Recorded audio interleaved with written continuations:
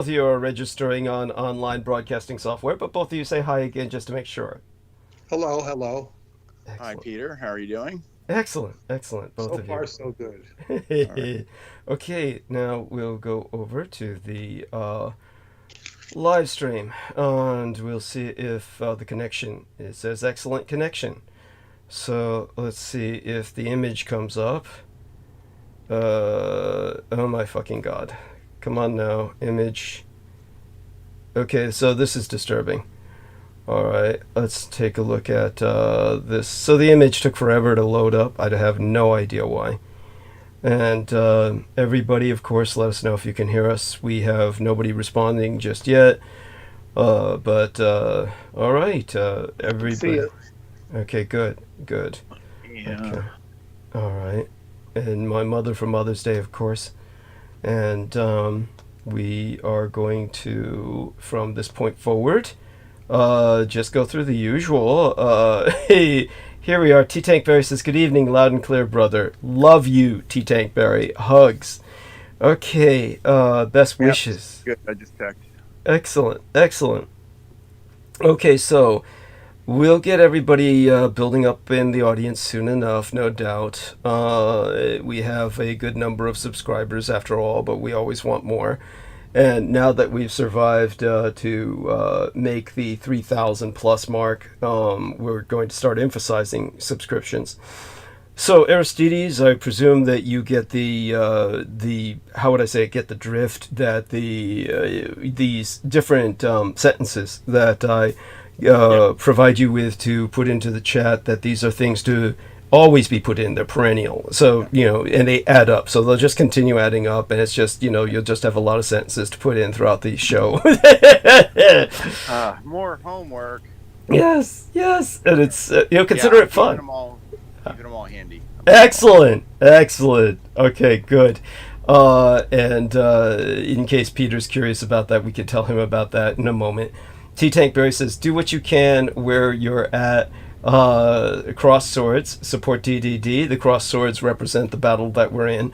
The lightning bolts for the SS. The skeleton key for Dietrich in the German language. The word Dietrich, for those of you who don't know, in the German language is often used to refer to skeleton keys, the master keys. And certainly that's what I am for you when it comes to geopolitics. And with that, we are going to launch into tonight's program. We're going to, of course, ask our man Aristides to Douglas Marks has joined us. Welcome aboard, Douglas Marks. He says, "Hey everyone, Team Dietrich all day." Wonderful, Douglas Marks. Thank you so much. Definitely appreciate that. And before I forget, we had a few contributions. 30 United States dollars from Nolani Bouchard on the Hawaiian Islands.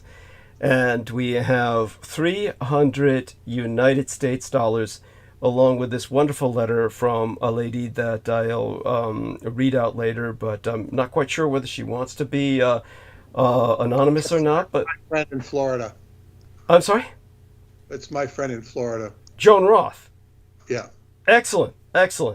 Yes, you know her. Wonderful. Eric Clay. Yeah. She's been meaning to send that for months, and she finally got it. She finally called me. I had your zip code wrong. She Okay. took it to the post office, and she had to call me to get the right zip code, or make sure. Because I gave her the wrong zip code. The post office corrected her. Okay, excellent. Well, I'm glad it all worked out in the end. Thank goodness that she got it through. And my love and blessings to Joan Roth. And she's certainly welcome to communicate with myself anytime she wishes if she has any questions. Eric Cradle has joined us and says, "Good evening, Douglas. Hit the like button." Thank you so much. And we do want to remind people of that. This is, after all, your war. You have to fight it. One of the ways to fight it is not just the upvotes, which are important, but also your subscriptions and encouraging other people to subscribe. So we've built up to around nigh a dozen listeners now. So let's turn it over to Aristides for a moment. After I just remind everyone, it is Mother's Day Sunday. I made it home in time to get the poem up, and the poem is there in the text for everyone to review, along with, of course, the photograph of my mother is embedded in a thumbnail of live stream. And you can see, of course, by her eyes, a bit of the reflection of Alexandria's Genesis, which, of course, was common to both my fathers, my biological father, Adolf Hitler, and my legal father, George Joseph Henry Dietrich. So, all such being the case, we're going to turn it over to our dear friend, Aristides.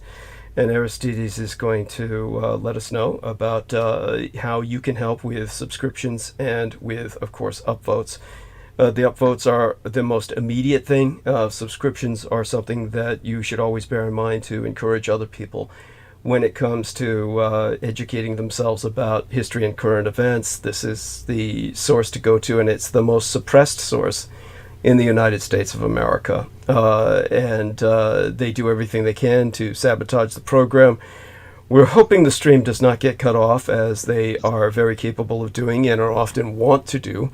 So we will just do our best to forge ahead and make it through the night. And of course, I'll go deeply into a monologue that will again concentrate heavily on the World War and, of course, the part that the Zionists play in it, and how they're responsible for leading us towards a potential civil war. And with that, we welcome El Nemo from Australia.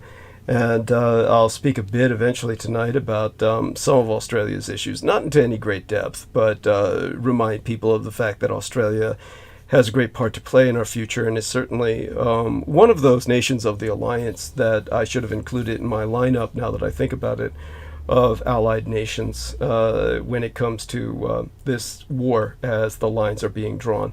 Now that I remind myself of that, I'll have to do some editing into my latest lineup that I've posted within the timestamp of our latest episode before tonight's. And such being said, we turn it over now to Aristides, and Aristides will tell us a bit about subscriptions, upvotes first, of course, and how all of this will be accommodated through a number of channels that you can generate. So, dear Aristides, take it from here for a moment, and then segue it to our dear friend Peter Moon. All right. So in order to either provide upvotes or subscribe, you need to be signed in with a YouTube account. Most of you should probably have one. If not, I assume it's fairly easy to make one. And then once you are on the page for the transmission and signed in, you can upvote, and you can hit the subscribe button if you're not subscribed, and then you will be able to be notified of the transmissions, which, you know, they usually do start on time, but in case there's, say, as Douglas just said, gets cut off and he decides to restart, I guess it would put out a new, every time you start, right? It would put out a new, that's right. So then you could be notified, you know, of a restart, something like that. Excellent. And as far as the upvotes, if you go into your account settings, I have it under switch account. It should be something similar. You can create sub channels, and each of them is a unique identity that can also provide an upvote, and you don't need to make a new account to do that. So I have supplied 2 on one device, and I'm about to sign on with another device and provide an additional one. So there you go. There we are. 3 for 1. Yeah, and don't forget to remind them again, emphasize to subscribe from each channel as well. You could do that. You could do though. I think we're asking, though, if you're going to interact in the chat, just please do that from, you know, one account or your main account, and introduce yourself. Don't be weird, so we don't think you're a stalker. You know, had a few issues. You know, we won't, you know, yeah. Don't be all over the place with what, you know, random account. You know, just talk to us from one. Upvote from them all. Just talk to us with one. Yes, that's right. And of course, when you're in the chat, as our friend Aristides says, your behavior, we just ask you not to act bizarrely. He'll be adding in some new sentences and old sentences that will continue to emphasize to everyone certain things about the chat, and they will help direct people as well to the text. It's always good to review the text of each episode. because it puts the episode's context into perspective, or at least the intended context. And all such being said, thank you so much, Aristides. That was wonderful. As always, you're becoming more professional with each and every episode, and you have a good delivery. And with that, I ask you to segue it over to our man, Peter Moon. Okay. Well, all right. Thank you, Peter. Let's see. Let's take a peek of what your email right here. You are going to be talking about certain points of reference vis-a-vis the upcoming book you are working on with Douglas. So. Excellent. Wonderful. Sounds great. Peter? Indeed. So you need to give us an update, Douglas, or? No, thank God. No news is good news.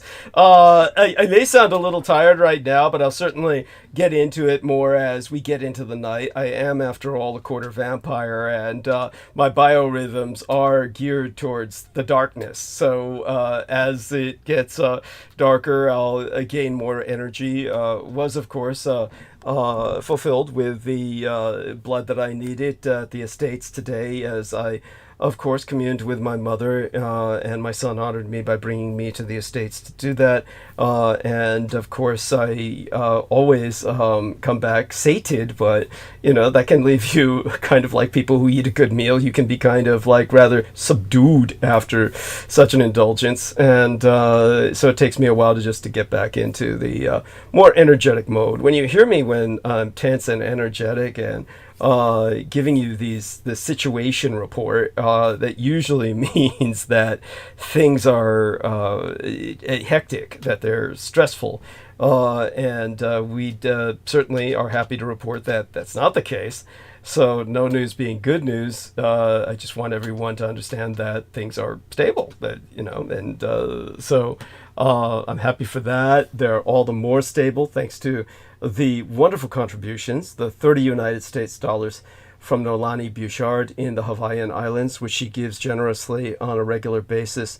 This incredible 300 United States dollar contribution from Joan Roth, this wonderful individual whom Peter Moon helped to expedite the contribution that she has made. There is, of course, the 75 United States dollars from our dear friend Dennis Marshall. I shall also cash later this month or sometime soon. Matter of fact, I'll have to make a trip to the bank sometime soon.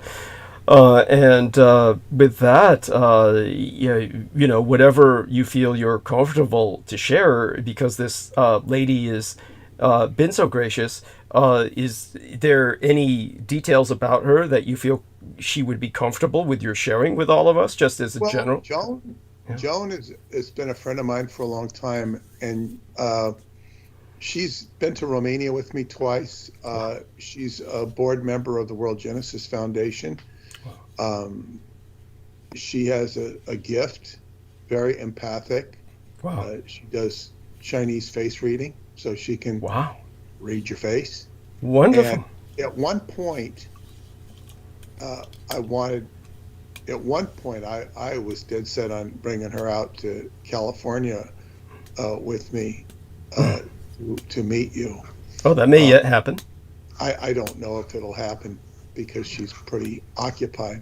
Mm-hmm. Okay. She may or may not go to Romania with me this year. I don't expect her to. She's welcome to. She's supervising the construction or reconstruction of a new house. Wow, great! So how exciting!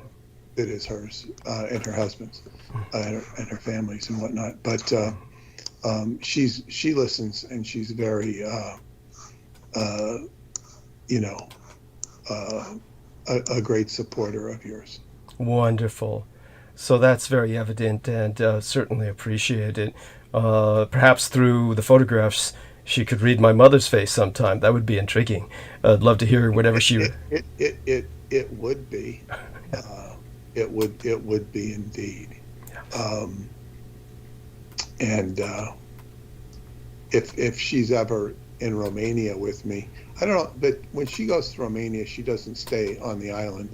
Mm-hmm. But if she was awake during the hours, she would get on with us, I'm sure. Yeah. But she's,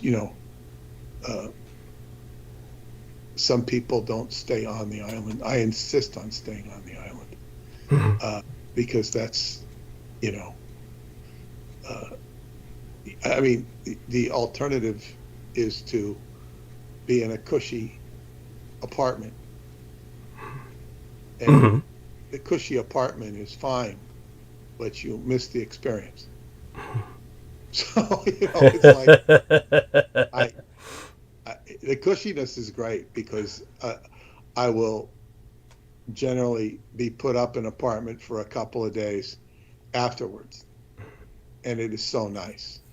I can't tell you how nice it is to be sitting in a room with a kitchen, a washing machine, a dryer, a shower, a toilet, and even a TV. Incredible. And it's like, wow, after you've been, living rough. Living in the rough. And the rough isn't that bad because I find they give me a tent, and I like it much better than the boat because the boat is hot and it's sweaty. Cool, I get it. And it's a bunk, it's kind of closed off, but the tent is like, it's a nice air mattress and you got a mosquito net, and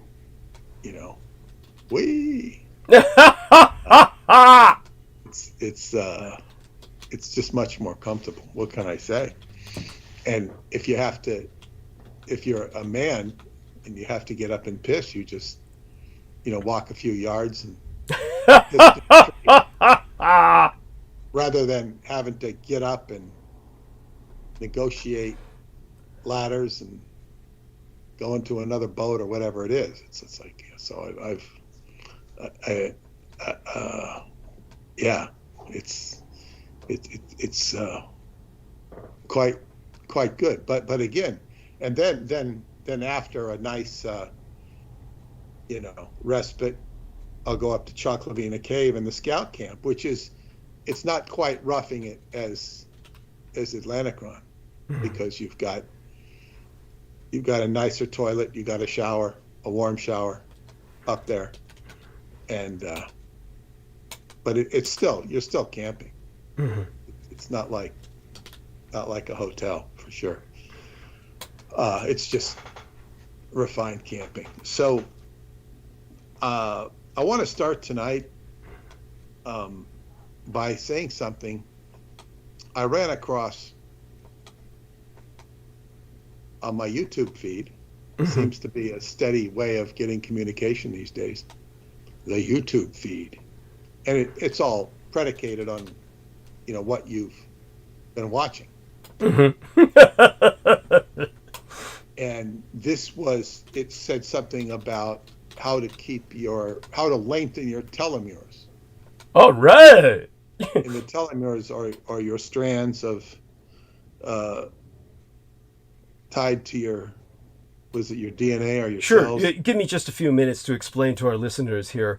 When I was attending all of those courses in medical journalism through the Osher Lifelong Learning Institute for Extended Adult Education, before I was the age of 60 or 65, I've actually had scumbag assholes out there claim I could never have attended the Osher Lifelong Learning Institute's extended adult education courses because I was not a senior at the time I did that, but they made exceptions for people recognized as care providers, which I was recognized as such by the state of California. So all the people out there who think they know everything are really just full of themselves, which is another way of saying they're full of shit. But during those courses, I learned that telomeres are extraordinarily important to rejuvenation of the human body, and it has to do with the fact that we have this double strand, this double helical structure to our stranded DNA. The original life forms, it is speculated, were RNA, just by going by the logic that life progresses from simpler forms to more complicated forms. And RNA is ribonucleic acid, which is a single strand. And DNA is deoxyribonucleic acid, which is a double strand. And this double strand of DNA has telomeres at either end. And these are like the caplets at the end of your shoelaces. They're really called eyelets. Or the eyelets could also be on your shoes. And these little caplets that are basically Scotch tape that tapes together the shoestring, they are at the very end of the shoestring so that it makes it easier for you to thread that shoestring through the open eyelets of your shoes or boots. And therefore, when that begins to fray with time, over years, you've had this happen, where gradually the shoestrings become harder and harder to thread through your boots, and therefore more useless, and ultimately you have to throw them away and buy new shoestrings. Well, you can't do that with your DNA, unfortunately. And the eyelets at the end of your DNA, these little caplets, they're not Scotch tape, they're something organic. They basically fray as you get increasingly stressed. So the more stressed you are, the faster you age. And the horrible irony that I found through these courses was when they analyzed all of the jobs where the stress was the worst and caused people to age the fastest because their telomeres would become more frayed with stress more quickly. The worst job of all that anyone could have is not cops, not firemen, not paramedics, not soldiers or any of that stuff. All that shit's easy. People like that, the comparative stress is nothing compared to being a housewife who is usually brutalized by domestic violence, or your typical American woman who has to go through the choice of abortions and childbirth, made ever more complicated by politics as they change.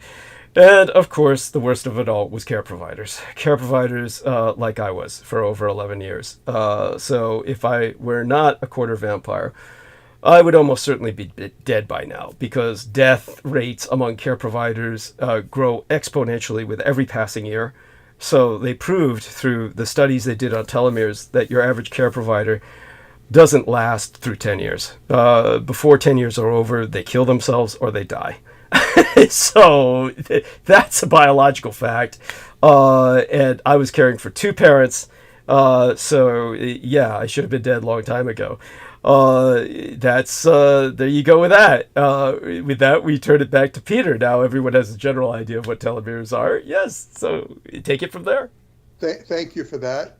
And yes, care providing is extremely stressful because, well, it doesn't need to be explained, but you're having the life sucked out of you in one respect because, oh God, yes. Because, you know, you're totally supporting somebody else. They can't live without you. You hear this phrase, you can't live without you. Well, that's literally what happens is they can't live without you.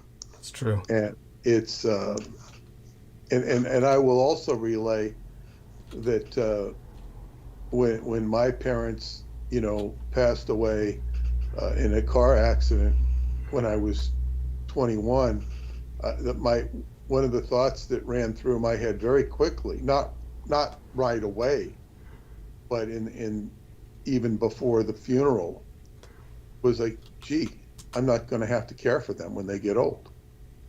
Now, yeah.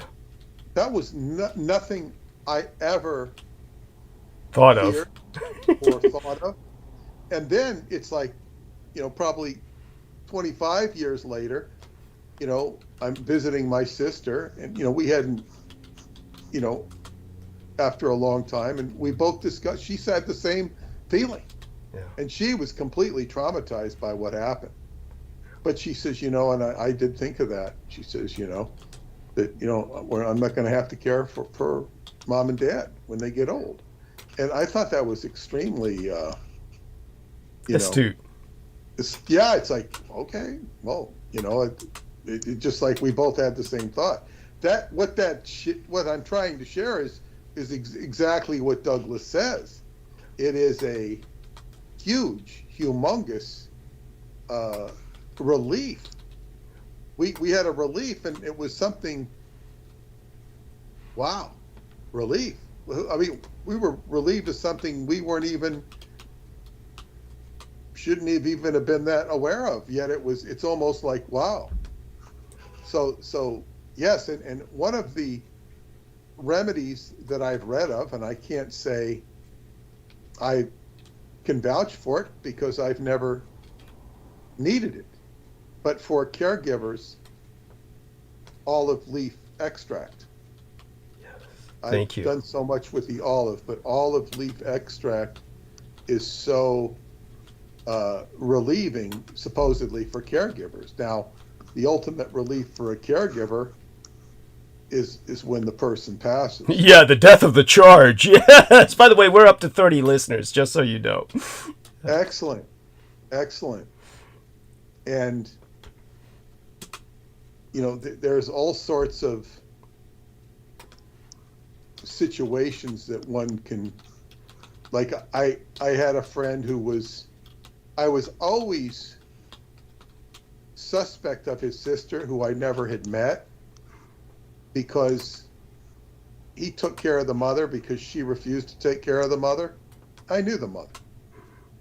And then and he killed himself caring for the mother. There. Same. Not that because he was thinking he wasn't doing a good enough job, and he was doing a great job. He had no reason to feel guilty. That was his own self-generated guilt. But he developed, throat cancer and stuff, and he had other stuff going on too. But then I heard after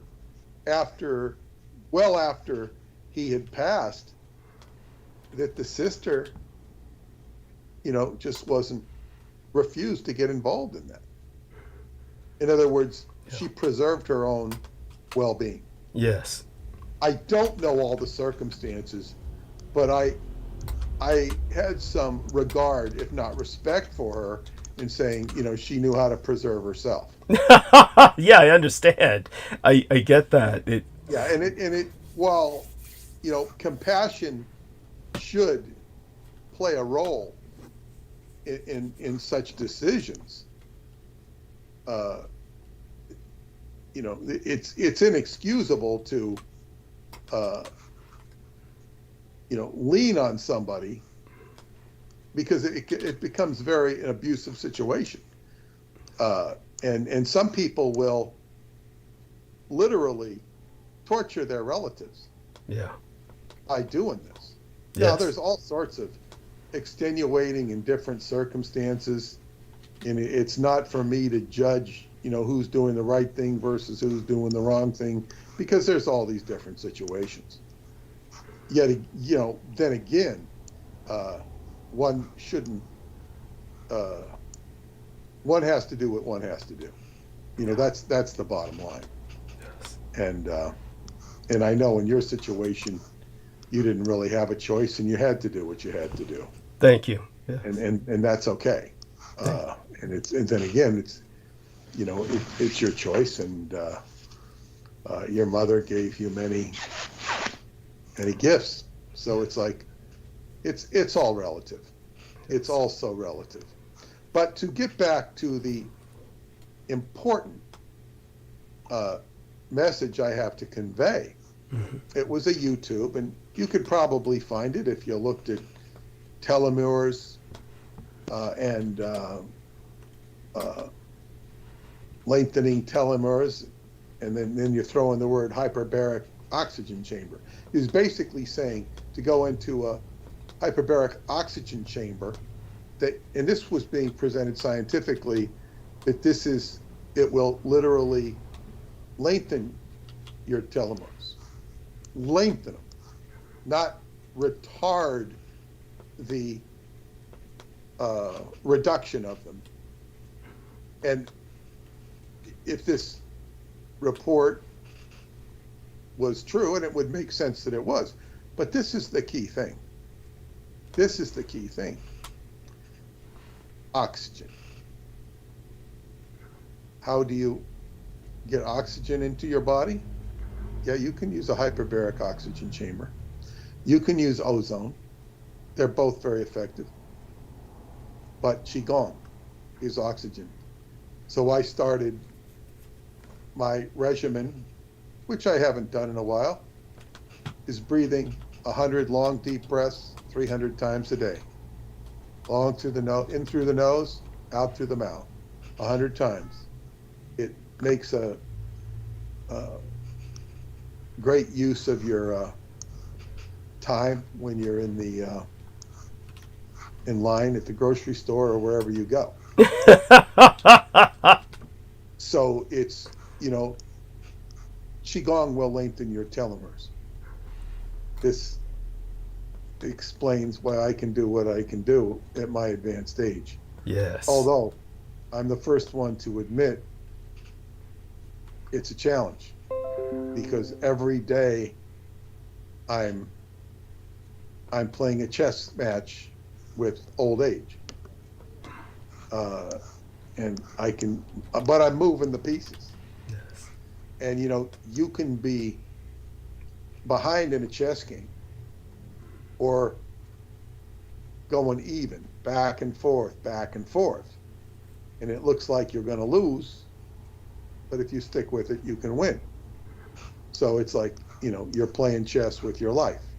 Everybody's playing chess with their life.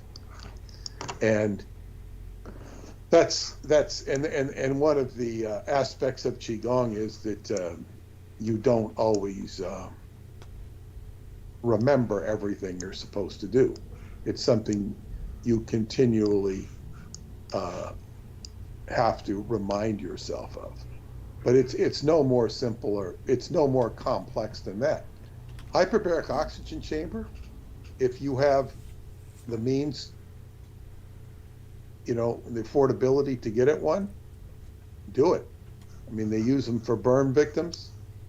They use them for all sorts of things, and they're very good. It gets oxygen into the body, the same as they say, ozone treatments. But these aspects are generally withheld from our culture, generally speaking. They're not made readily available. I want to comment on a friend of mine that I spoke to. I hadn't spoken to her in a long time.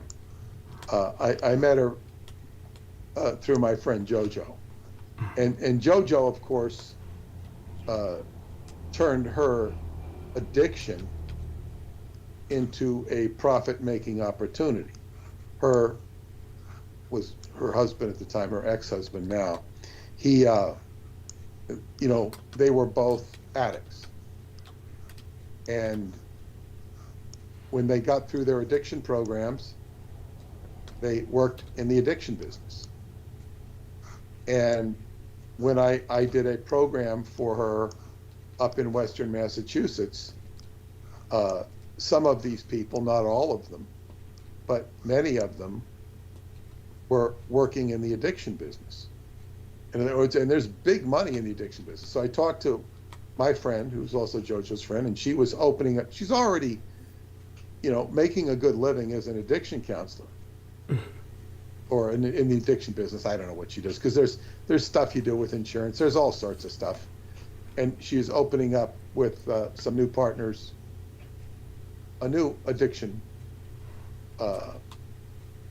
therapy center. Now, I've also seen this with ex-Scientologists, not all of them, who are into there's a whole sub-industry of ex-Scientologists making money off of ex-Scientology. Right. Whether it be YouTube channels, counseling, foundations. It's not as prevalent as the drug addiction. But Scientology, these people are suffering from addiction. You're addicted to a movement for 20, 30 years. And, you know, and they say, I know people that, you know, they were in 20, like close to 25, 30 years. And now they've spent almost as much time recovering or fighting alcohol. So it's like their whole life has been under the influence of L. Ron Hubbard, for better or for worse. Yes. And it's like an addiction. It's like, wow. And this is so common. It's like I'm looking at it in the world. It's like, you know, you grow up in the world, and it's just like people who overcome things and fight something, and they spend their whole life fighting something. I'm not here to judge it. And it's better that people who are addicted and overcome the addiction, it's better that they're helping other addicts. But they're still quote unquote addicted, even if they're not addicted, because they're still in that cycle, in that karmic cycle. And addiction is expensive. This was the whole rationale Hubbard said about Scientology auditing. He says people who need help are suffering from a down statistic in their life. So they're charged for it because you're spending time helping them. And this is what happens with counseling and rehabilitation. Qigong was much cheaper and easier. And you really want to get addicted to breath, because we're all addicted to it anyway. And when I say cheaper, it wasn't that expensive. It was like, I think when I first started, it was $75 a month for 4 sessions a month, once a week. For $100, you could go to as many sessions as you wanted. And I did that. It was recommended to me. That's where I really jumped the learning curve, my first 6 months. I was told that just at the beginning. He didn't tell me, my teacher, his assistant did. And so after a few months, he's telling the medicine man, he says, ask Peter Moon. Ask Peter Moon. You know, it's like, well, you know, because I was attending so many classes, I had a turn. And that was just, that I hadn't even, you know, it was like my first 6 months. And then I, you know, settled out after a while to back, and then I think it went up to $100 and $150 or something like that. But I you know, I had to get on with my regular life, so I would go once a week.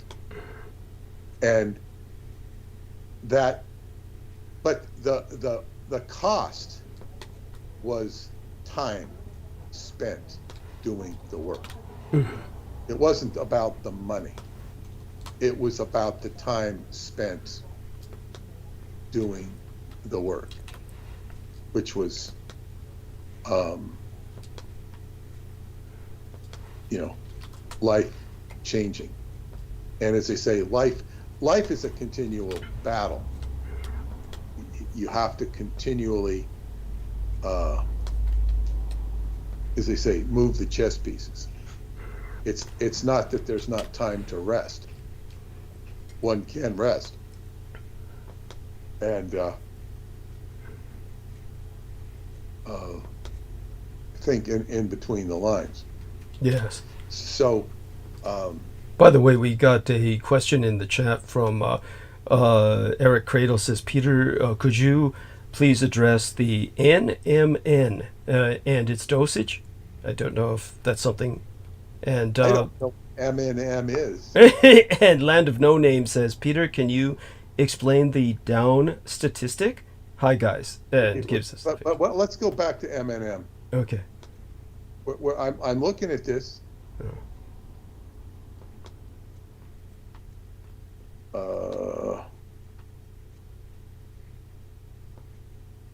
Is it in the big? Okay. I don't see this. Oh, please address NMN and its dosage.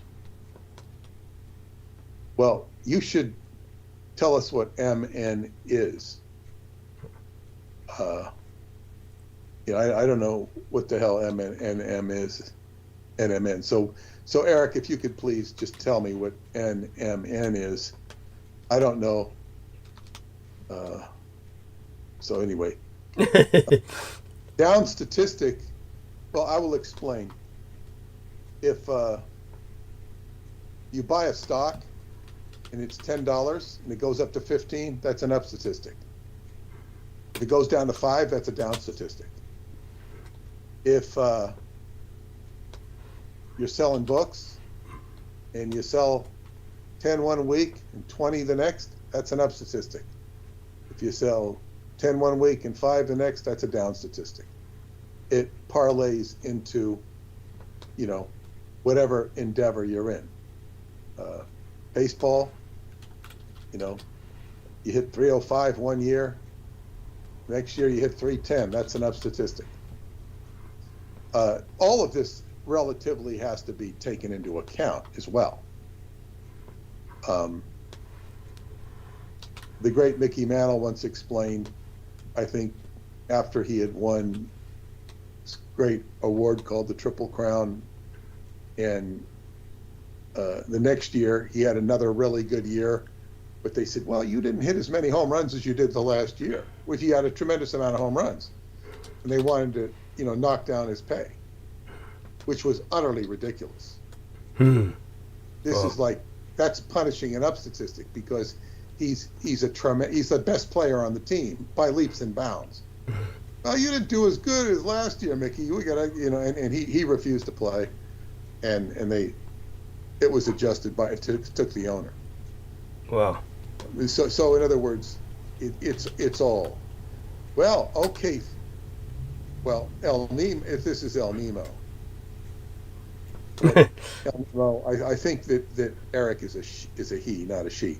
She might be talking about nicotinamide mononucleotide. I have no idea what that is. So at first I thought he might be asking about MMS. Isn't that something you have? MSM, but that's not MSM. I know. Maybe he's confused with MMS, because I know you've talked about that. Yeah, he might have misinterred something. Misinterred Doug. That's what I thought when I saw it. Now, this is El Nemo. This is worse gobbledygook yet. Is a nucleotide derived from ribose nicotinamide riboside and niacin. In humans, several enzymes use NMN to generate nicotinamide adenine dinucleotide. Like of gobbledygook that even a biologist is not going to explain easy. It's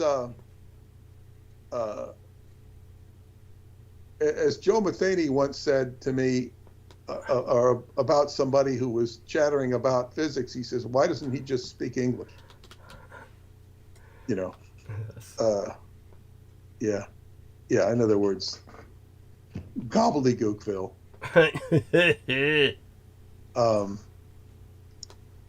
As I say, if you can't explain something at a high school or 8th grade level, it's not worth communicating. It's just not worth communicating, because it takes too much effort. And this is one of the the reasons I've been able to be successful as a writer. Yes. Okay, so Eric is saying, El Nemo was right. El Nemo was right. It repairs DNA and telomeres. Wow. Well, that's good. But then he says, please address this, and it's dosage. Well, I can't address something I know nothing about. Although it's a molecule, here's Nemo, it's a molecule your body makes naturally, but some people also take it as a supplement.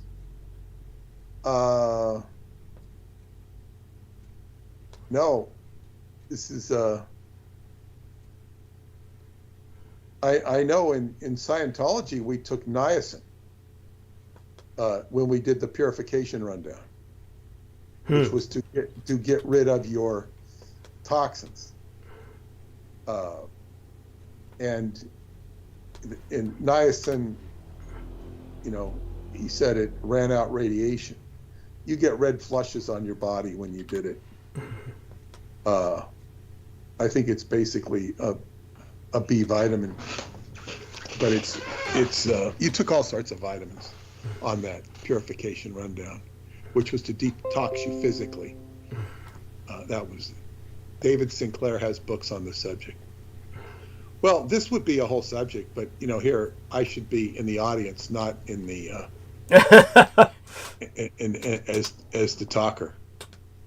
So thank you for bringing this up, Eric. It's interesting.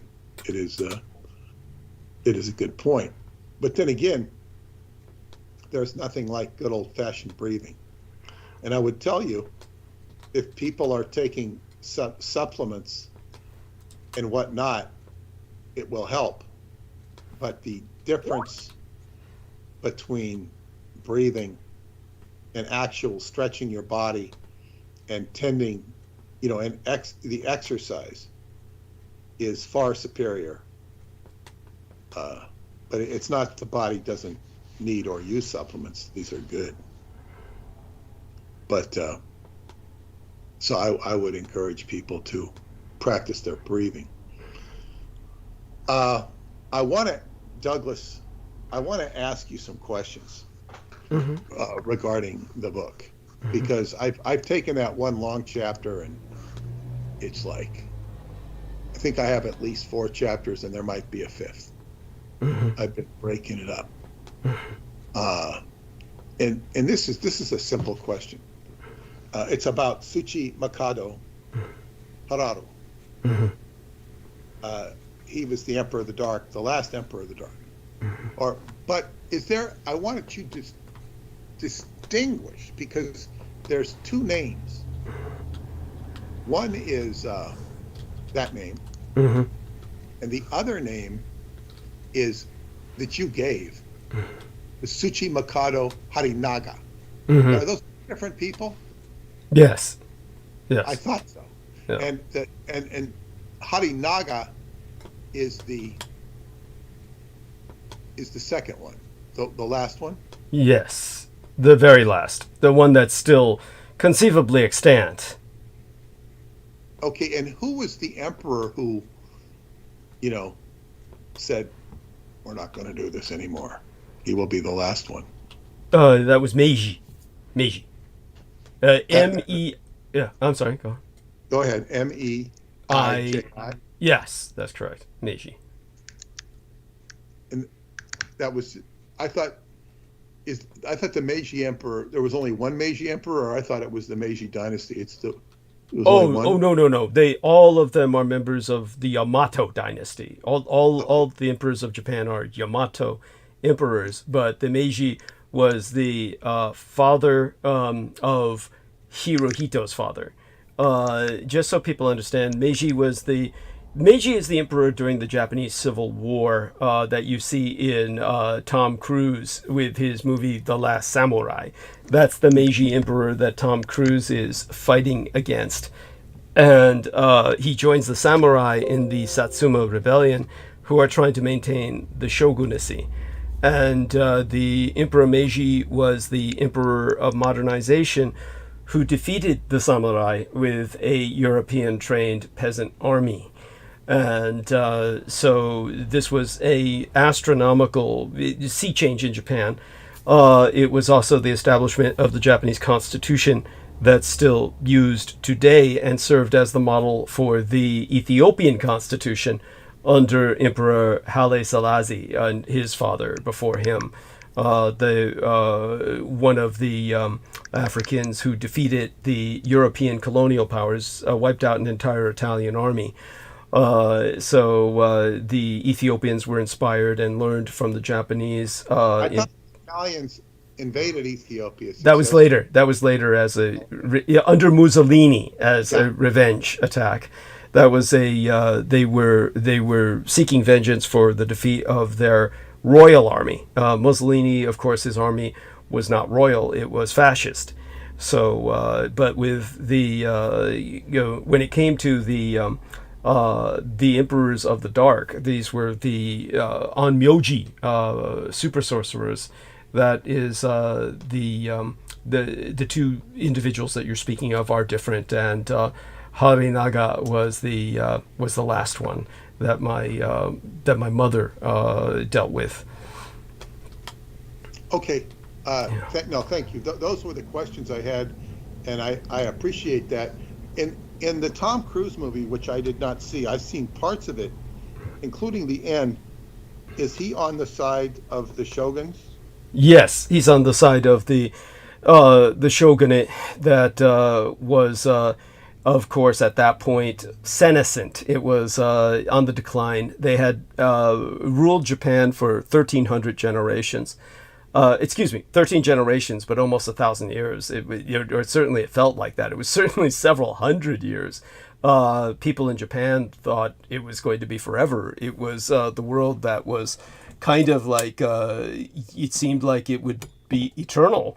And but after 13 generations, they had kind of just been too pampered by the isolation to take on the industrialized world that was outside. And when the Americans threatened invasion, the shogunate was fairly helpless, and therefore the emperor held his own.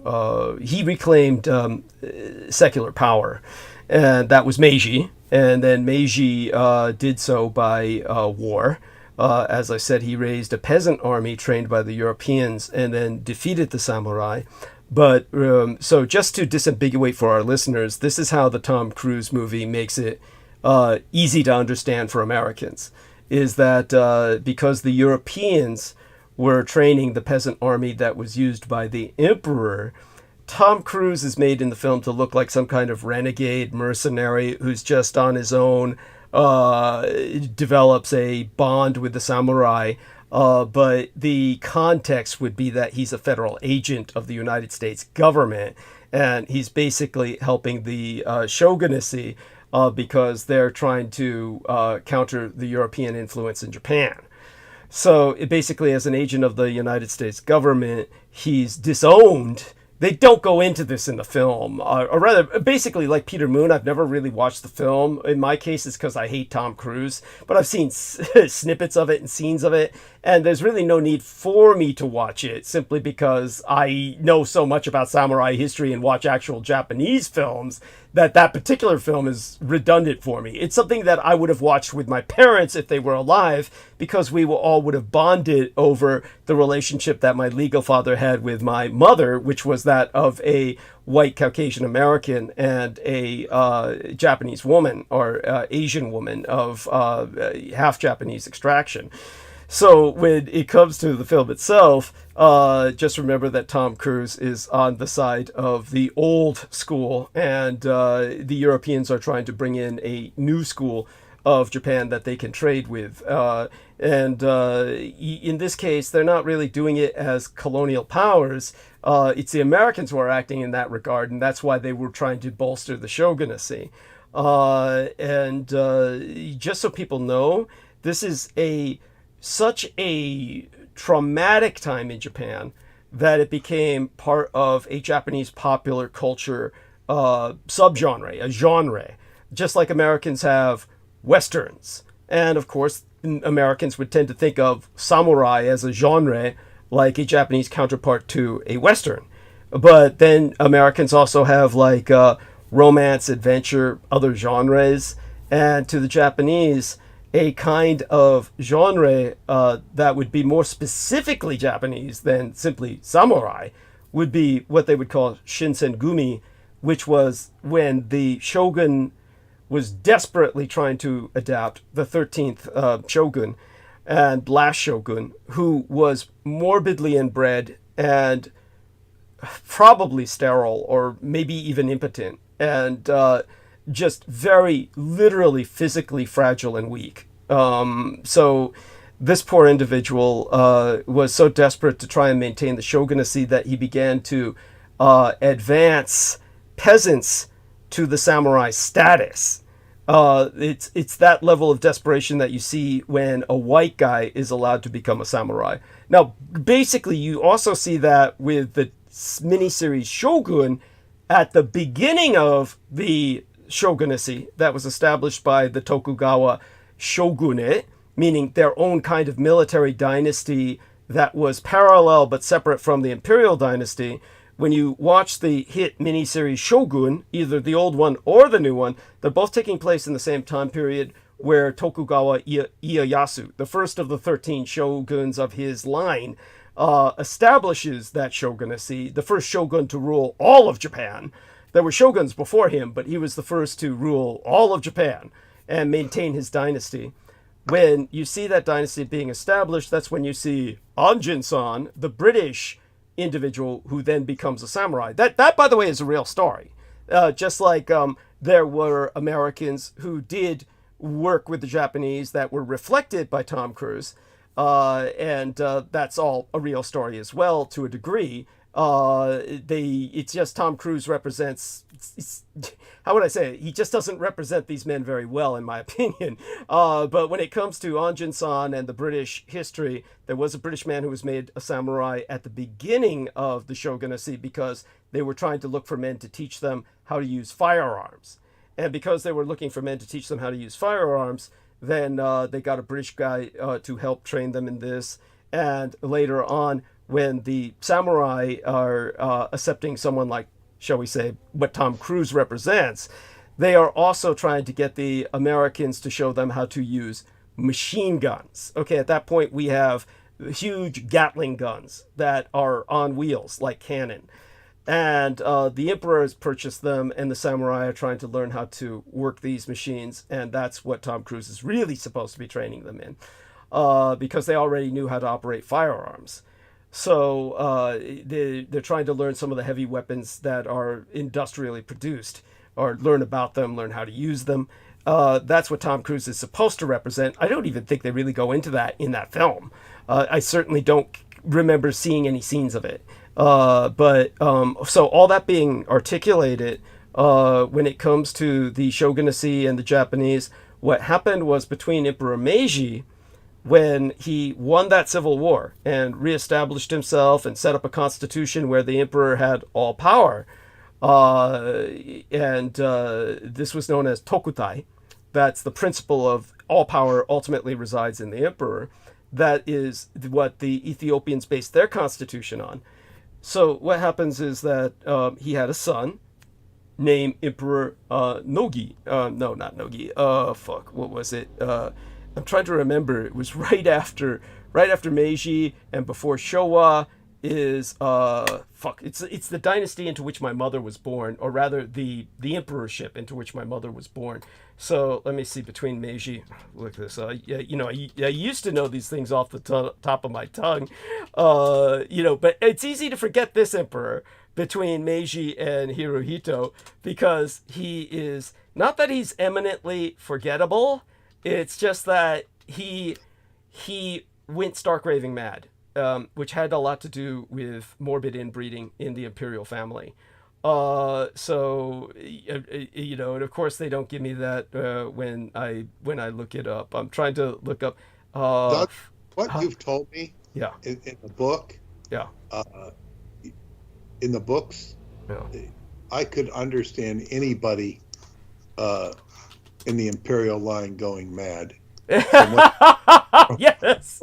From what they had to deal with, just from, well, and that's not an insult. It's like, if people will admire Donald Trump because he seems to thrive on all of the, hatred the vitriol that's thrown at him. Yeah.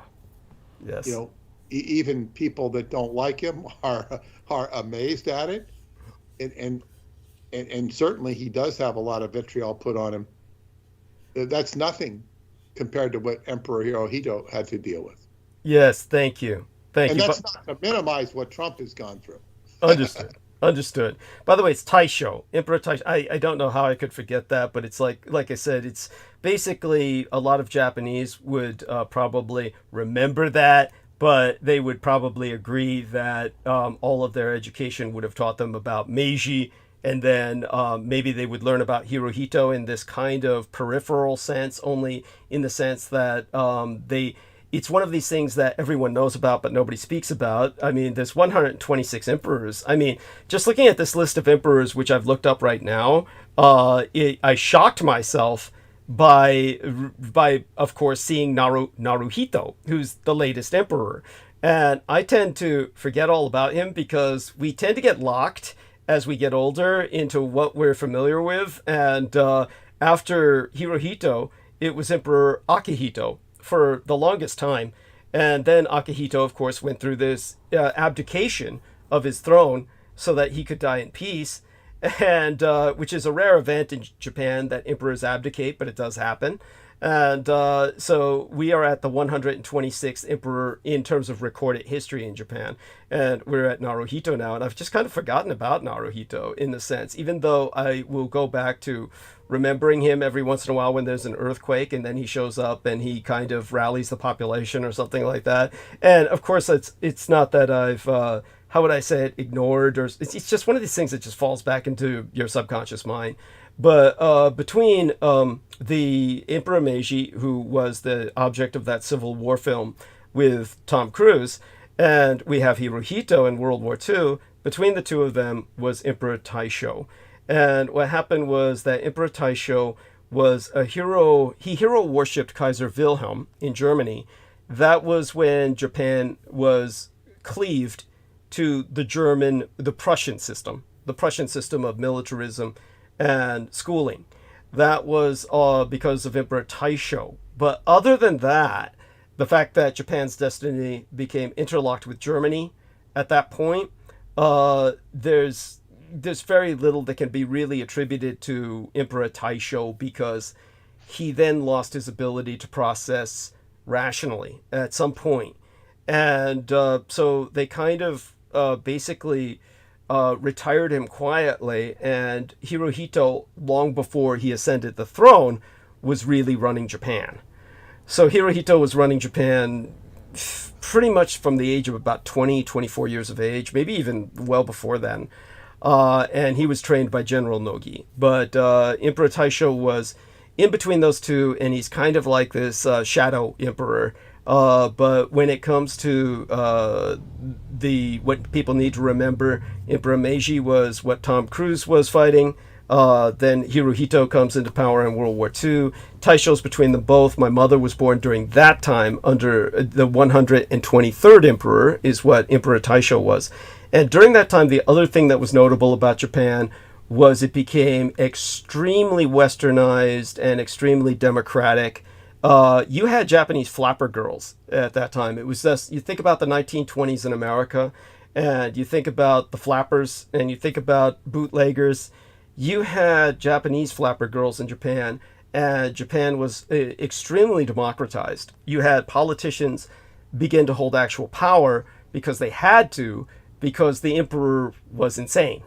And because even though all power went to the emperor, he was not processing rationally, and so politicians gained real power, and the Japanese were actually electing politicians who actually had an impact on Japanese society.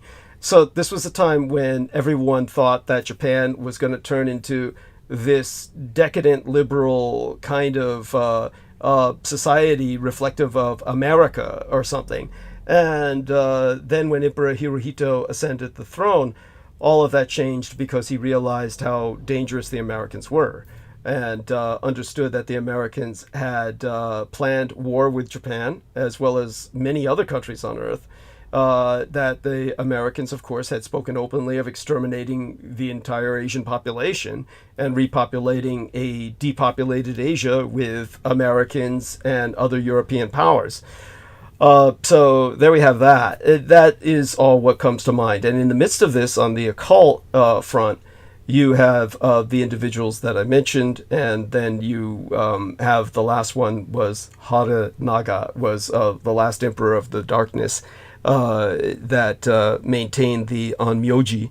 And then when this was, even though it's still part of the Japanese emperor's bureaucracy, under a kind of black budget and not listed, so to speak, you will find, of course, that there's a reference to it when it comes to certainly when they had to change the emperor from the abdicated emperor to the new one, Naruhito. The Onmyoji was definitely consulted, but it's something that otherwise you're just not going to hear about. And so all such being said, I'll try and dig out of my brain anything else to help Peter with in terms of details. You answered my question quite well. I just needed a few things sorted out. I will need some more when we go over it, but it's okay for now. That helps me just bridge a couple of things. Excellent. Thank you. Back to you then. But it's also evident from what you said, and I think that I've suffered from it at the same time. I know many people in the audience do. It's what would be called Tom Cruise derangement syndrome. And there's something like, look at, I think he's a capable actor. He's a capable actor, but there's a problem in that, you see, you can't help but forget the fact that you're watching Tom Cruise. Thank you. That's the problem. That is the major problem. He overwhelms the role because of his history. And by the way, in the chat, someone is asking you about him. So if you could take a look at that. Am I aware of Tom Cruise, the Scientologist? Of course I'm aware of him. Interestingly enough, the first time I ever saw him, never seen him in person, was when he was just getting into Hollywood. And that was in the movie Taps. Yes, that's right. And I remember seeing 3 movies. I think it was 1981, December. I saw 3 movies in December, which completely changed my life. And Taps was the first one. I saw them all like within a few weeks. The second one was Jimmy Cagney's last film, Ragtime. Right. And the third one was Warren Beatty's Reds. But the one with Tom Cruise is that he plays this psycho cadet, and the cadets have taken over this military academy because they're firing George C. Scott as the commandant, and they're like making it's like the Masada, like the Jewish Masada. They're standing right and for their thing, and Tom Cruise is, of course, one of the cadets who's, holds out, and they end up firing on, the military is going to starve them out and whatnot. But National Guard, actually, but go on. National Guard, it's the military, yeah. Yes, true. Kind of. Yeah. But anyway, the Tom Cruise he just has this insane look that he's playing a role, and he's just he wants to use that machine gun and just mow people down. I said that guy, there's something really wrong with that guy. I'm talking about the actor. I didn't know who he was. just had such a zeal for killing people, as in the role he was playing. And then he went out to Hollywood or was out in Hollywood for that movie, whatever. And I think Sean Penn was his only friend. And then he got involved with Mimi Rogers, and she got him into Scientology. But he was, but that movie and Ragtime was about this black person who was being abused, and Jimmy Cagney was the police officer. And both of these cases, and even the movie Reds, was about people not giving in or not compromising with their own reality, which was what Hubbard referred to. He had a whole list called the Code of Honor. In other words, you don't compromise with your own reality, and your own honor is more important than your immediate death. And that's what these people did. These cadets. Now, it was foolhardy because they didn't realize what they were doing. I mean, they were, and in the case of the black guy in Ragtime, he gave his life, but he was being treated unjustly. He got his point across. And I suppose the same thing could be said for the character Jack Reed in the movie Reds. Jack Reed was an American who actually believed in communism, but he was idealistic. He was idealistic, and he's actually buried in the Kremlin. He's the only American that was ever buried in the Kremlin. And when he got there, he found out things weren't the way he thought they were, as many Americans did. And that's where I got the famous line that I love to quote: "Things are very good in Russia." Ah, okay. That's where that comes from. It's from that movie. Things are very good in Russia. And of course, he finds out they're not. But that applied directly to me leaving Scientology, because I said,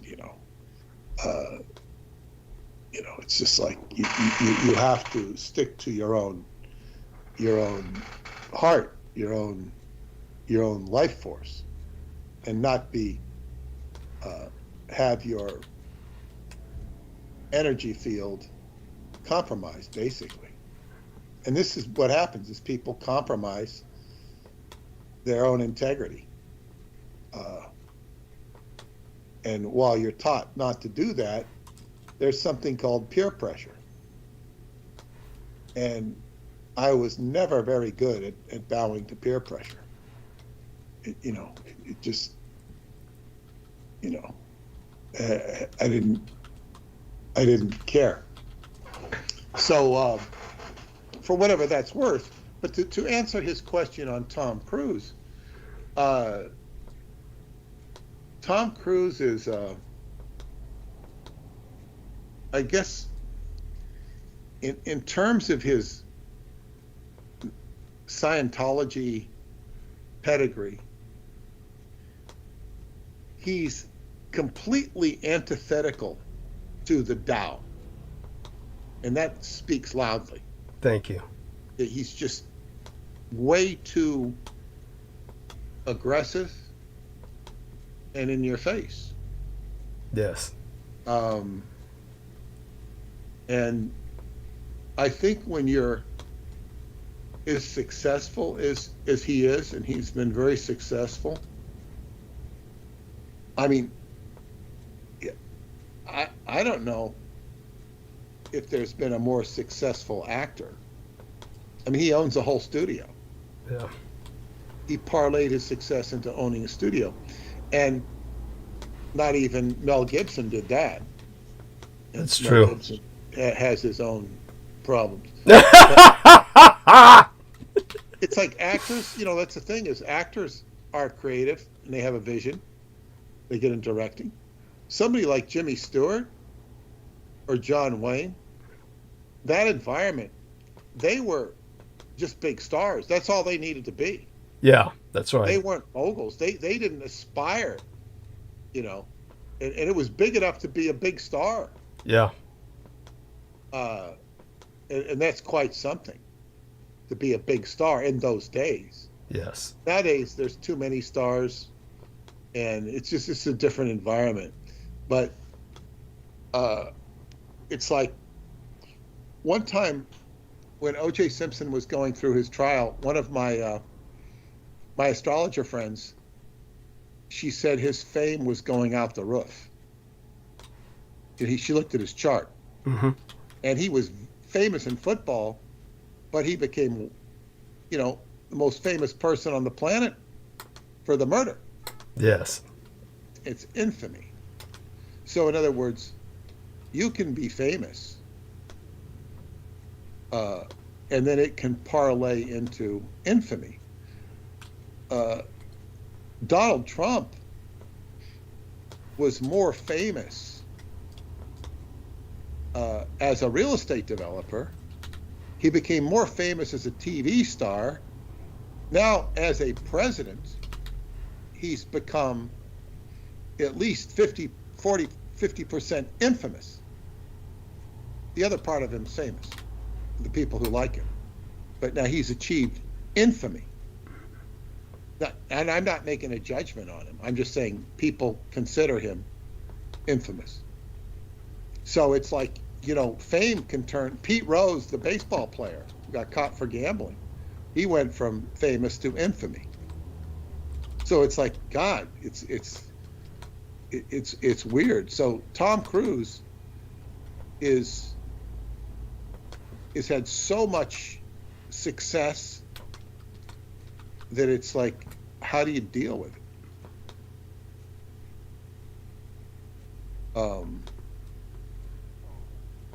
One of my friends, Chelsea, who I talk about, she knew Sylvester Stallone to the point where she went to Disneyland with him one time.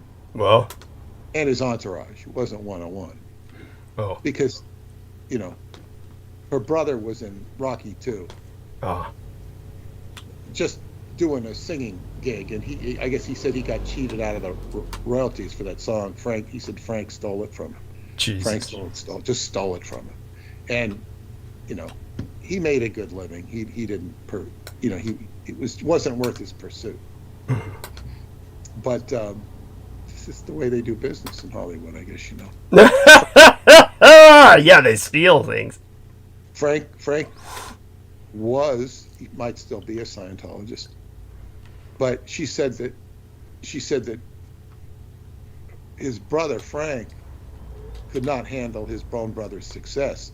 Sly or Sylvester Stallone was very successful. She said he handled his success well. She said he handled his success very well. But what I would say is, I thought he reached a point where I saw him issue a magazine. And he issued a magazine at one point. I don't know if he still does. It was called Sly. That's right. That's true. Now, to me, that was the epitome of a movie star with a big ego. Like, this is like you doing a magazine called Doug. Yes. No, I get it. By the way, the equivalent of that to a degree was John or little, who was the Kennedy that did that with the magazine, George? You remember? George. Yeah. George, yeah. I had commented that, well, George is a name for a gay guy. Interesting. Call him a George. And they had a very gay-looking George Washington on the cover. Well, there was always a play on George Washington on the cover, yes. They'd have Madonna or whoever was on the cover dress up in a George Washington wig, yes. Yeah, and it was a very wink, nudge, gay thing, because I was told that JFK Jr. was very bi. That makes sense. Yeah. Very good-looking men often are, and he was a very good-looking man. But what True Ott, and I think he had some contact with JFK shortly before his death, JFK Jr. He said that the name George he was using was a wink. It might have been a gay thing, but it was a wink, nudge on George Bush Sr. for killing his father. Ah, that makes He sense was too. doing a serious investigation into the death of his father, Yes. and that's why he was, his plane was fried, supposedly. That all makes perfect sense. Yes. Um, so, but, it's like, back to Tom Cruise, though, it's like when you have this much fame, and not just fame, but success, it's like, it's a lot to deal with. And I think it got to Sly Stallone's head as well, because, if he does the movie, okay, I mean, does the magazine, is it really necessary? Does anybody want to read that magazine? I don't know. But it's hard for a movie star not to get narcissistic.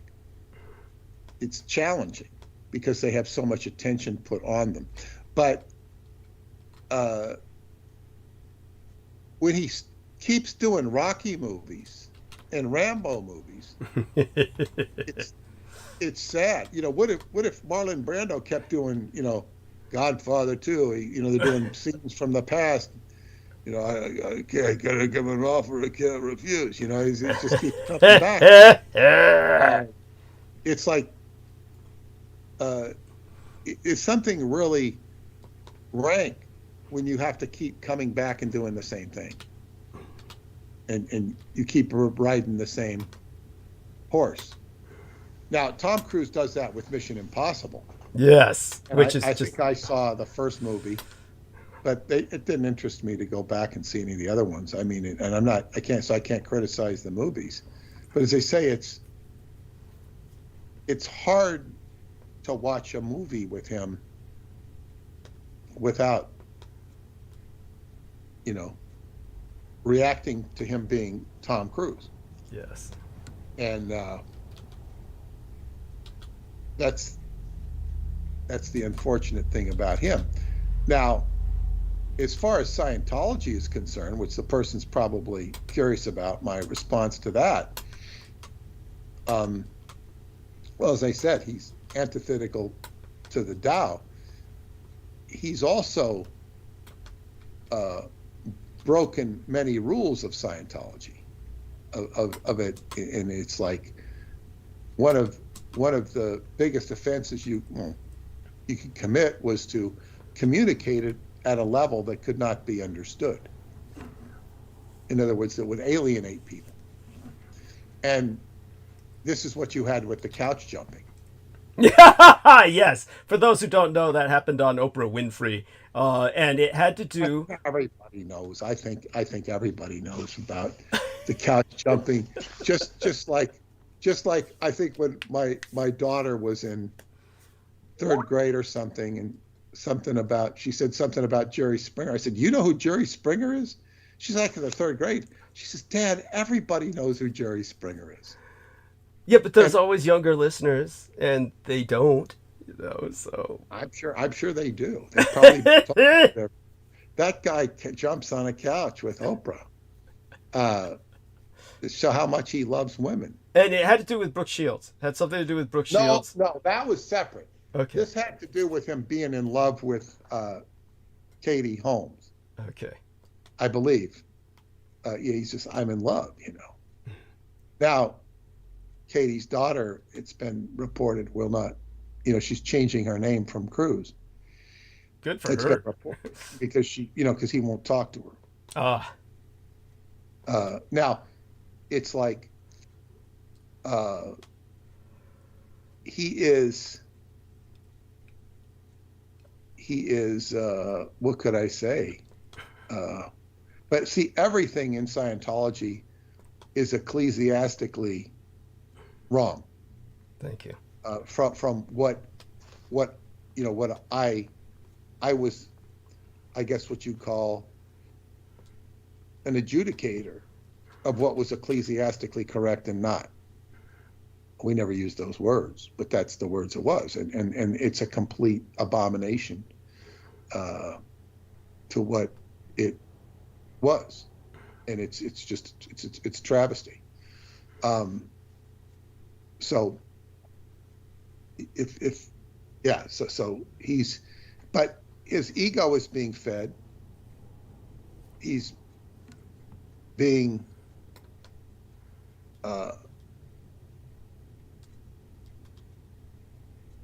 I think when Paula first came to the United States or something, and she was looking, I had her look something at Tom Cruise, and I said, "What do you think?" She says, "Oh, it just looks like a highly manipulated person." Thank you. Very good. Highly manipulated, and of course, he's a caricature of himself. Yes. And but anyway, we don't want to talk too much about him, because where your mind goes, your energy goes, and yes, we don't want our energy going to any more Cruise derangement syndrome. Thank you. Land of No Name brings up the fact that he owns the whole franchise of Mission Impossible. Sheila Gavin says, "I agree with you. I cannot watch Tom Cruise movies. See Tom Cruise play. See Tom Cruise in other words, Tom Cruise is always playing himself, which is just this egomaniacal, short little weakling who tries to pass off as a tough guy. It's absolutely some of the roles that he takes, which are these tough soldier roles in particular, combat veteran roles, are offensive. They are incredibly offensive. It would be like hiring me to play Bruce Lee. There's no point to it. It becomes a joke. It's farcical. But as far as they hired David Carradine to play the role Bruce Lee was supposed to play.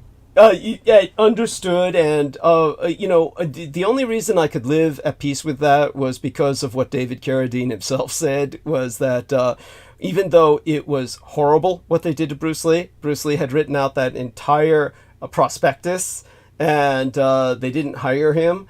When they later on, and of course they didn't hire him because of racism, but they didn't feel the American public could relate. But all of it was wrong, and they made a terrible mistake. They loved Bruce Lee. They would have loved Bruce Lee. They would have. But at the same time, I was certainly impressed by what David Carradine said. And David Carradine, of course, as I've said before, he was obviously problematic, and he was obviously a heroin addict above all. But the thing that it gave him, of course, however, this ambience of peacefulness, of being at peace. And when they asked David Carradine once about... that much heroin, you'd look peaceful too. Yeah. Oh, yeah. No, it's true. When they asked him once about how he felt about, quote unquote, being awarded that role, not stealing it per se, but being given that role in the place of Bruce Lee, how he felt about that. What he said was very astute to me. He said Bruce Lee was too angry, and he was absolutely right. The reality was that while Bruce Lee wrote that script out, Carradine actually took it and he owned it. And he owned it because he portrayed the character as this very sedate individual, whereas Bruce Lee, it simply would have been an action series. Everybody would have loved it because Americans love action, but it would have been... It artistically, it would have been nothing new. It would have been an angry man going, rampaging across the West. That's what it would have been. And while that has its own merits for entertainment, it's almost preferable in a sense that it was David Carradine, as far as I'm concerned. Even though, of course, I could easily argue the other way around and choose to be offended by the fact that, yeah, they took a white guy and they whitewashed a role meant for an Asian, and that's horrible. But yeah, at least this white guy was so laid back, so much of a hippie, that it made a certain kind of sense, because the Shaolin monk was supposed to be this guy who was only going to fight when he was forced to. He was always pushed into a situation where he had to fight. You wouldn't get that with Bruce Lee. That Bruce Lee couldn't even do that. He would just be charging into a fight because that's what Bruce Lee does. So it would have been something completely different. At least this way it carved its own niche and introduced something that was original. By the way, Heather Holman brings up the fact that Sylvester Stallone is auctioning his watch collection on Sotheby's. Thank you for that, Heather. That's cute. Nice bit of fun fact trivia there. Back to Peter, of course. And one thing that I wanted to say about the Shinsengumi, when I was talking about that period of time between the shogun and the emperor, that transition from the shogunacy to imperial reimposition of secular power. The shogun was desperate. This 13th shogun, who was so weak and so morbidly inbred, he was desperate enough where he began to raise peasants in status, that if you volunteered to become a samurai, then he would make you a samurai, but the peasant would have to, of course, train with a real samurai. So this ushered in the era of great romance for the Japanese. The Japanese have an incredible romance about this, called the Shinsengumi era, when all kinds of Japanese of any walk of life could become samurai. And then they simply had to become a page to an actual samurai, who would then take them and train them. And obviously, this really didn't work, because you almost have to be born a samurai and be trained. This is like going down to Tiger Showman's and getting, a black belt. Yeah, thank you. It's just, and this is why the samurai lost when the European trained peasant army then did what they did. So that was stressed, and now back to Peter. Thank you, Peter. Take it away. Well, yeah. So thank you for your interest. Okay. Now, I want to follow back up from the book. Yes. Okay. We talked about Tecalet Blue, and you were talking about, very interesting, about how people did not have a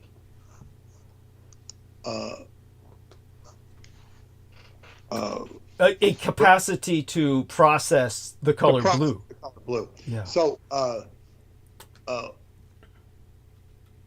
my friend Roberto had contacted me about this, and I, he was questioning it. And I said, what you got to do is, look at what's the color of the sky.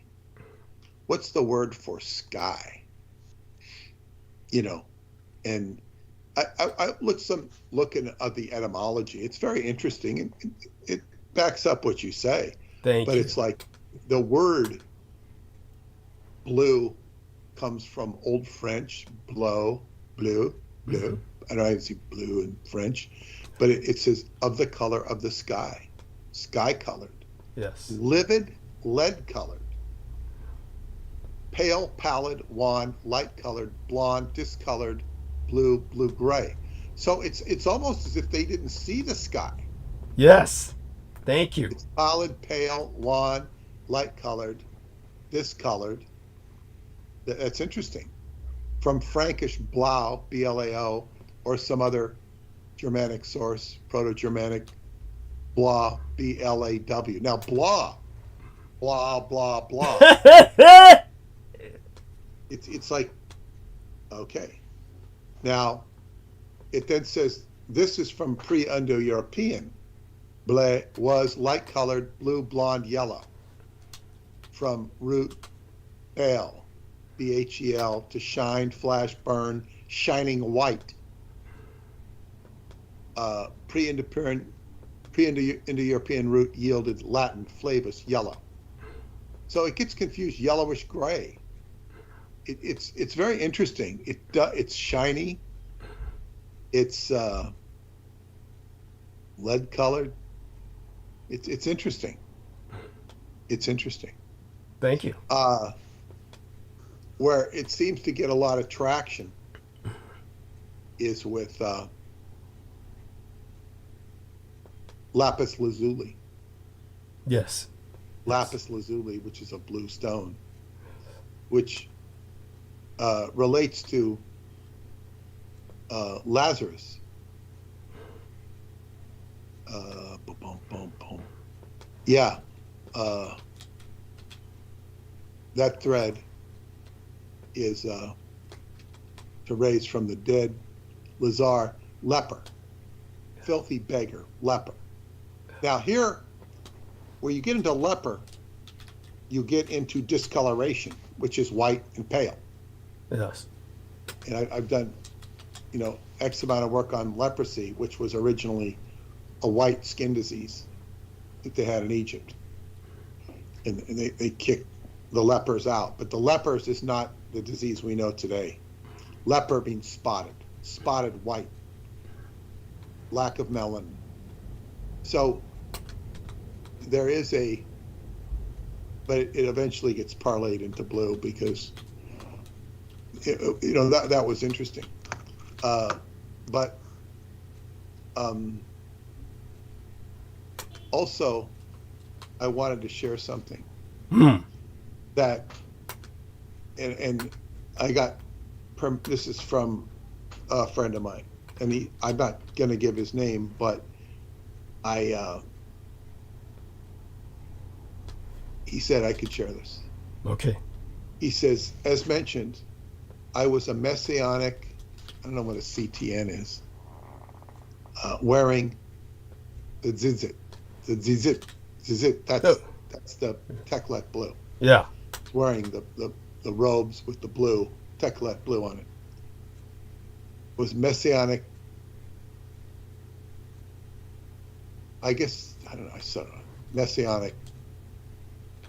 He says, I sat with powerful Jews invited to their Passovers. I saw the power of the Jews from childhood through adulthood. They protect their species at all costs, not even allowing businesses to fail. I went to Jesuit, I think he means a Jesuit cemetery. Okay. Not seminary? Well, he says, I went to Jesuit. He doesn't complete his thought. Okay. I went to Jesuit, which was called Jewsuit, because 50% of the 500 classmen were Jews. Now, I don't know if he means a Jesuit high school or a Jesuit, I think he means I don't know what the hell he means. But he was studying with Jesuits, and 50% of the 500 classmen were Jews. He says, teklet blue is described as either sky blue or light blue, the color of God's glory. Attached is a well-documented book written by a Jew Holocaust survivor that I used to meet with and have lunch. He would repeatedly emphasize to me, and I quote, the 6 million Jews killed in the Holocaust is a drop in the bucket compared to the 18 million Christians and gypsies that were exterminated. It was a price we paid for survival. I cannot emphasize enough the negative energetic frequency of the Jews. I felt it, I saw it. Today and for millions of years, they are the corrupted DNA of the Hebrew order of Melchizedek under the control of the corrupted Anunnaki bloodline, commonly known as Yahweh. There are typically 2 DNA bloodlines operating simultaneously for all species, that is, corrupted DNA and uncorrupted DNA. Now, the book he sent is From the Flames, Miracles and Wonders, by William Hauben. Looks like Hauben. From the Flames, Miracles and Wonders of Survival. So,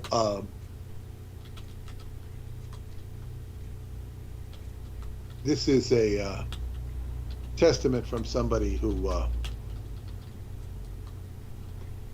thinks that these people, experience that these people have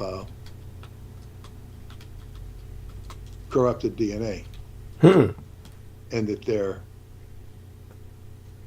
definitely a cult unto themselves. Basically saying that they're a cursed bloodline. You could say that. He said it, more or less.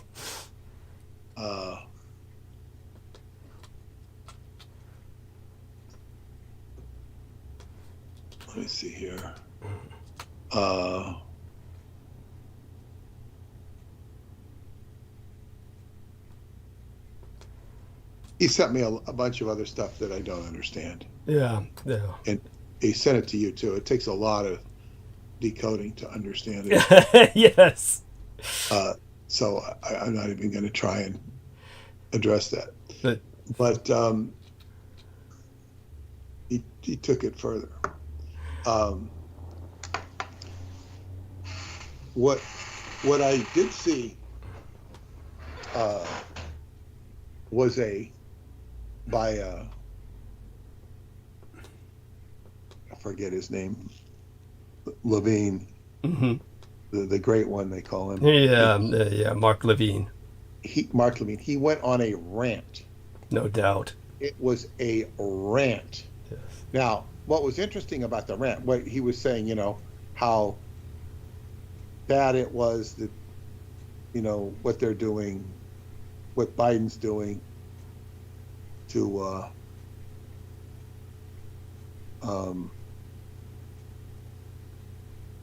facilitate, to block Israel. Yes. But this is inaccurate.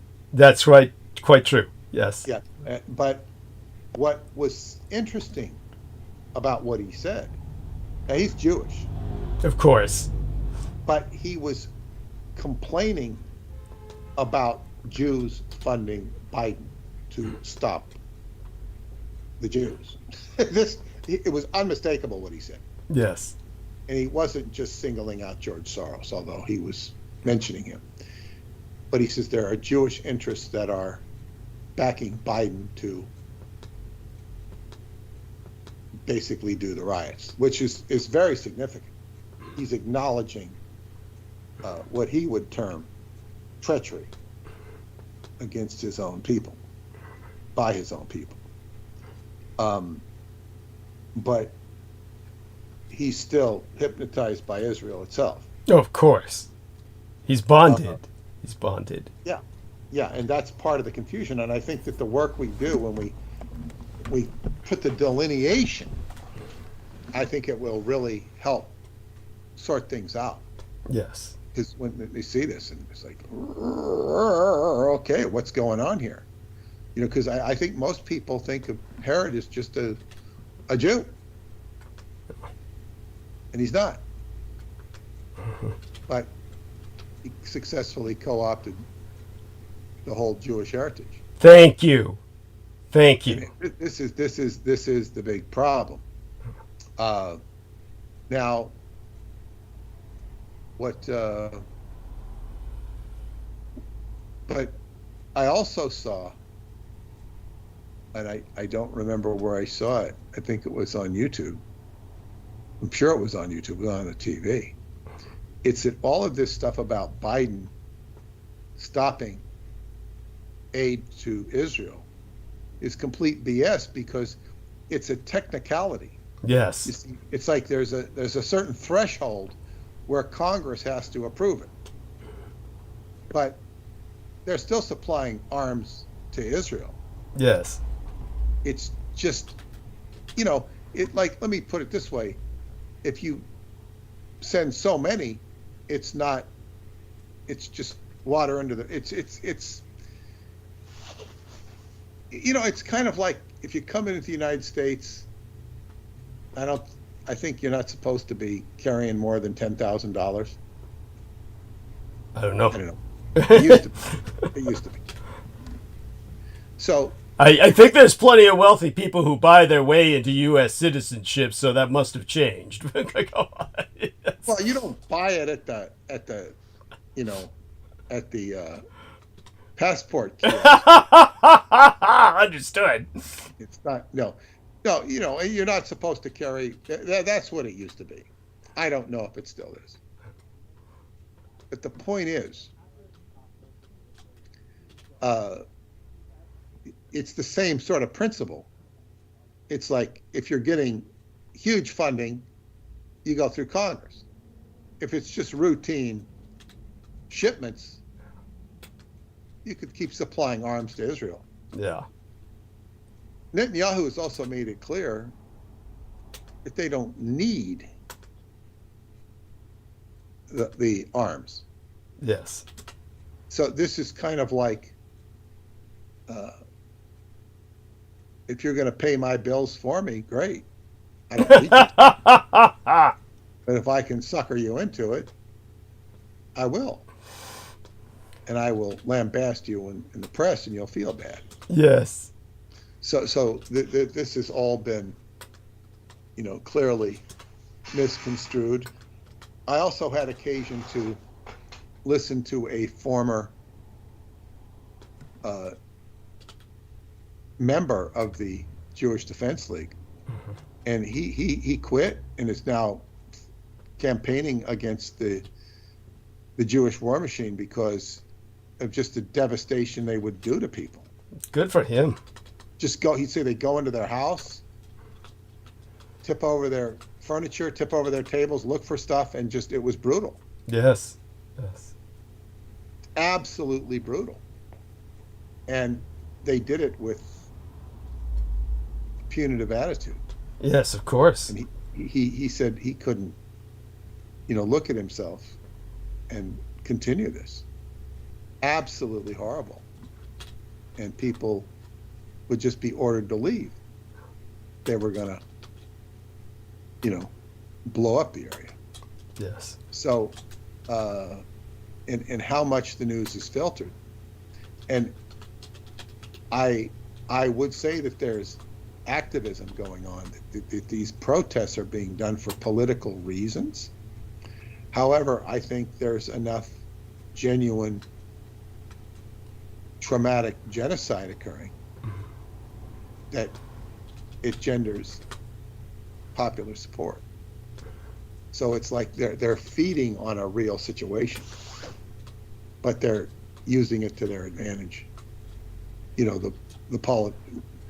the politicians, but whoever the activists are working for. The term you're looking for is agitators, the agents provocateurs.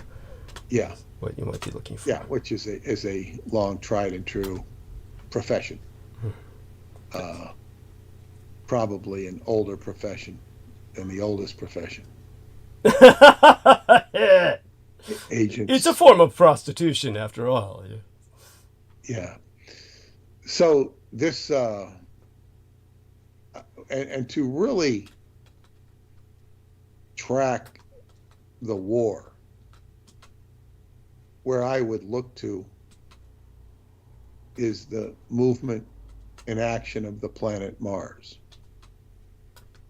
And that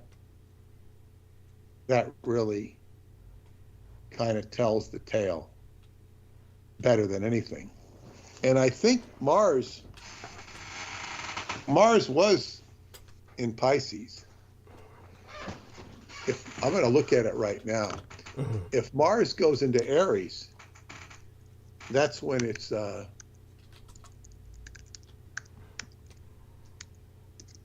that's when we have something really happening here. Now, where's Mars right now?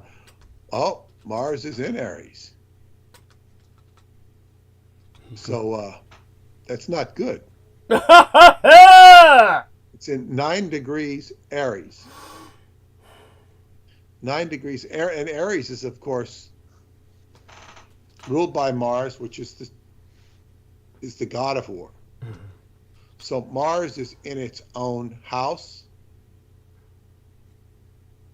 At the very moment, it's squaring the ascendant at this very moment. So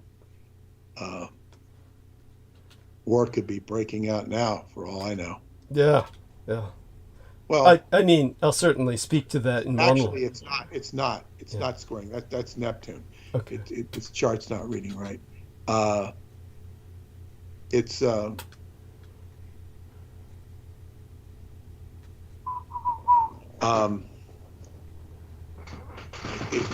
not overly doing anything right now. Okay. It's not to say that it won't. But as it moves fairly fast. Go ahead. What were you going to say?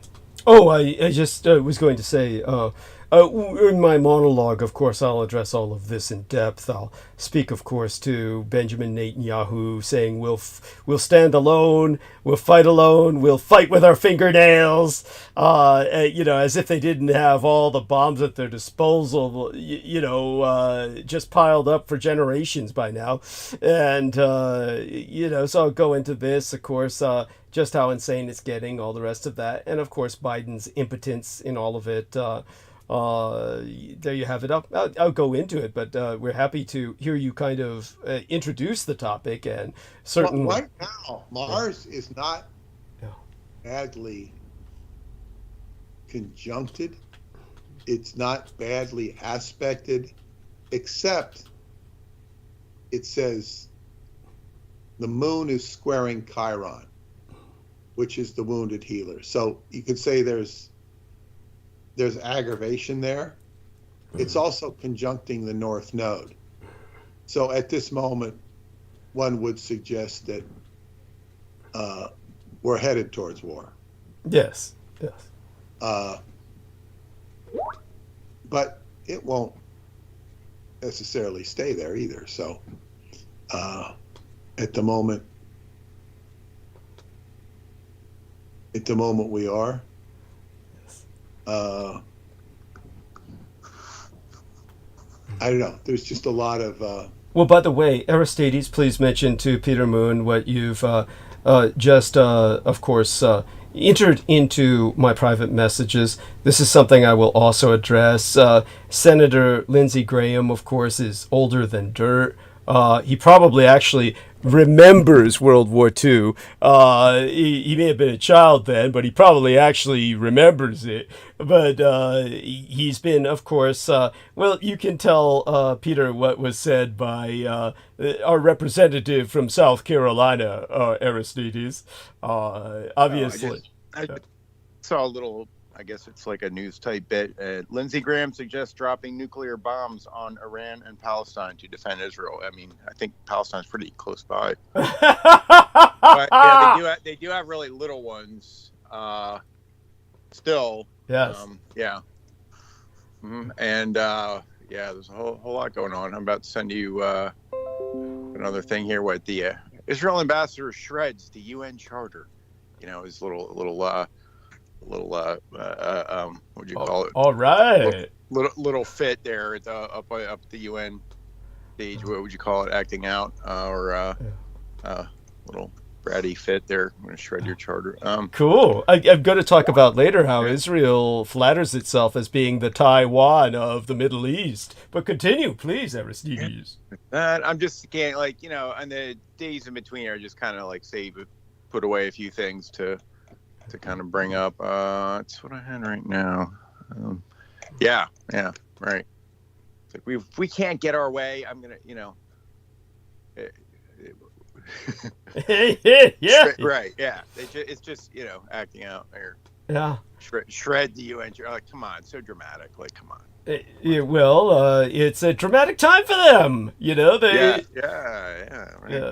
I'll what else? And what happened in let's see, in Rafah? What's the update there? I'll get into it. Not too much to report just yet, thank God. But it's already been bad enough with things just going at status quo. They have commenced operations in the north again. I have no idea what they're doing up there. Everybody there is dead or gone, so they must be just bulldozing the rubble to probably bury all the bodies that are left. I mean, what else would they be fucking doing? There you go with that. But that being shared with yourself, Peter, certainly this brings up many... Okay, let me see what else. That probably the tearing up the UN Charter has something to do. Didn't they?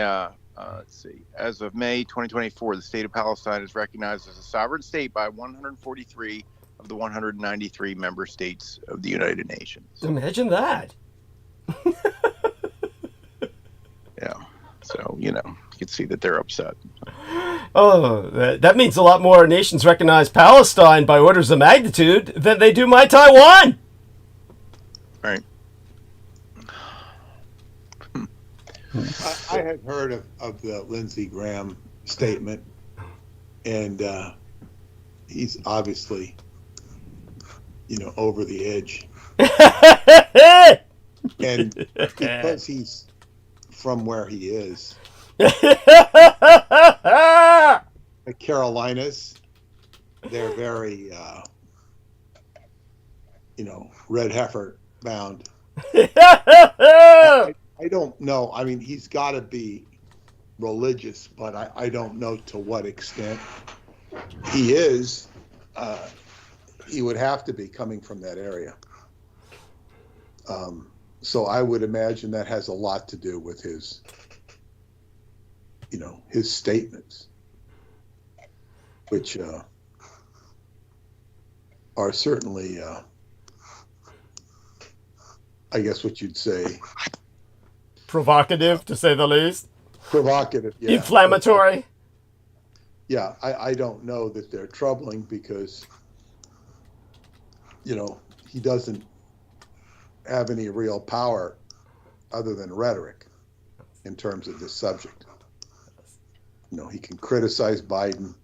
It makes him good. Look to his constituents, it makes him look good to criticize Biden. Yes. And, he's one of the gang. Yes. I don't know. It's like these people are all, the most troubling thing about the Republicans is their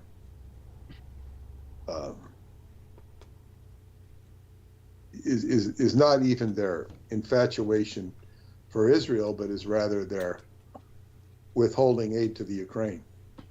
Yes. Thank you. That's it's just politics is just a mad game. Yes. It's not like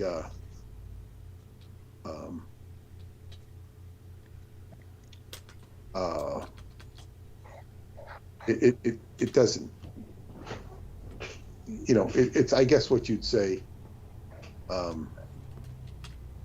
I think the funniest thing Donald Trump ever said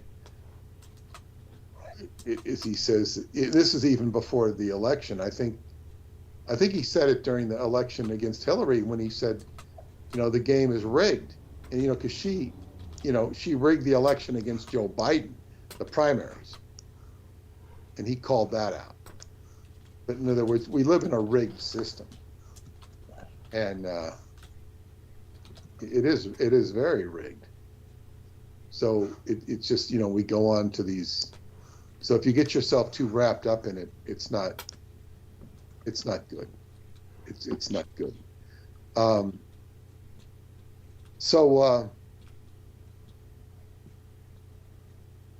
Speaking of which, and I didn't tell you this, but as I began to process the book that I've been working on, I got to this whole chapter that we did on the Shinto. Yes. It's like, and Doug, we've talked about it on the air and whatnot, but the Shinto religion is based upon, it's a theology. It's an existential set of circumstances of spirituality that has integrated itself into basically a theocracy, which we know as the Empire of Japan. This is spirituality that integrated itself into a theocratic state, which is the Empire of Japan. Now, there are indigenous societies, shamanistic societies that you could say have similarly, or perhaps not so similarly, integrated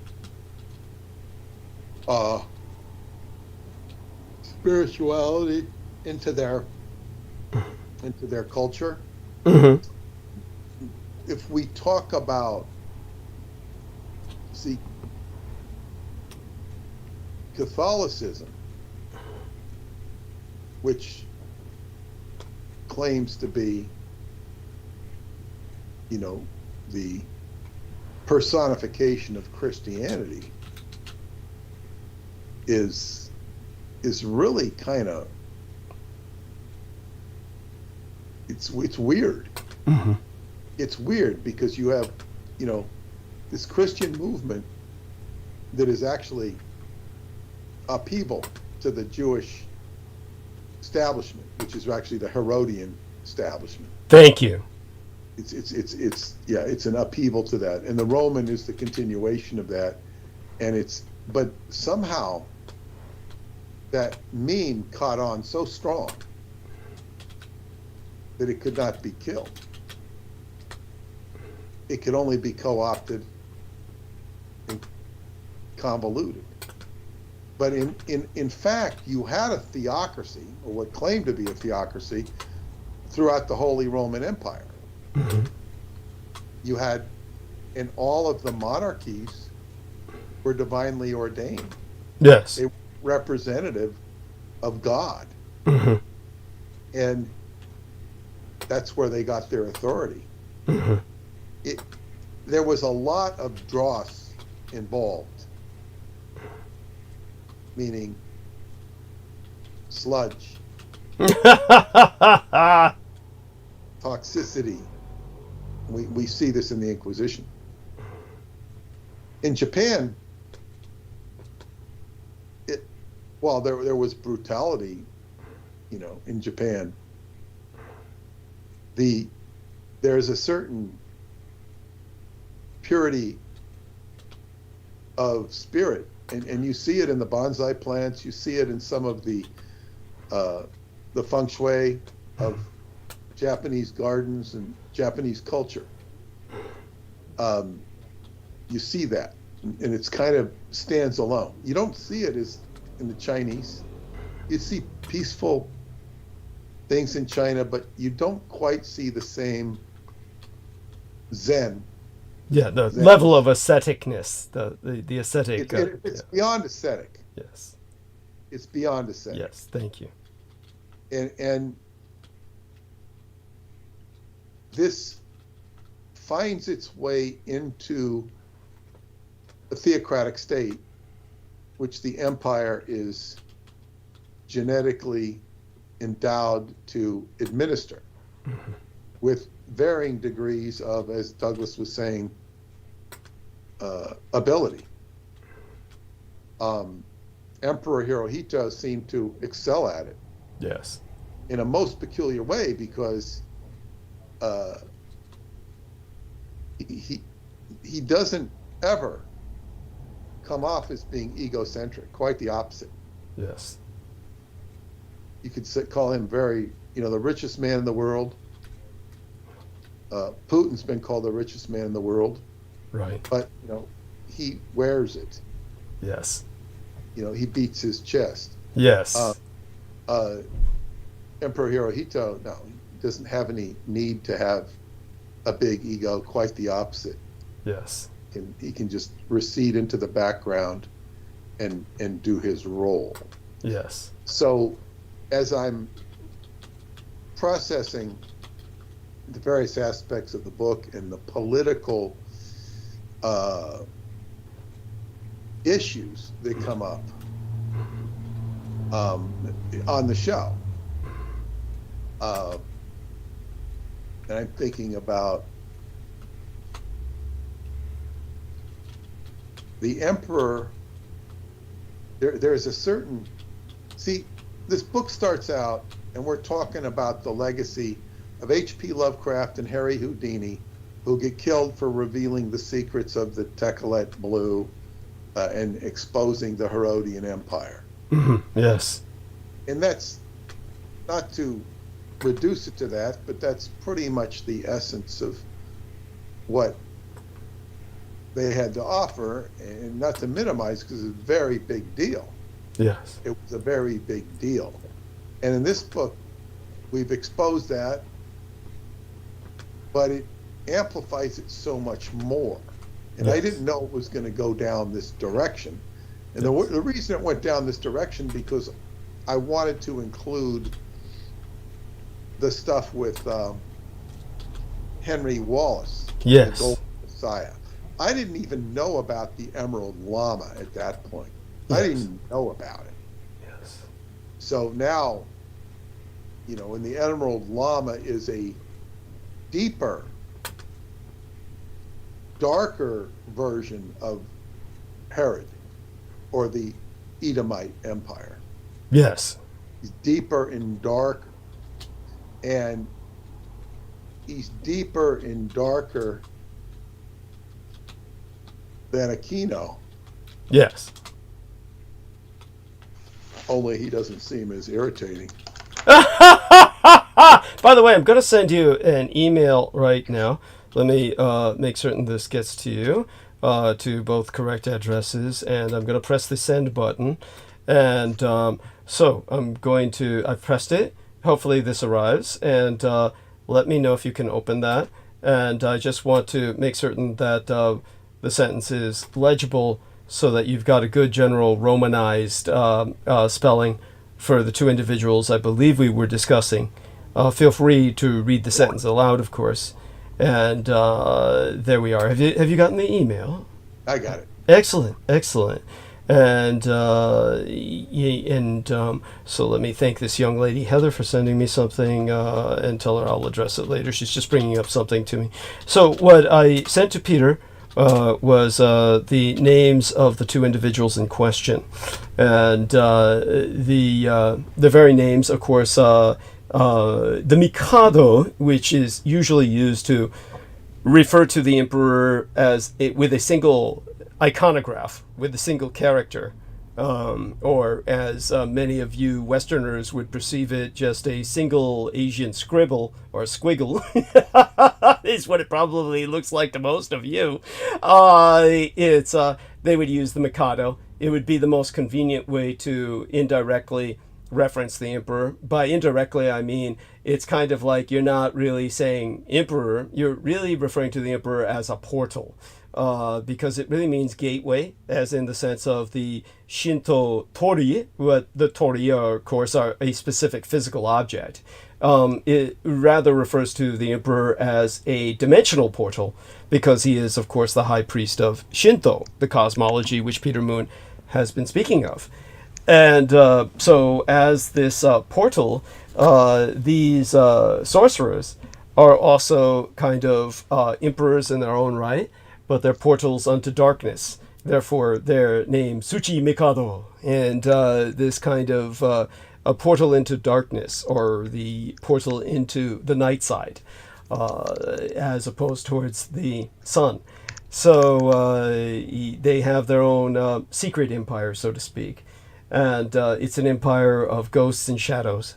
And so, such being said, they can, if they choose, become a sort of a as in the as I've used before with the Tolkienite expression, because Tolkien was trying to, in a sense, reestablish a British sense of heritage.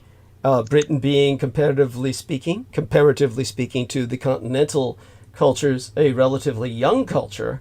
He was trying to reinstate a sense of Britain's Germanic heritage, and Tolkien brought up concepts such as the leech, which is how it would actually be pronounced. I hate that term in terms of the way it's pronounced, simply because the anglicization makes it sound like leech, and it's not that that's inappropriate, it's simply that it's confusing.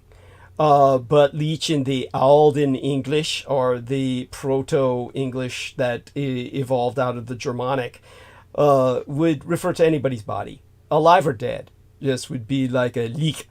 But what they are implying is that the body at this point is moving beyond living or dead. It's just kept alive, or kept ambulatory, rather. It's no longer alive, but kept moving by its own will. This is not like a zombie or something mindless. It's the mind is there, but the mind is in all denial that it's dead. And it basically operates on the assumption that you really have to believe that you're dying or accept that you're dying to die. Or it happens so fast that maybe you don't get a chance to process it. And then in that sense, you don't have a choice. You kind of are dead. But that doesn't mean your spirit necessarily knows it. And at that point, your spirit becomes a wandering spirit, or you become a ghost. But with the lich concept, or as I use the term liishk, basically you're completely aware that you want to deny death, and it gets to the point where you deny it, where when you do die, you simply don't acknowledge it, and your body keeps moving, and you never recognize the transition, either in the legal sense, so to speak, intellectually or emotionally, and your body may continue to disintegrate, but it's rendered ambulatory by your sheer power of will. And it was believed that the strongest of sorcerers could do this.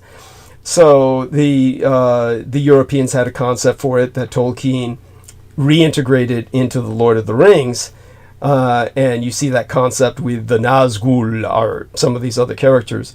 The Japanese, of course, didn't need to integrate it into any fiction, though it has become a trope in popular culture, no doubt. No denying that.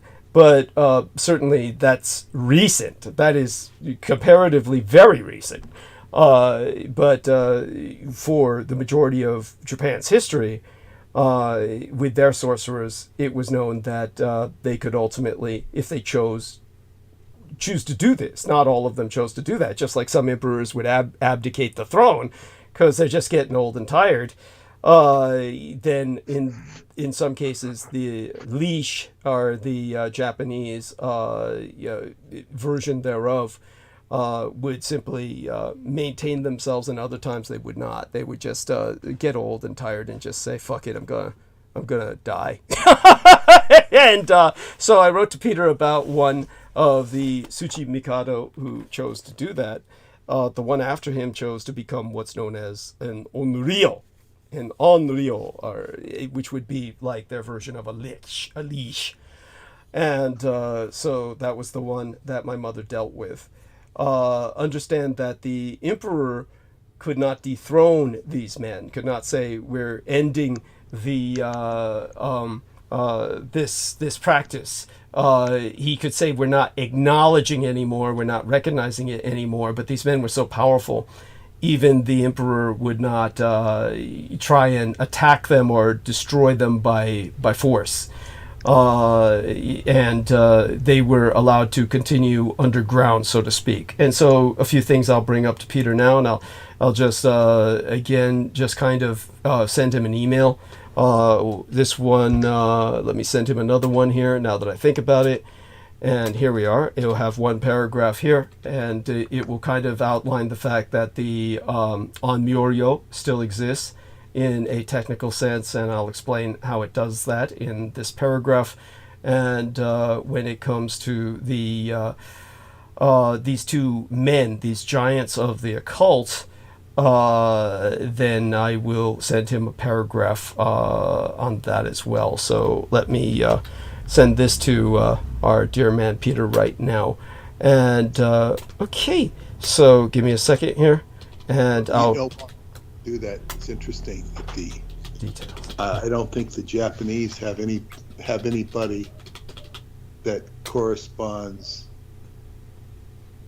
like a Japanese or even an Asian version of Aleister Crowley.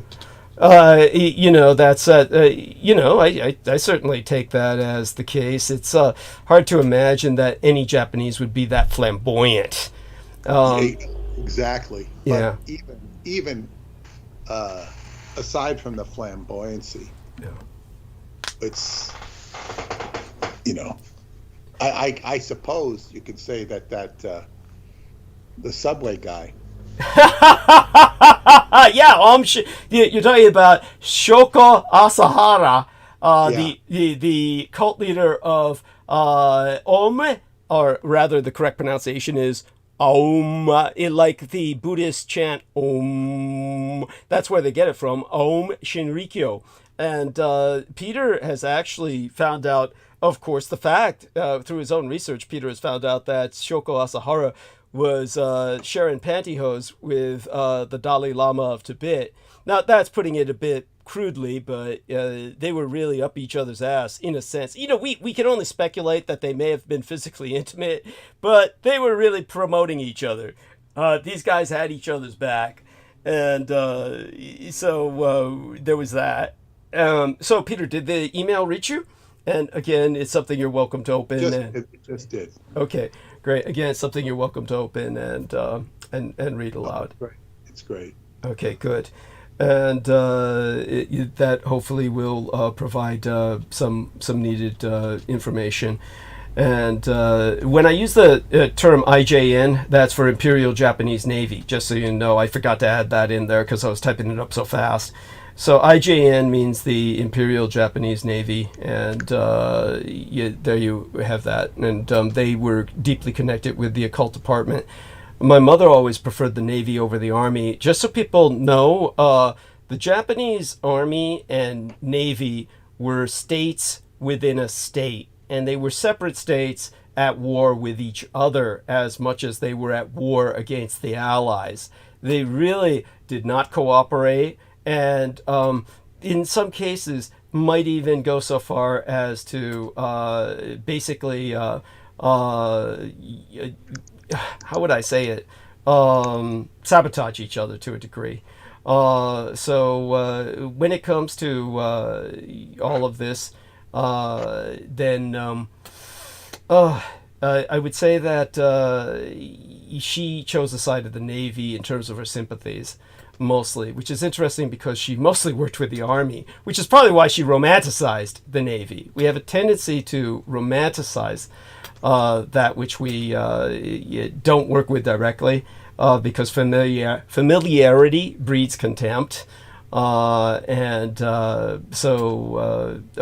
with that, hopefully all this clarifies a bit for Peter. It does. It's very helpful. Excellent. But yeah, the rivalry, the intense rivalry between services is common in the United States as well. Yeah. I mean, they will cooperate when they absolutely have to. Yeah. Or should. Yes. Absolutely. Yeah. But this is. But that's yeah. So none of that surprises me at all. Okay. Excellent. And as Peter knows, my mother was a bridge between many worlds, not just the ninja and the modern Japan, but also the onmyoji and the sorcerers, as the ninja were heavily involved with the sorcerers, though they were not the same people. The ninja were not sorcerers, but my mother kind of bridged the world between those two separate worlds. She bridged those two separate worlds. And there we have that. With that being said, just so people get a grasp on Senator Lindsey Graham, just as Peter Moon said, all of this is so much flash and bullshit, or what would they say, Sturm und Drang, much noise and little substance in one sense. But it's important to remember that when it comes to the older Americans who are very much stuck in a myth of World War II, what Lindsey Graham is stuck in is a myth of World War II. He does reference, and I will get into this during monologue, he references Germany and Japan. He references America ending the war, quote unquote, with the atomic bombs, and therefore saying that the Israelis should end the war the same way, because he's convinced that that's a decisive way to end a war. That's what he's been programmed. He really believes it. And why wouldn't he believe it? It's something we've all sort of been taught or indoctrinated into. Thank you. Very true. He's regurgitating his indoctrination. He is a product of a matrix, an information and axiomatic what you'd call an axiomatic matrix.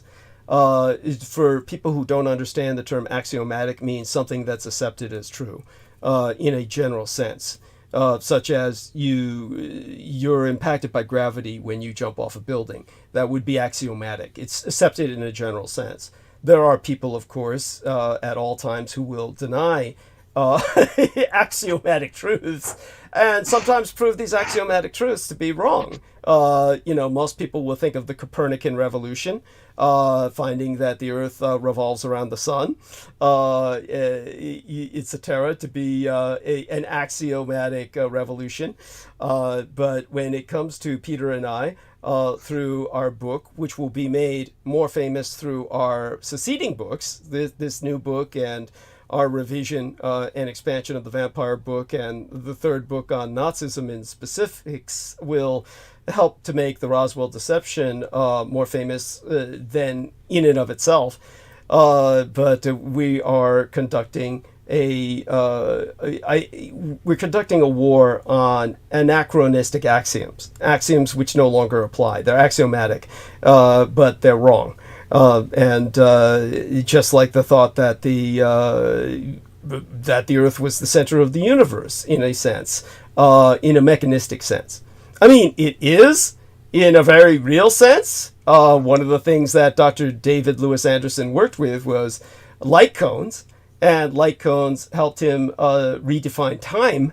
And light cones mean that all the information that is perceived by us in terms of what we receive through visual optics, through light, it does funnel in. It funnels into our perception point, Earth, and then everything that we emit from Earth funnels out in a cone. So these light cones, information funneling in through our telescopes into Earth, and the information we funnel out by ejecting, as we do, all of these radio waves, light waves, all the frequencies that we produce just by hosting this program. The digital bandwidth wavelengths are going out into space at the speed of light. All of this is a part of this light cone emitting from Earth that branches out further and further as it gets further away from Earth. So this helped to break a certain axiomatic cage as utilized by Dr. David Lewis Anderson, and we're doing that with the grip on your mind through generations of indoctrination. So Lindsey Graham regurgitates that, and he feels that if this is a real formula, which he's always was told it was, why not use it in Israel's to Israel's advantage, since he perceives the Israelis to be the good guys no matter what, because he's raised in this Baptist universe where the Israelis are worshipped as relatives of the boss, relatives of God. So that being said, and articulated, back to Peter. Well, yeah, and yeah, they when they find out it's not quite the way they thought it was, and they will, sooner or later. Yes. But to get back to what I was saying is I'm processing all this about the theocracy of Japan and the emperor. And now keep in mind, as I said, people generally will read Radu Sinamar's books. You have to understand, I've read them 5 to 7 times, maybe more, because I'm editing them and proofreading them. I'm also translating them. So it's like I'm like you have a very visceral understanding, and I'm not, I guess what you'd say, my job as an editor and translator is to take what he's saying and make it as clear as possible. It does not include me agreeing, that process does not include me agreeing or disagreeing with the information. That's separate. What it does enable me to do is see some interesting viewpoints. In dealing with Douglas's work, I'm I'm having to process this into a construable format. So as I say, that a high school student of average ability could sit down and read it and understand it. Yes. And that involves sort of dusting off and polishing certain understandings. See, here I'm not saying certain understandings. And what's an understanding? Again, the understanding doesn't necessarily assert truth. It asserts an understanding of what's being said and what's being conveyed. The better that I can dust it off and polish it, the closer I can get it to either a truth or a relative truth. Sometimes, a shining truth. That's all the craftsmanship of editing and writing. But in the process, one's connecting to the ideas that these ideas came down the pike. It's not like Douglas invented them out of his own mind. It's a conglomeration of what he learned from his mother, what he's learned in his own studies, his own experiences, what he learned from Aquino, all what he read about, H.P. Lovecraft and all this stuff. It's a conglomeration. So I'm trying to present it to the audience in a way. But what happens is when you start connecting up to the archetypal aspects, or what I get some clue of what his mother was having to deal with, and sometimes even what the emperor was having to deal with. Yes. In this storyline, because it is a storyline. Yes. And it's a radically different viewpoint than anything you've been exposed to. So,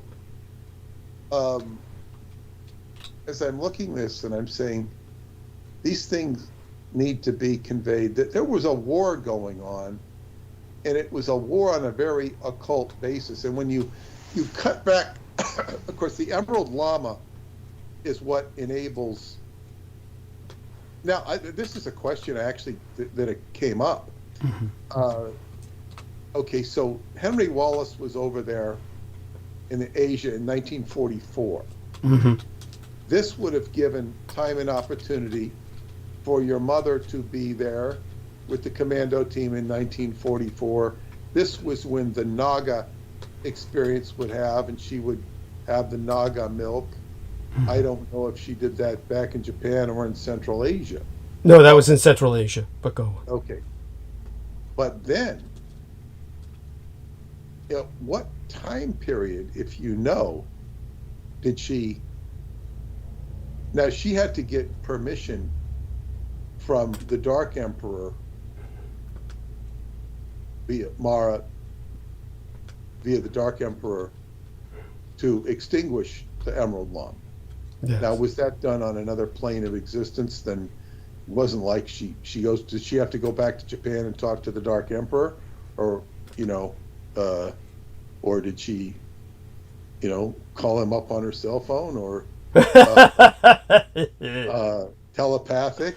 What I'm trying to do is get what is the time of the extermination of the Emerald Llama. That's what's most important to me. If you can answer the other question, or the relative time, how soon did it occur before, the atomic bomb and the peace treaty, and not the peace treaty, but the October 15th agreement, the August 15th agreement for the Americans to stand down.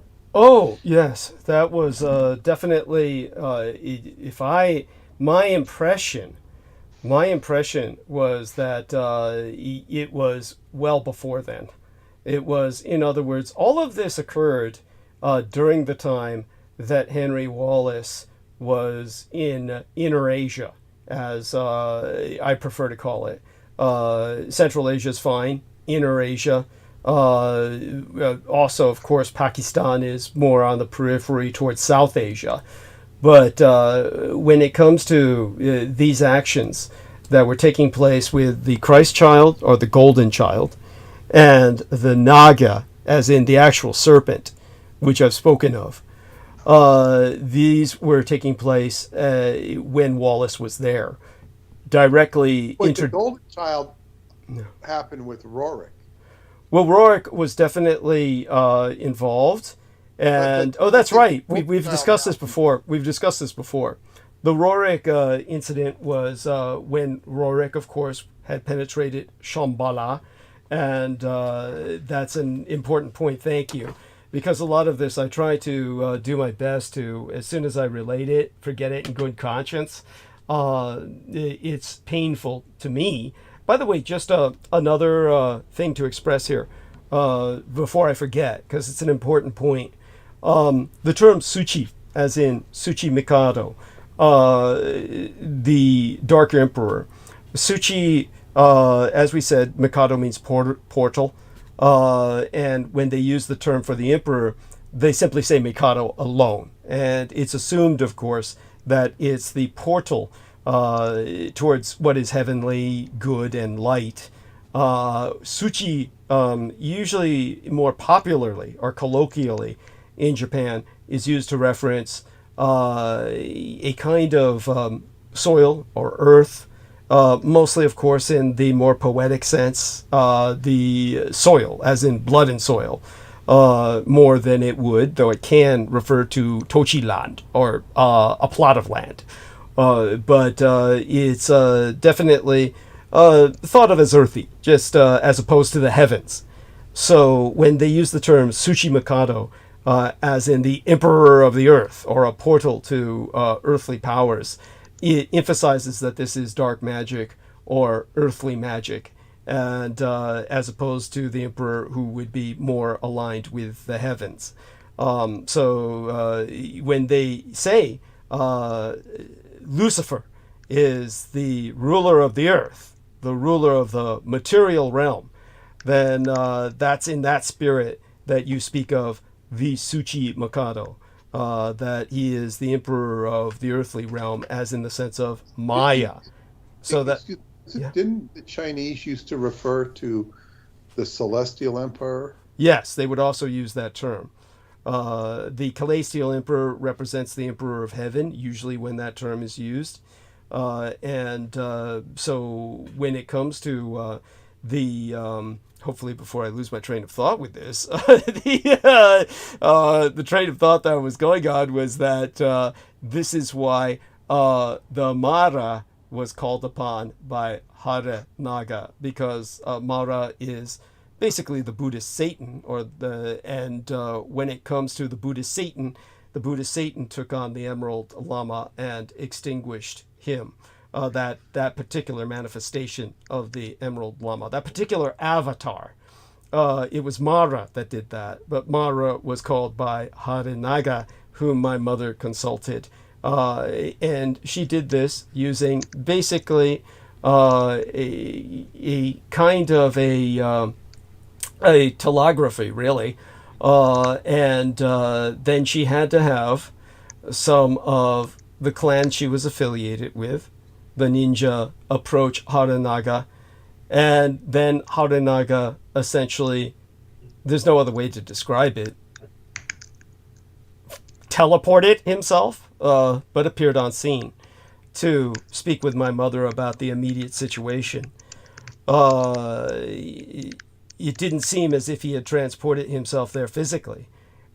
He pretty much appeared. And as I said, when my mother saw him, it's assumed that the dead still grow when they die. Even in the West, it was assumed that people who were buried and dead would, as the skin would shrink, as scientists would explain it today, a forensic scientist would tell you that the skin loses its hydration, and as the moisture seeps from the skin shrivels. And as the skin begins to dehydrate and desiccate, it will look as if the nails are growing and the teeth are growing because the lips and gums are all pulling back. So it looks as if the teeth are getting longer.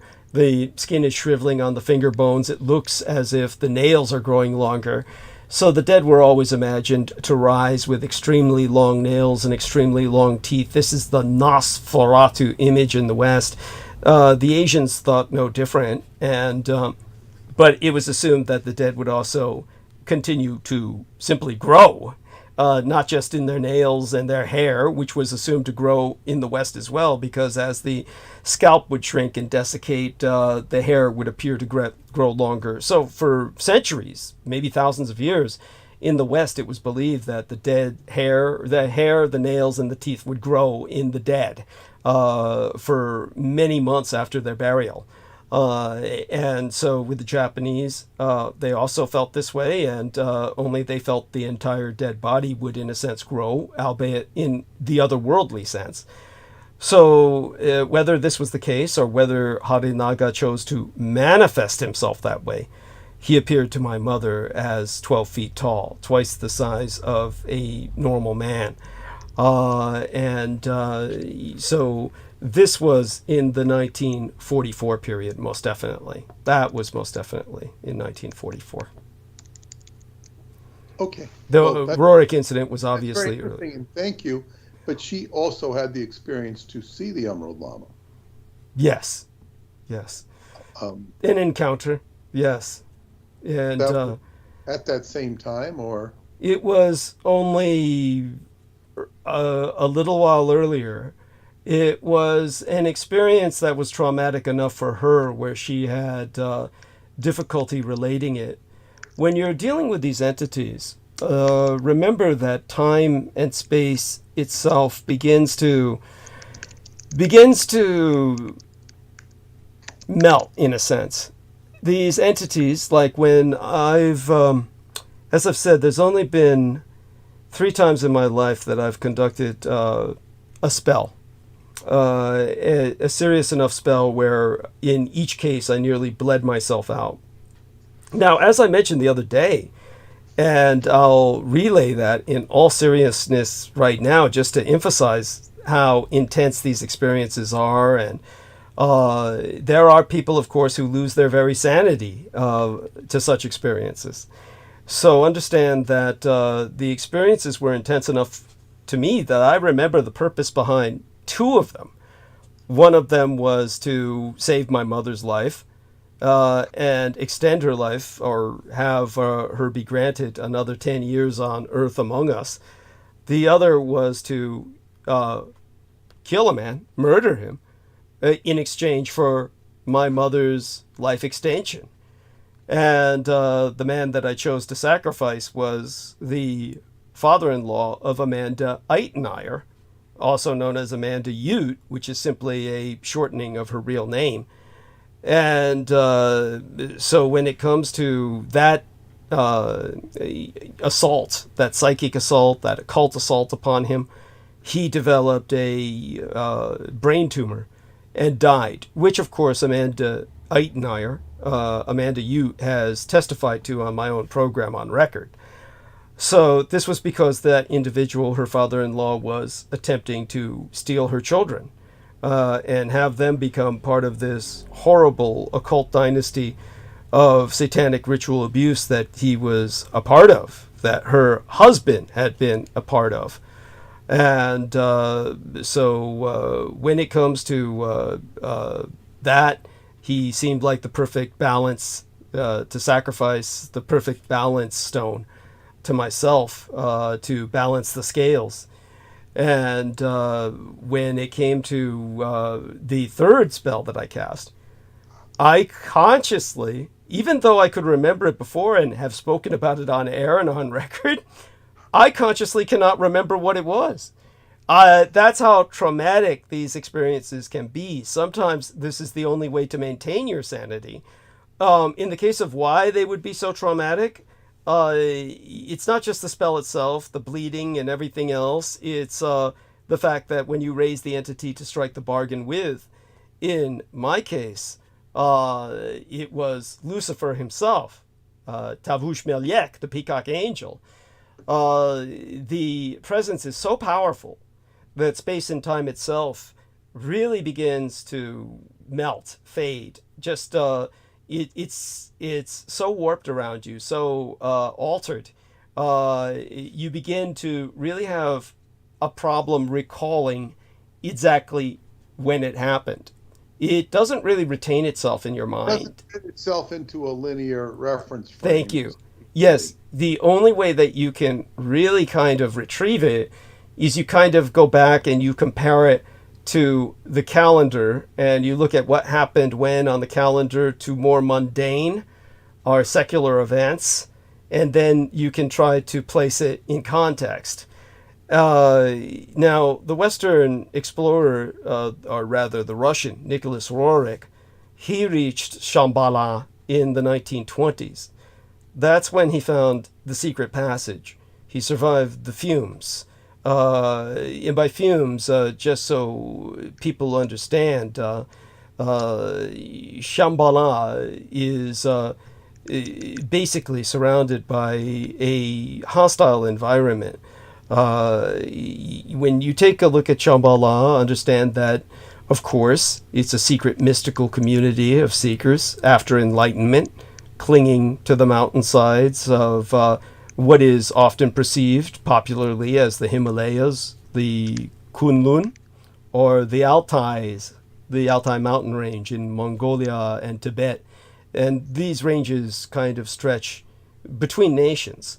It's said that the Paktala fortress in Lhasa is but a pale reflection of this true paradise. Lhasa, of course, is the capital of Tibet. Shambhala, also known as the White Island of Enlightenment, there's many names for it, but the earthly version is usually perceived by Asians to be in the far north, their far north, but they often associate it, even in the South Asian or East Indian Vedas, with the aurora borealis. Some argue that's actually rays of psychic energy emanating from its mystical heights. In the material Shambhala, you have these near immortal arhats. They're A-R-H-A-T, that's how they're known, the arhats and lamas that humbly meditate upon the future of humanity, and they're able to see the future and the savagery into which humanity will degenerate. They're determined to save the best works of human culture for the next age in the Buddhist cosmological sense of ages. They say there's also an invisible Shambhala, an ethereal doppelganger, said to be the dwelling place of the Maitreya, the Messiah of Buddhism, and ascended masters who watch over the welfare of humanity and who are charged with elevating mankind into a state of unity with the universe. Now, with all the architecture that would be reminiscent of what humans would perceive as something reflecting Tibet's artistic golden age, Shambhala's buildings, they cling to cliff sides. They're ochre and they're white. They shine on the sides of the cliffs in the sun. At the bottom, there's a placid turquoise lake. Turquoise, it provides an endless bounty of food. The monks raise rice and barley, along with mind-altering substances to aid their meditations, such as the black lotus and the silver lotus. But my mother never spoke much about that.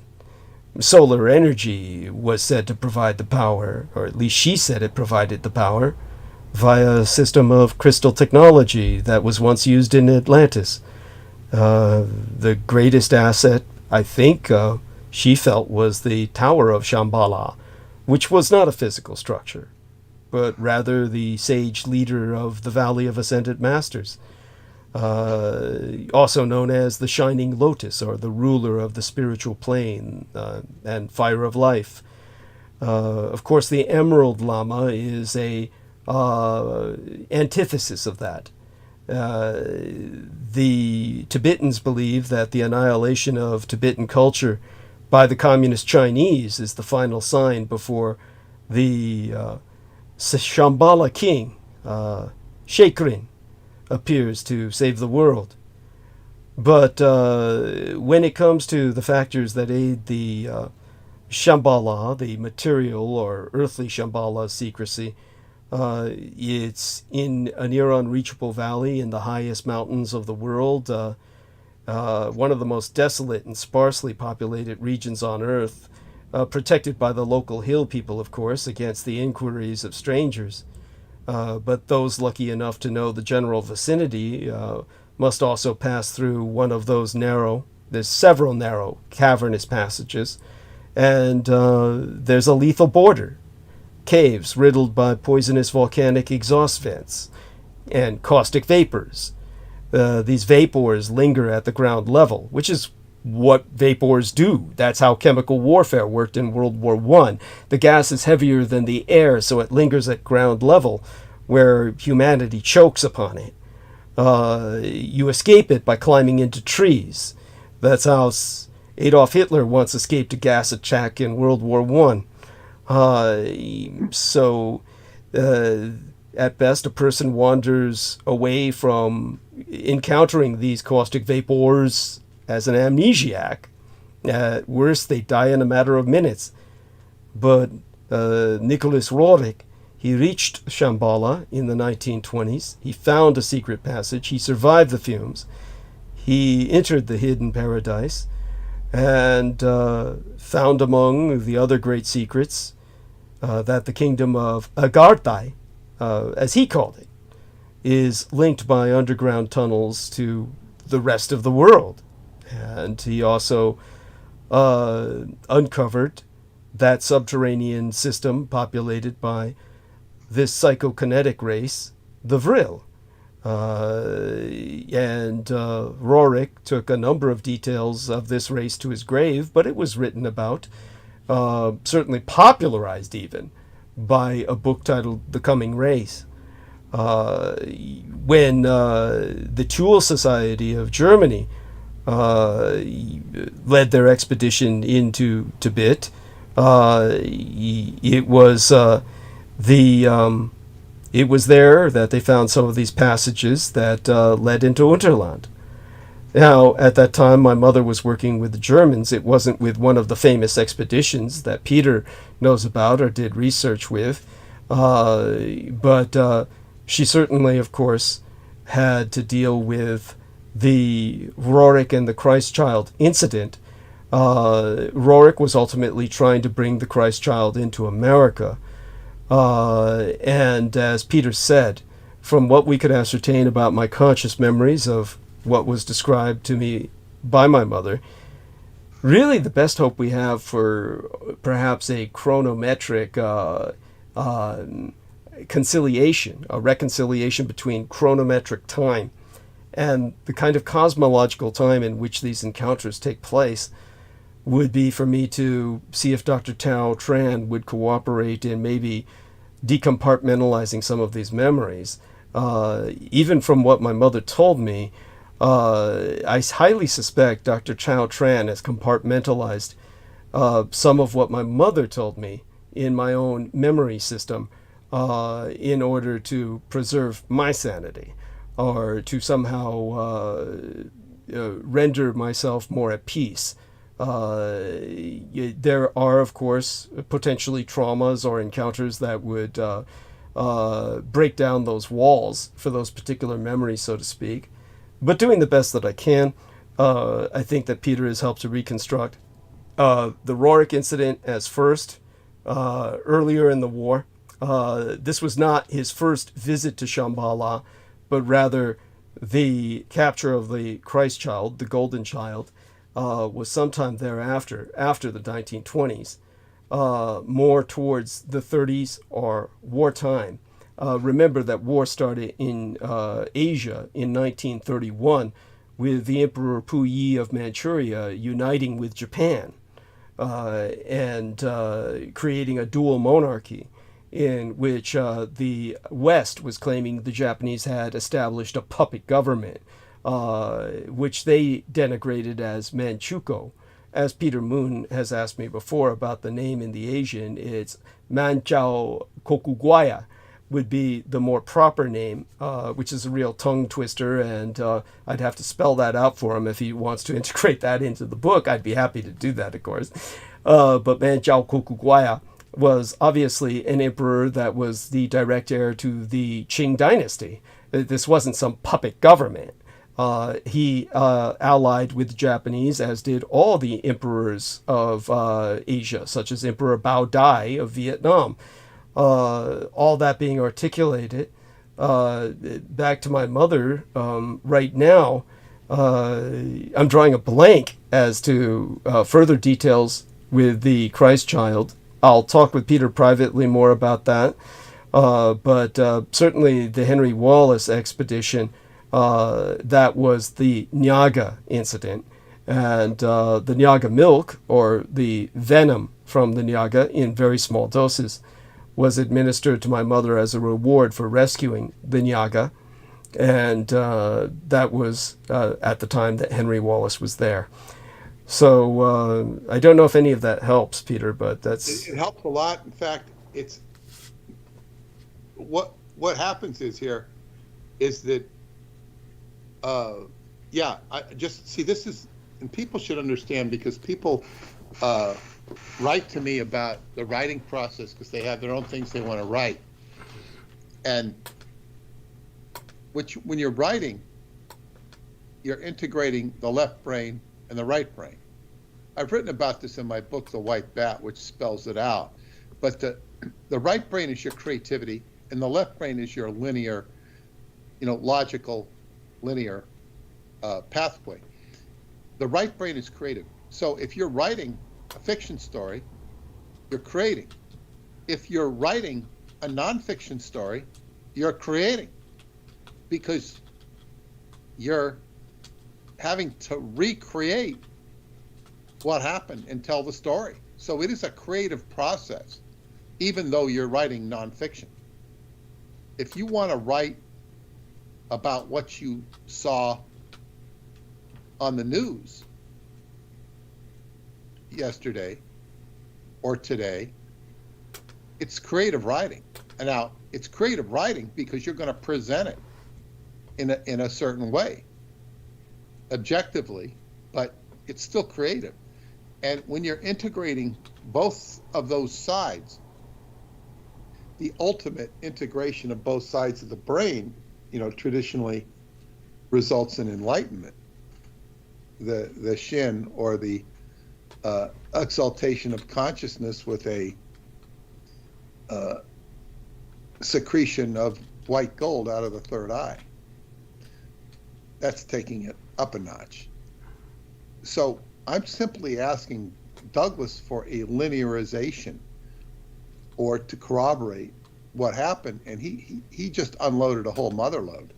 And it all started with the gaseous fumes of the cavern to Shambhala. If you listen to the Dalai Lama talk, he will speak with complete certainty that Shambhala is a real place. Yes. Now, whether it is or not, he's saying it with conviction, as if he's been taught that. Yes. It's a matter of fact. So all I was trying to do here was just, from a literary standpoint, I'm thinking like, wow, that would be neat if the Emerald Lama kicks the bucket right before 1945. Well, it happened earlier than that, probably before Roosevelt died. Yes. But that's okay. It's like, I'm just looking for, to present it as linearly, and I guess I could say dramatically, trying to elicit the truth in a way that makes people respond emotionally. The better the facts line up, the more dramatic the facts line up, the better. But it's still fine. But what I actually got here was a load of more information that Douglas hasn't said before. He tapped into it. Now, what also impressed me about that experience, and then I understood this from the first minute you gave of her seeing the green llama or the emerald llama, was that this is a definite place where, as you say, reality melts. Yes. No question of that. So now you've gone from the physical plane to some realm of the causal plane. And so it's a different experience. Now, what's very interesting, and I remember the last time, I've done 3 workshops for JoJo in Massachusetts, and the last time she kind of made a comment, well, yeah, this is just like we learned before, whatever. Of course it is. And I can't get any deeper into, I can teach much deeper, but every time I go, there's new people there. And it also requires X amount of work on the person. After I studied a few years, at some point, I don't remember, it might have been 4 years, I don't know what it was, I wasn't keeping track. I'd just come to class and he'd start talking. He'd sit around in a group. We'd sit around a circle and he'd just talk. This was not typical. In fact, it was very atypical, he later told me. He says, the only reason I'm doing this is because of you and Stan. See, Stan is the only one who's ever seen what I've seen. Stan is the one who studied in Japan. He's got a beautiful Japanese wife. Beautiful. And I gave him the book. Hope she'd read it. Oh, great. Yes. I haven't heard anything back. She doesn't really know me. She's probably seen me. I don't know if she remembers me. Maybe seen me twice. The kids remembered me, or at least the older one did. But so, whatever. It's very Japanese to say nothing. I'm sure. Yes. I'm sure he read it and took it to heart. Because that's just the way he is. He might not say anything. Yes. He speaks Japanese. Yes. He's black, but in any case, he says, I'm just doing this, talking for you and Stan. So that's what he said. And he just talked, went on for a long time, like, week after week after week, for a few months, he's just talking stuff. And, but the thing is like, it gets really deep, but it doesn't, it's like, initially you're just trying to get somebody to learn how to stand or to breathe or to get their fascia in shape. So it's not like, and then I sat in on a course once, not his course, he asked me to come sit on it, where these guys were all into this intellectual fascination, if not masturbation, with Tai Chi. And it's like, man, this is not right. This is not an intellectual exercise. They were intellectualizing everything. And you can't do that. It has to be experiential. It's experience. It's feeling. It's not, oh, if I put this here and this there, I'm trying to compare it to reading an instruction manual, because you read an instruction manual, it can do one of two things. It can really just help you, boom, figure the thing out, or it can confuse the hell out of you. Depends on the instruction manual and how well it's written. But when this is the key word, there is a ninth law of the Taoist Qigong as taught by the Taoist system of living arts, which was my teacher's school. It is that the ninth law is to put it all together, melt. Like melting, very hard.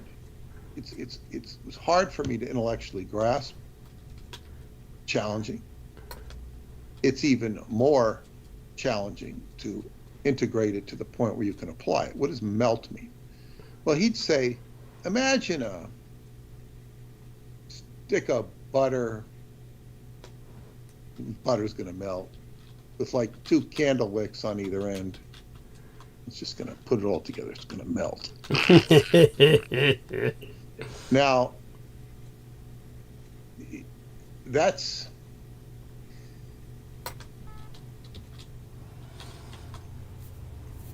it can get, I mean, to really apply it, what the Tai Chi person might say, might construe this to a certain degree as release, just release, just release. One could even venture to say collapse, because you can collapse the body in certain ways. You're basically just evoking total relaxation. And my teacher would say, when he does the most phenomenal things that would look phenomenal, it's complete relaxation. Complete relaxation. But melting, and Douglas used the word melting, it describes as the universe just becomes, well, first it would slow down, and then it would become a more dreamy-like quality. This is a melting that he's describing that is going into the mental realms. In Qigong, you have 4 levels. You have the physical, which is the base level you work at, you want to start working at, which you're going to be grounded in. The second level is the emotional body, which is also the perceptual body. That's what you're feeling. That's that nervous feeling you get when something bad, some person with bad vibes walks in, or something bad's about to happen. And then the third is the mental body. And the fourth is the ethereal body, where one encounters what are called the vital vapors. But the idea of melting, or melting in the process of being around the Emerald Lama, or even the Dark Emperor for that matter, it's like you're not in the physical plane. It's not a physical thing. It's a, you're in the ether. It's a real deal. And for whatever the complicated karma of Douglas's mother is, she was able to have commerce and interaction with this realm, which shouldn't surprise us. Shouldn't surprise us at all. And the end result of it was she made a contract in the service of her legacy, of her royal lineage. Now, more to the point, when I'm taking this walk, I'm looking at how the emperor, why he chose Douglas's mother to do this. Yes. He knew her as a translator, as the inheritor of a sacred lineage, and that she was the perfect one to do this work. He knew. Yes. It was not an accident. But then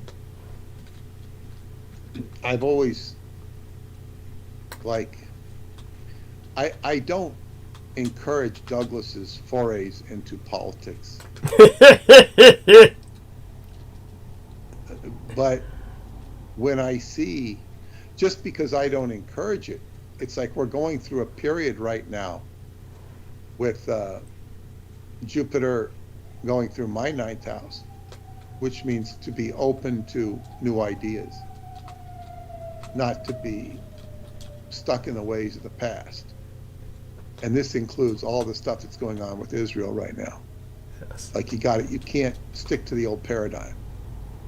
Just like, you don't tell black people not to use the bathroom.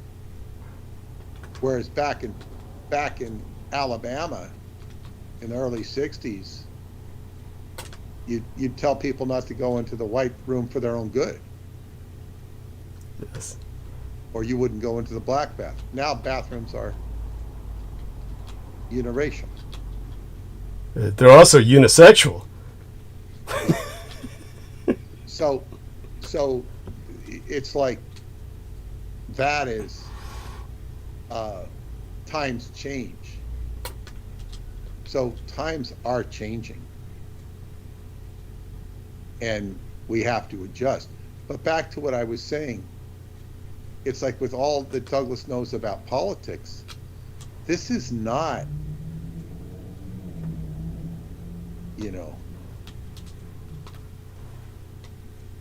because I remember when Paula's stepmother told me, I said, how come Sergei said that I'm going to be involved in politics?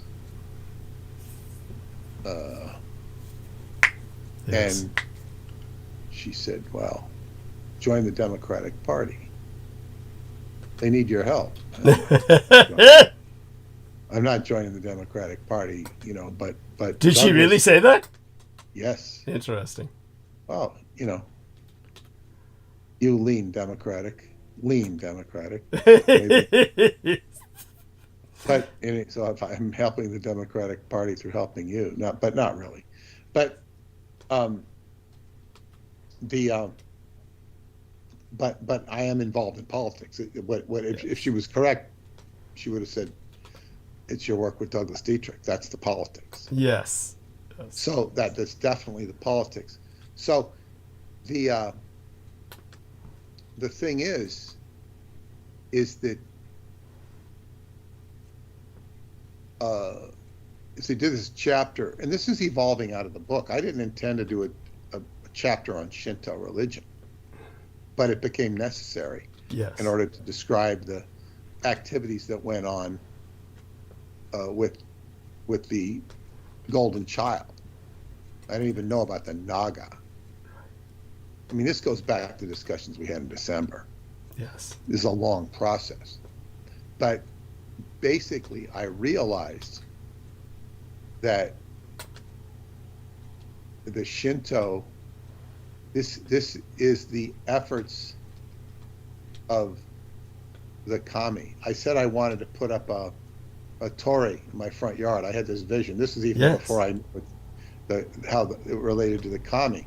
Well, it's already there. It's I haven't put it up, but it's like this is the kami coming in, the spirits of the divine winds, and the winds are blowing, and they're basically saying these are the changing times, and the changing times, and this was all,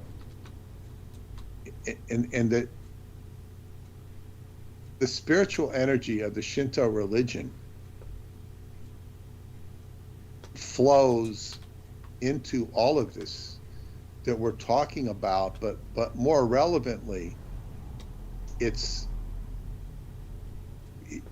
these energies are setting up a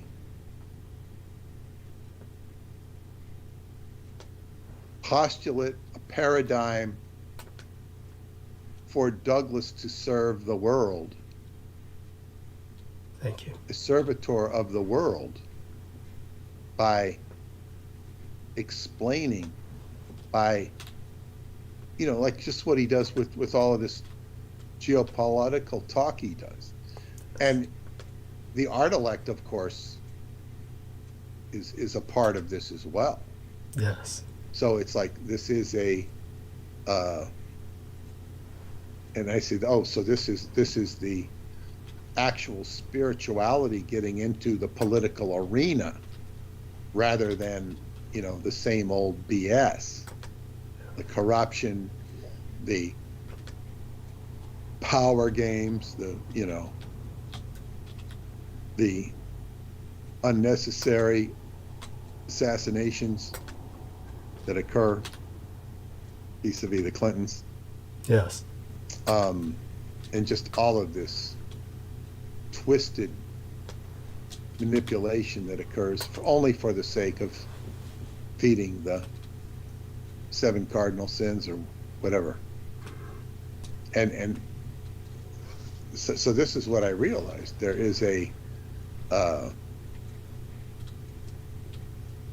this energy is in all of this political talk needs, it's supposed to go somewhere. It's not just supposed to sit there and, you know, be put away in books for academics to read and nod their heads over. Yes. And I can't help but think that Sugar Daddy's not a part of this for all of the, because he's facilitating the education of people. Yes. In geopolitics, and I don't know if he's doing it. I mean, I know ostensibly he's doing it to give them a good, solid, rounded education. Yes. But for what purpose? What do they need that for? Do they need that so they can go, you know, be good, you know, computer programmers or good computer executives somewhere? I don't know. I don't know what, you know, that's his business. And Yes. it's their business. Yes. But, you know, they're being, it's not necessary. I mean, you've always presented it as it's some kind of, you know, well, he just wants him to get a good education and I'm the best person to do it. Well, maybe that's how he looks at it. I can't say. And this is also somebody who built an entire Armenian church for Yes. your son, so your son could worship unmolested, no pun intended. And it's a pun on several levels. Now, I just want to point out that, you know, your son went through a traumatic life, Yes. only to be delivered into the hands of Douglas Dietrich at great cost to Douglas Dietrich. But this person now has an entire church Yes. built for their, I guess you would say, sanctification. Yes. And that is an amazing thing. Now, I can't speak for your son, but if I were to ask him, well, would you rather have this life or would you rather have, you know, grown up in a happy home in suburbia? He might say the happy home in suburbia, but I can't speak for him. And It's conceivable. I mean, the traumas are such that I certainly wish I had had a happy childhood in suburbia myself. But yeah, continue. well, that question would be, is if you had that happy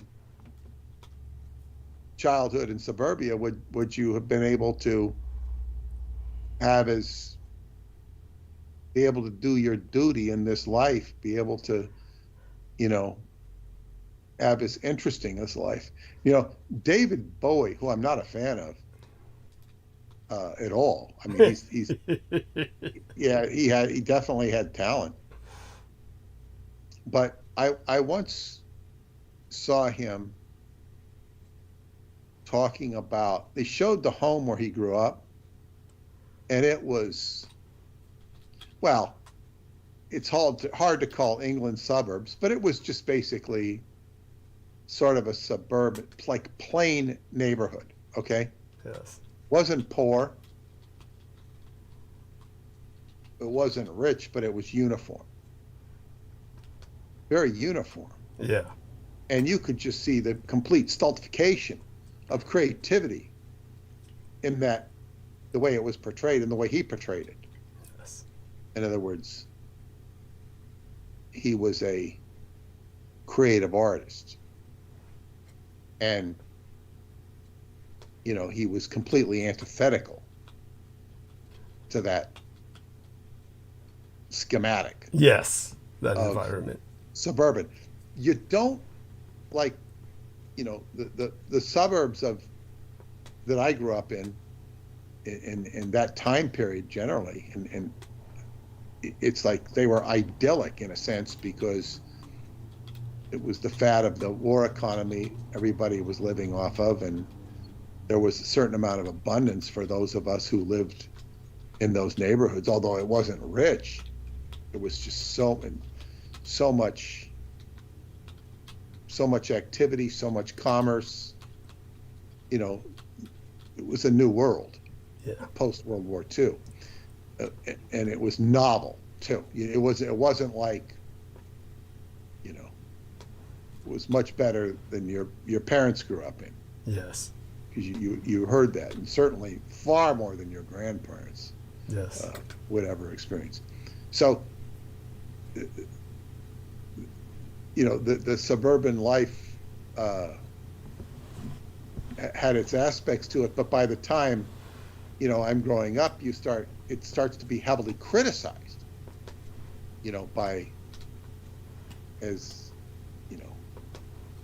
what was coming out of Berkeley, Yes. which was communistic, but also pointing out the flaws in a middle-class society, which become very stultified.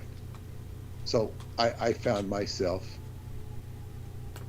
and I looking back, although I didn't wear the badge of being radical, with the long hair and the whatever it was, the hippie look. Yes. I was far more. I mean, I'm looking at my life, and I'm far more radical. I mean, like by leaps and bounds, far more radical than my contemporaries who, waved the radical flag. Yes. So that. Well, that would, but as they say, it doesn't matter how you got to where you got. You are where you are, and it's where you are going from here to there. I spent a lot of time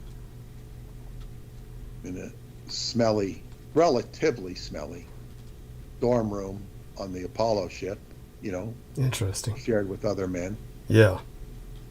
Eventually got to one that was much nicer with, there was only about 6 of us. Much Wow. smaller room. That was the benefit of working in the galley. Wow. We had our own area. But but I'm saying I spent a lot of time in what would you call stoic quarters on ships. Yes. So it's like it's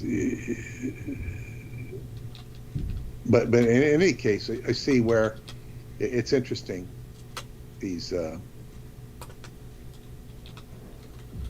where this is all going to go. Yes. And all I can say is goes with the book. And you gave me a great gift tonight by your soliloquy by Nicholas Roerich. I'll probably want to integrate that into the book, which, I'm not looking for more material at this point. It only means more work. I couldn't transcribe it anymore. I had to stop. I have to go back and transcribe it.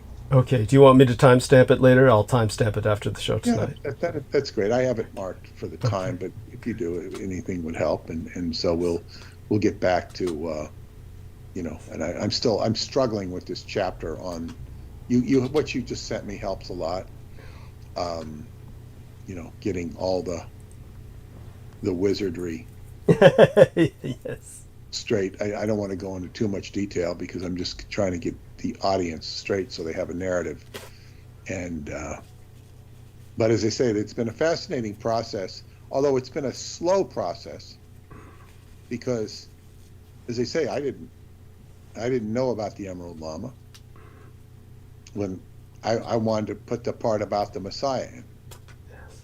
And then I got to learn about the Naga and the Emerald Llama, and this requires going, deeper and deeper. And I liked what you said about the tunnels, because the tunnels are consistent not only with what I've learned, but with what Radu writes about. Yes. And there's certain things that he writes that resonate very strongly. And one of them was in the book, the third tunnel. He's got there's three tunnels that go from the projection hall. And the projection hall is this is the core of the chamber beneath the Sphinx, where you can look out, you can see a holographic portrayal of the whole world, the entire history of the world. It's tailor-made to your own biogenetics. It's feeding back. So, and then there's three tunnels in that projection hall. And the third book is The Mystery of Egypt, the first tunnel. And he goes to the installation beneath the Giza Plateau, where there's a similar installation, not the same. The second tunnel is when he goes inside the earth, and he makes contact with cities in the inner earth. The third tunnel ultimately goes to Tibet, but the third tunnel is called the etheric crystal, the third tunnel, I think. And the third tunnel, it goes first and foremost to the Baghdad area. And there's a branch that goes off to Buzot. But he doesn't talk about that. He says, I can't talk about that right now. Buzot is a city, the eastern, kind of the middle of Romania on the eastern side. It's east of the Carpathians. I've heard a lot of weird stuff about Buzot, told to go there many times, but have never had the opportunity. So it's got a tunnel that goes off to Buzot. It's got a tunnel to Iraq. And that's where he retrieves the etheric crystal, which, he takes back with him and building a remote viewing device in the basement of the alchemist's house in Bucharest. But the main tunnel, or the third tunnel, then goes beyond that to Tibet, and a branch goes off to Mongolia, I think. And there's assumably similar installations there. But the one point that resonates, he says, I can't talk about that right now. I can't talk about the Tibetan, what goes off to Tibet. Which it just seemed, there was something about it that seemed authentic. Mm-hmm. Like, okay, he could make up anything he wanted to. Just not, can't talk about Tibet. And I think what he said is, I think the Chinese didn't want him to talk about it, if I'm not mistaken. That would make sense. But, in other words, what say do the Chinese have over him anyway? It's very, there are causal dynamics at work here. When I say causal dynamics, I'm talking about dynamics from the causal plane. And these become more evident to me as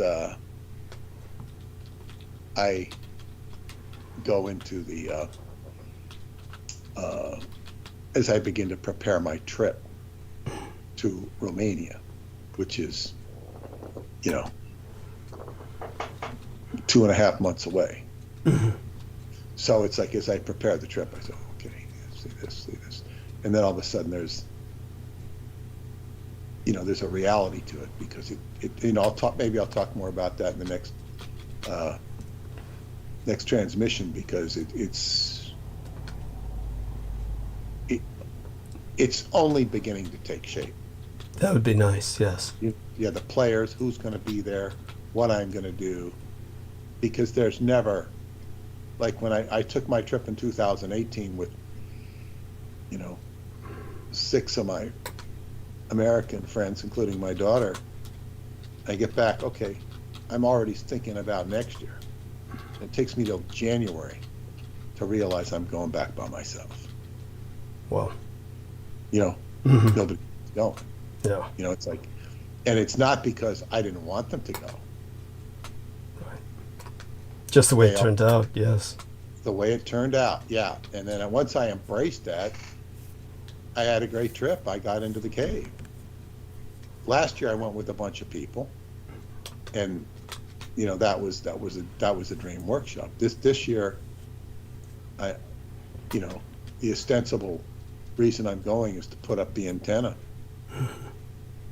the ham radio station. But I'm really not going to be doing the legwork.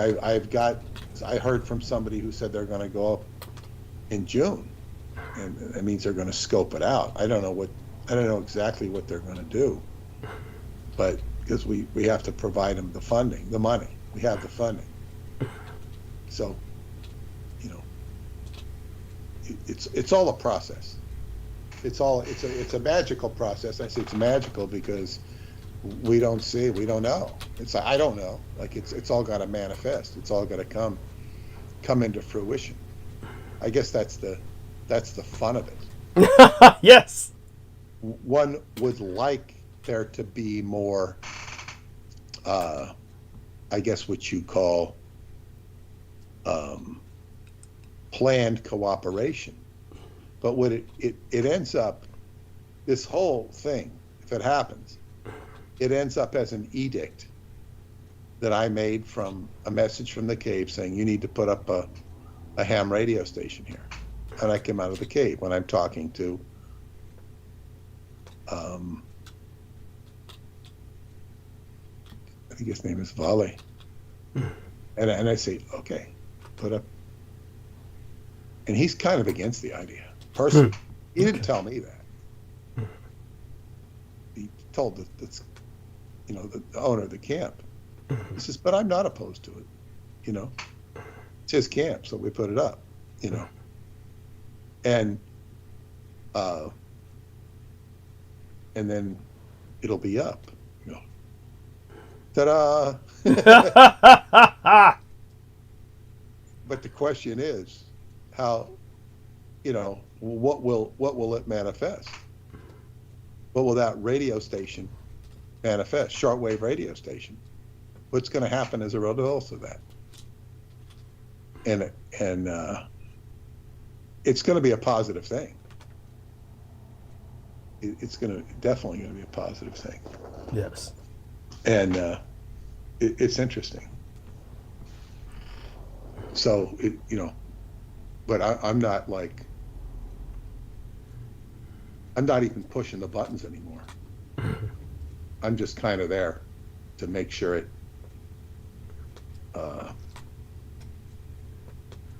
happens. Yes. But it doesn't. I don't even see me hardly lifting a hand. I'm willing to, but I mean, it's interesting. So with that, I'll say good night. Remember to donate to Douglas. I'm glad he got some donations I've been working on for a long time. Wonderful. With Joan. Yes. But she did send it. Yes. You know, she thinks very highly of you. Wonderful. And I hope someday you can bring her on the show. It's not impossible, but it's very sensitive. I did a personal interview with her, and we had to. Well, the audio was horrible, so I wouldn't use it. But she says, "No, you can't use that. You can't use that because certain things were said about that she was warned not to." Okay, I see. And but then I think she's disconnected from that person, so maybe it doesn't matter. However, and then her schedule would be completely whacked out. I see. It would be completely whacked out because she works on a day schedule, and her family is always a big priority to her. Yes, of course. But it might happen someday.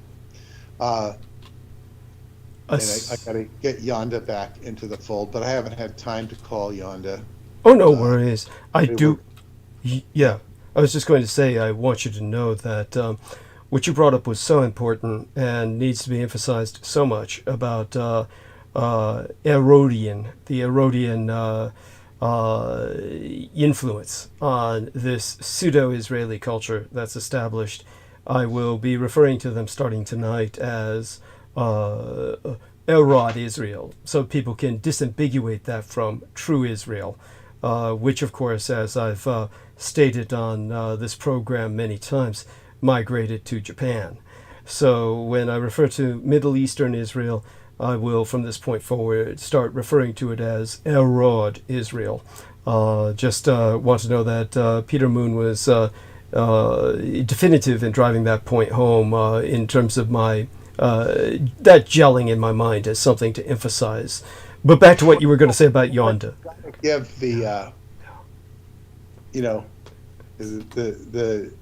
extant Jews the opportunity to divest themselves of the Herodian influence. Yes, that's right. That's right.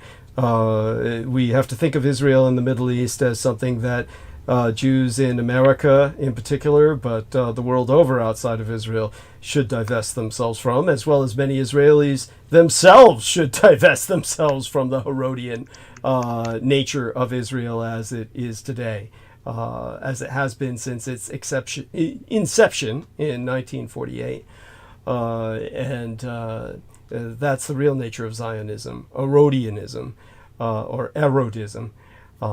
Beautiful, Peter. Beautiful. Now, one other thing. Yeah. Now, there's something else that's really disturbing. I just discovered this Hanukkah.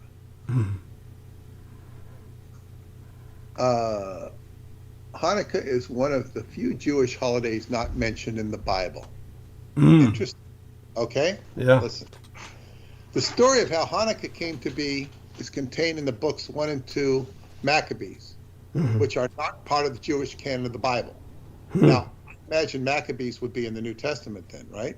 Yes.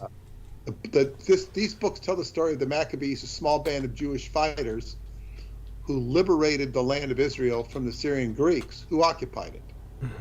Under the reign of Antiochus IV Epiphanes, the Syrian Greeks sought to impose their Hellenistic culture, which many Jews found attractive. By 167 BCE, Antiochus intensified his campaign by defiling the temple in Jerusalem and banning Jewish practice. Now, this is where I find it disturbing. This temple is built by Herod. Yes. And it is not the temple built by Solomon. The temple built by Solomon had a place to put the Techelet blue. Yes. I don't know if the new one did. I doubt it because of the smell. I'm sure there are people that could tell you. Now, it resulted in, but basically, this is where the miracle of Hanukkah occurred with the all, and then they have Josephus's account. He called it the Festival of Lights, not Hanukkah. But it all revolves around the miracle of the olive oil. Yes. When they it burns for 8 days. What the thing is, though, I'm even seeing now. I'm appreciate the Hanukkah because of the olive oil and all that I've learned, studied with the olive, and it's truly miraculous. And there's no reason this can't be a miracle. But I have big issues with the Herodian temple. Thank you. I don't understand even the story in the New Testament of them defiling the temple. The temple itself is a defilement. Thank you. Because it's built by Herod, and I think there is a Holy of Holies, but it's watered down. It doesn't have the Ark of the Covenant. And I don't understand this. I can't reconcile it. It's kind of like, okay, you couldn't take out the prom queen, so we're going to have her, not quite as good looking sister, Yes. or watered down sister. Yes.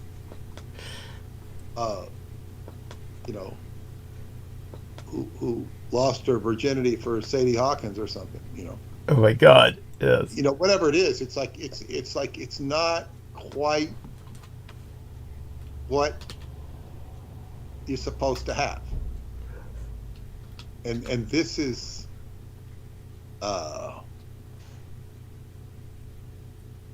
now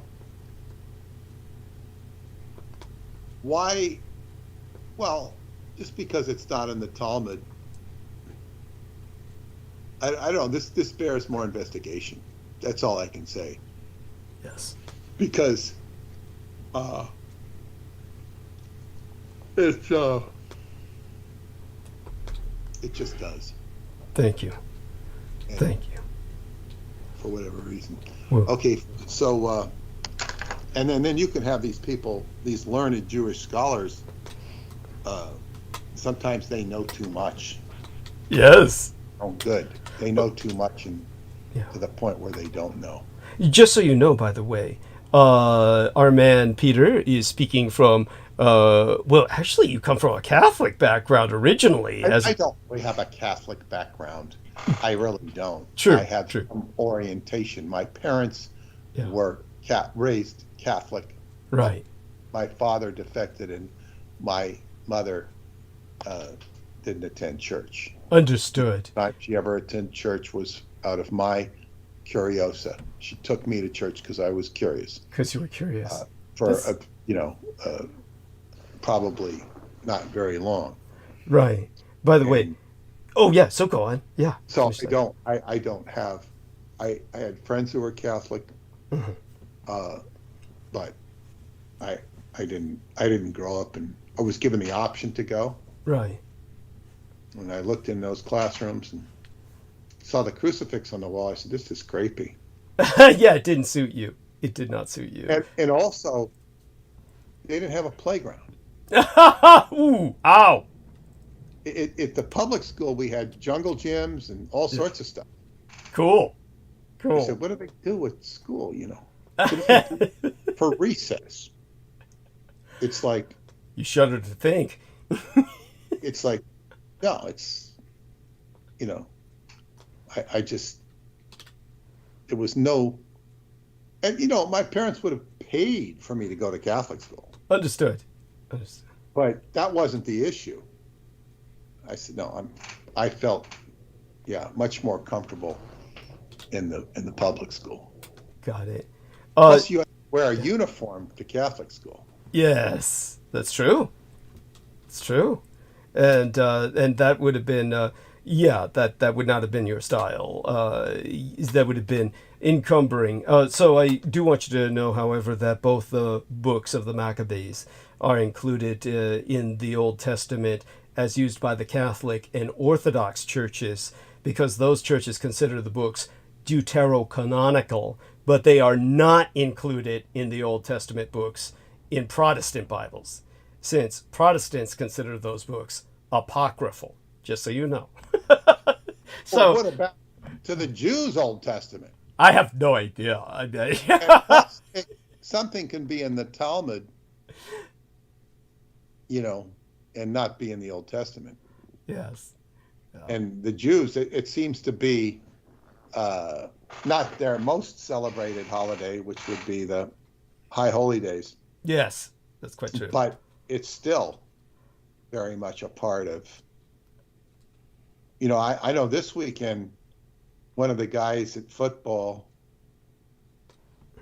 he said he wasn't there because he had to go light some candles or something. Wow. Jewish holiday. And I didn't even know he was Jewish.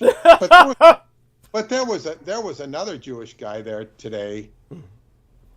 He didn't. But, then again, I don't think he practices. Right. Probably not. And the one guy had to be there for his family. Okay. So it's like they do pay attention. But, so be it. Is he black? No. Oh, okay. No, everybody's respectful of different religions. They're very respectful, very, at least face to face. Yeah, they're respectful. Yes. I don't know what it was. I didn't have time to find out. Understood. There's only a handful of white people. Only a handful. Oh, delightful. But if I ever mention the word Jesus, I did mention it once in a chat. It kind of sends fur up the back. Not because it's offensive to them. It's like they don't want to tread on somebody else's religious beliefs. Understood. Everybody is sensitive to being respectful. Yes. But so be it. So I'll see you tonight. Tonight is Sunday. Yes. We'll see you on Wednesday. Yes. And I've got more work to do. And remember to donate to Douglas. Thank you. DouglasDietrich.com. The yellow donate. The yellow donate button in the upper right-hand corner works. Thank you. Okay. Thank you so much. Good night, everybody. Yes, blessed be thy dreams. Okay, that's Peter Moon, skybooks.usa.com. We are now going to call everyone, all of the usual suspects. Let's see who we can bring on. And we have our dear Aristides already with us, of course, prepared to take on his responsibilities. And he has many. Okay, let's try Bren Zogit again. Let's see if he's ever going to be in the mood to return to us. I did speak with him, just so people know he's doing as well as he can. He's treading water, trying to earn enough money to stay alive. And he's just been, of course, under different types of assaults with his relations this time that he made a mistake of counting on, as I warned him, as he acknowledges he should never have trusted them. And now, of course, they're asking for rent. And so he's just doing his best to make enough money for rent. So he's doing the equivalent of working two jobs. The same job that he has, and maybe he's doing a lot of overtime on it. And in the meantime, of course, I'm looking forward to refreshing myself here. And we'll make certain that our man Aristides has a conversation companion before I tend to that. And so I do dearly hope Jennifer Hawkins is okay.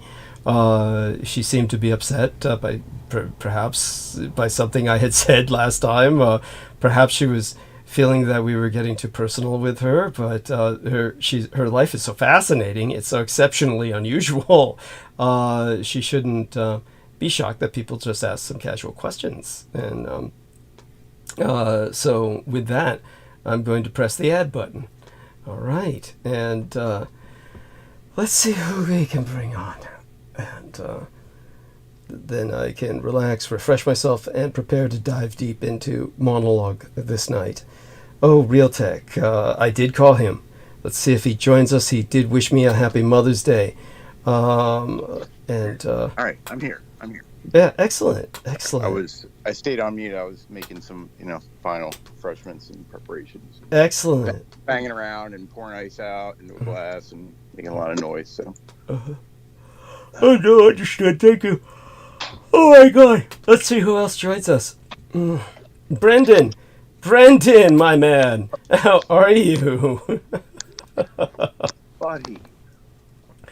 Yes. So glad to see you with us. Greetings. Yes. Greetings. Greetings. Good evening. Yeah. And may the auroras greet you nicely. Excellent. Tell us about this, the auroras. Let me turn off this background noise. Of course. No, that's fine. Yeah. Yes. How's everything going? You guys okay? Oh, much the better for you joining us. And you have no idea. I mean, you're one of my talkers, so it's always good to have you. Yes. And I'll send you a little... Has it been that bad as of late? I wouldn't say that, but okay. you're just always good. It's always good to have you. Right. Yeah, and of course... I'm pretty mediocre, but, You may feel that way, we'll but it's not the case. Yeah, here we are. This is for you. I thought of you instantly when I ran across this. So this is for Brendan in his private messages. And aside from that, whatever opinion you might have on the robot dog, the news source is from Singapore, but it's spoken in Japanese, and yet all the subtitles are in Chinese. So very fascinating. Classic. Yeah. Yes. Yes.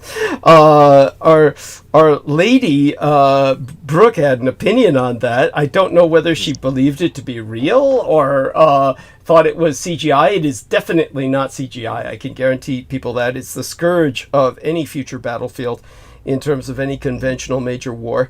You're going to see thousands and thousands of those mass-produced and just unleashed, and they will... they could raise entire levels of cities. I mean, sections of cities. Yeah. Holy shit. And now Nemo has joined us. So wonderful. So good to have you with us, Nemo. How are you tonight? Catch us up a little bit. Nice Hanuman AI. That's beautiful. Yes. That's right. Yo, Toe. Yeah. How's it going? Yes, well, we're going to ask Brendan to catch us up on his situation soon enough, but how about a status report from yourself, Nemo?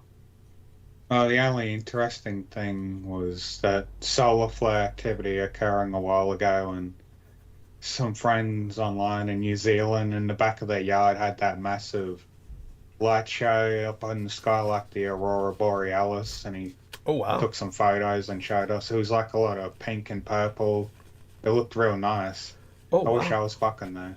Wow, that's delightful. And so, Brendan, are you aware of the space weather? We have this solar storm. Yes, and whatever you can add about that will be deeply appreciated. How about a status report from yourself, Brendan, a situation report? And we're getting some wonderful images from Nemo. Wish there was some way we could share those with everyone in the chat. Yeah, Brendan, whatever you feel comfortable sharing about your situation, a status report for our listeners, please. Yeah, everything with myself is going, as well as it can. As far as my situation. Yes. But it's like, just a lot of work. Just been doing a lot of work lately, as far as just maintaining myself, maintaining my living space, and then dealing with family matters. Like it's all culminating into like a lot of stressors. Yes. So I've been dealing with that. But and then on top of that, it's like the economic situation has like completely decayed. I think for everyone at this point, it's finally trickled up and down and everywhere, where everyone's feeling the burn, the sting. Yeah. Of the free fall economy. Is that a term that we can coin? We can brand that term. Yeah, it's basically what it is. It's like what's that book? Three Musketeers, every man for themselves. Yeah. One for all. One, it's like that basically. It's where we're at. Yes. Three Musketeers. Well, in all fairness, economics. Right, the Three Musketeers were actually trying to help each other. One for all and all for one. The opposite of that, but it would be It's the inverse. Thank you. It's the anti-musketeer, economy. Right. Yes. Yeah. They were. Yeah. At least they were all unified. Exactly. Yes. My father always had a tough time understanding that. He thought of them as 3 or 4 individuals that were somehow historically outstanding. They were, of course, literary figures, but they were based on a real military unit. And I don't think I was ever able to get my legal father to grasp the fact that the Musketeers were not some kind of superhero bunch of guys, like 3 or 4 guys running around, Renaissance Europe, but that they were actually part of a large military unit that comprised thousands of musketeers. But yeah, such being said, back to Brendan, and you have a lot to explain to us. You've been engaged, of course, with other things as well. I want Nemo to participate as well, and Aristides as well, giving us their own situational updates, as well as Real Tech. Real Tech has joined us. So Real Tech, before. Sorry about the video. I didn't realize it was going to turn on. No worries, you're fine. No worries, you're fine. You noticed it right away. You turned it off right away. No worries. It's kind of designed for that anyway, the application. So I mean, it was always about that. So well. Not really. It like theoretically is, but the reality is the video eats up hella bandwidth, and then it oftentimes will kill a call. It'll kill a call because the bandwidth gets eaten up. But such being said, before Brendan gets into it, because I'm going to ask him to get into it. What about yourself, Real Tech? A bit of a status update from you. Nothing really much going on. Just gotta do life things. Yes. Okay. Do us go out. Okay. Out, Great. I'm gonna go to a show next weekend. Excellent. Long Island. So it's been a long time with that. So it's a aviation museum. So they have the show every year in May. So it's a different type of thing. Mm-hmm. With Wonderful. Cosplay and planes. So all right. Yeah. Yes, I look forward to photographs from that. Most certainly. And I want to thank you for letting us know ahead of time. We expect you to come back here afterwards and provide us with photos. And really excited about that. So what about aside from that, everything is okay with your health? Your home situation is stable? Yeah, everything's okay with that. Yeah, everything is fine. Yeah. Okay. Yeah. What about? So I just got to start going to the dentist, to the doctors, and check on my health. So, but okay, everything's better now. Okay, good. Nemo, have you gotten that bed yet? Oh, we're getting a new mattress soon. Okay, excellent.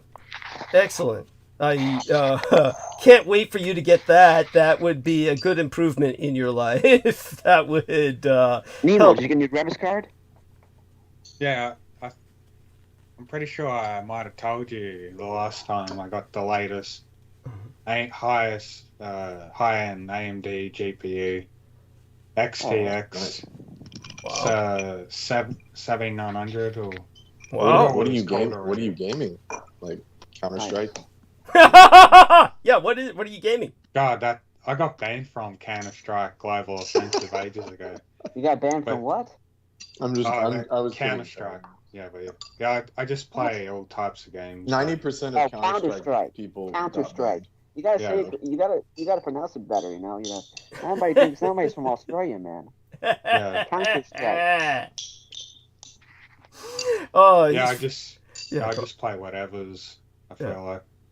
How'd you get banned from Counter-Strike? Was it because of the anti-lag? Dropping the big J. Hacks. Dropping the big J. Aimbot. It had to be the anti-lag. The anti-lag was getting people banned automatically. It's mostly just cheating. Yeah, I was using actual hacks. I was using aimbot. You were hacking? Why are you Yeah. hacking for, man? Because the game's filled with hackers, so you might as well join in the fun. Oh. You got to fight You fire couldn't with play fire. it without it. You basically couldn't play Exactly. Oh. That's Yeah, funny. Call of Duty Warzone has the same problem too. Yeah. Mhm. Just all first Yeah, That's person. the that's beauty why I of it. just don't like. Yeah, that's why I just don't like online games too much. You know, you gotta be really careful with that. You have you have to have a separate server set up everything with that. The virtual machine, it's gotta be very paranoid. It's just crazy with that. But Yeah. yeah. I've just been playing. You know, Half-Hearted you gotta so treat it. much, You gotta treat it like you're going on the dark web, man. You gotta be really careful. It's crazy. Wow. Mm, Yeah. fascinating. That takes the fun out of gaming right there. It sounds Yeah, like it really two. does. Yeah, it really does, I man. like to dive in Yeah. deep and take all the risks. Yeah. Yeah. Yeah, I one was day just someone's being gonna facetious, fucking- I mean. One day someone's gonna fucking fry your machine if you keep doing that. You gotta be careful, man. Oh yeah, I know. I Do know you a guy. ever, do you guys ever play like Total War, like those conquest games Yeah, I from back play. in the day? I have those games. Yeah, Yeah. those are great. Yeah, the Rome. Yeah, they remastered the first game. Yeah, Rome Total War was great, Yeah, the first one. and the original. Yeah, it's on the original one. They brought up a remaster of it. And Warhammer made 3 versions of Total War themselves. Yeah. Oh God. Yeah. And they're going to be going into cinematic versions of Warhammer. Oh my God, it's like Warhammer is basically like the rich people version of like D&D. yeah, it's basically. like yeah, You gotta it, have cash. Yeah. it's true. It's a cult. It is a cult. I just like the video games, but yeah, the developers of those games and the books, they definitely got to have all that occult knowledge of, you know, like the Freemasons have all that knowledge. Yeah, it does. Yeah. Well, definitely. Let's not give it too much credit or too much of a No, sense I'm of just saying, like it's sort of based. No, on it's a some very real lazy. It's a very lazy things they do. Anyway, I've noticed. shit. Yeah. Thank you. Thank you. From what I've studied, so. Yeah, just for our listeners, what sometimes when I say something, it will be this kind of slur of my words, or it just doesn't come clearly through. It's kind of like the one time. By the way, somebody's cracking their spoon again. Is that Brendan? Because your square's lighting up whenever you crack that spoon against a glass or something. You're scraping from a bowl or something? Yeah, sorry about that. Oh, okay. Yes. But what was I going to say? Some basmati rice. Oh, okay. Well, that's wonderful. Yeah, nice. So I was going to say, choice of food. yeah, healthy. Oh, he's always healthy, right? I mean, we're talking about Mr. Millet, Mr. Millet, as Brooke calls him. Yes. Well, it's good to be healthy, man. It's good to have some junk food, man. Mix it up, man. The body doesn't always want fucking healthy shit, man. Yes, actually, Brooke calls him maggot millet. You can eat healthy junk. Yeah. Yeah. Now, what about Bruce man, Lee? Get some fucking cake, man. Fucking eat, cheat, man. Have some fun, man. You know, I mean, what's the purpose of being a fucking vegetarian or you have left in life? It's just fucking grass. You know, that's why I can't do that shit. What were you going to say about Bruce Lee? Real Tech? What were you going to say about Bruce Lee? Bruce Lee, you know, he was very healthy, but eventually, you know, sometimes he would cheat and have, you know, rice and pork and, you know, things like that. You know? Okay. Because even he admitted the body needs you can't always be lean like that, you know. So, but, you know, he wanted to exercise like a madman, so, unfortunately. What you said? Oh, what? I said I could lose weight and like survive. Yes.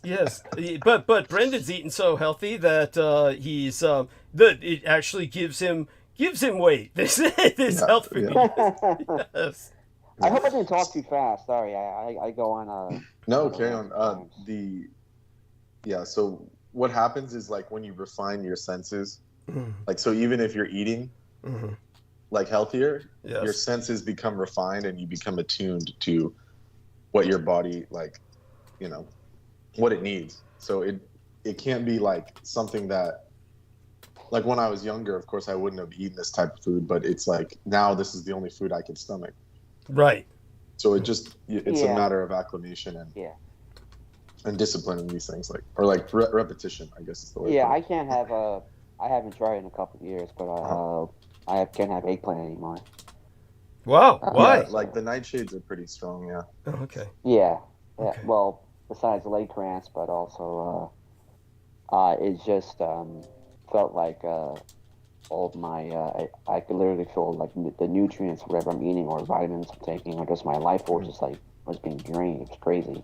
Oh wow! And yeah, some of those like the eggplants can be like really like a lot of vata if you're going as per Ayurveda. So it can like cause a lot of disturbances with the prana, like the internal prana. So like even when I went to England, I was learning this, Ayurvedic. They were telling me that even for like eggplants and stuff, you only have like a tiny amount.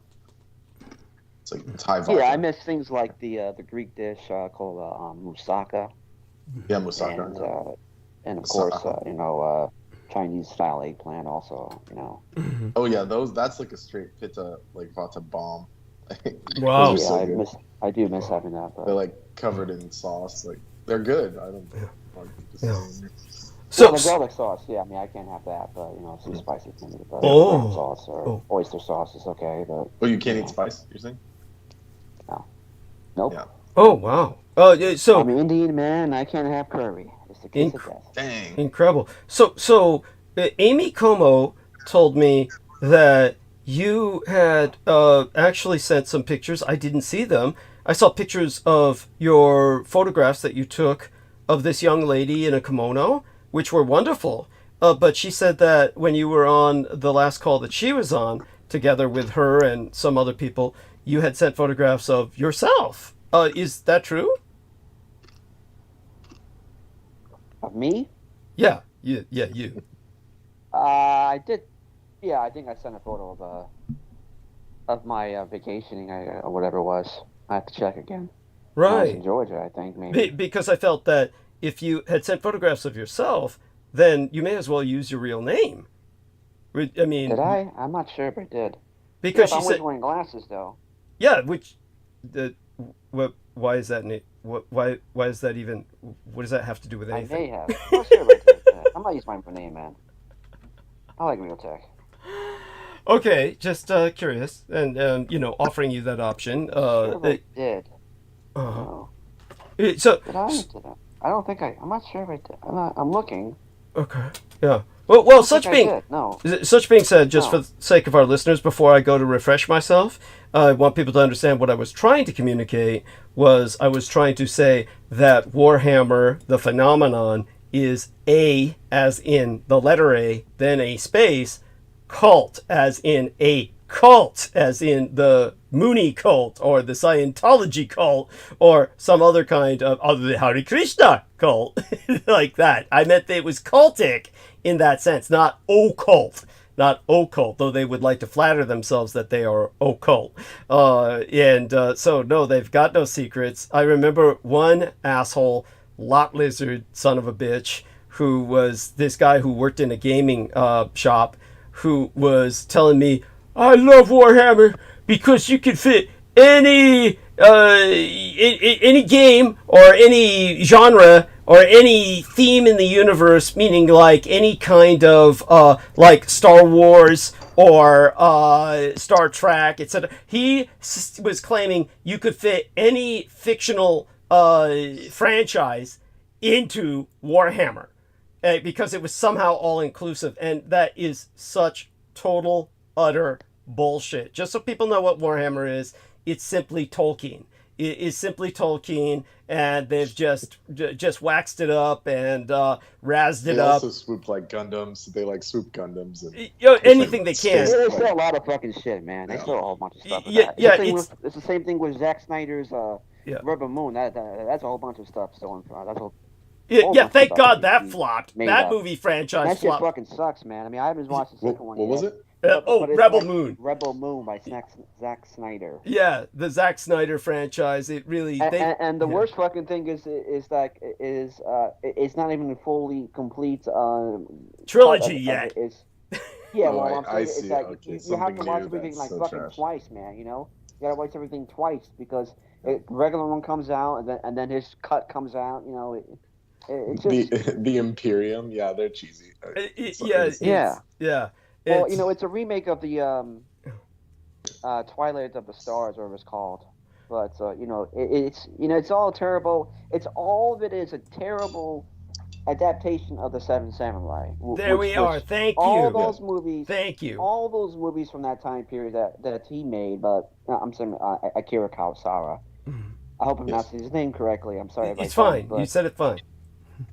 But Rashomon and The Hidden Fortress. Yeah. They're all fantastic movies on their own, and just amazing directing and the lighting and everything, and Hollywood just constantly has been stealing. Thank stealing you. From that. In other words, same thing also with the Magnificent Seven, and yeah, you're welcome. Thinking of this other one that copied from the other series that. Well, the Americans have been ripping off the Japanese forever, and they claim the Japanese ripped them off. The audacity, YOHIMBJU. Somebody, I can't pronounce it correctly, but it's also in the 50s that he created. I just have to see the letters. It's like the Shakespearean. It's like a Shakespearean. I know which one you're talking about. I know which one you're talking about. That's also exactly. That's also another ripoff that they did with some Clint Eastwood's movies that he made, like I just can't remember the titles, but there's several ones he did that. But I did have a question for Nemo. Which 7900 XTX model do you have? I'll have to look it up. There was only 2 manufacturer brands available when I was looking for purchase. All right. Okay. And I have the Sapphire Nitro Plus. Okay. One. Yes. Yeah, I think I got the Sapphire one too. Okay. Oh, nice. Yeah, I mean, they're the EVGA of AMD, so it's fantastic. I think I can clock it. I clocked it so far to 3 gigahertz. Okay. Yes. So such being said, I'm going to refresh myself now, and all of you do see if you can engage in a conversation that people other than gamers can get into, perhaps maybe even back to health foods might be a bit more inclusive. So at any rate, Brendan, you can come off mute now because I'm going to be taking a break. Are you doing something where you need to be on mute? What's going on with you? I don't want to leave until... I'm still eating rice with a golden spoon. But oh my god. Well, feel free to talk while eating. I'm sure you can handle it. I will be back. I'm going to give me 10 or 15 minutes, but I want my listeners to know. Did he say he was eating with a golden spoon? He's kidding. Oh. No, it's literally a golden spoon. Oh, it is? Cool. Oh, that's his health thing. Yes, that's right. He's got... Yes. So tell us about the health. Tell us about that. So this is good for your health to eat with a golden spoon. Tell people about the logic behind this, please. While I go mute. Yeah. Yes. Thank you, Douglas. Thank you. Yeah, so gold, I mean, it's very logical. The gold itself is non-reactive. So you can put it in acid, you could put it in whatever, and it won't tarnish. So that's why, at one point, having gold-plated sterling ware was considered the highest of the high. But so structural integrity won't compromise from being exposed to all the various foods. Exactly. Yeah. So it won't tarnish in acidic food. It won't compromise the flavor or kind of composition of stuff like yogurt. Right. Because yogurt's you're not actually supposed to put metal into fermented foods. Oh. But I found that the gold is non-reactive. Yeah, I mean, a lot of people do it. They make it in giant stainless steel buckets, but the old school way was you make fermented foods in ceramic and then you use wooden utensils. Yeah, wooden spoon. Yeah, so that's best. And I have wooden utensils as well. Yeah, I've watched Greek people make yogurt esoteric. the way you were saying it. Mm-hmm. Very basic and using wooden utensils and not using metal. I'd love to get some silver and golden spoons, and just cutlery, but they just cost too much. Just one silver for brand new silver spoon, fork, or knife is nearly $200 over here. Dang. Yeah, you guys. I've seen some plated ones on eBay, like the older, like German companies. You can get them for like $8, and you only really need like a few. I only have like 3 of them. How do you get it for $8? You said. I found them on eBay. There's a company. Let me see what's this company. Send me a link to that whenever you can. Yeah, I'll find it. But you know how people, they do like estate sales, and sometimes they'll break up the set. So you'll be able to find people that sell replacement. You know, like someone needs, you know those people? Like you have a broken set and you just need one piece, so you just buy it as a single piece. So that's how I found them before. Like on Etsy website or whatever. Exactly. Yeah. So they'll like get like, you know, estate sale stuff, and if it won't be a complete set, then they'll split it up and sell it that way. So as far as the gold goes, like the benefit of using gold, according to Ayurveda, it is the metal of vitality and prosperity. So I mean, it just increases, in general, it increases your wealth and well-being.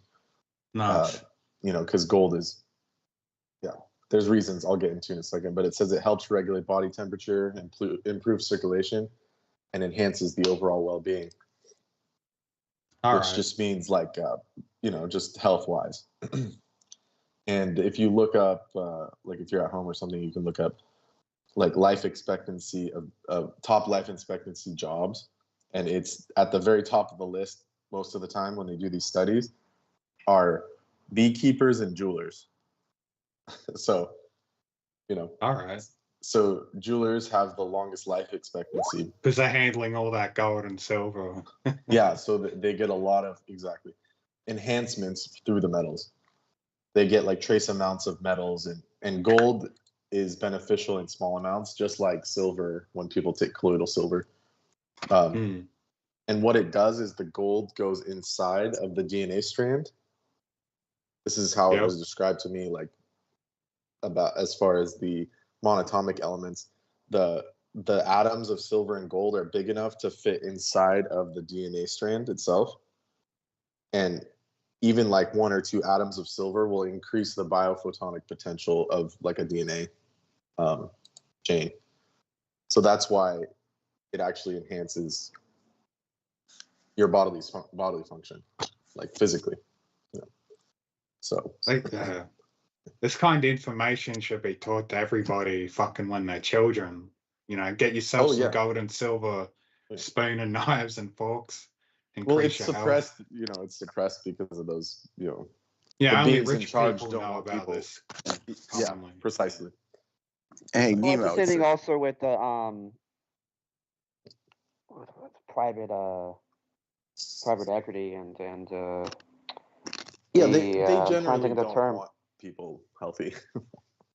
Well, no, they don't. But you know, they want you to eat the damn bugs in this fucking garbage, you know, and you know, pushing that junk. You know? Oh yeah, those people. Yeah, exactly. They don't want you living longer, essentially. So, yeah. No, you know, but because pharmaceutical business won't make money off healthy people.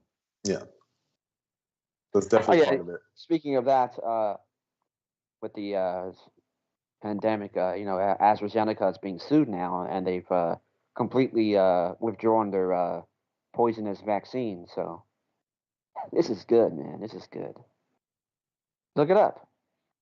Well, that's just to be expected at this point. I mean, yeah.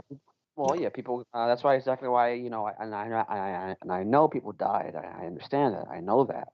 I know people that died too. But that's like why I do call it a scandemic or a plandemic, because exactly what it was.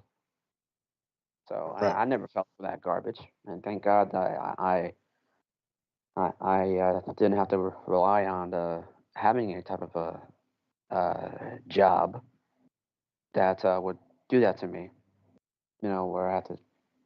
You're a freelance photographer, aren't you? That's an investor and freelance IT also. So you know, it wasn't something that got a bunch of things going on.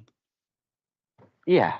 Yeah. So here's some of the Ayurvedic. You know, I have comic books. You know, high-end value comic books I can resell when I want. You know, I did during the pandemic. Cards. You know, a lot of things I bought. You know, over 10 years ago. 10 years ago. Nice. went up in value during the pandemic and I sold. So, I'm Oh, fine. So The collectible market went crazy for a while when people had all the extra money. it's coming back again. Yeah, well, it did, but yeah, it's coming back again now. Yeah. Nice. Batman comic books. I don't remember the grade, but I was Detective Comics number 27, first appearance of Batman. And I sold for like $6.6 million at Heritage Auctions, I think. Oh, one of those auctions houses. You bet online, you bet online. So, Right. yeah. So, I mean, that's one example. There's also this Pedigree one that's Superman number 1, 8.6, I think it was. CTC, Certified Graded Guaranteed Company. But, yeah, I think that was million. But, yeah, big money's coming back into the hobby. And the Pokemon market's starting coming back also. So. what were you gonna say, Brendan? I may interrupt you. Sorry. No worries. I was carrying on with this. Was looking up the Ayurvedic perspective on the gold. According to this one person saying gold dust that was mixed with honey was used as an ointment for the great military leaders of the Roman Empire, whose wounds were suffered in battle. All right. So Wow. if you were important enough, you could get that treatment. And Yeah, then according speaking to of that, my allergies was like just so bad. I was taking this experimental gold allergy shots. It actually had gold in it, so yeah, that's right.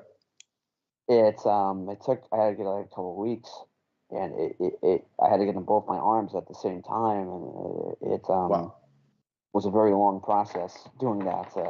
They had to push the syringes really slowly, so it felt like eternity. It was like I think like 10 or 20 minutes doing that. It was just so long. Oh wow. But yeah. Yeah, what's I interesting haven't thought about that a long time. But is the gold what you is said? used. What's interesting is that the gold is used in that thing in the pharmaceutical industry for like what you're saying, like like allergies, what would be the word, like autoimmune disorders. So they use it for like arthritis a lot of the time, and it's been proven to help. And when I was doing research on it a while ago, you like look into the reasons why they don't use it more widely, and then they'll say something like, oh, the clinical trials failed because of a side effect, and then you go and look at the side effect and it literally says upset stomach. That's why they stopped the clinical trial, because people had upset stomach. So imagine something that could like cure arthritis, and then that's what's causing, allegedly that's why they stopped testing it. But in other words, bullshit. It was too effective. It was just effective enough to where they didn't want to continue. Yeah. So they found out what they needed to know, and that was it. So according to Ayurveda, these are its karmas, its actions. It's a aphrodisiac. It's stoutens the body, good for eyes and vision, improves intelligence, memory, wisdom, good for the heart, extends lifespan and complexion, gives clarity and stability of voice. Supposedly, it cures diseases by the two kinds of poisons, vegetable and animal poison. Good for emaciation, insanity, and fevers arising from the doshas, or tuberculosis. So that's their general functions. So let's see what else it's saying here. And what they do in like real Ayurveda, they have this thing called Svarnabhashma. It's like a gold ash. They like nanoize it and make it into this powder that you can take. But it's hard to find like a trustworthy source these days. Is that the monatomic gold? It's the ancient Vedic version of it, yeah. Right. That type of thing. Mm-hmm. Because they use a lot of like metals. Like copper is very popular in Ayurveda. It's good for nerve endings, like the nerve system, and different things. Yeah. Copper cups. Yeah, exactly. Copper and bronze.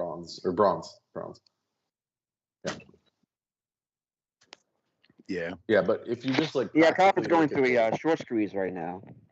What is it? Copper's going through like a short squeeze. Really interesting. Yeah. Is it worth scrapping something? Or are I you don't just know. buying? Are you just buying like the futures and stuff? Oh, really? Sometimes, yeah. I Right. was thinking also buying Because BHP. I actually did That's well also on the gold. Because now that it's okay. high. Yeah, my friend did well with prop trading. Basically, well, I'm not gonna do the whole thing about it, but You can just be general. Like, well, it's basically using the hedge funds money, but you got to pass a challenge and you right. buy the accounts and everything, and then you can so like $500 for $300,000 or $250,000 account, for example, something like that. But of course, you have to pass a challenge with them. So, and you can't really hold the trades until no, sorry, you can. I'm thinking about the future. Sorry. Is that But or is that like like yeah. options trading? Like, is that what you're talking about? No, that's something else. No. Okay. That's options trading. It's just it's it's off the it's like the dog pool. It's on the dog pool, so it's not on the official exchange. So Right. so there's a lot of regulation issue with that right now. So they're not really. It's probably gonna get banned in the U.S. So Okay, I see. it's I really don't like it. I never got into it. I just I don't want to mess with things that I can get. My friend is always trying to find ways I mean, it's to still tax a stuff.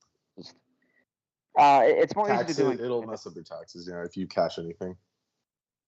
Yeah, but basically he put like $300 into it, of the firm's money. I mean, Yeah. he pays into Yeah. it every month, but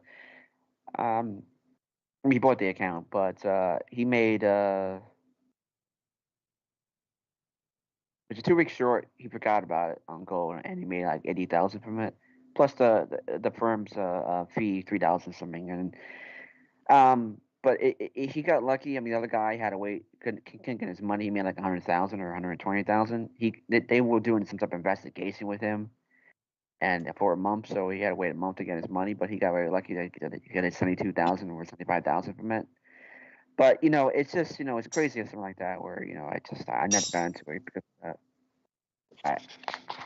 I couldn't deal with something like that. Where I just have a great trade like that for weeks or whatever it is, and can't get my money, man. I'd be really angry about that. So, but well,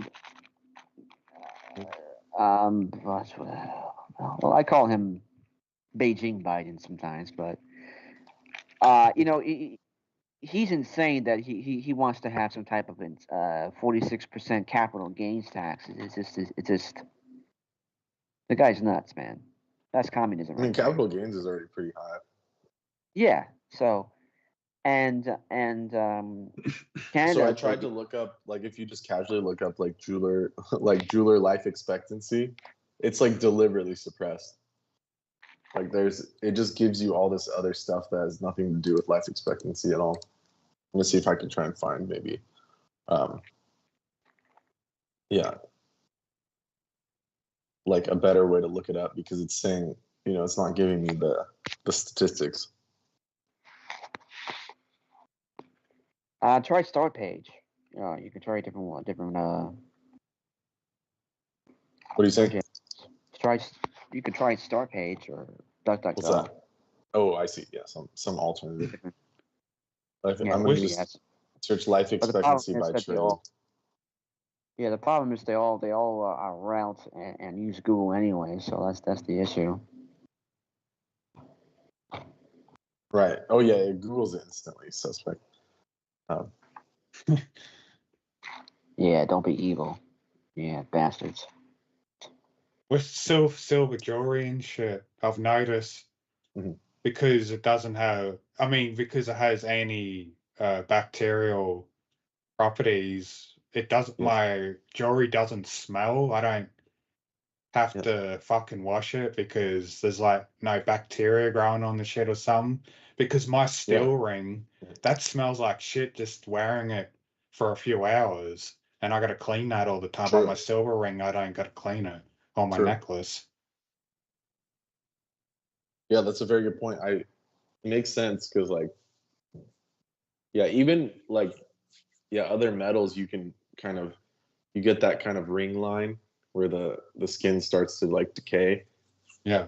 You know, or something like, you know, it like gets moisture. But like, yeah, you're right. With silver, it doesn't do that. It's like very, it's actually healing for the skin.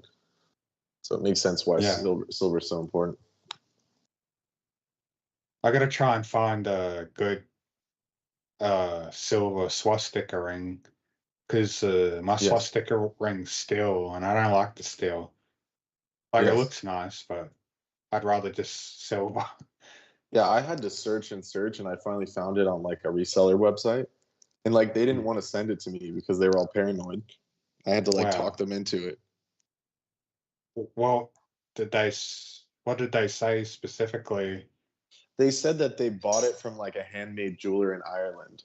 So it was like someone that was like making it, you know, like native symbols of Ireland. So to them it was, you know, when the person making it didn't see it as like a, you know, it's like a more natural swastika, like a rounded swastika, an older one. Yep. Like a, you know, like a historic version. And so the person making it didn't, you know, they didn't bat an eye, but the person reselling it was like, oh, I don't really want to send it through the mail. And like, they're all paranoid because they're like brainwashed, you know? Yeah. And so I had to tell them, like, they were originally selling it as like a Triskelion ring. They were like, yeah, it's an Irish Triskelion. And I was like, no, it's not. But I've been trying to find a similar one. So I'm thinking about just maybe starting to make them. It's like, what's the worst that's going to happen? Like, yeah, you do that. The big J's going to cry, you know? Yeah. Cry about it. If you do make one, I'll buy one off you. Yeah. Yeah, so we'll see how that goes. I've also been doing wood burning, like rune talismans.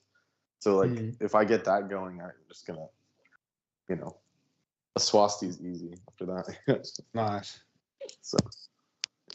Yeah, if you're into making stuff like that, you can make a fair bit like and spread. sell some online for people that'd be interested in stuff like that. Right. So that's. I mean, there's people on eBay selling fucking spells. Did you know? Right. Yeah, you can do that. Right. No problem. I didn't see that. Really? That's crazy. Yeah, you want a love spell? You want a revenge spell? Just pay me this, and this will happen. That's fine. Fucking. But if that's legit, that's just dangerous as fuck, because then you got all these fucking bitter, angry people that want revenge against anyone who pissed them off, and they're willing to pay like, what, $20-$50 just to destroy their life. No wonder magic should be kept secret. Yeah. Yes, thank you. Yeah, thank you. Exactly. A lot of the times they do it like, they try and do it and it just backfires on them. You know? It'll fuck up. We've seen it happen like in real time around here. Yeah, there's a lot of people who like to proclaim that they're witches and magicians, but and you notice they look like shit and their life isn't going anywhere. Yeah, you can see it immediately. The beings that can do real magic are like, they're not showing off like that. Yeah. That's for sure. And they're definitely not selling it to randos. Let's see here. No, they keep it in generations in their families. Yeah, I'm trying to find some more info on this gold here. So basically what they would do in the ancient times, if a woman was pregnant, they would take gold and silver together and they would boil it like in water and then let the water reduce. And then they would drink the water after it cools down, you know? Yeah. And that would be imbibed, and that would be like a potion that increases like the intelligence of the child and makes the pregnancy go smooth. Wow. More smooth. Okay, so I just got back. Yeah. Yeah, so that's... Continue. Yeah. And actually having pure gold, like fine gold and fine silver in the same water solution, it actually draws some of the gold atoms off of this towards the silver, because that's like a light, like water is like a very light electrolysis medium. So that actually will, create this kind of small release of gold particles. So there was a lot of science in this, like, back in ancient times. They knew a lot of things.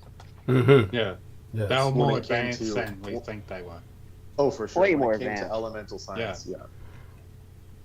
Yeah. And you could see that in sites like in Egypt, like the Osirion, these different places. Of course, the Great Pyramids. You could see it in like Baalbek. There's like a place in Lebanon called Baalbek, and there's like huge stones, massive stones that can't even be touched by humans. So, like even modern humans, like we couldn't even copy it. So just if they could do that with stone, imagine what they could do with the refined metals. They had knowledge of that. So it got passed down through certain sciences, including Ayurveda. And so what we were going over the gold, the benefits of gold, just like Excellent. how important that is, and it actually increases intelligence, helps stabilize the body, increase lifespan, et cetera, et cetera. Yeah. No, wonderful. And believe it or not, the numbers went up. Actually went up. Right. That's incredible. And I'm sure you've seen the Chinese medicine, Yes. like balls. They'll be coated in silver foil, like the really quality ones, the proper ones. Yeah. And then they will also have, there's like a Taoist, like a level up from that will have gold coated medicine balls for like severe conditions. So these ancient peoples, they knew, how to use these elements properly.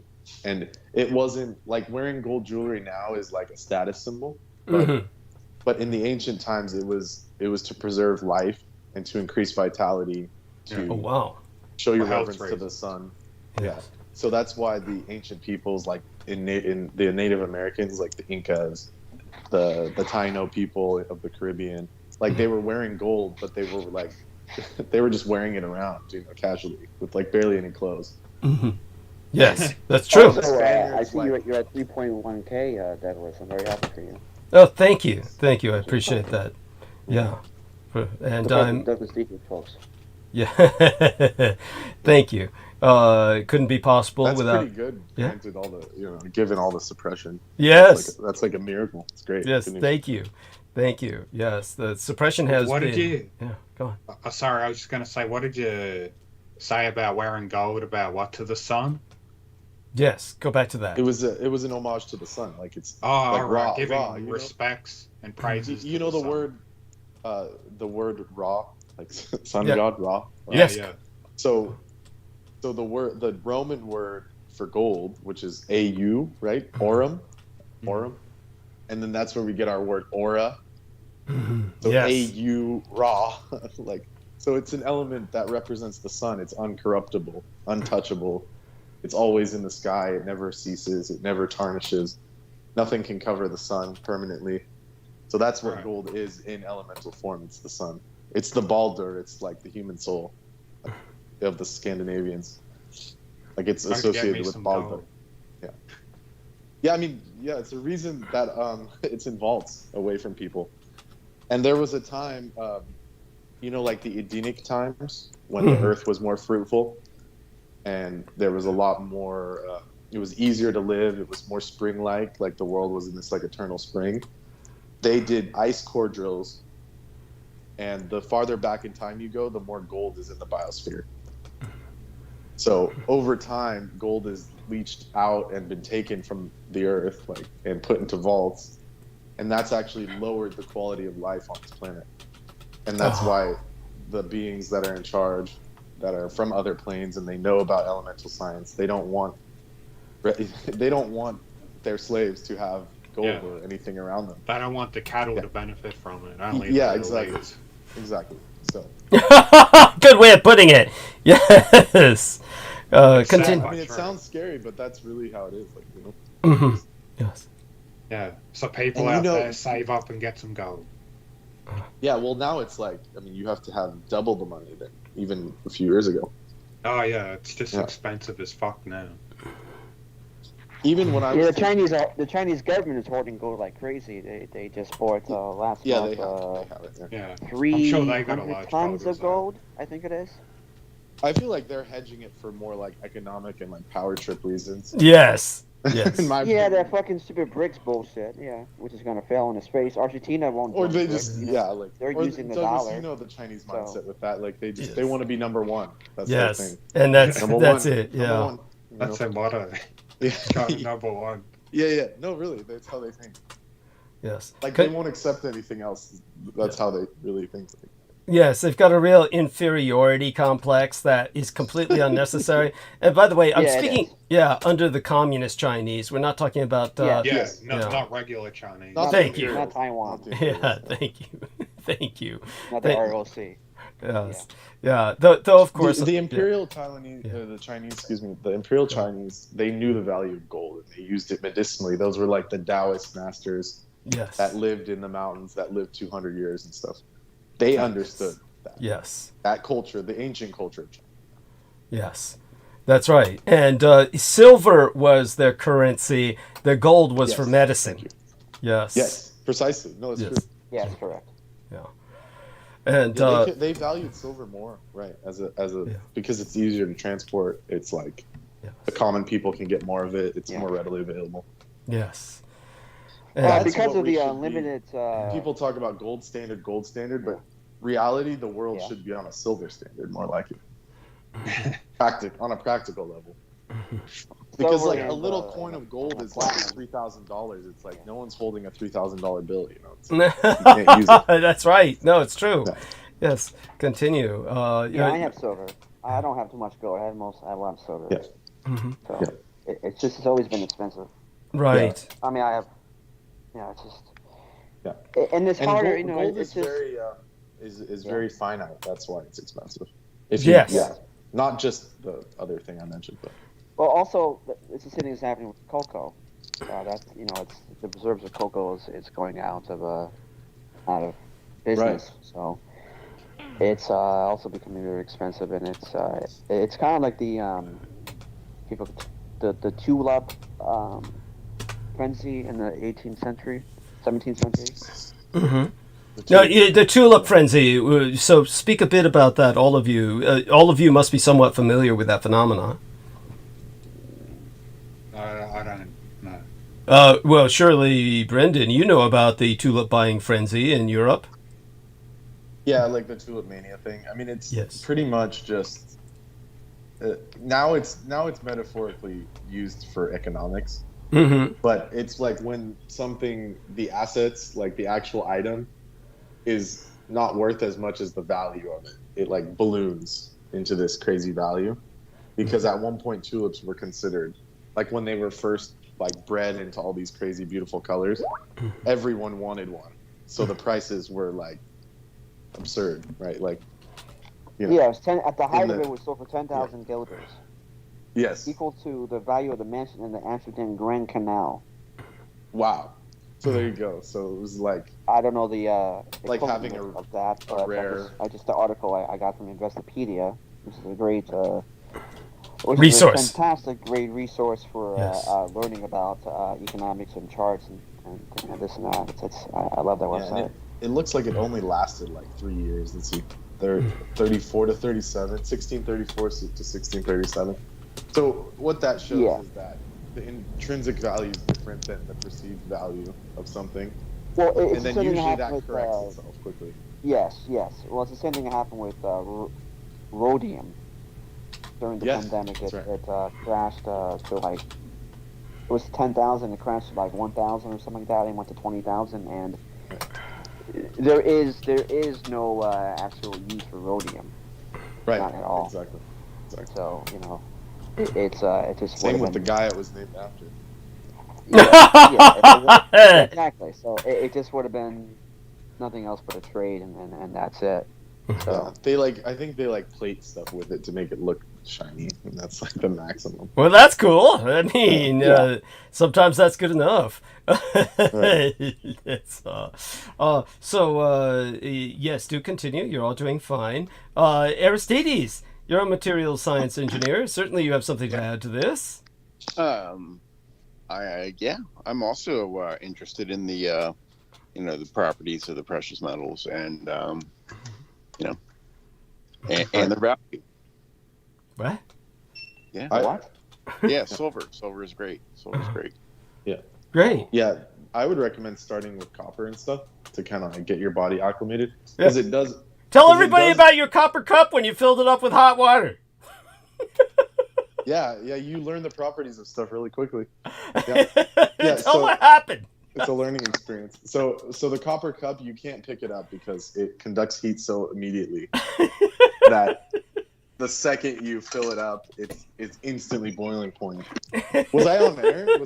Or was I just talking to you privately on that? We all heard this terrifying scream, and there was this I mean, that doesn't do it justice. It'd have to be much louder, and then and then there was these aftershocks, kind of like It was yeah.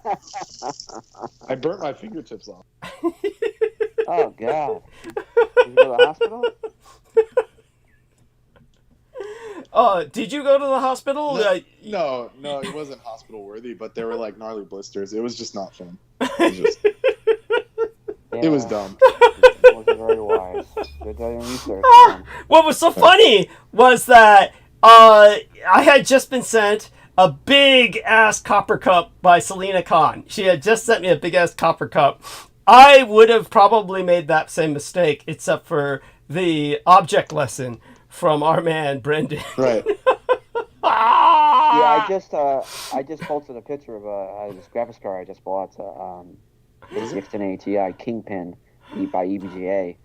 That one's made. Yeah, it's made of copper. So. Right. Yeah. Copper has many good properties. So that one's, I paid a little. Yeah, well, yeah, it definitely helps to cool the card better. So yeah, the conductivity of it's hot as far as temperature-wise. Temperature. Yeah, and also with AIOs for cooling the CPUs, they're all the base plate is made of copper. Right. Some of the whole thing. Some of it depends on the company. I know Alpha Cool. I've been looking at them. They have the entire thing made of copper. You know, the pump, the radiator. So, which companies should strive more to have. It's just more expensive to mass produce. So, but it definitely cools and works better with cooling the CPU, especially on with throttling, I think, with the CPU throttles. So, you know, Intel's having a problem with those right now. They made them too hot. So. Ooh. The i9-1300K, 9-1400K. Is it like the thermal paste, or is it the actual hardware? Is it like going no, crazy? No, the CPU. i9-1400KS is super hot. It's crazy hot. They have to like throttle it down to like you can use it. That's funny. Yeah, even if it's delit it with the IHS will be taken off. Right. I found 100 Celsius is crazy, you know, even at a stop. I found a case recently that was like a pyramid-shaped case, like a motherboard case. So it's like I was thinking about that. Pyramid. But the cooling might be. I'm trying to think who that is, but yeah, I forgot the company. There's been designs about but it would be cool to have a pyramid case, but it's like $300 just for the box. Oh man. Yeah. Oh. Yeah, I know. It's from Azza, A-Z-Z-A. Okay. And the cooling, someone brought up to me that the cooling wouldn't be good because it's got one fan at the top and like the sides are open and like potentially it could be overheating issues. Yeah, it's not that good idea for that. But generally you want to push-pull configuration. But I don't really game, so I think I'd be alright. Don't bother wasting your time gaming. Yeah. No. I wouldn't buy that. I mean, you probably can make your own case, you know, better right. for general stuff. Oh, you think so? I could probably just like. Yeah. I was telling my friend about making one like out of wood. Oh, interesting. Yeah, that'd be interesting. So I'm using the copper cup. We're gonna do this live and direct. This time with cold water. I gotta find the episode. So like for any real lesson, you only need to learn it once. Well, let's put it this way: better your fingertips than your lips. What if you yeah. had been wearing oven mitts and you said, "Oh, this doesn't hurt at all," brought it up to your lips and tongue? Literally, you get cooked. Oh my god. That'd be like pouring down your dick, man. What about it?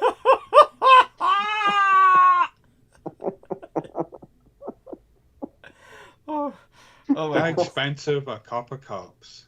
Like, how large are these cups are they that you're using? This one's about like 8 ounces. I mean, I just get the smallest one. You don't need. How many you're not supposed to milliliters is that? Oh, sorry. I'm on Imperial. This is probably like 500 mils. All right. And how much do they typically cost for that size cup? So you can get like the 250 mil for like maybe like $6.99, and then it goes up from there. So that's American USD. So you can probably get one for around a tenner, I think. Nemo. Yeah, I'd have to look around. Yes. The Indian shop. If you go to an Indian shop, there's plenty of Indians in. I gotta make sure it's genuine copper and not bullshit. Right. Well, you could tell it's very distinct. Let's say. Yeah, I'm not familiar with I haven't. And a lot. If you go to an Indian shop, they're so cheap to manufacture that they're very, pretty much, you can just tell immediately. They're like hammered finished. They're all like handmade. So you'll see it like right away that it's like just some handmade. Yes, it's got those dents. Yeah, it's got those dents all over it. We have a question for you from Sheila Gavin in the chat room, Brendan. So you might want to take a look at the chat. Are you able to access it? Just a sec. Sure, yeah, just a second. Let me go on mute. Let me do this noisy thing. Okay.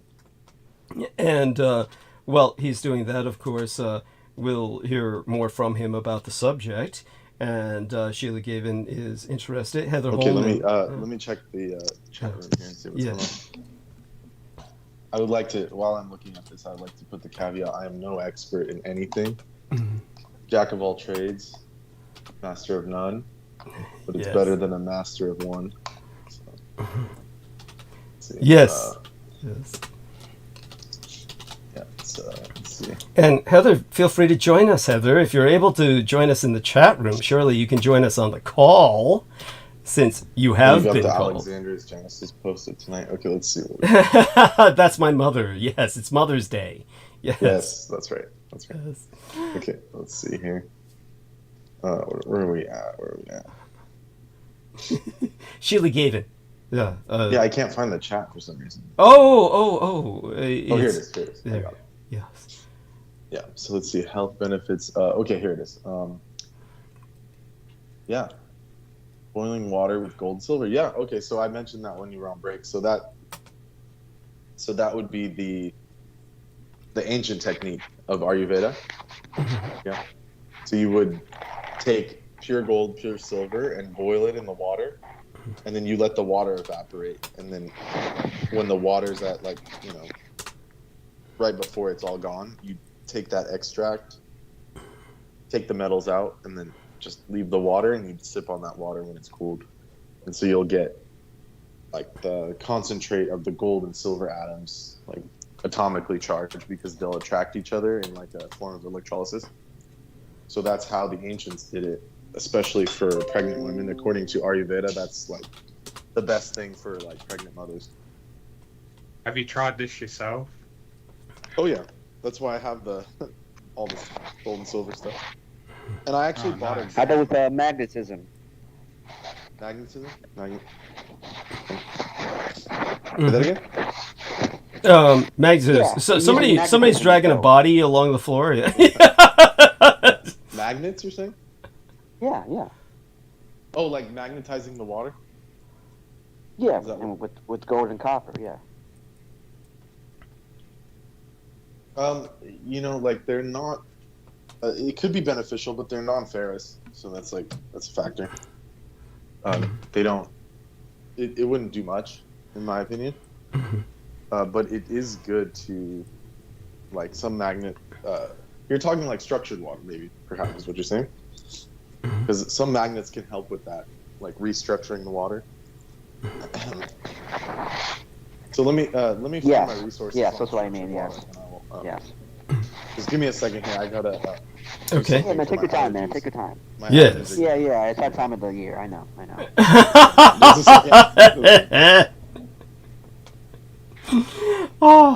Oh my God. So, Wrap it up.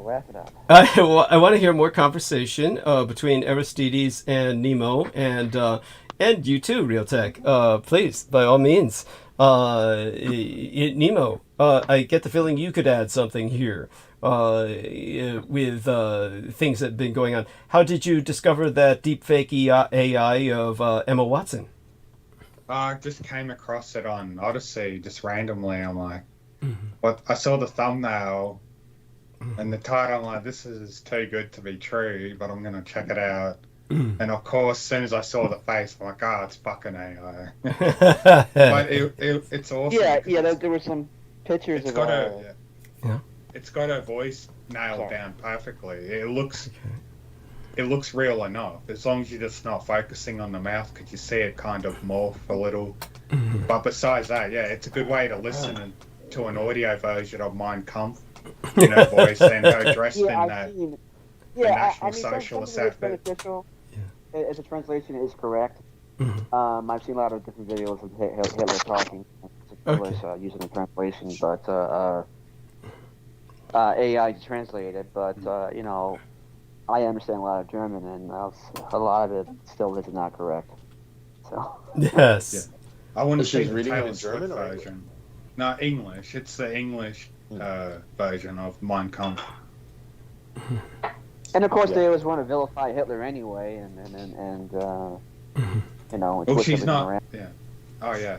Yeah, I'll Yeah, tell you this- something funny I saw today. Those you would think this is funny. Is I saw these protesters, and they had they were wearing like white overalls with like blood on their crotch, and they were like, "Stop circumcision! It's child abuse!" And like they were like in front of the hospital. And I was like, who are these people? Like they're against the big J. How do they get away with this? It's like, Yes, that's pretty good. yeah, I like Good it. for them. Yes. Good for them. I've noticed Japan's been getting pretty active with the protests Thank of God. Israel against Palestine. That just a few days ago, they're doing a big protest march in the streets, and it was a real nice, peaceful Really?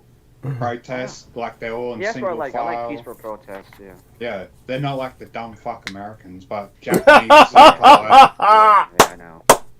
You don't have to worry about a riot or anything. Yes. And they, on their own universities, they have the protesting encampments, exposing the war crimes of Israel and all that. They're getting heavily involved in it. Good for Japan. Yes. Thank goodness. Yeah. At this point, it's like, how could you not? Yeah. You'd be surprised. sense? Yeah. Yes. There's an article that's Oh yeah, there's some complete fuckheads out there. Just Right.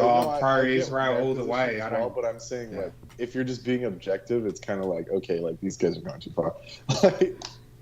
If you had any sense of humanity, you mean? Yes. Yeah, exactly. If you're just being like, or even just logically, it just doesn't. Doesn't Thank add you. up. Something's not adding up.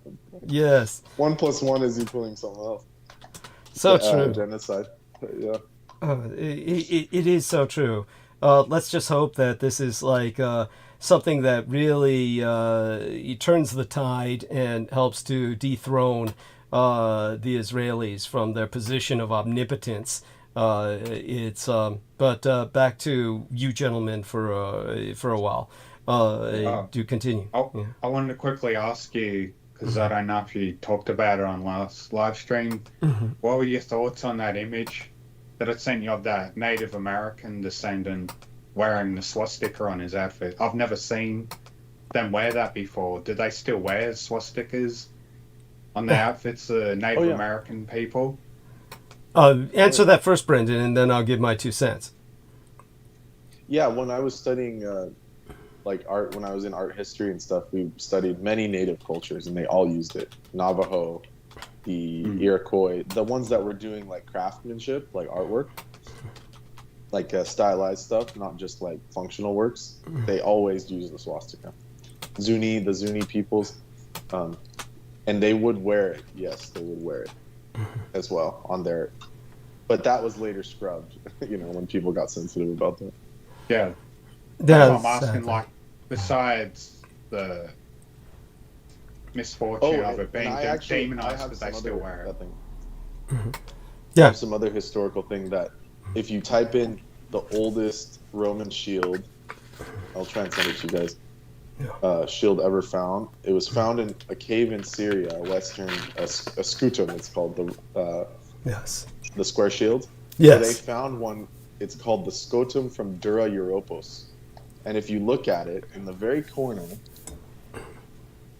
there's a swastika on the four corners of it, on the shield face that's hand-painted. And the swastika is turned on its side, exactly as per what they claim was manipulated by the Wolf King. Yes. So that is instantly disproven by this find. Thank you. Thank you. That symbol predated the Germans by 2,000 years. Thank you. Thank you. Very good. So all that drivel about he switched it on its side, made it evil, and inverted it, it's a joke. So let me find the image and I'll send it to you. Yeah, just so people understand, when Brendan is referring to the Wolf King, he's referring to Adolf Hitler, because Adolphus is Wolf King in German. That's what Adolf Hitler's name meant. His first name was Adolphus. Thank you. Yeah, for any new listeners. Yeah. And, I use the Dietrichonic terminology because it's fun. Thank you. Let me see if I can find a zoomed in photo and I'll send it to you guys. that image I took, though, it wasn't easy to spot because I took a screenshot off a video, and you had to be. Yeah, I want to thank you for the effort you put into that. Yeah, you had to be paying close attention to the video of the Indian guy talking to Roosevelt, and he's just kind of got his hair in the way covering the symbol, but when he turns his head, you got a quick second to see it. Yes. And they didn't want you to see it straight away at all. You really had to be on the lookout for it. Yes. I just noticed it. I'm taking a screenshot of that. Oh, well, like an old Periscope film of, like it was just about US history and shit, but they had a small amount of footage of Roosevelt talking to this Indian fellow, and he's got the swastika on his outfit. Now, I downloaded that image, and I'm sure you still have it. Can you not upload it into our text now so others can see it? Yeah. What's interesting about that is if you look at like old vintage fruit boxes and farm equipment from California, there was like more than one fruit company called Swastika Fruits, and it would have like an orchard, swastika orchards, like because it was a symbol of good luck. It was like prosperity. Yes. Absolutely. So like they would name their farms after it and then have that as their symbol. Yes. So and then later on, when stuff started heating up and those commies came in, like what's his name? The guy in the wheelchair. Oh, fucking FDR. Just call him FDR. Yeah, we bleach him out. Like that guy. Like I know his name, but it's like I can't even say it. Thank you. I personally call him shithead, but yeah, that's at any rate. So in terms of the photograph, I believe it's in our text box right now. So everybody can look at this. Brendan, you're encouraged. Aristides, Realtek, take a look in the text box. Words, as they say. Yeah, right here. And Nemo worked really hard to find that frame, so to speak, and just take a snapshot on it after he paused it, I presume, so that he could get that image of the Native American wearing the swastika. That was his big fuck you to Franklin Delano Roosevelt during wartime. And now, this really was... Yeah, so that's perfect. It's on his lapel. Yeah, that's like the perfect example. What's the context with that image? I don't understand. Well, the Native Americans have always had the swastika. As a matter of fact, it was a Native American swastika that was used as the symbol for many American units in World War I. And a plane was shot down in the fields of the Western Front that had the swastika on it because it was flown by a Native American pilot. This wasn't the first time Adolf Hitler saw the symbol, of course, but it certainly confirmed to him his affiliation for Native Americans and why he felt that they were related to the Aryan peoples, that they were essentially displaced Aryans that had migrated to North America many millennia ago or centuries ago. He certainly felt that, and he considered Native Americans as Aryan peoples to be liberated at some point in the future from their oppressors. Native Americans, of course, have always had this romantic image in Germany, and the Germans make a lot of Westerns. A lot of Americans have no idea about this. Even East Germany during the communist era would make movies about Westerns. I didn't know that. Oh, yeah. Interesting. Yeah, and the Native Americans, or the Indians, are always portrayed as the good guys and victims of European colonialism, white oppression. Yeah, I have a Tintin. You know Tintin? He was a Dutch artist, Hergé. Yes. So I have the Tintin comic of Tintin Goes to America, and it was like, yeah, he goes there and finds like the Indians all peaceful, yes. And then it's like these like crazy white people come out and find oil, and they pretty much, it's just like slapstick, but it's like written in satire, but it's like true. Like the story is how that really went. Yes. Was like they would at one point they let the Indians just have the reserves, and then like in Texas and Oklahoma, and then the second they found oil, it was like, fuck these guys, we're just taking everything. It's not nailed down, So. Well, I mean, not only did they take everything not nailed down, they took the land it was nailed on. Yeah, mm-hmm. See. Yeah, exactly. Yeah, and they started nailing down their own, structures. I think one of the frames in that was like, they like see like the oil field, and then the next day they come and there's like an oil rig already built. It's like, it's like some comical shit like that. Yes. Talking about the Killers of Flower Moon?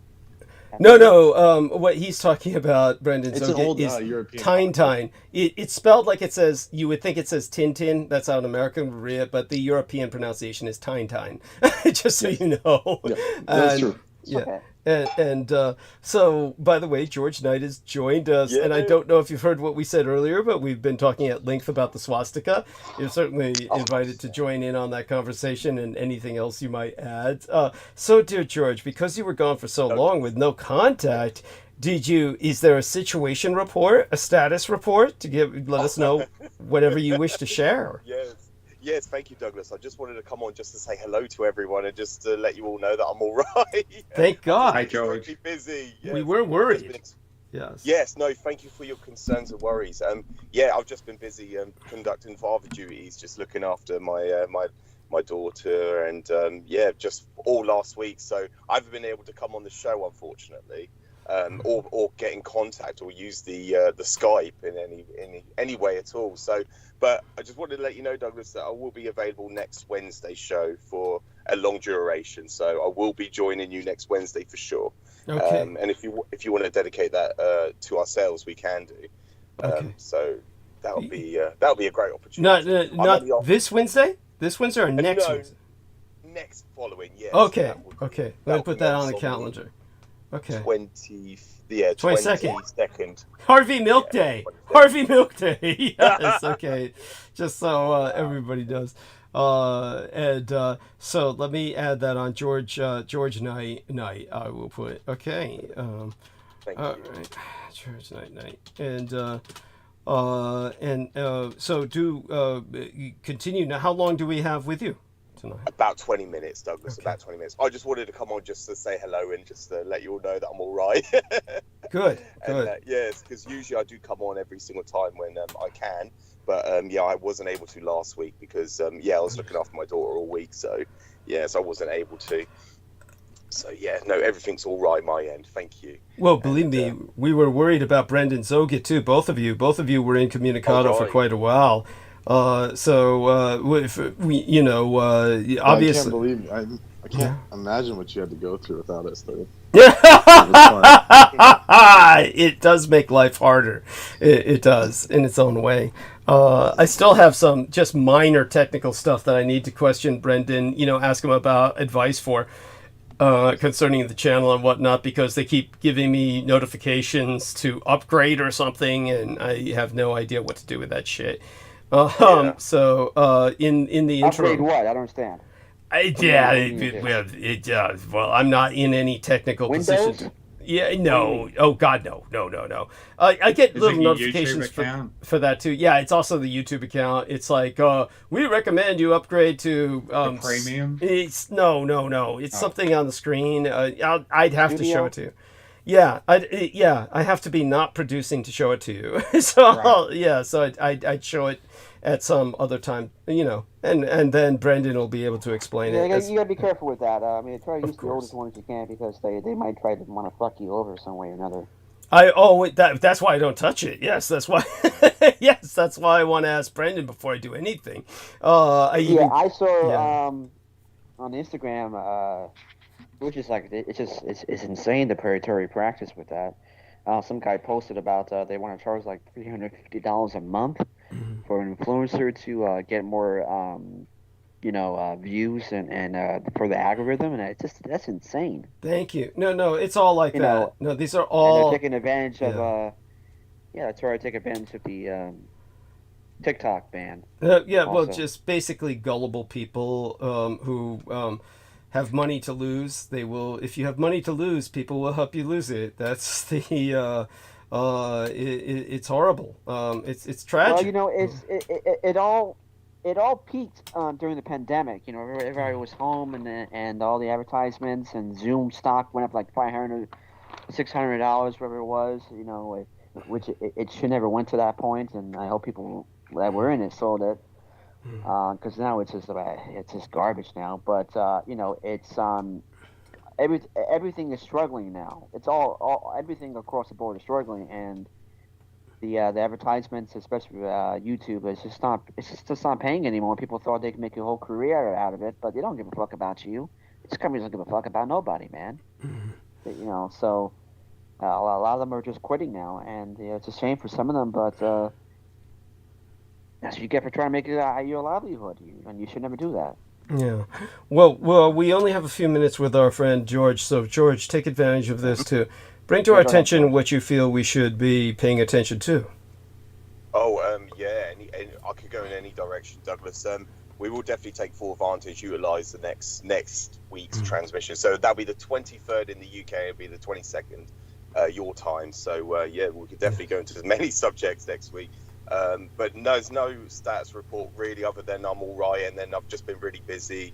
And I did check in last night into the Skype when I was able to access it, and I was able to see the video that you linked, that you sent me, Douglas. So the communist flamethrower robot. I don't know what else to call it. It's startling, and it was certainly remarkable. I looked at the comments as well. It translated into the English, so I did view that quickly last night. I haven't been able to review any of the previous transmissions, unfortunately. Okay, hopefully you'll get some time to do that before the next Wednesday. Yeah. Yes, and then we can go to town on that. Yes. Looking forward to it. I'm just glad, and I'm just glad to catch up with yourself. And thank you for allowing me to come on, and it's still inviting me to to the chat, even though I wasn't on last week. So I'm able to jump on the call and then just to relay that back to you, just to feedback, Douglas. Thank you. Of course, today is a work day, so I've got limited time. So but no, very much appreciated for this opportunity. Thank you. And I'm just glad. Is everything all right your end, Douglas? Is everything all right? It's stable enough. As no news is good news. I mean, even Peter Moon was asking me that at the opening of the show. I guess he expected me to go into kind of like another tirade or vent about whatever new crises has befallen me. But thank God there's nothing to report. So that's it's all for the best. Praise the Lord. I've adopted your code system for the color red. Yeah. Oh, thank you. Thank for you. Emergencies. Yes. Code red. Code red. Yeah. Code crimson. Yeah. Then to crimson. Then to black. When it gets worse, it just turns black. Yeah. I've been watching Shogun, and they have this attack on Osaka, the castle. They call it Crimson Sky. Yes. And so the new series, of course, I've heard good things about it. I wish I could see it. Hopefully I will someday. So you've been able to watch it. Tell me an overall impression. Oh, it's excellent. I mean, no, I just get tired of everybody always wants to compare it to Game of Thrones. Oh, I mean, Game of God. Thrones is- Oh, God. Fuck the world. Yeah. Yeah, man. Yeah. Yeah, it just gets monotonous with that. You know, it's just. Yes. God, it started off very well, and it just became. That's a all their disaster, brains it can really did. comprehend. Yeah, thank you. Like that. Thank Yeah, you. Yeah. I mean, I would compare it more to his 1980 movie, Akira Kurosawa's. I can't remember the title of it. Oh, well, we get what you're saying. One of the earlier Akira Kurosawa masterpieces, yes. No, the one from 1980. Oh, okay. Shadow Warrior, Kagemusha. No. Oh, okay. Well, Kagemusha. Yeah. yeah. K-A-G. yeah, Kagemusha. Yeah, Shadow Warrior, yes. Yes, Yeah, thank you. that one. Yeah, that one's Yeah. excellent. Yeah. Yeah, that's funny, dude. Wait, you don't like that one? No, he translated to English first. Yeah. Yeah, he did anyways. translate English first. Yeah. No, it's just But that's nice. it's That's a very good well touch. I done. like that. Yeah. Yeah, it's very well done. They're supposed to be having a second season already, and the main actor he has already signed up for it. I don't know. I just don't know how they're actually going to do that because it's I heard it ended close. So Hiro Kuki Sanada. I'm sorry, I'm butchering his name probably, but he's a very talented actor. I really enjoy his films, especially Twilight Samurai from 2002. But anyway, it's very well done. It's excellent. Some of the actors from Godzilla's Minorca Monsters are in this show also. Okay. Which is also a very well done show. That one too. Apple Plus, they do bring out some very excellent shows.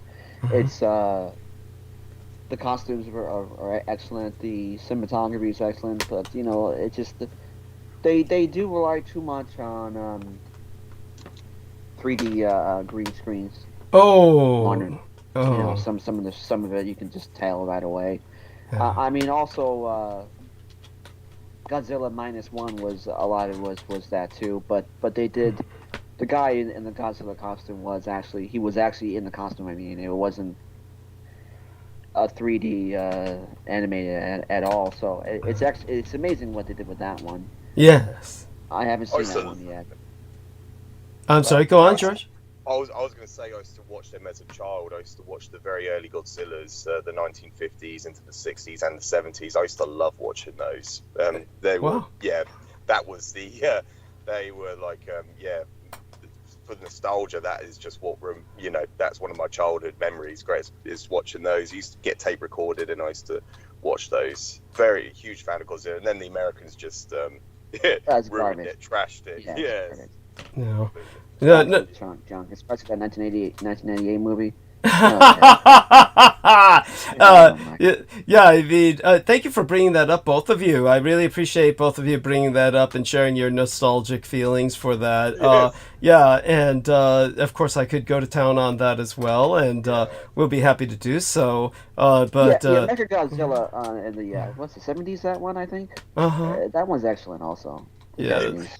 Yes. It was, yes. Oh, I did bring that to my friend's attention, my ex-colleague, about Godzilla. About it was the propaganda victory, the how it was just we could go. Me and Douglas could go to town on it, but I did say to him about the aspects of like the military craft. The Japanese military craft had the rising sun symbol on the craft itself. Yes. It was it was a propaganda victory on behalf of the Japanese. Show the Americans that we still have our military forces, we still have a military dependency, and that the Americans didn't do anything to during the time of Reconstruction. They weren't able to do anything because they lost the war, and we could go to town on that. Yes. Yes. Oh, yes. Yeah. It's And speaking of that, folks, you want to learn about how the Allies lost the war? Buy the book. Thank you. Have you ever done that yet yourself, Real Tech? No, but I will. Okay, thank you. Thank you. Yeah.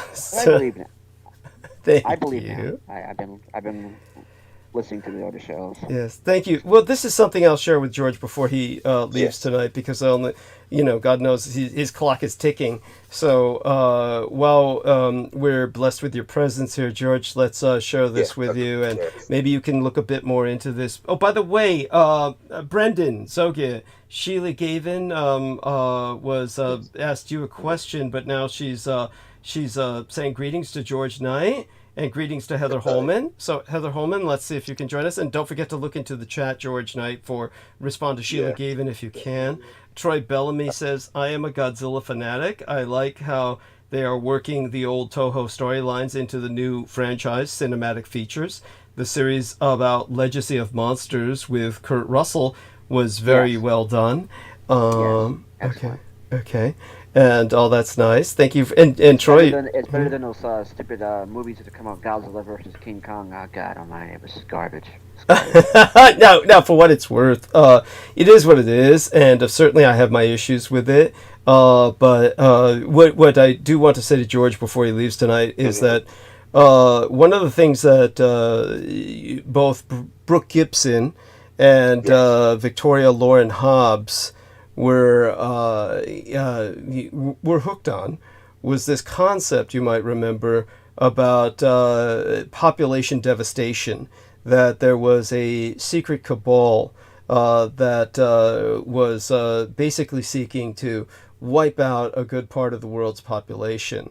And you and I were talking about the logic of this, and it doesn't make sense that ruling elites would wipe out a working population that they're dependent on for not just taxation, but the very services that they rely on. But honestly, I will share this with you, that after really regurgitating more and more the facts about the various Holocausts that the Jewish people have been responsible for historically, and in what we're dealing with now, and particularly on reconsideration of the massive devastation that the Jewish people have wrought on mainland China. For those of you who don't know what I'm talking about and think that this is some kind of just irrational connection, that all you're advertising is your ignorance of Chinese history. And understand that the problems began with Paul Ehrlich, who lives right here in San Francisco's Greater Bay Area Metroplex region. And Paul Ehrlich is a so-called scientist. He's just a horrible political hack. And he is America's version of Trofim D. Lysenko, one of the most mass murderous scientists in Russian history. And what happened with Paul Ehrlich was he recommended all kinds of population control measures, claiming that mankind was going to choke on its own shit with overpopulation. And he was making all kinds of different radical, wild, fantastical, notional claims about this, and insisted that policies be put into place. Henry Kissinger, a fellow Jew, carried this over to communist China, where he promised Deng Xiaoping, whose son was killed by Mao Zedong, because Mao Zedong knew that Deng Xiaoping was a traitor and considered him a capitalist rotor, and which was a very dangerous thing to be called in the days of Mao Zedong's reign of power, the Cultural Revolution. And so Deng Xiaoping's son was thrown out of a window by Mao Zedong's Red Guard. And what happened was ultimately the Deng Xiaoping, he talked with Henry Kissinger, who promised that if he got into power, he would get the largest international monetary fund loan from the World Bank conceivable, that all the loans he needed to develop China, if only he would institute a one-child policy, which resulted in the deaths of hundreds of millions of people, millions.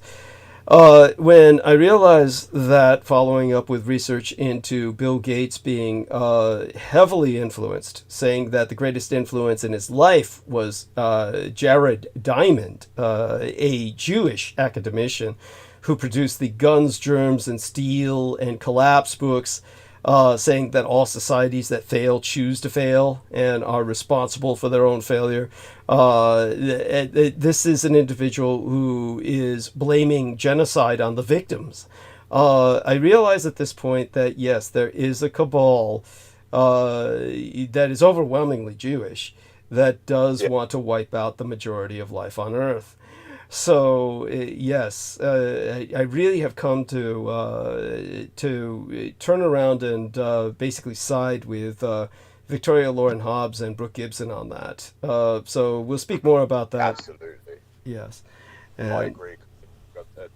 Douglas, yeah, there's certainly extent that's going on, and just with current affairs, you can see that, and most people are tuning into that most people are becoming more and more aware of the situation. Dire straits. But I mean, what made you come to the conclusion with that, though, Douglas? I mean, before you were always against that. Yes. George. Statistics. I was sorry. I was Sorry, going go to ahead. speak on behalf of you, Douglas. If that's all right to respond. Yeah, real please. quick. Yeah. Because even I'm aware of the current situation, and the when Henry Kissinger was obviously had a massive influence, and when he had notoriety and some power, because Douglas has presented that in the past, so that was how I was aware of what Henry Kissinger, when he instituted, or when he incorporated that that state policy, where he consulted and he recommended the one child birth policy, which resulted in the deaths of hundreds of millions of Chinese people. And the blame was then put on the people itself. The blame was then alluded onto the people themselves, the population. I was already aware of that. So, like Douglas says, there is a cabal out there that is they want to to bring apart the depopulation, I should say, or what was the other term that you reminded me of going back several weeks ago, Douglas? It was I'm trying to think of the term. It was it's called democide. Democide, thank you. Yeah, that's the one. Thank you, democide. So yes, but please. MIT came up with that. Yeah, please. Douglas, thank you. That's just what I wanted to say. I was already aware of it, and Douglas has been presented that for years. So Douglas has been aware of that for years. So I'll let Douglas respond real quick. Yeah, well, Brendan, respond. Your observations on this, and because Nemo's gone to eat something, I believe. Yeah. Okay. Yeah. I mean, I think it's pretty clear as far as like the stats, Yeah. Thank you. So I don't really have anything better to add than what was said, but it's just so if you're just subjectively looking at it, it's like, thank you. There are just too many things stacked against like the common person just trying to survive normally. Thank you. Yeah. Thank you. It was Xiaoping that Henry Kissinger consulted with that policy, wasn't it? It was Xiaoping himself. Yes, thank you. Yeah, We'll Deng Xiaoping. That's why I was a bit reluctant to respond. Just so people understand. Mao Zedong was responsible for one of the greatest mass murders in history, but he was outdone by his successor, Deng Xiaoping. And Deng Xiaoping became far greater a mass murderer than Mao Zedong by following the advisements of the Jews, basically Henry Kissinger and Paul Ehrlich, who are both I would say outspokenly Jewish. That would be they are very open about their Jewishness. When it came to the other aspects of this Jewish,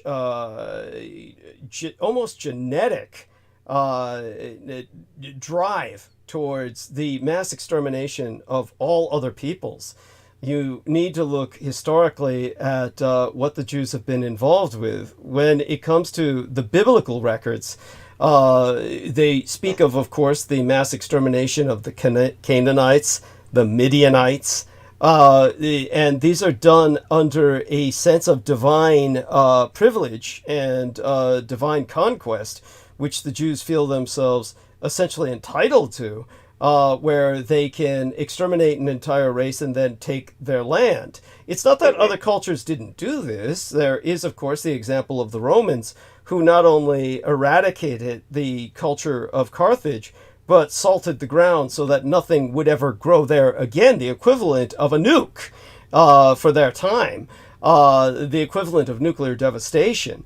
But when it comes to the Jewish people, this carried on. It carried on with its next manifestation with Christopher Columbus, who was Jewish, and basically the evidence behind this is just staggering, and I could go into it for hours. As a matter of fact, our man George is better able to just more spontaneously and consciously recite the facts about that than I am, because I basically have to go back through my notes to dig some of these up and then be able to speak to them with more fluidity. But Columbus answered to Jewish merchants who sponsored him. He wrote to them and sent his communications to them before he would even write to the King and Queen of Spain. So he was basically someone that the Queen wanted to get rid of from Spain because he had slept with her and she was afraid of the scandal. But his real sponsorship came from all these Jewish merchants. And his entire desire, as he wrote it out, was to exterminate all of the native population of the New World and replace them with Jews, that this would be the new Zion. He not only instigated the greatest genocide in history up to that point, what would ultimately amount to 127 million people from pole to pole, from the North Pole down to the Cape Horn, but he was also someone who instigated the slave trade, which resulted in the deaths of, again, 100 million more people ultimately, 20 million most immediately, as they had to replace all of the dead Native Americans with the live and active black Africans who were more hardy and able to withstand the torture and the pain and the rigors of chattel slavery. The end result was this was so massive an extinction, so massive a human extinction, it changed the climate. And changed the course of human evolution, because all of these lands had been developed. They had been agriculturally sown and harvested by successive generations. But with the deaths of all these millions and millions of people on either side of the Atlantic, both Africa and North America reforested. And this created an enormous carbon sink that ultimately buried the Thames River in London under 3 feet of ice. I mean, this is how much one Jewish man and his sponsors impacted the world with mass murder. And then when you got to the point of course, the Bolshevik Revolution, that would ultimately bring the majority of the world's population under communist rule, with Russia, China, Vietnam, Cuba. Far more people lived under communism than under capitalism for generations. And they created the worst case of democide in human history after that, where the number of people murdered through collectivization was directly under the orders of Jews, who were the only literate class. They were the literati of Russia. And because the peasants of Russia could not read or write, and the Bolsheviks took over, they couldn't rely on your average Russian to administer government. They had to bring all of the Jews to administer government. They were made the commissars. And so these former lawyers and dentists and doctors and various other attorneys, various other well-read specialists who had an actual education became the commissars, and they instigated the worst series of genocides. They murdered 15 million people in Ukraine, with what became known as the Holodomor, the mass starvation. Hitler saw this. And then they tried to instigate rebellions all over Europe in which thousands were mass murdered. These were people who were almost exclusively ethnically Jewish. The intelligentsia And so when it came to the horrors they brought upon the world, and then you take a look at the one-child policy introduced into communist China, which resulted in hundreds of millions of murders when we count the abortions, and all the way to what they're doing now. The Jewish people are the most genocidal people on earth. We can no longer allow humanity to be so devastated by a psychotic minority of people that not only do not believe in the God that they constantly take advantage of to portray themselves as the chosen people. The number of Jewish people who are believers in a Jewish religion are minuscule. They are very few and far between. Your average Jewish person, something like 90%, are completely agnostic, if not atheistic. Yet they take advantage of everyone else identifying them as being the people of God. It's madness.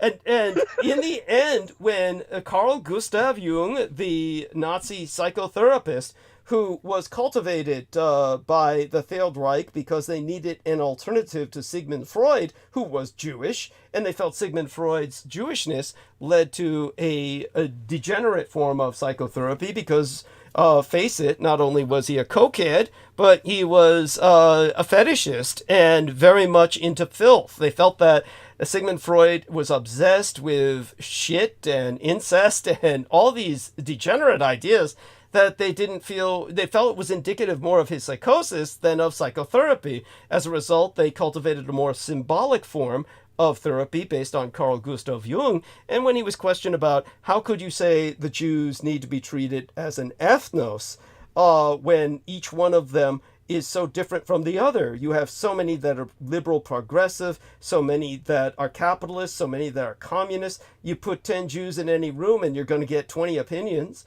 None of them agree with each other. How can you even typify them as a race? And that's when Carl Gustav Jung answered, the bottom line is that the Jews are an insane race. They are a race of madness. That doesn't mean they can't be brilliant. The most insane people in the world can be ingenious. In fact, if you think you're a genius, you're likely going to register as crazy by any definitive norm. So they produce people of genius, but as a whole, they are a degenerate race of madmen and madwomen, and they cause chaos in the world. This is something that, this is why my biological father, Adolf Hitler, felt he had to do what he had to do. He was trying to prevent where we're headed today, which is a world war that's based on a religious eschatos that the Jews themselves don't even believe in. This is the madness. We have red heifers being bred towards... I want to read this. Yeah. Henry Kissinger said. Yeah. It was a grave mistake to let in so many people of totally different culture and religion and concepts because it creates a pressure group inside each country that does that. So Henry Kissinger was mentioning that about Germany. Yeah. Henry Kissinger was someone who claimed that immigration is bad. And this comes from somebody who's a fucking immigrant. You're talking about a fucking immigrant. And he comes to the United States as an immigrant and then tells everybody how bad immigration is. Well, he would know. Would he not? He's an example of what the worst that immigration can bring is someone like Henry Kissinger. But such being said, he was saying that about Germany because he's a evil pissant who is going to tell you the exact opposite of what is true. Most of the people that Germany brought over were Syrians. Most of these people would be more akin to Brendan Zoget. They are going to become very loyal Germans, and what I foresee to be the reestablishment of Ostprussia. Ostprussia, of course, is a nation state that Germans themselves feel can never be reestablished because it was a militant state. But imagine an Ostprussia reestablished when ultimately Germany relocates all of its Muslim immigrants in one geographic region. I imagine the next Ostprussia to arise to be a Muslim Ostprussia of German loyalists raised in Germany, educated in Germany, speaking German, and upholding German culture. Probably most immigrants will become far more patriotic, far more loyalist than most people born in the nation themselves. America's greatest loyalists have always been immigrants trying to prove they're American.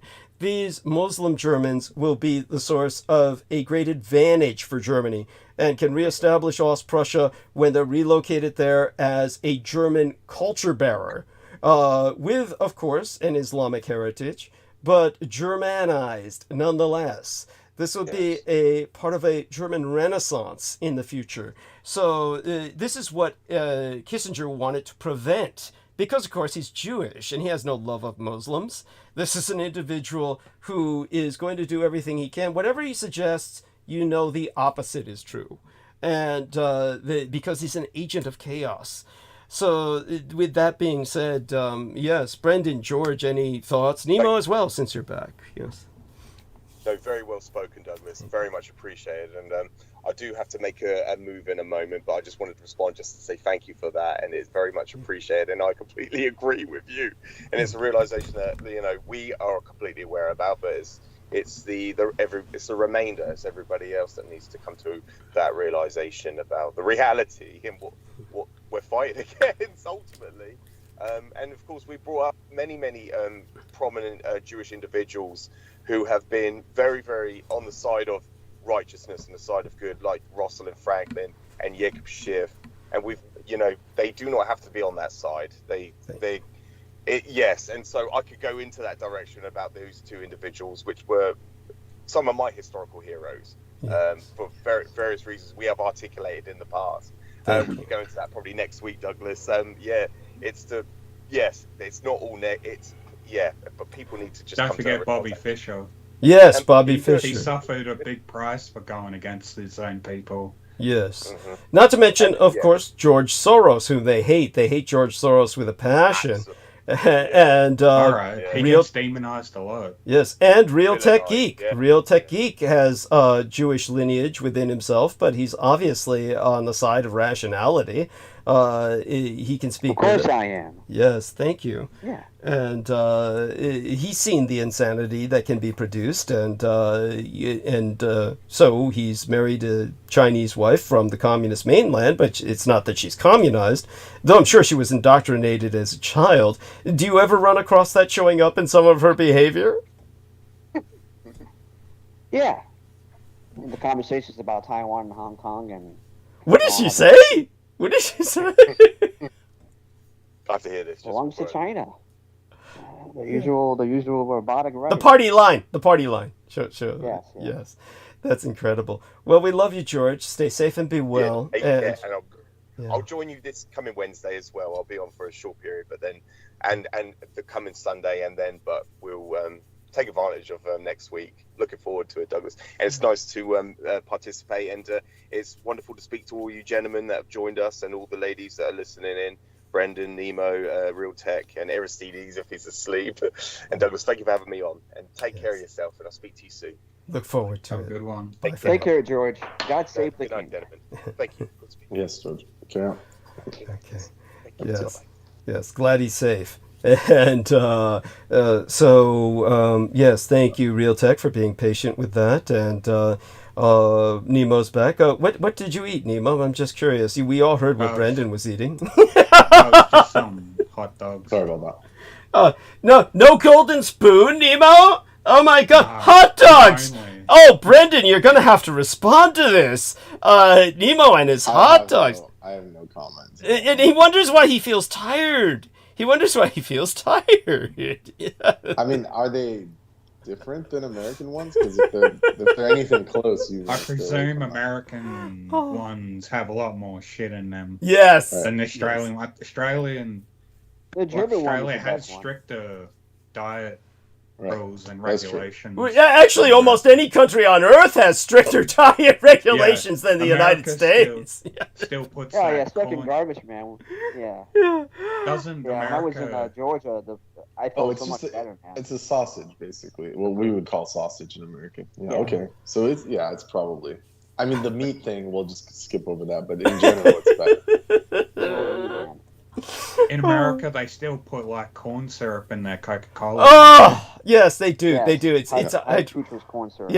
yeah. But just so everybody knows, first off, everybody get this. Everybody in America has this delusion that the Mexican Coca-Cola is somehow better because they use quote-unquote organic sugar. Look, sugar... And glass bottles. It's just cane sugar.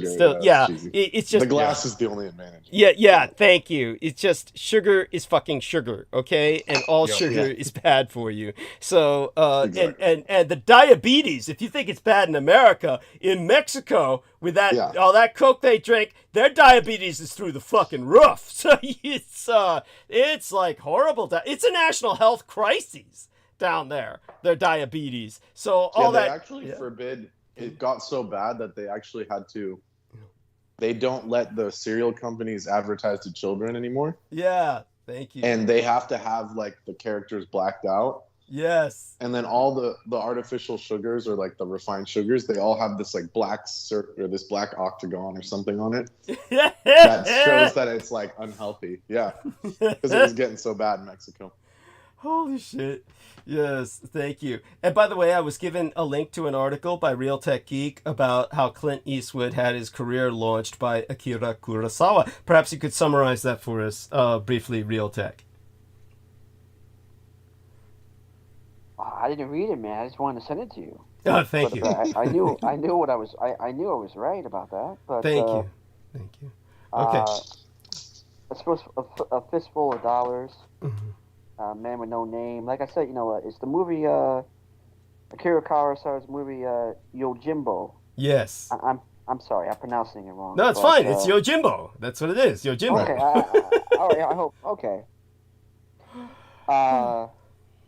Some may call it nerve, others may call it outright audacity, such as the Japanese production company Toho, who filed a successful lawsuit against the Italian filmmakers. Because all those movies were made in Italy, so they call them spaghetti westerns. Yes. Yojimbo's basic plot and structure translated runaway to the lawless American West, and as a result, successful translation for 92-year-old Clint Eastwood. Who looks like hell, by the way. I saw a picture of him recently. Shit, well, he's just old. He's old. He's like 90, yeah. Yeah, I mean, Jesus Christ. I mean, I still think he cuts a more imposing figure than Peter Moon, but... yeah. But yeah, like I said, it was a trilogy of movies that, and you also could say a town painted red. But actually, one of the Japanese actor that did play a lot of the movies with Akira Kurosawa, he did play the movie with Clint Eastwood also. Mm-hmm. Yes, thank you. Now, what's this latest video you've put into the text box, Nemo? That's a rabbi admitting that October 7th was an Israeli setup. No, yes. That's interesting.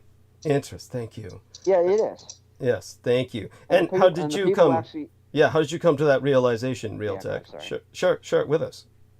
I think it was pretty obvious, but yeah. Yeah. Real Tech, I'm asking you to share with us how you came. Conclusion about that? Yes. Mossad is the most paranoid intelligence agency out there. Yes. Like, they want to know? Get out of here, man. Thank you. They knew about 9/11 before the Americans knew about it. That they warned all the Jews and then all the Jewish people, and they warned America about it. Thank you. They knew about it. Thank you. No, man, get out of here. He just wants to stay. He's got to go, man. Bibi's got to go. The guy's evil. The guy's creating a third world war right there. I mean, you could say that Ukraine is somewhat of at the beginning of it. You can say yes or no. But that right there in the Middle East was happening, especially what they're doing to the civilians in Rafah. It's horrible, and he's got to go, man. The United States keeps protecting this piece of garbage. It's just not going to end well, man. But you do understand, as bad as Bibi Netanyahu is, and there's no describing how bad this guy is. This guy is as bad as it gets. He's really just symptomatic of the Israeli population. Honestly, Yeah. he's the guy. They kept voting him in, even though he always wins by one vote. But it's the protest. Just so people understand. Well, the prime minister. I mean to interrupt you, but I just No, go on. Go on. Prime Minister. One of the prime ministers was talking about, and they put him on leave or whatever. But he was talking about just nuking Gaza. But now I'm finished. Yeah. No, thank you. And they may have put him on leave, like on a paid vacation transitionally, but believe me, it's nothing. Right, that was the military. Wasn't that the military general? There's been so many people that said it, that it's whoever got caught at the wrong time. Yeah, even the spokesman. Yeah, even the military public affairs spokesman. He said the same thing also. Yeah, they all say the same thing. I think it's on they all say it. Yeah. I may interrupt you, but back Why to don't the they do it protest then? we're talking about. NYU or Columbia University? Yeah. Well, before I answer Brendan's question, repeat what you said, Real Tech. I'm sorry. Yeah, go. I said I didn't mean to interrupt you, but I think you were going to talk about the protest in NYU and Columbia University. Oh, I will. In monologue. Thank you for that. I'll get to that. Don't worry. So, as for Brendan, return to what you said again. Say what you said again. Oh, I said, why don't they? That's pretty weak to just keep threatening. It's like, fuckers. Oh, yeah, well, it's like, why doesn't... I was being partially facetious, but it's no, at the I same time, it's like, why don't they just do it? If they run everything, as they perceive it. Yeah, no, got it. And to respond to that, why doesn't Vladimir Putin fucking just use his nukes, right, since he's threatening them every goddamn day? He keeps saying, we got nukes, we got right. Which, by the way, I'm in the camp that like none of them work. Thank you. Yeah. Thank you. It's just empty threats. Otherwise, because you know how, especially now, people are so unhinged. It's like it would have already happened. Thank you. Just so people understand this, the Russians do not have working nukes, and whatever they've got, they would have to literally drive it in the back of a truck to the front line and just blow it there, which means they've got to find somebody totally suicidal to do that. And use their suitcase nukes. It's the suitcase nukes, quote unquote, they do exist, but these, again, they don't function anymore. These things were built at a time where they were functioning for a very short period of time. They originally, even the ones they built, while theoretically they could work, the only ones that were ever deployed were deployed by the Americans. Whatever the Russians have, they would have just copied. I mean, what the Americans would call a suitcase nuke, the Russians would reverse engineer that, and whatever they created would not fit in any suitcase that you would consider portable by a human being in America. It'd be big. And they could not carry it with a single man. No single man could carry that. A giant duffel bag or some shit. Oh, it'd be awful. It would just, it would literally, you'd have to put it on some kind of semi-vehicular platform. Really, it couldn't be. Their Olympic weightlifters couldn't lift that nuclear shit. People don't understand how heavy something nuclear is. Okay, something nuclear is. It's orders of magnitude heavier than it looks. Yeah, that's why it's heavy atoms. The material is denser than gold. It's extremely dense. So people just get this idea that it's something, let's take a look at the stupid movie with Indiana Jones with the stupid crystal skull. For those of you who don't know, because who on earth has ever held a crystal skull? But those crystal skulls, they're made of glass. They were manufactured in Austria. The crystal skulls. That's why they were anatomically correct skulls. They weren't made by the ancient Inca. They were smuggled into Mexico and other areas out of Austria. But at any rate, these crystal skulls, they're heavy as fucking hell. But you see in the movie Indiana Jones where they're throwing them to each other. This would be the equivalent of taking something like a bowling ball and throwing that to somebody who's, catching it. Okay, you don't catch things like that without breaking your fingers. You don't, it's too heavy to do that sort of shit with. But they show it in the movie because they've got some resin replica that they're tossing around. And people just, eat that shit up because they have no concept of reality. So the nuke would be heavier than that. A smaller micro nuke would be like, put that to shame. So you've got this situation where these things just don't work. You need somebody. Even the American deployment of these tactical nukes killed everybody in range. You're basically sending someone on a suicide mission, and the Russian tactic is to force people to do things. Sure, sometimes they can get some suicide volunteers, but it's rare. The person would have to be convinced that what they were doing was, would save Russia or something. And they just don't produce people like that anymore. They used to be able to produce people like that because they were raised by the state. The state's people not just follow orders robotically without question. Yeah, and they're just not producing people like that anymore because, for one thing, they're just after the collapse of the Greater Soviet Union, they've just had a kind of... Now, this is interesting. Now, what is this, Real Tech? Japan begins to embark on an era of mass... What is that? Inclusion or something? Diversity and Immigration. Is that about them bringing in people from Gaza? Now, that would be interesting. Is Japan considering bringing people from Gaza? I heard about that because of the big protest against Israel. It's last month's article. Okay. Well, I'll take I a look. hope it's just the Palestinians. Understand this. A lot of people will take something and they try to just exaggerate it.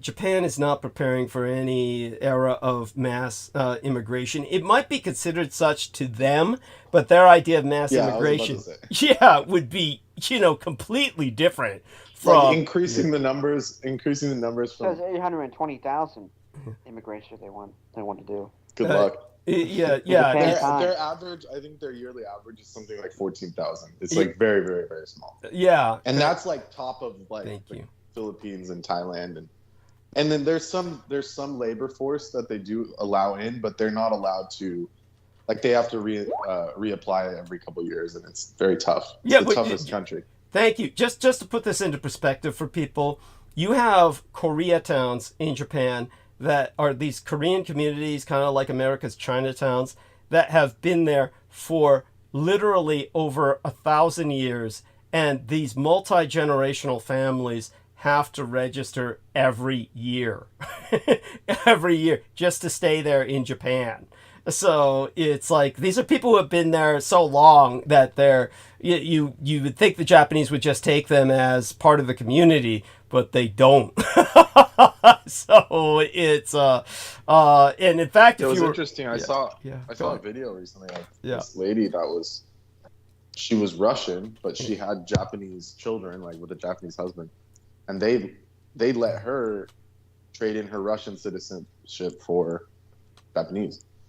Yes. So there's some kind of stipulations where if you're a woman and you have children, they allow it, but it was not easy. Like she had to.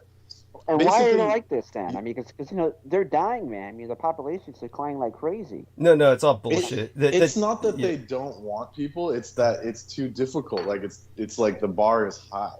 Like you have to learn Japanese. The entrance exam for the country. It's all bullshit. Literally, you have to have fluent Japanese, written and everything. So there's a lot no of people threat can't even get or there. declining in that population. That's just.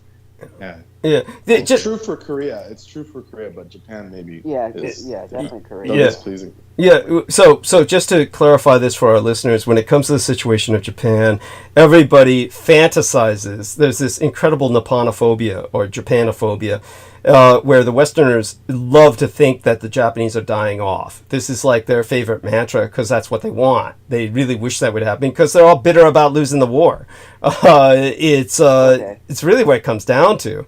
The Japanese population is declining, but it's no different and certainly far less than what's happening in China by orders of magnitude. And nobody ever talks about that. Like, the Chinese are dying. The Chinese are dying. Now, I've brought that up And I brought that up multiple times. And I said China is a terminated civilization. When I speak about this, I say this with intense seriousness. Nobody gets it. South Korea, for some god-awful reason I'll never understand, maybe if you grew up as a Korean, maybe you'd get it. But because if you're a man, the one thing that you're subjected to is brutality. And anybody who's ever noticed, you can just watch Korean movies. They don't even hide it. You know, they even make a joke of it. They'll even make a joke of it. But, you know, if you grow up a man in Korea, you just grow up just, you know, your dad's beating you just incessantly and shit. It's like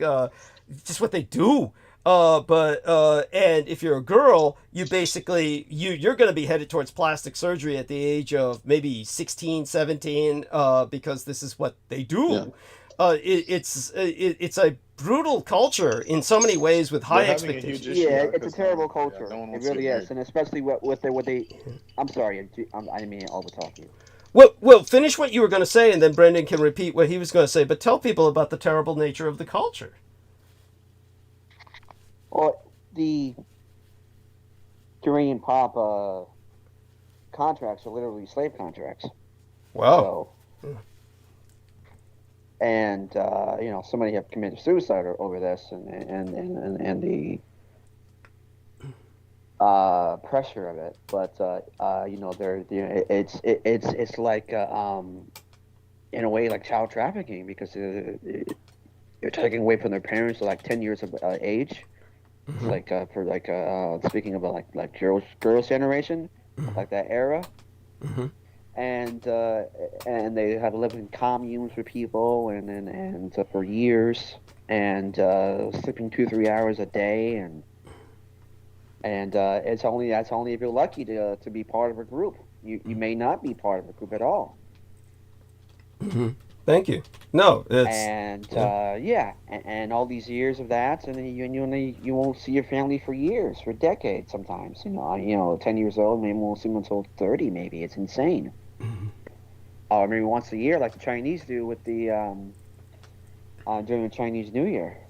Mm-hmm. You know, the migrant factory workers, because you know in China, you know there's always there's the general city, but then they have their own hometown.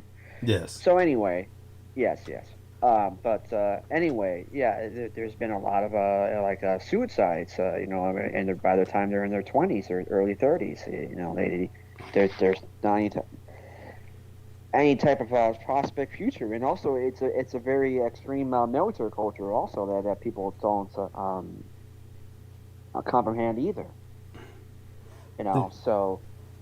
And there's a great video about how the city of Seoul, even though they've been trying to make a city of, I think, the size of Boston in the last 20 years, mm-hmm. But everything is dictated by Seoul, mm-hmm. you know, and it's the capital. So people understand. The capital of Korea is Seoul. Yeah, and it's literally killing the entire culture. Also, mm-hmm. There's a video about that. I can. What did you say is killing the culture? What's going on from Seoul is killing the culture? The emphasis on the city of Seoul. You know, it's like that is end all be all. Okay, so what you're trying to say is that the centralization of culture and economics on the capital has enervated the rest of the peninsula. Yes. There. Thank you. So, Brendan, now your observations on the Korean culture, please. Yeah, that was it. Pretty much, it's just the life is so brutal. And then there was this person on that made a video that I saw earlier. It was like she lived in Korea and she lived in Japan, and she compared the two. Yeah. And she was completely candid and honest about it. And she said, like, Korea was hell. It's like you're expected to do all these things. You have to go out with these people, but then everyone's brutal to you. They like are very, they shame you. There's like a lot of stuff to deal with just socially. And then on top of that, there's like a lot more assaults that happen. And she's a woman. She was like saying that there were people like hitting her, like people would slap her in the face and stuff. Oh my God. As someone that was living there, just like like a foreigner that was just like trying to like live their life. And she said it was like so bad that when she moved to Japan, it was like Japan was like a relief, you know. No one bothers you. It's like very like everyone's polite. So I mean, the culture is so difficult in Korea that even the Koreans now, like, they don't even want to have kids. They don't want to do anything. Like, you know, it's just too tough. There, man. It's too tough. If Yeah. they can immigrate to America or wherever it is, they'll get the fuck out of there as quick as they can, man. Yeah. So it's too tough for them even, and then the plastic surgery and everything it's just too much. So yeah, she 16 was years saying, old. Yeah, that's when they start. yeah. So she was saying that it's not a place you want to grow up. And the Koreans know that. That's why they don't want to have kids there. They leave or they just don't even have kids. Yeah, yes, that's right. It's the lowest. I think it's like, as far as population, you know, what's the statistical name for it? It's just population growth or population maintenance. They're the birth rate. Excuse me. Yeah. The birth rate is the lowest in the world. Yeah. For a reason. Yes. It's also the most drunkest country in the world too. Yeah. Oh yeah, they get smashed. Yeah. Yeah. Well, who could blame them? They're all trying to blot out their existence. Yes. Yeah, And, it's not fun. Yeah. by the way, just so people understand, we're talking about capitalist South Korea here. South Korea, Yeah. As bad as that is, North Korea. I would honestly just lump it all together, but yeah. What we just talked about was the South. Oh my God! and when it comes to the North Korea, of course, that's just indescribable. You can't even begin to imagine it. They put people in prison camps for generations. If someone gets sentenced, not only are you sentenced to a prison camp, your children will be born there. They will be raised in the prison camp, and this will go on for generations, where you provide slave labor for Korea for generations because you've been accused of and punished for some crime. And it's like any idea that you've got some protection as a foreigner even. There was that one poor white kid went to North Korea and... and spray painted something of Kim Jong-un's face, you know, the poster, not his face, you know, God. He stole a sign. Like, it was like a tiny sign or something. Yeah. Are you talking about that guy, Otto? Yeah, I think so. Yeah, then they brain killed him, right? They beat his brains in literally and shit. Yeah. And then when he was totally brain dead, they sent him back to the United States because they didn't want to spend money on keeping him alive. Right. Yeah, that was brutal. They were ruthless. But I mean, honestly, why would you go to a country like that and steal a sign? I mean, that's like the dumbest shit I've ever heard. Yeah, thank you.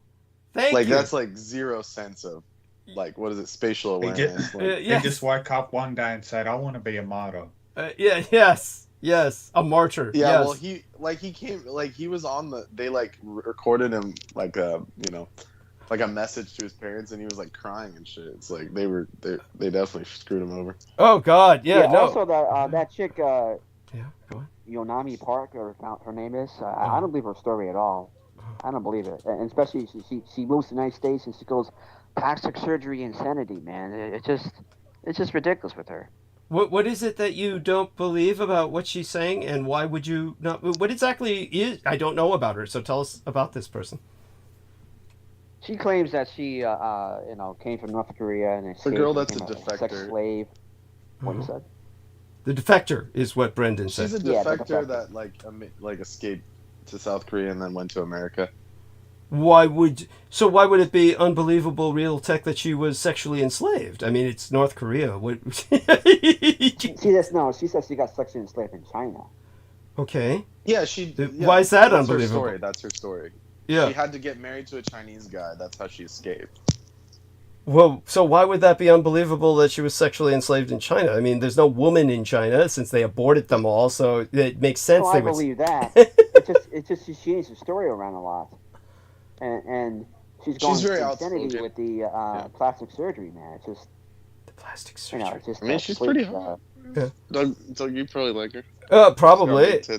Oh, cool. Yeah, all right. They probably installed those, but who cares? I mean, yeah.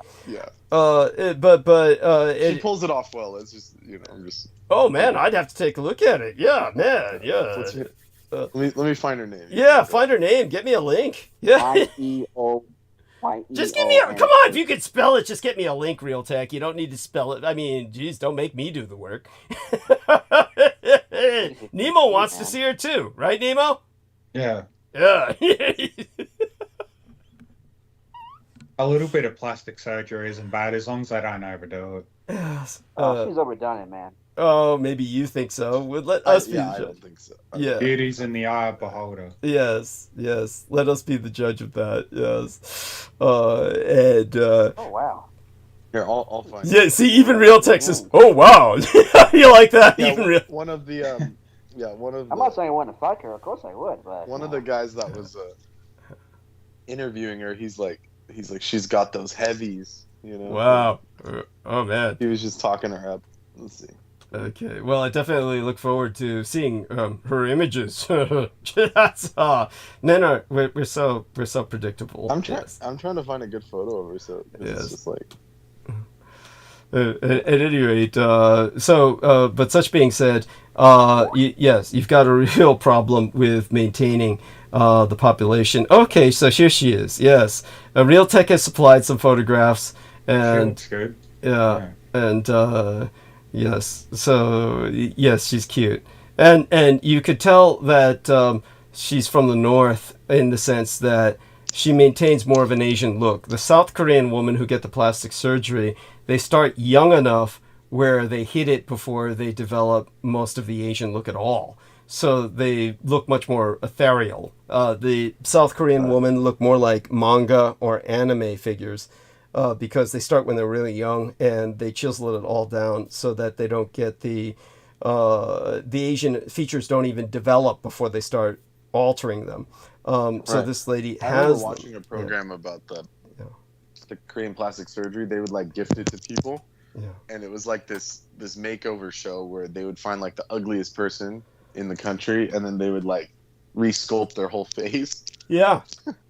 And there was one lady that was called Cucumber or something like that, because her chin was like some Jay Leno shit where it would like point out. And so they put her through like the full spiel because they paid for it, right? Like the TV company pays for it. Yeah. And so they gave her like the full treatment, and then she comes out looking like you said, like some elven chick. And it's just like, dang. And then but that caused controversy because like when people get married, then their kids come out all funky looking, and they had no idea because they married some model. So that was the scandal. They're like, how could you do that? Yes. Thank you. Does that make sense? Yeah, absolutely. Like the genetics don't change, so when your kids come out, they have like buck teeth and shit. Oh yeah, no, I get it. Or those like straggler teeth. Like I had those when I was little. Dude, the Jews go through this all the time.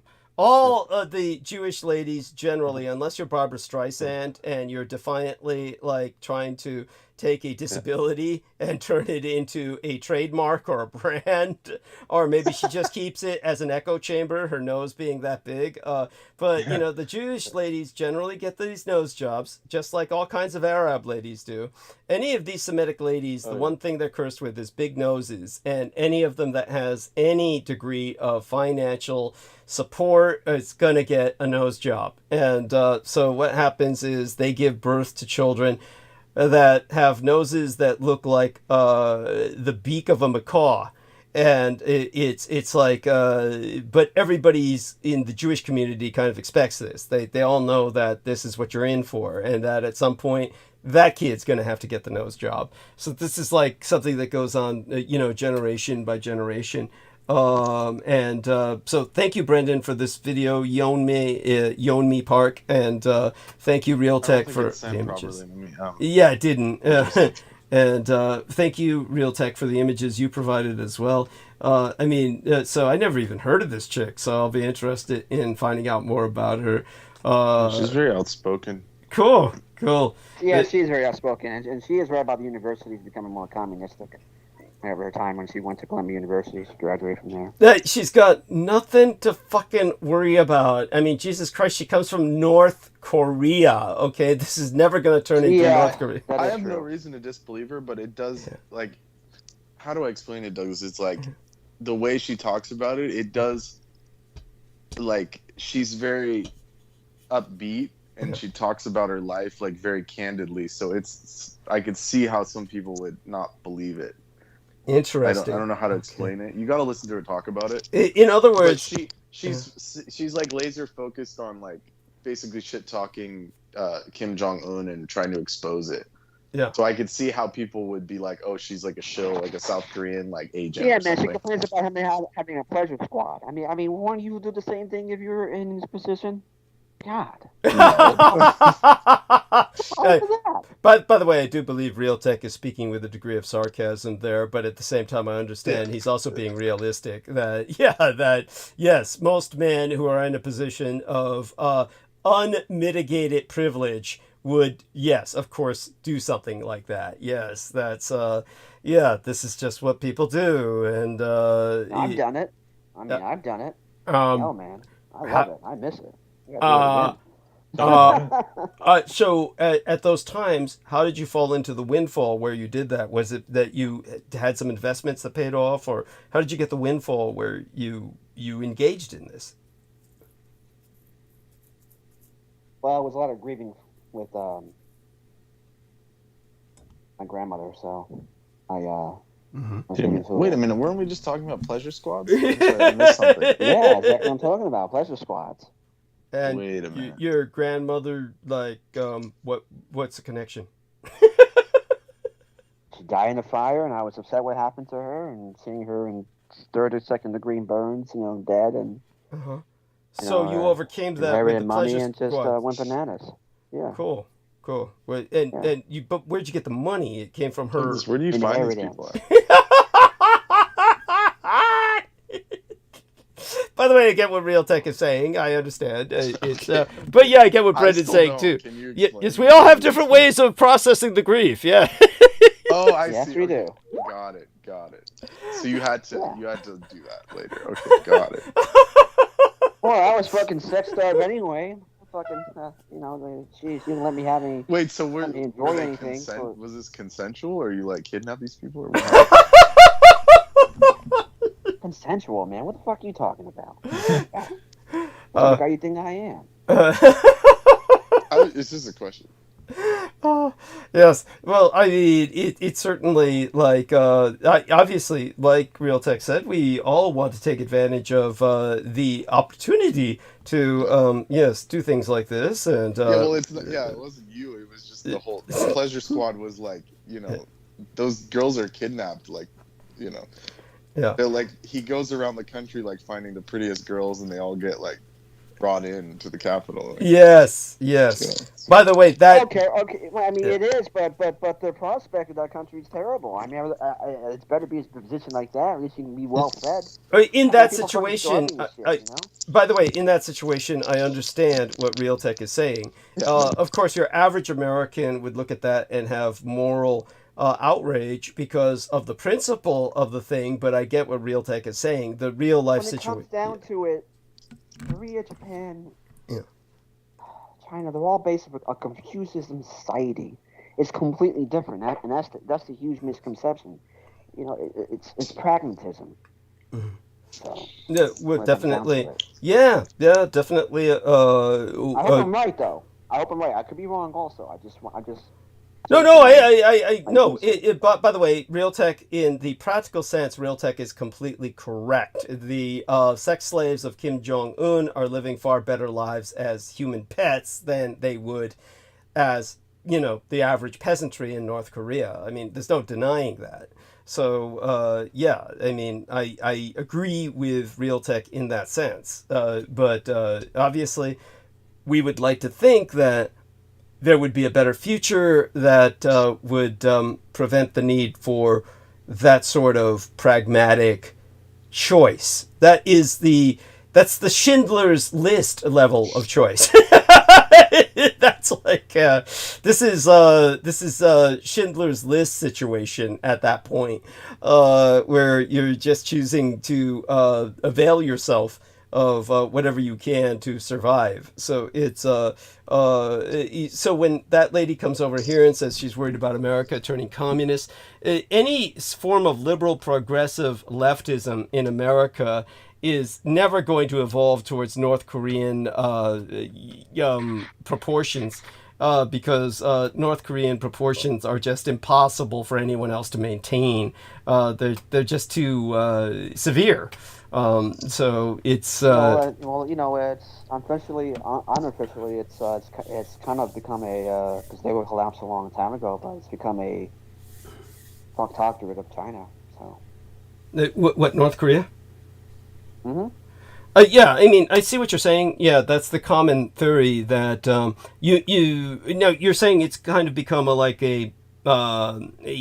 just a Chinese microstate, kind of like a protectorate, like you're saying.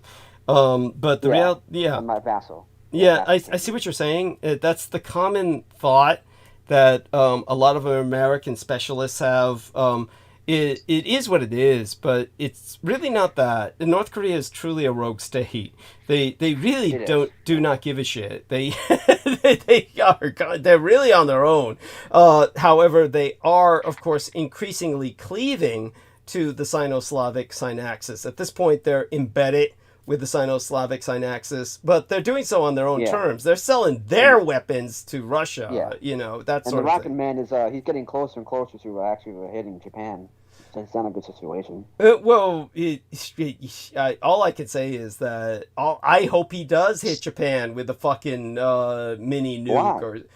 Because I want the Japanese to fucking get off their ass, and you need to light a fire under their ass to really kind of get that going. It's not that the Japanese aren't doing their part, but they're not my mother's Japanese. It's like I'm always afraid of going back to Japan because of what I'd see. I mean, I speak in Germany.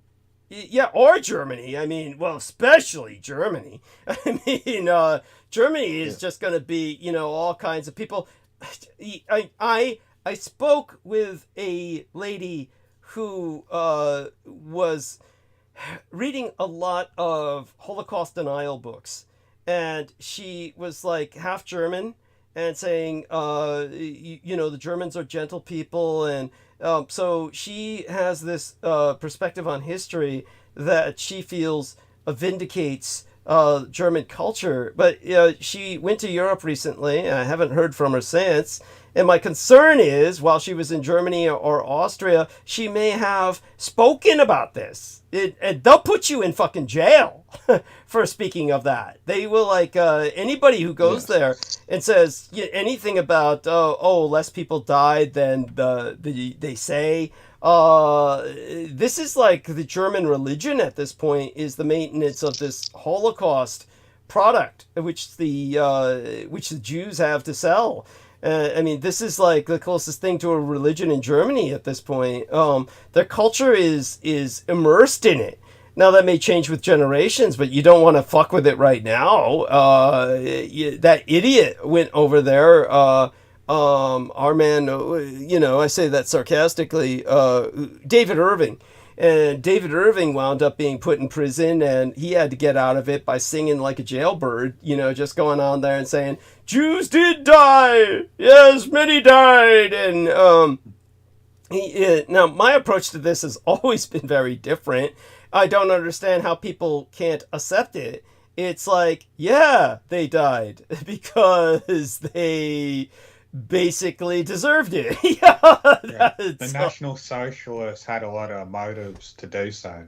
Yes, so I brought this up, and what I can't understand is why that's so difficult for people to just accept, and but that's because I guess people want to be nice. I guess they just want to be nice, but we're not in a nice world. We're in a world where these Jewish people want you dead, and again, you could say you can't generalize. Look at how many of them stand up for righteousness, but we have to operate in terms of generalities when we think strategically.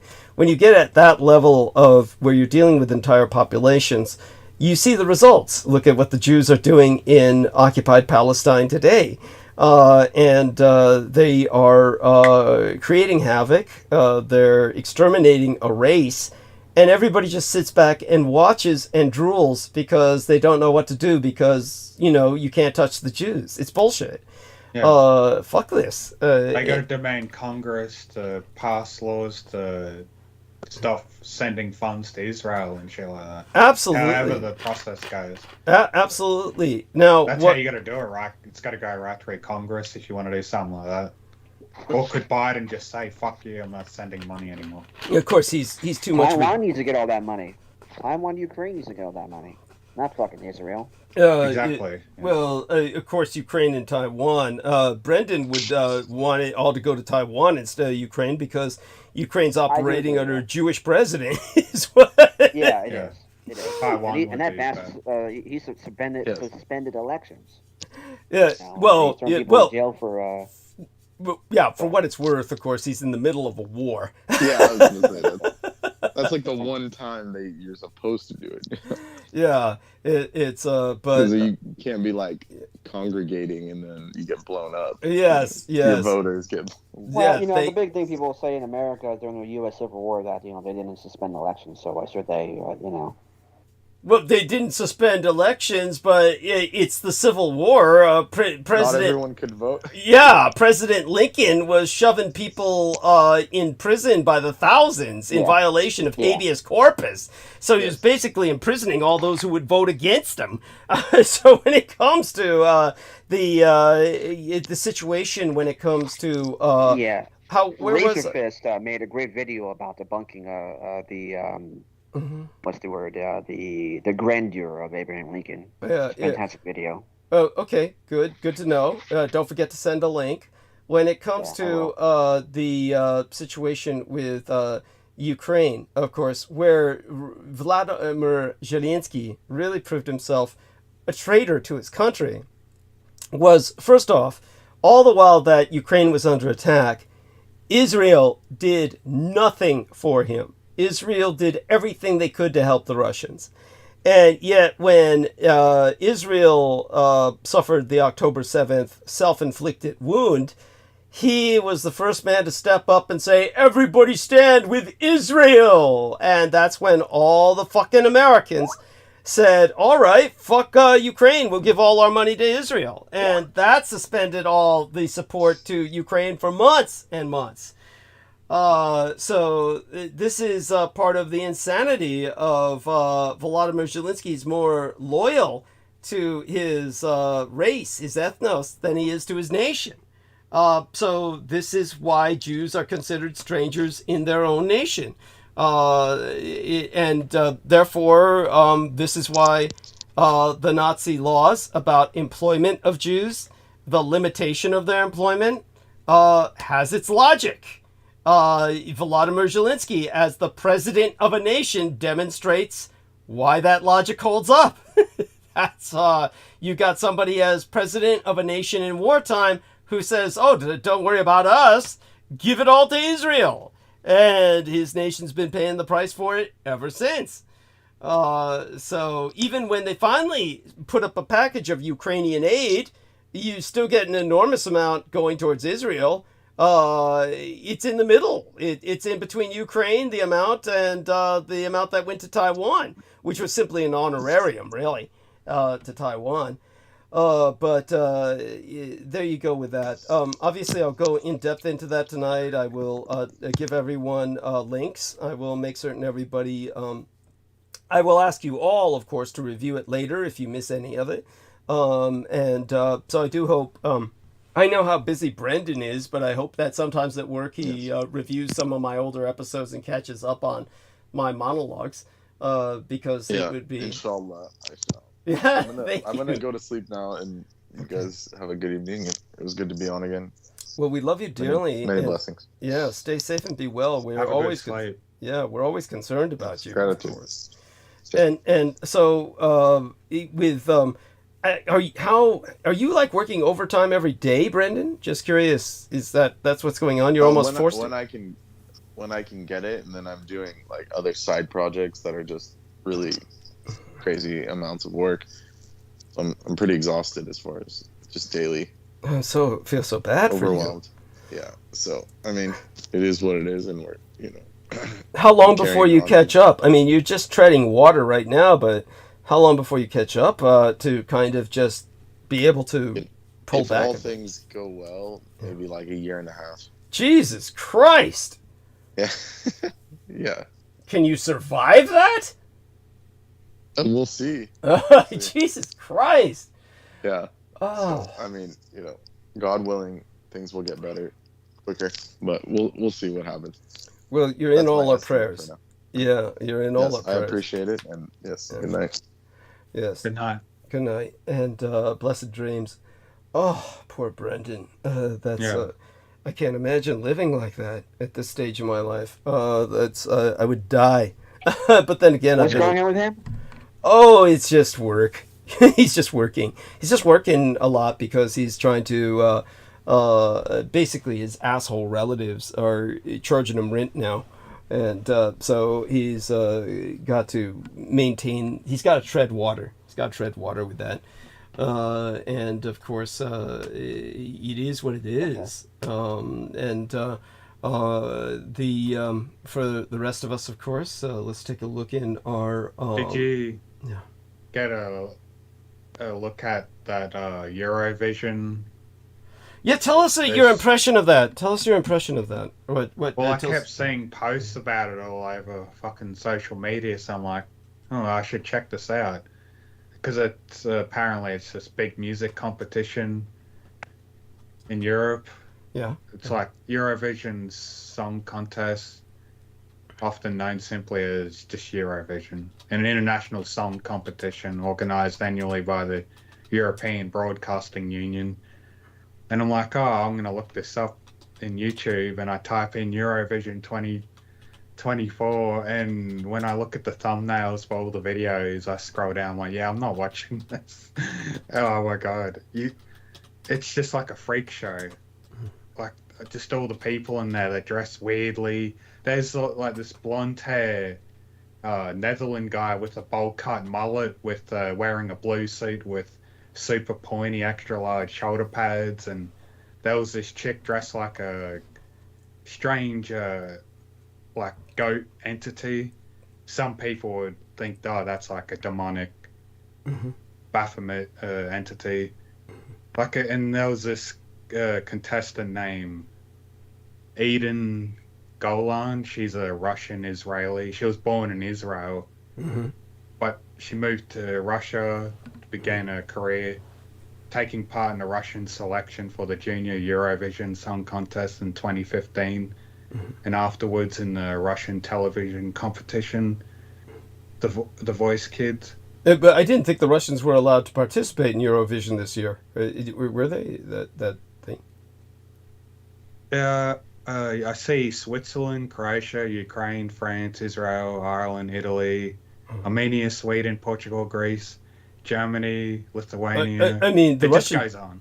Yeah, but the Russian Russian. chick must. Yeah, that's what I was going to say. The Russian chick must be with Israel. She must be. Yeah, it says Israel under her name in the list. She came in 5th place. Right. Yeah, Right. she just has A lot of started people. her career. Right, a lot of people were outraged that people were letting her in at all because she was representing Israel. So a lot of people were outraged that Israel was allowed to participate. Yeah. And so it certainly had its controversy. I know that much.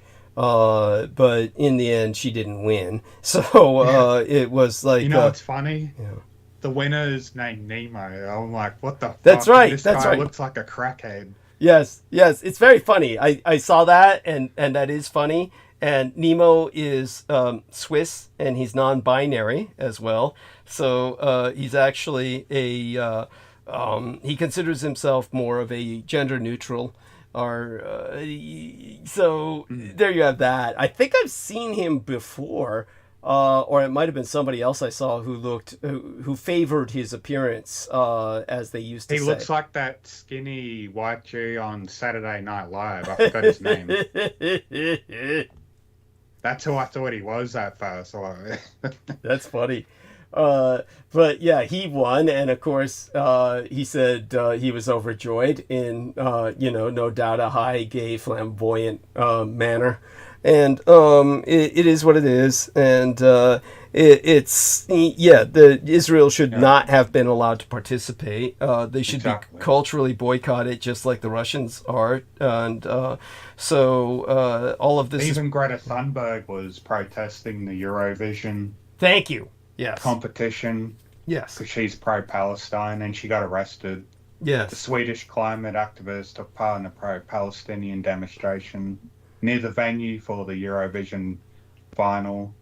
On Saturday, she was seen shouting, "This is a genocide," while surrounded by police. Yes. Thousands of people gathered to protest against Israel. Yes. Participation in the song contest. Yeah. Yes. I wish we had brought that up while Brendan was still here. Yes. And good for her. Well, it's also about the speaking about Israel, like this girl, the German girl, Shani Luke. Mm-hmm. She's alive actually too. She's not dead. Okay. So it's just more propaganda. Her mother says she's alive. Okay. The German girl that was at the rave. Oh, okay. Yes, the German girl who was at the rave, who we were told was killed. So you're saying her mother says she's alive? Yeah. Okay. Interesting. If you've got a link for that, yes. What's her name? Yeah. Shani Look. I put the link in the chat. So, okay, there we are. Thank you. And so, such being said, that's fascinating. And let me take a look at that link, and I'll click on that, and then save that, and then go into monologue very soon. Shani Luke's mom says she's alive. Okay, interesting. Let's take a look at this and see what the source is. And News Nation, interesting. So, all right, I'll take a look at that and see what context is provided here. And aside from that, let me shut that down. And fucking GameStop, holy shit! Are they saying that the daughter that attended the massacre at the music festival? Mm-hmm. Yes. Are they trying to say, oh, she's alive, so that was a fake shooting or some shit? There's an actual picture of her under this tank. Are they saying like, oh, it was a massacre and she survived, or were they trying to imply it was, like saying it was all staged and set up? Oh, right. Well, well, I mean, it was staged in the sense that it obviously crisis acting, they like to call it. Those. That's not what I'm saying, but yes, there are people who claim that. There are people who claim that, but when it comes to I don't think it's crisis acting. Yeah, no. No, but I was asking if they were trying to imply that. No, I don't believe so. I don't believe that that's what they're implying. My presumption, I would presume, that they are simply saying she survived the massacre, but they claimed she was dead. And good for her then. Yeah, good for her then. But we still don't know. Sometimes parents go into deep denial, and they may insist somebody is alive and quote-unquote missing instead of being dead. Now, this is interesting. Okay, yeah, there we are. And so this is a picture of her surviving the massacre, presumably.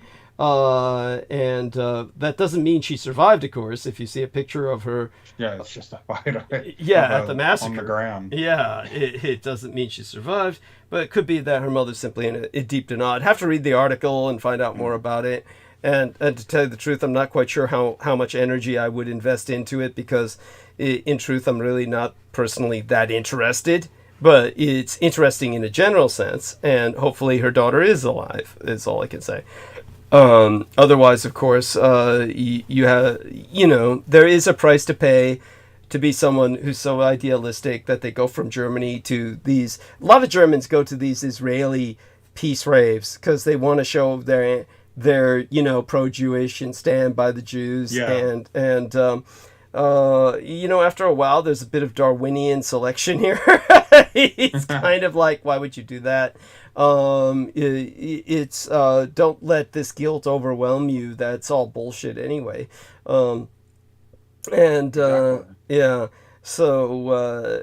all such being said, I think Aristides is asleep, so How do you gentlemen feel about anything else you want to bring to my attention? If not, I'm just going to launch into monologue soon. But go ahead, talk, Nemo. Have you looked much into about how Menachem Mendel Schneerson, like Rabbi Rebbe or whatever you call him, Rebbe, R-E-B-B-E, about him being Netanyahu's mentor, how he was like kind of grooming him, and he was close by his side for many years. Like, he was very popular in America, this rabbi. He's known like all around the world from all the Jewish people around the world. And he said on video recorded to Benjamin Netanyahu, "Oh, you're going to usher in or help bring in the Messiah," saying, "Oh, you're going to be responsible for bringing the apocalypse onto Earth." And he's saying this is, rabbi said. Yeah, and he's saying it is a good thing, right? Like, this is positive. Yeah. He said, "We want this to happen. You're going to bring this into reality, our vision." And do you know much about him, this individual, this famous rabbi? He died in 1994. Okay. 12th of June. Yeah, not too much, but how much is there that I need to know? Certainly bring to my attention any links you have. I'll certainly be talking about the subject, but by all means, anything. It's just Netanyahu would be surrounded by people like this, and even Putin. Yeah. There's videos of him just being surrounded by these rabbis, like, because he's just in favor with them the whole time. Yes. Zionist, pro-Zionist, yeah. Yeah, absolutely, absolutely. So I thank you for sharing that. But it's recorded. Yeah, I'm just saying, like, he said it, out of the horse's mouth. I groomed you to this point, and you're going to carry out what we want you to do. Like, he's really, like, he is, no doubt, he is in a powerful position, but he's also a puppet for his elders. Yes, I got it. Yeah, and that's definitely appreciated. You're sharing that. So, Real Tech, what's your impression on this? What's it? Reminds me of Nixon with Prescott Bush. Okay. And how he trained him to be the piece of garbage that he was, and Who, Prescott Bush? The garbage or Nixon? No. Prescott Bush was the mentor for Nixon. Okay. Yes. Got it. All right. That's okay. But I have to look into it. Can you put the rabbi's name in there? Yes. If you could provide us a link, Nemo, that would be deeply appreciated. So when you mention him, he does remind me of Anton LaVey, who was also another fucking moron. So. Interesting. Okay. I don't know why. I wouldn't be surprised if they were in cahoots covertly, not in the public view, but secretly. Oh, it makes perfect sense. Rabbi and Anton LaVey. Yes. Yeah. Yeah. That would make sense. It could be the other rabbi too that talks on YouTube a lot. Okay. Who says that Christianity is not a real religion? There you go. Yeah, but of course, what else would a Jewish rabbi say, right? That's what they say to each other when they speak to each other in private. Yes. They like to think that Jesus is boiling in a pot of semen and shit. And that's if they acknowledge him as being real at all. Yeah. But they like to say that just to piss off Christians and offend them. Yeah, I know. It's these. I remember. That's watching, how vile they are. Yeah.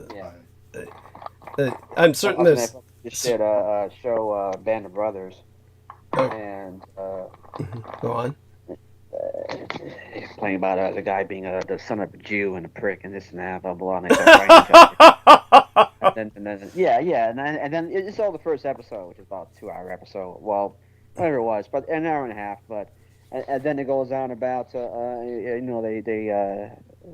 want to kill Hitler and this and that, blah blah, and it's just terrible inaccuracy of the time period. People didn't know people were not very knowledgeable. Thank you. Thank politics you. in general of that. They were dumb as shit, man. Yes.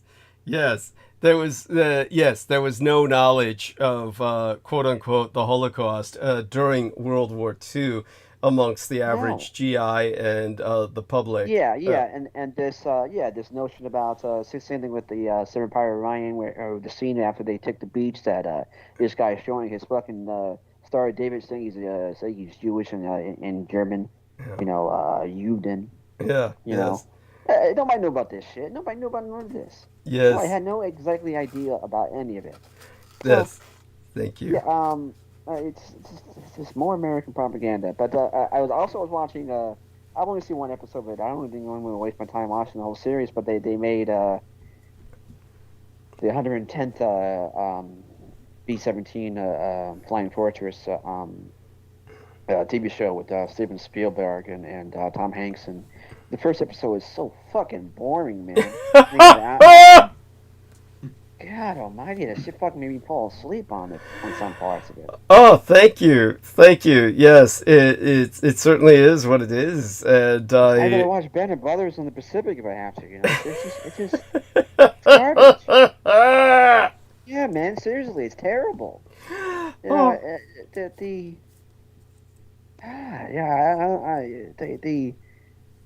it's got the guy who played as Elvis. You know, Mr. Butler.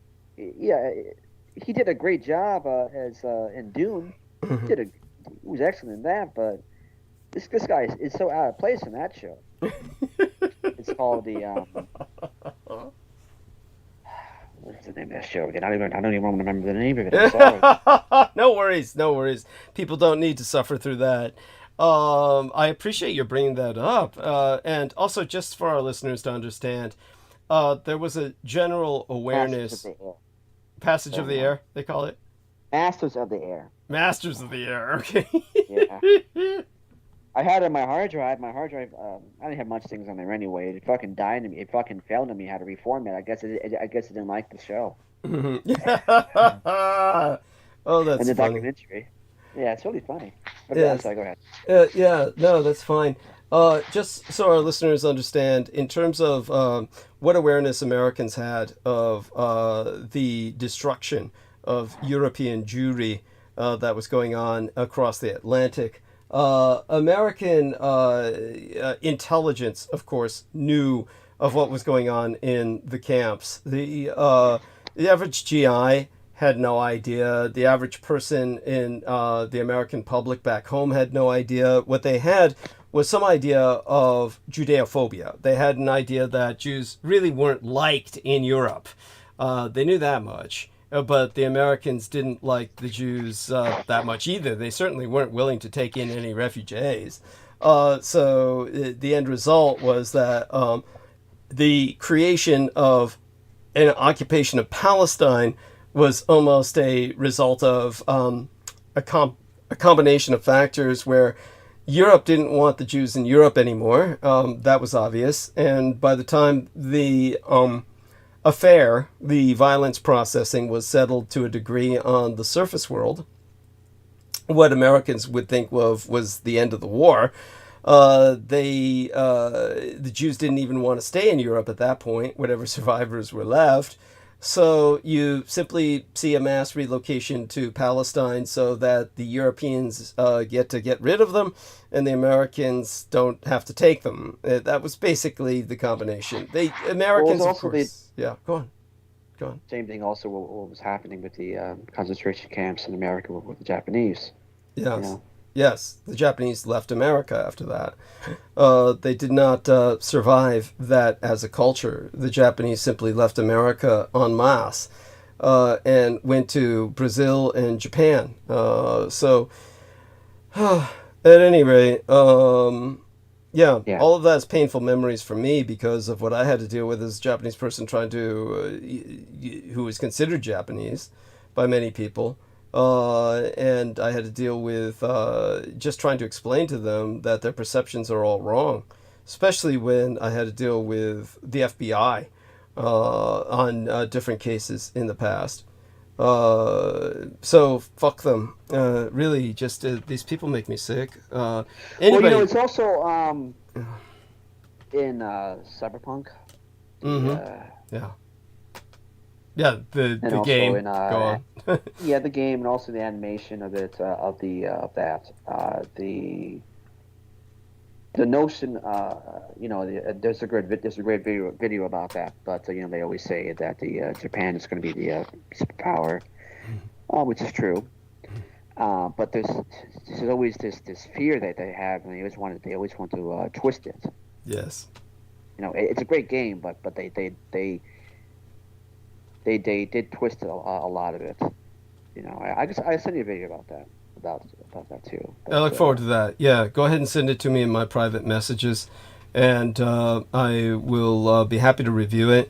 Certainly, it's basically another manifestation of Japanophobia, or Nipponophobia, to use the correct term. It's also this book I got years ago, also about that.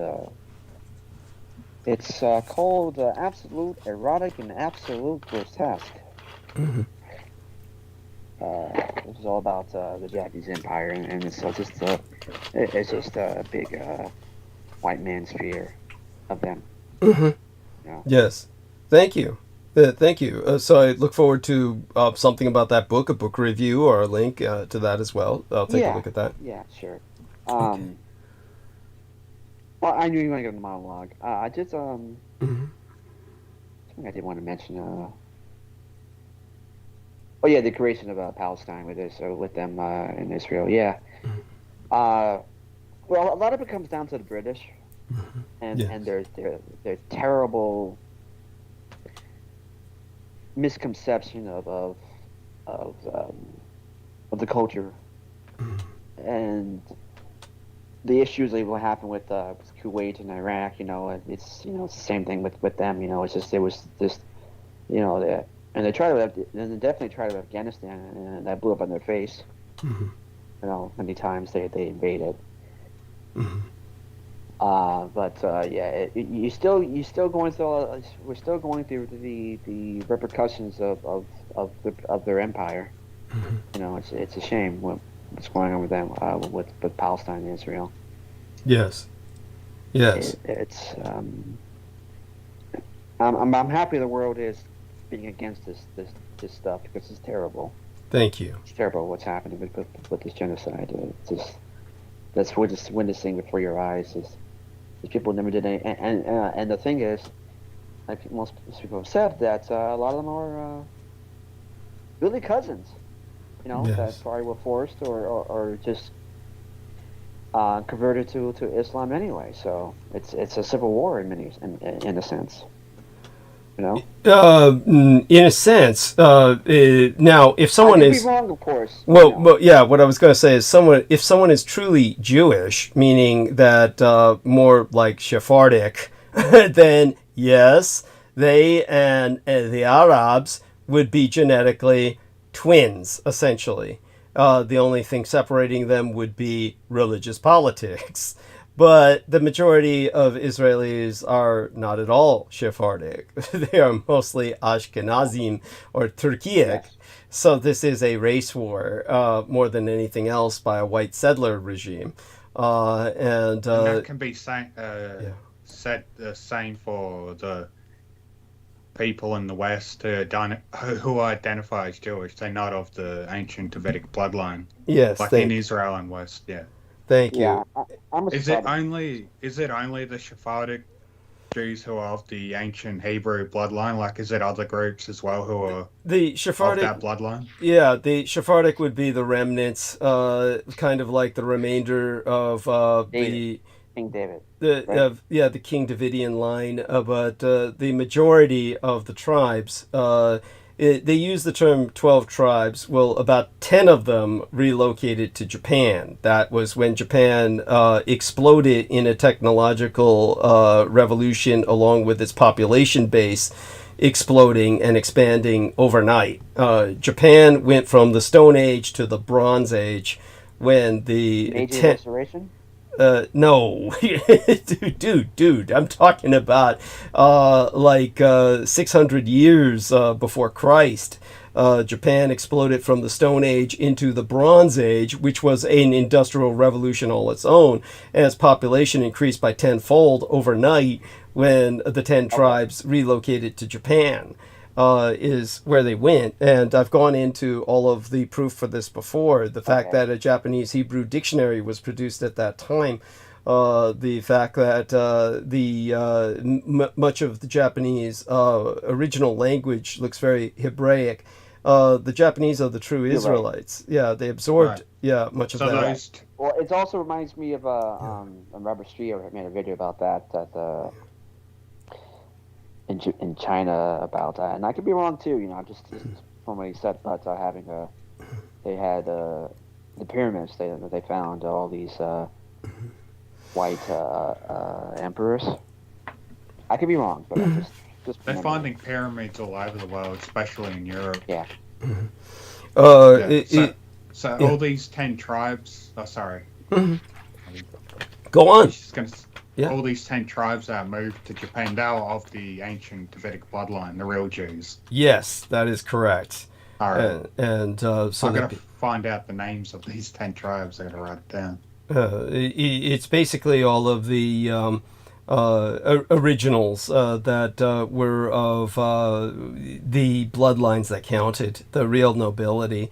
What was remainder were the commoners who couldn't escape, and that's when those of course are mostly the Sephardim are descended from them. And so when it comes to that situation, of course I've gone into it in depth before, happily go into it in depth again at some point in the near future. But it's one of these things that again, when I go into it, let's put it this way. I'll try and put it in brief. There is, of course, the when you think about Japan, the Yoniguni Pyramidal Monument, which I believe is what Realtek might be referring to, was discovered in 1986, but it was built some 10,000 years ago. It is obviously not natural. But you have people like Robert Schoch claiming that it is, which is total bullshit because nature doesn't work with angles, and it doesn't put glyphs into the sides of those walls either. There are glyphs on the sides of those walls. There's nothing natural. No, he was talking about the 1947 China. Okay, all right. And the white emperors that you're speaking of there. Thank you. Okay. And this goes back to the time of Adam's son, Seth, going to China and pre-Christianizing, proto-Christianizing the Chinese, carrying his father's prophecy that there would be a Messiah that would redeem man in the future. This is what the Chinese Magi responded to, was the vision they had been waiting for. In Japan, what's writ in clay, Japan is a hugely popular archaeological zone in which to site excavations. It's known to be the location of the oldest pottery ever discovered on this planet. There are fragments of pottery traced back 14,000 years to the age of Jomon. And this pottery is always of the Dogu humanoids. The Dogu humanoids are all pottery figures of pregnant women and animal-human hybrids. All of them are deliberately shattered. There's never been a single specimen ever found intact. At some point, there was a massive destruction of that culture. This is because of the memories of the chimerical hybridization that was performed on the old continent of Mua, the continent that sank beneath the oceans. The mountaintops now exist as New Zealand, from which the original Japanese had migrated. The Yayoi immigrants came later in 732 BC, the Assyrians sundered Israel. The 10 Hebrew tribes were exiled. They always speak of 12 tribes. Author Kosler speaks of the 13th tribe in his book by that title, which speaks of the Hazar, the Turks that were forcibly converted into Judaism, that later became the descendants of today's Israelis. For the longest time, they were the majority, but as I've stressed, ever since the collapse of the Greater Soviet Union and America forcing Israel to take in the migrants from Russia, 1/3 of the population of Israel is fucking Russian. That is the language that they speak, the Umgangssprache, the language they speak at home, the language that they're comfortable with is Russian. Everything in Israel is bilingual. It's now printed in both Hebrew and Russian. So this 1/3 of Russian people in Israel are pure fucking Slavic white. They're not even anywhere near Jewish. So the majority of Israel is not fucking Jewish at all. They're white. They're a white settler regime. Imposters. Yeah. Yeah, they're all imposters in general. The general statement for them. But the 10 Hebrew tribes, that was the same century when they were exiled that Japan transformed from the age of Jomon into the age of Yayoi. The influx of Jewish tribes immigrating to the subcontinental superarchipelago of Japan swelled the population 10 times over in but a single century. And there were vast changes in culture and technologies. The historian Joseph Heidelberg conducted the Nazi Heidelberg Exposition and proved that this was the time of the deployment of new bronze and iron weapons in Japan as had been deployed in Israel. So they had a simultaneous Bronze Age and Iron Age revolution out of the Stone Age overnight. This is how the Nazis knew the true Israelites were the Japanese, and that the Jews in Europe were a bunch of fucking Turks that were basically imposters claiming to be the Jews from the biblical age.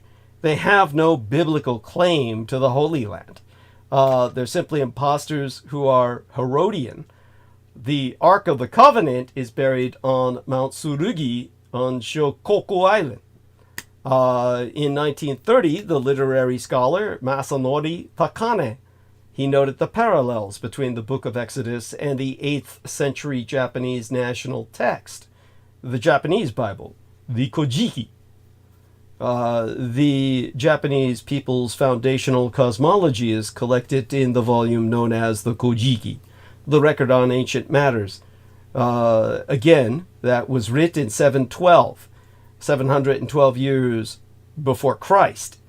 The hidden histories speak of the formation of the 14,000 islands of the Greater Japanese Empire and the foundation of human society. Kojiki, it speaks to us of a sacred artifact, identical in description to the Ark of the Covenant. The Takane excavation, which existed until the year my sister was born, from 1952, the year Japan won World War II, to the year my sister was born, 1963, the Takane excavation recovered artifacts, a brick arch, marble corridors, human mummies.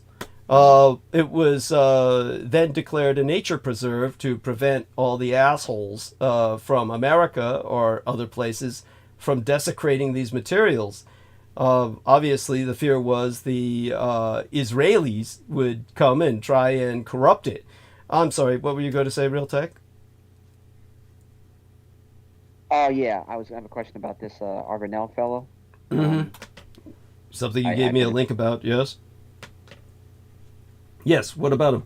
Yes. My grandmother would go on about him being in our family, and he was part of the 13th tribe, and she used to have some coat of arms that she had from him also, from this family. Oh. Have you heard about it? It was lost during the fire, but have you heard about this before? This guy in the Arbonell tribe? No, I've never heard of him. So please, by all means, I'll certainly copy the link and try to review it later. And whatever you want us to know about him most immediately, please let us know. Yes. Well, he's Sephardic, so I mean, there is an entire Wikipedia and a few different websites about him. The actual picture I've seen of this looks like he maybe Moorish. I don't know. I don't know too much about him. I did ask my cousin once about him, but he really didn't go too much into detail about him. It just says about he was in Spain and he was exploded. Was thrown out with the rest of the Jews and he went to Italy. I would like you to look into it, maybe something with the 13th tribe with him, but I don't know. Just something to talk about, to mention to you. Thank you. I appreciate that, and appreciate that profoundly. And so what I'll do now is I'll go into monologue, so both you gentlemen do me a favor. Real text, say good morning to everyone, and then we'll have Nemo do the same. Okay? Good morning, everybody, and enjoy Douglas's monologue. And please support Douglas Dietrich, because he is our national treasure, and he is our best possible hope to learn about the world and learn about how the Allies lost the war, and buy the book. And enjoy the show. Thank you so much. And of course, feel free to hang out as long as you want. And if you feel you have something to interject that's relevant, of course, always feel free to do that for as long as you're conscious or awake. And dear Nemo, say good morning to our listeners. Good morning, everybody. And please support Douglas Dietrich any way you can. Send any amount you can afford towards him via PayPal, and buy his books on Amazon. Thank you so much. And of course, by all means, hang out as long as you're conscious, as long as, and always feel free to interject if you feel you have something, that's relevant. And today was Israel's Memorial Day. 2-minute siren sounded across the country at 11 a.m. I believe they're going to repeat that today. They'll interrupt maybe the stock market exchange for that. And I bring that up, of course, to show a general respect for cultural relevance. Israel is, of course, a artificial culture, but it maintains a semblance of coherency. Of course, the culture as it stands cannot be allowed to stand for much longer. And again, thanking both of these gentlemen for transitioning us to this point. And at this point, we'll carry on with the monologue. And I'm going to have a smoke. I'll be back in a bit. I'll be listening on my phone. Sounds good. Thank you so much. So this is a Mother's Day transmission. And again, you can reference that in text, the text below this live stream. And let's start with the carte blanche, the blank check that Israel gets. During an appearance on CNN Newsnight, the senator from South Carolina, Lindsey Graham, spoke about civilian deaths in the Gaza, and Graham said, "No amount of Gaza death will make me question Israel." And the United States, Arod-Israel relationship is under deep stress. I will refer to them throughout the monologue as Arod-Israel, because that's what they are. They are truly the Herodian mismanifestation of Israel, not the real Israel, which exists in Japan.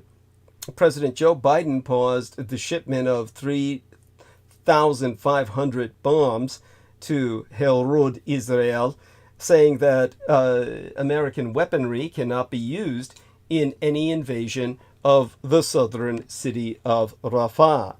Of course, this is all too little too late, and American weapons are still being dispersed to Israel.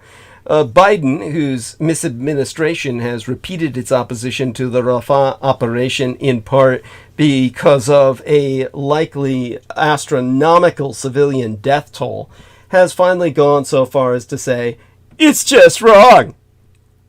After Biden threatened an arms halt, Prime Minister Benjamin Netanyahu countered by saying Herod Israel can stand alone and would fight alone with their fingernails if need be. On Thursday, Herod Israeli Prime Minister Benjamin Netanyahu stated that Herod Israel was strong enough to fight alone, as the United States warned that it would cut military aid to the rogue state. In a video message delivered on Thursday for Herod Israel's Independence Day, Netanyahu said, "If we have to stand alone, we will stand alone." That same Herod Israeli Independence Day Thursday, the IDF, the Israeli Defense Forces spokesman, Rear Admiral Daniel Hagari, added that the IDF had the necessary weapons for its planned operations, including in Rafah.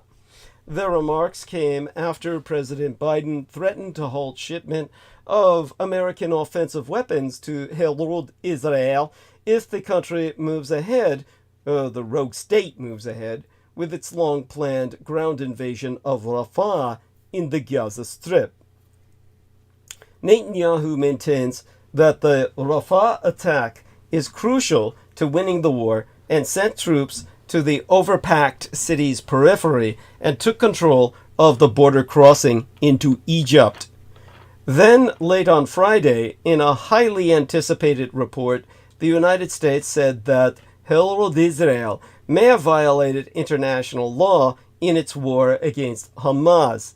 Any Rafah operation threatens the pipeline of aid into the Gaza. Meantime, negotiations for a ceasefire between Hamas and Herod Israel appear stalled. In Bloomberg, Mark Champion writes, "Neither has been serious about negotiating a ceasefire because neither is willing to give up its war aims. This is the murderous logic of the extremists who currently dominate the leadership on both sides." This is why people see this situation going atomic. Senator Lindsey Graham has suggested nuking Gaza, calling Hiroshima the right decision.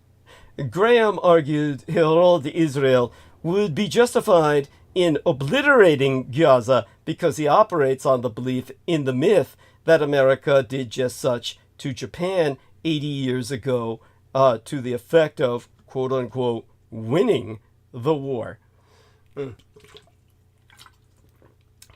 To quote as Graham, "When we were faced with destruction as a nation after Pearl Harbor, fighting the Germans and the Japanese, we decided to end the war by the bombing of Hiroshima and Nagasaki with nuclear weapons. That was the right decision. Give Israel the bombs they need to end the war." This is all perceived as a contest between strength and weakness in the eyes of the Republicans. Trump and Netanyahu's push for their authoritarian politics are manifest in Lindsey Graham's stance. Before Donald Trump criminalized the White House, the Republican Party, and most decisively, the Supreme Court, he was the CEO of the Trump Organization, a fraudster, racketeer, and the patriarchal boss of a family-owned and operated criminal enterprise.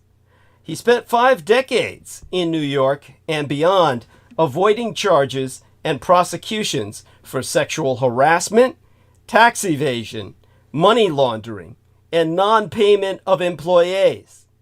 Along sharing each other's pantyhose with his Herod Israeli counterpart, Prime Minister Benjamin Netanyahu, the former United States President Donald Trump has proven to be remarkably popular among every Herod Israeli ever asked.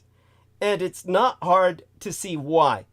As soon as he took office, the American empire was withdrawn from the Iran nuclear deal, plus he recognized Jerusalem, as Herod Israel's capital and moved the United States Embassy there, even though it is a city divided between the Jews and the Christian Coptics and the Christian Armenians. Not to mention, of course, the Cyprians, among other Christian populations, as well as Palestinians. Herod Israel has conducted an aggressive campaign of economic espionage in these United States since 1948. This campaign has been critical to sustaining and modernizing Herod Israel's nuclear weapons program and an array of its most advanced conventional weapons, even while it has caused American firms to lose valuable proprietary information and unfairly advantaged Herod Israeli companies in the international arms market. While other countries conduct economic espionage against these United States, Herod Israel's is the only major recipient of American foreign aid to do so. Now the world continues to watch as both the disgraced former United States President Donald John Trump and the incumbent Herod Israeli Prime Minister Benjamin Netanyahu attempt to weaken our democracy. Trump by violating his gag order and Netanyahu by ignoring all calls for a ceasefire. They both need to be put in check before we all regret it, because autocrats in the Russian and communist Chinese empires and elsewhere are now making common cause with MAGA Republicans to discredit liberalism and freedom around the world. Russia, Red China, Herod Israel, and the Republicans are winning the new propaganda war. What explains the student movement against the genocide in Gaza right now? Sometimes the correct answer is the one right in front of you. That answer lies in the fact that UNICEF, which of course is the United Nations organization, they have been extant for quite some time in humanitarian operations around the world and maintain what they can in terms of records of atrocities. Their acronym, of course, stands as, if I remember correctly, it was not too complicated, but I always forget it offhand and have to rack my brain. It was simply the United Nations International Children's Economic Fund originally. As a matter of fact, no, it was the United Nations International Children's Emergency Fund, created by the United Nations General Assembly on December 11th of 1946 to provide emergency food and health care to children and mothers in countries that had been devastated by World War II. The reason that they still exist is because World War II is still extant. We are still fighting World War II against the Thousand-Year Reich in exile. For this reason, the Jews have been given carte blanche and are now on the verge of going atomic. And UNICEF labels Gaza the world's most dangerous place to be a child. That's the primary immediate answer to what explains the student movement against the genocide in Gaza right now. 8 out of every 10 victims in the Palestinian enclave since the 7th of October in 2023 are women or children. According to a Euromed, that's the Euro-Mediterranean Human Rights Monitor report, released on December 18th of yesteryear, that brings, a total of 25,612 Palestinians to our attention that had already been killed, including over 10,000 children. Euromed having previously recorded, before their December 18th report released yesteryear, that more than 90% of the deaths have been civilians. Now Senator Lindsey Graham, the Republican from South Carolina, has offered a baffling comparison of Herod Israel's war on Gaza to the United States decision to drop atomic bombs on Japan during World War II, telling Herod Israel to do whatever you have to do to finish the military campaign that is actually an exercise in mass extermination. Speaking to NBC's Kristen Welker on Meet the Press Sunday morning, Graham made the argument that Herod Israel would be justified in slaughtering civilians in Gaza by likening the situation to the American Empire's war with the Empire of Japan 8 decades ago. He suggested Herod Israel would be right to flatten the Gaza Strip, home to 2.2 million Palestinians, over half of whom are children, simply because the American Empire did it to Hiroshima and Nagasaki in the 1940s. The senator continued to call the bombings of Hiroshima and Nagasaki the right decision by the American Empire, as he himself has been indoctrinated since childhood that that decision, while killing hundreds of thousands of Japanese civilians between the initial blasts and the deadly radiation that followed, somehow ended the war with Japan, which we disprove completely in the book titled The Roswell Deception. So do buy that for your own edification.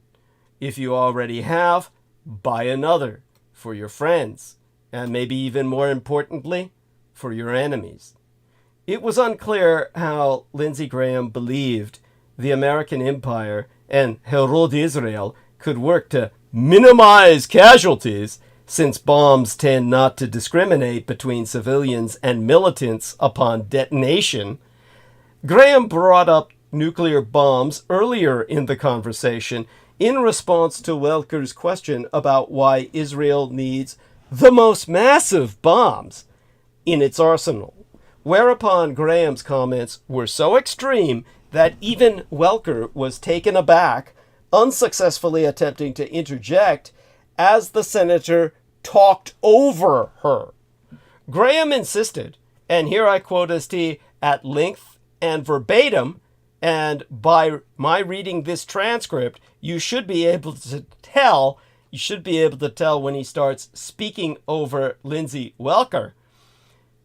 To Israel, do whatever you have to do to survive as a Jewish state. Of course, here he's advocating a racist and racial ethno-state. I should say racial and racist ethno-state. At which point, Nemo has returned from his smoke, so I'm just going to acknowledge his return here. And I'm going to take a look into the chat room before I go back to reading the quote from the transcript as uttered by Lindsey Graham. Gratified to see the numbers. Thank you all for joining us. So Lindsey Graham goes on to say, whatever you have to do. In other words, he said, to Israel, do whatever you have to do to survive as a Jewish state, advocating their maintaining themselves as a racial and racist ethno-state, then goes on to say, whatever you have to do, with great emphasis. Listen, here's what I would say about fighting an enemy who wants to kill you and your family. Why did we drop 2 bombs, nuclear bombs, on Hiroshima and Nagasaki? To end a war that we couldn't afford to lose. You don't understand, apparently, what Israel is facing.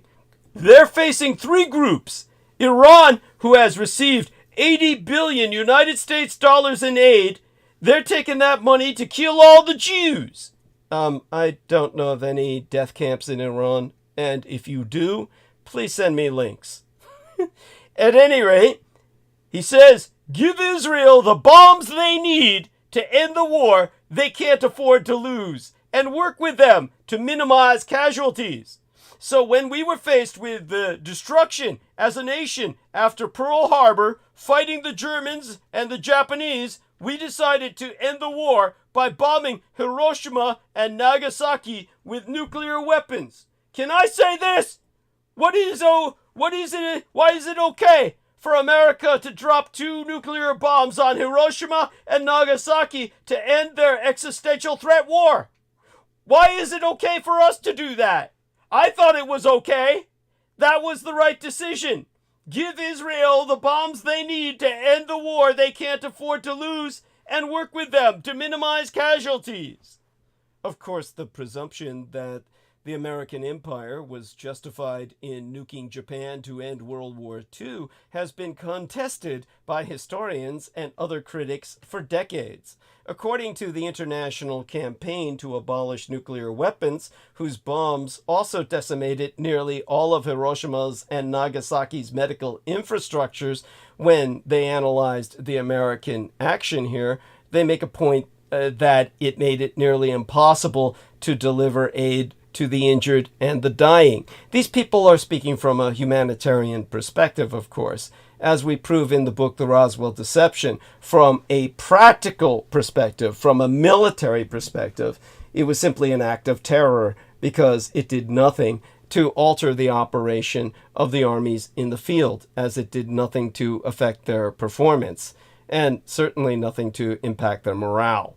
Welker countered Graham's assertion and pointed out that, in her words, military officials would argue that there has been so much technology since those bombs were dropped that, for that very reason, that is why Israel and other developed countries can be more precise. She added that President Ronald Reagan withheld weapon shipments to Israel when he wanted to impact its military decisions. Welker asked, did President Reagan show that using United States military aid as leverage can actually be an effective way to rein in and impact Israel's policy? Welker is correct that Biden is not the first United States president to withhold aid or military equipment to Israel during the latter's military engagements and wars.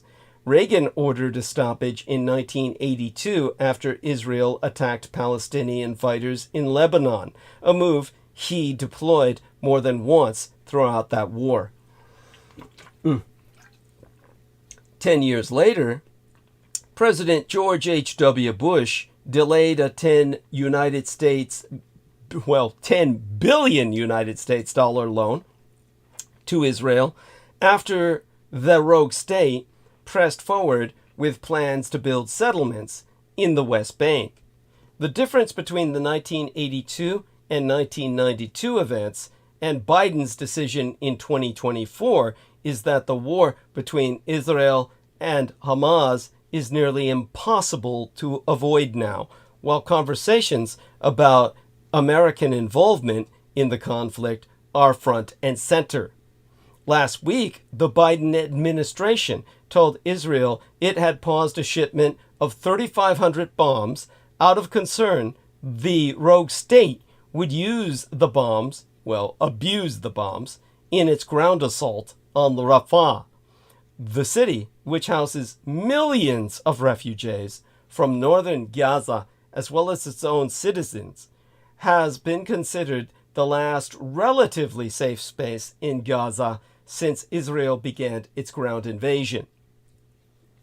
Graham, of course, sidestepped the Reagan question and addressed President Joe Biden's decision to halt some shipments of American military equipment to Israel instead.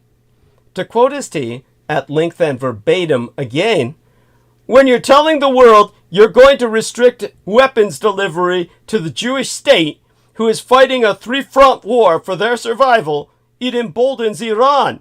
It emboldens Hamas. The Hamas leader, Yahya Sinwar, is probably juiced up on the idea that there's daylight between the United States and Israel. The hostage deal is harder. This is the worst decision in the history of the U.S.-Israel relationship to deny weapons at a time when the Jewish state could be destroyed. So here's what I would say. There is some hope we can get over this. Non-negotiable is the destruction of Hamas. Nobody in Israel will allow Hamas to be standing militarily or politically when this is over. How we get there is subject to negotiation. My problem is not with the weapons that Israel is using. My problem is with the tactics Hamas is using. Now, I will prove later, of course, that what causes Iran to sense weakness is the fact that Mr. Biden bends over backwards for the Jews, and they still find a way to fuck them up the ass. Senator Lindsey Graham's comments came as Herod Israel appears poised to launch a full-scale invasion of Rafah, which the United Nations and the Biden administration have warned would be catastrophic for the 1.4 million people sheltering there. On Sunday, as Graham went on national television to suggest incinerating Gaza, the United Nations Secretary General pleaded once more to prevent the area from spiraling into all-out devastation. But of course, the old Americans are operating on a World War II paradigm. But we've entered a third global conflict. We're not on any brink of World War III at all. We've always been in it. As the United States throws its weight behind Herod Israel, while Iran arms Hamas and Hezbollah, some pundits are saying we're on the brink of global war. But that war already began nigh a century ago. Washington may be in denial, but the Russian and Communist Chinese empires along Herod Israel are openly at war with these United States. This is not an all-out war, but a decentralized one, with seemingly unconnected fronts that span across continents. It is fought in a hybrid style, meaning both with tanks and planes and with disinformation campaigns, political interference, and cyber warfare. The strategy blurs the lines between war and peace and combatants and civilians. It puts a lot of extra fog into the so-called fog of war. Again, let's look up that wonderful quote by Marshall McLuhan, which, of course, he predicted in the 1970s where we were going with the Third World War. He wrote in 1970, World War III is a guerrilla information war with no division between military and civilian participation. That, of course, describes the situation succinctly and precisely, and exactly what we're experiencing today.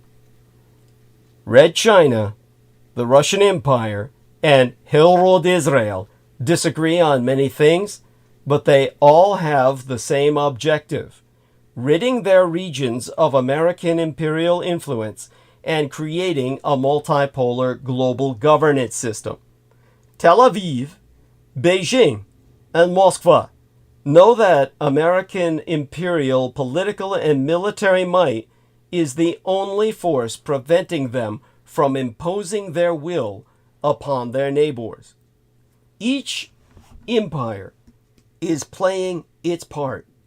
The Communist Chinese Empire has launched an unprecedented espionage campaign against these United States.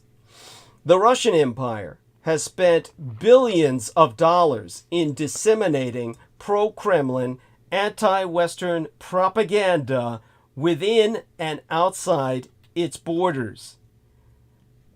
The Iran maintains a network of militant proxies that wreaks havoc in the Middle East and has openly attacked U.S. troops based on their perception of weakness as caused by their subservience to the Jews.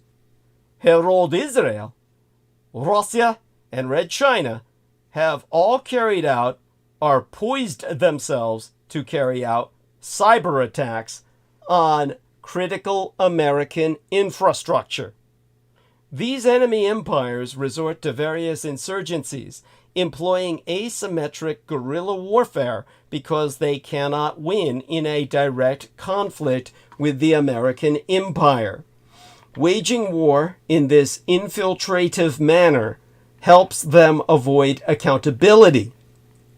In information warfare, the strategy is not to create divisions, but to play off existing ones. Both Red China and the Russian Empire have been forming relations with Western-based extremists on the right, but also the left, hoping to widen societal chasms and increase instability. Exempli gratiae. In January, the Kremlin temporarily derailed Sweden's NATO bid by funding a far-right Danish national burning of a Quran outside of the Turkish embassy. The officials involved use language intended to appeal to extremists. Despite his own imperialistic invasion of Ukraine, Putin declared himself the leader of the anti-colonial liberation movement.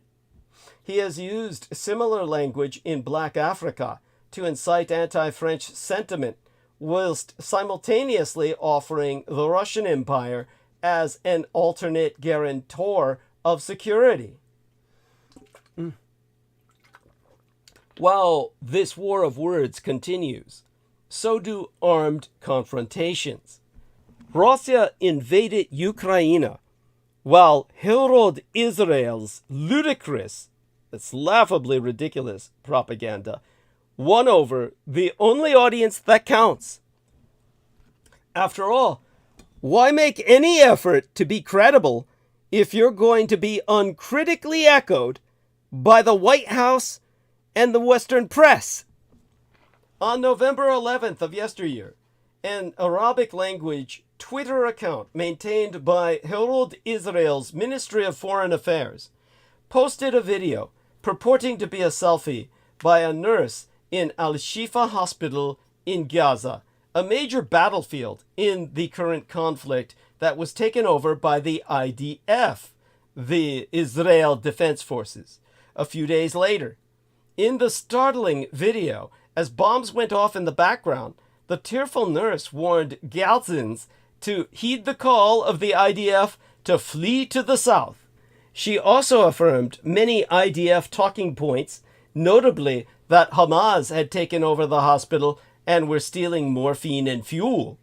This video gained millions of views, but was also widely mocked by many, particularly Arabs, who questioned its authenticity. For one thing, none of the staff in the hospital knew who this supposed nurse was. For another, she spoke in English with an accent that resembled no known Arab lilt. As Mark Owen Jones of the Daily Beast observed, everything about it smacked of high school theater, from the botched accent that sounded like it was straight out of an Israeli soap opera to the perfectly scripted IDF talking points rolling off her tongue.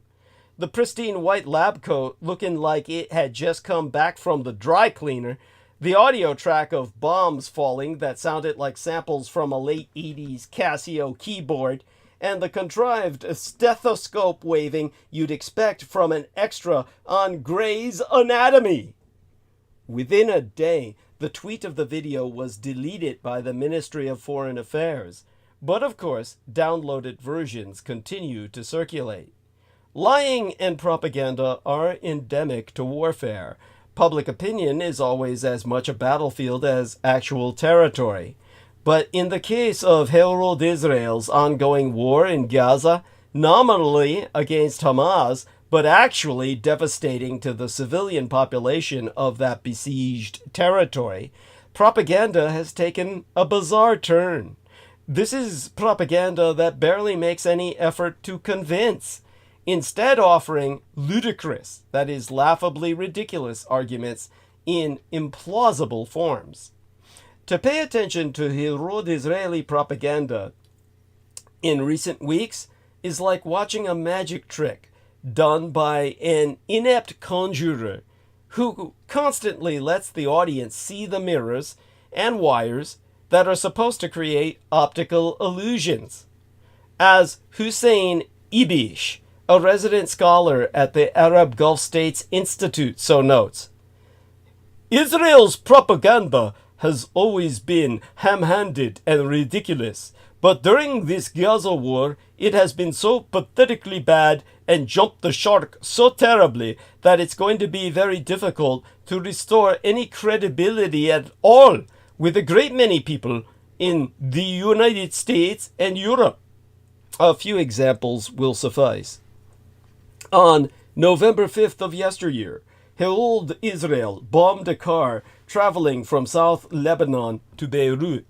The IDF told the press that it struck a vehicle in Lebanese territory that was identified as a suspicious vehicle containing several terrorists. In fact, as Human Rights Watch later established, the car was civilian, containing a grandmother, a mother, and 3 young girls. The mother was critically injured. The grandmother and girls were all killed. Human Rights Watch concluded that this was an apparent war crime, and the attack on a vehicle containing only fleeing civilians shows reckless disregard by the Israeli military for its obligation to distinguish between civilian and military objects, and a significant failure to take adequate safeguards to prevent civilian deaths. Herald Israel has promised an investigation, but based on previous experience, that is likely to be impossibly slow and result only in a tepid admission of error with no repercussions for any of the guilty. On November 13th of yesteryear, the IDF released a video of spokesman Daniel Hagari touring Rantiji Hospital. Hagari kept calling attention to banal objects with the suggestion that they were evidence the hospital had housed a terrorist cell. At one point, he pointed to a baby bottle and said, "It's a baby bottle. It's a baby bottle in a basement above a World Health Organization sign." Then Hagari pointed to a list on a wall and claimed, "This is a Guardians' list, where every terrorist writes his name, and every terrorist has his own shift, guarding the people that were here." As those fluent in Arabic like myself pointed out, the supposed Guardians list was nothing more or less than a calendar with the days of the week upon it. The IDF blamed the fiasco on a translation error. That's like a wardrobe fail. Where the guy's nipples showed. And because he's got man tits, it was more obscene than Janet Jackson's. On November 15th of yesteryear, Middle East Monitor reported, and here I read therefrom, the Israeli army killed an elderly Palestinian after using him in a propaganda campaign promoting its safe corridor in Gaza. The IDF circulated a photo of this 79-year-old man, Bashir Haji, talking to IDF soldiers as proof of their careful shepherding of refugees fleeing the bombardment in the north. That photo was undermined by the fact that a Herod Israeli sniper shot Haji twice in the back of the head as soon as they exploited him. Herod Israeli officials have also falsely tried to suggest that images of Palestinian civilians being killed are fabrications and created by Pallywood. That's that term, Pallywood. That's a Herod Israeli term, being a neologism, a new word, a construct, mixing Palestinian and Hollywood, as if they had their own Hollywood. This claim is not just wrong, but deeply conspiratorial, at the level of extremists like Alex Jones, who made similar claims about mass shootings in these United States. It is astonishing for a government to make such claims. Well, beyond astonishing, it's beyond offensive. I gotta breathe after that. The biggest ongoing propaganda fiasco involves Al-Shifa Hospital, one that deeply implicates not just the Herod Israeli government, but also the Biden misadministration. On October 13th of yesteryear, but a week after the attack on October 7th, conducted by the Israelis themselves, the IDF released an elaborate drawing purporting to show the main headquarters for Hamas's terrorist activities. The drawing showed an extensive network of well-lighted tunnels and large rooms that resembled nothing so much as the villain's lair in a James Bond film.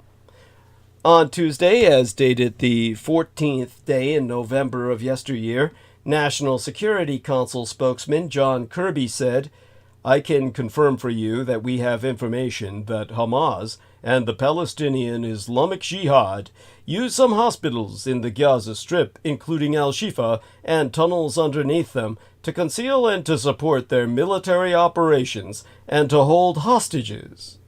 Herod Israel took control of Al-Shifa Hospital the next day. What they found there was less than underwhelming. As the Washington Post so noted, by Thursday of that week, the IDF said that searches had uncovered the body of a captive Israeli woman in a house near the hospital, along with weapons. On Wednesday, the IDF released photographs and video of small caches of weapons it said belonged to Hamas.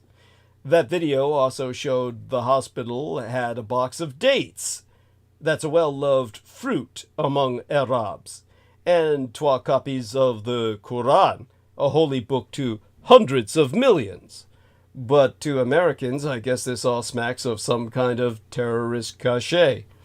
The Washington Post added, and here I read therefrom, "The military added to its case Thursday with a photo and video of a rough cavity that it described as an operational tunnel shaft.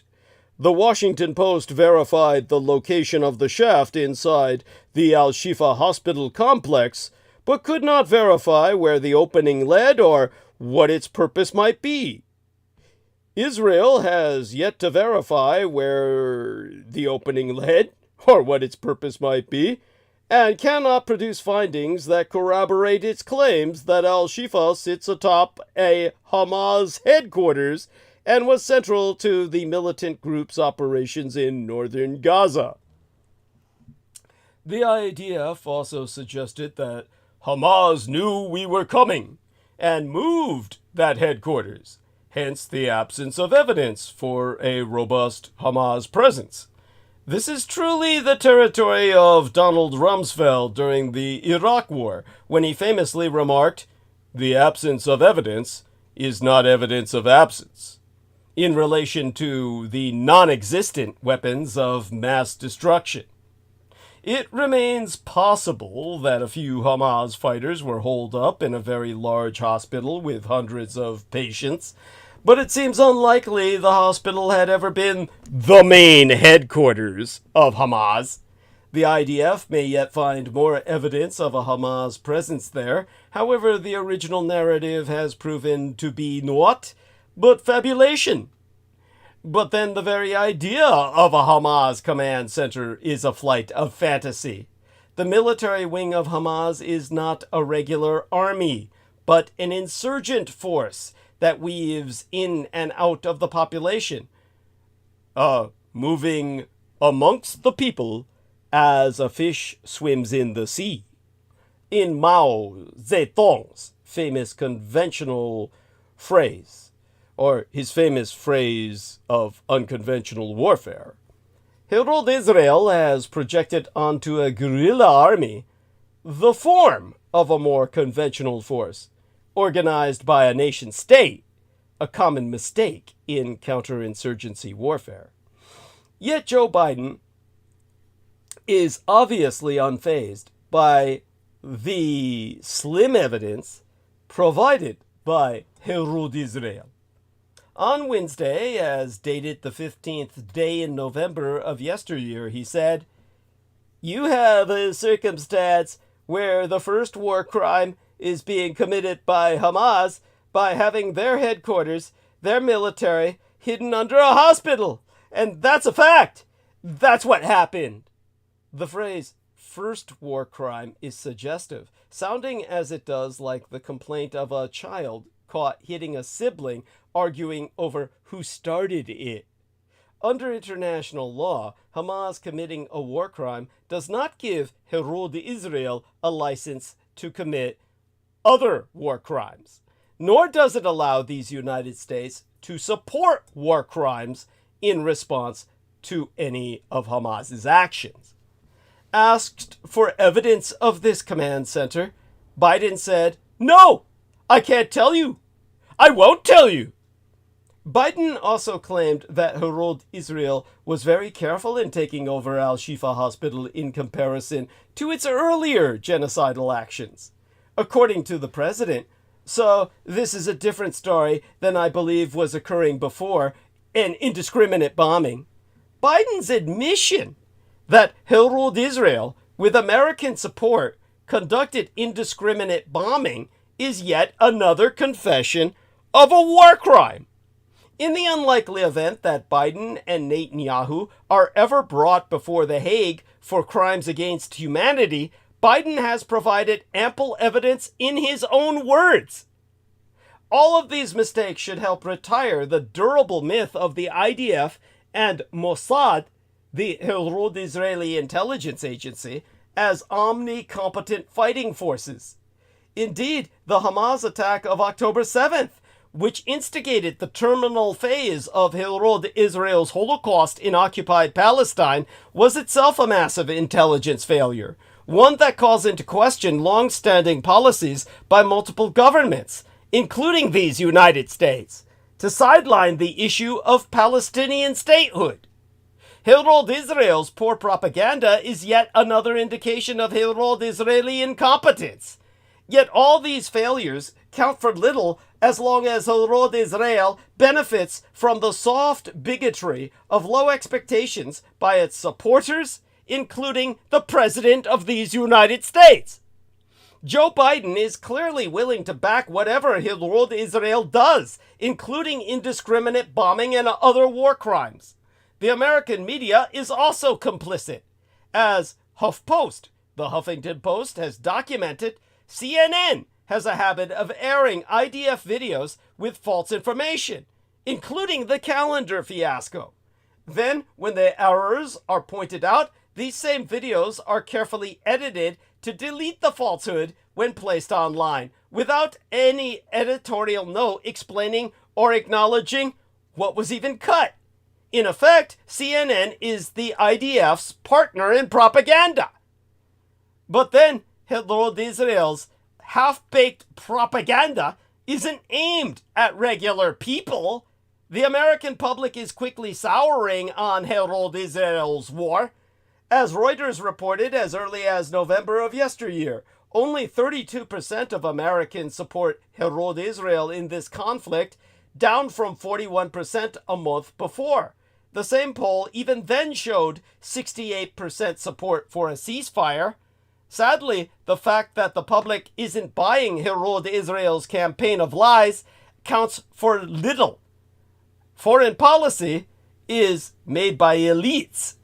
Biden and the United States Congress are still firmly behind Herod Israel, as exemplified by Senator Lindsey Graham. Even if Joe Biden is the only person on earth who really believes Herod Israel's propaganda, that is more than enough to make it completely successful.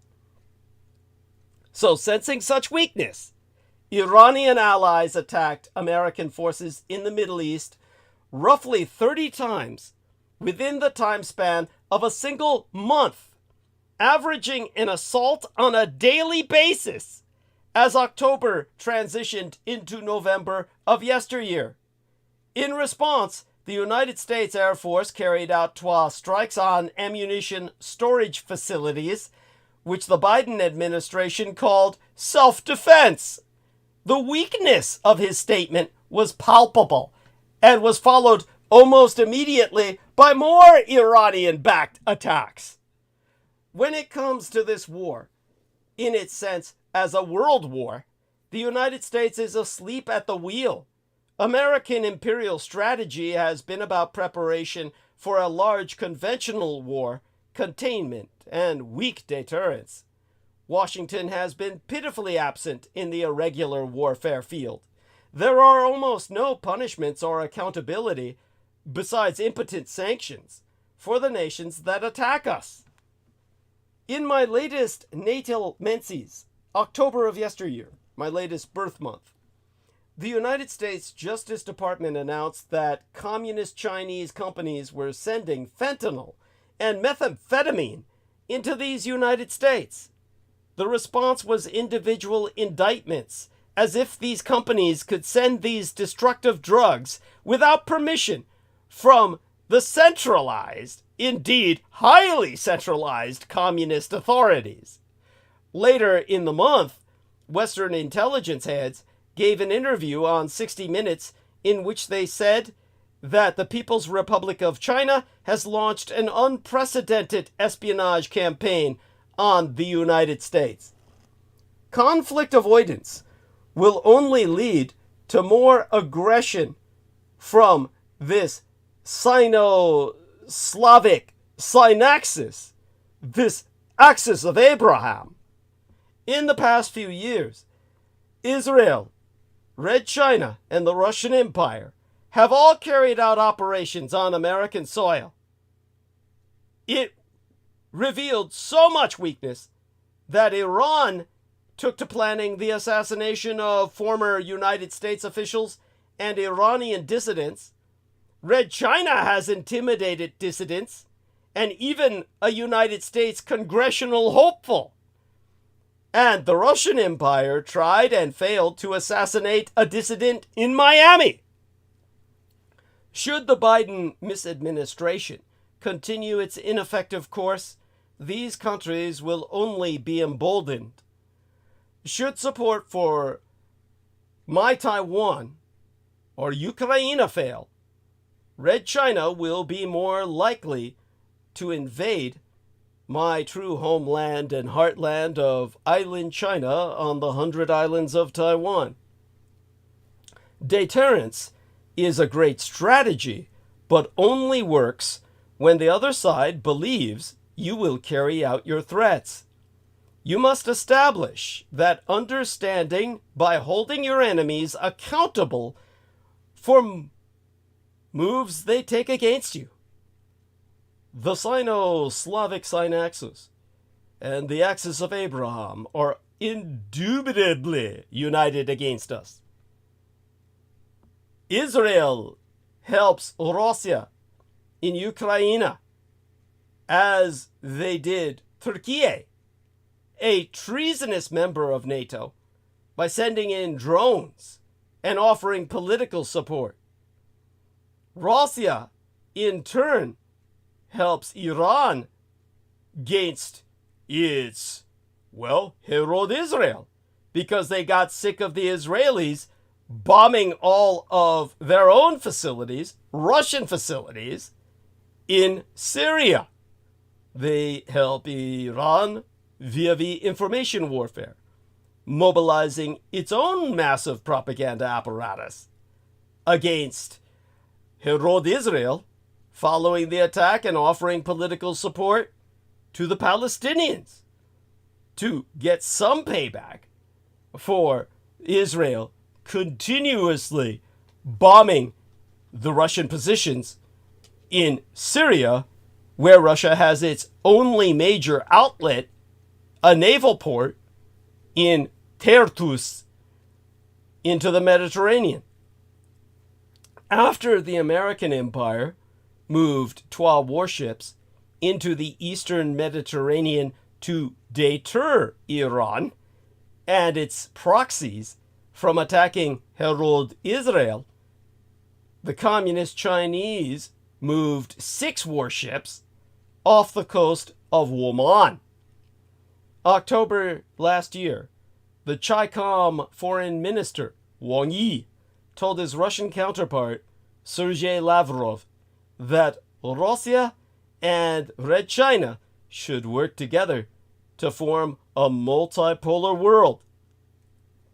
In June of 2020, the People's Republic of China agreed to invest 400 billion United States dollars in the Iranian economy that was on the brink of collapse.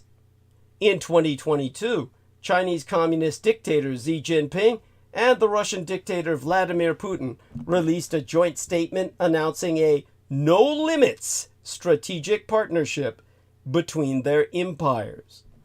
The Commu-Chinese tyrant Xi Jinping abused his first tour through Europe in 5 years to urge French President Emmanuel Macron to help Beijing fend off a new Cold War with the European Union. He also sought to bolster ties and try to convince Europeans that Beijing offers them an economic opportunity, despite warnings from Washington. Still, the trip was peppered with concerns about Red China's friendship with the Kremlin amid Russia's war on Ukraine and growing complaints from Western countries that Red China is producing too much cheap stuff in its factories, stamping out competition and jobs. The People's Republic of China disagrees. This week, it released a detailed rebuttal of claims about overcapacity, arguing that Red Chinese electric cars and solar panels are cheap because their producers are efficient, not because they're subsidized. The Biden misadministration's support for Ukraine has been a rare show of force that has sent a strong message to the world, but it is most certainly not enough. The United States foreign policy establishment must recognize the hybrid war being waged against us and show up on the irregular field of battle. Like it or not, the American empire is the guarantor of stability in the world. By retreating from our responsibilities, the only thing Washington is guaranteeing is dark times ahead. So the kids are not all right. They want to be heard. In the final weeks of this tumultuous academic year, colleges and universities across this country have erupted in renewed protest against Herod Israel's mass extermination campaign in the Gaza Strip. On April 18th at Columbia University, school officials tried to shut down a student tent encampment by enlisting the New York Police Department, which then arrested more than 100 protesters.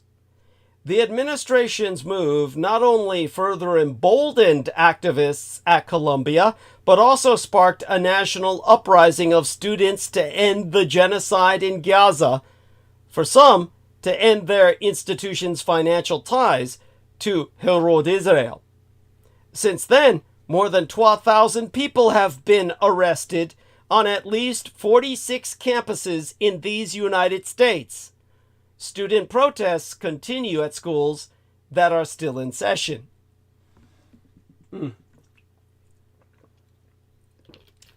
This youth revolt will linger as a backdrop to the presidential election. threatening Joe Biden's bid for a second term.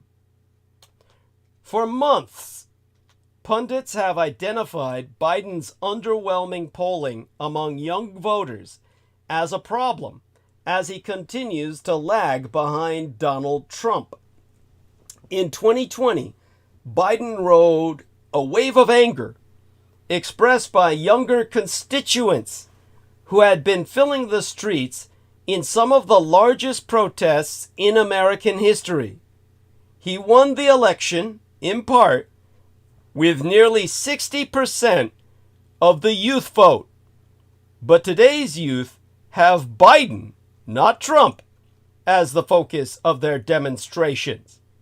As the American empire persists in its provision of weapons to the Herod Israeli military, Biden has been described as Genocide Joe and hounded during public appearances.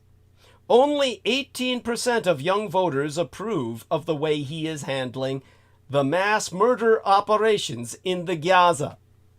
And they're almost all Jewish.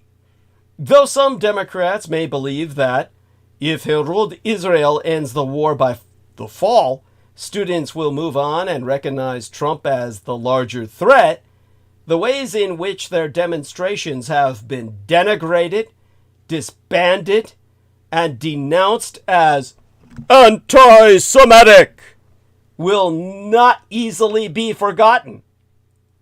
For months, university presidents have been under the glare of the Russophiliac, Republican-led congressional hearings for what conservatives broadly deride as pandering to a contingent of students radicalized by diversity, equity, and inclusion, and grievance studies programs that view the world through the lens of the oppressed and oppressor frameworks.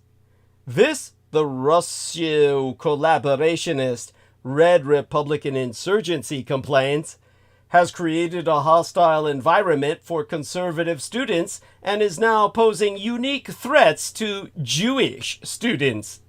The danger to university administrators is real, as evidenced by the resignations of the presidents of the University of Pennsylvania and Harvard soon after their appearance before the House Committee on Education and the Workforce, and by legislation in Texas, Florida, and Utah forbidding public colleges and universities from providing any services related to DEI. That DE, the Latin word for God, is an acronym all in the uppercase of DEI for diversity, equity, and inclusion. As if to dispel any assumption that they are woke-coddling, permissive administrators of campuses run amok. College students have responded to the recent protests with disproportionate force.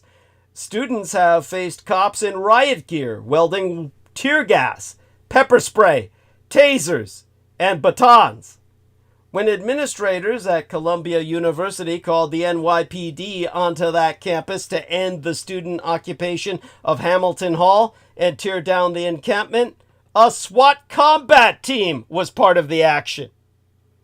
Students who engage in civil disobedience do so with the expectation of some reprisal. That is, after all, the moral imperative at the heart of this particular form of activism: self-sacrifice in the name of a higher political goal. But many of the student activists had not anticipated being arrested. They were shocked when set upon by police aggressively seeking to clear an area or simply to forbid public demonstration. In some instances, schools enacted last-minute changes to their policies in response to student protests, making the encampments or other practices against the rules. The University of Indiana, where law enforcement dispatched what appeared to be snipers to the roofs of campus buildings, changed its rules regarding tents on campus one day before students created encampments on school grounds. The state police superintendent later claimed that the rooftop officers weren't intended to be sniper positions. They were overwatch positions. That's the spotsmen for the snipers. Whatever the cause of arrests, the punishments pursued by school administrations have been insanely excessive and cruel.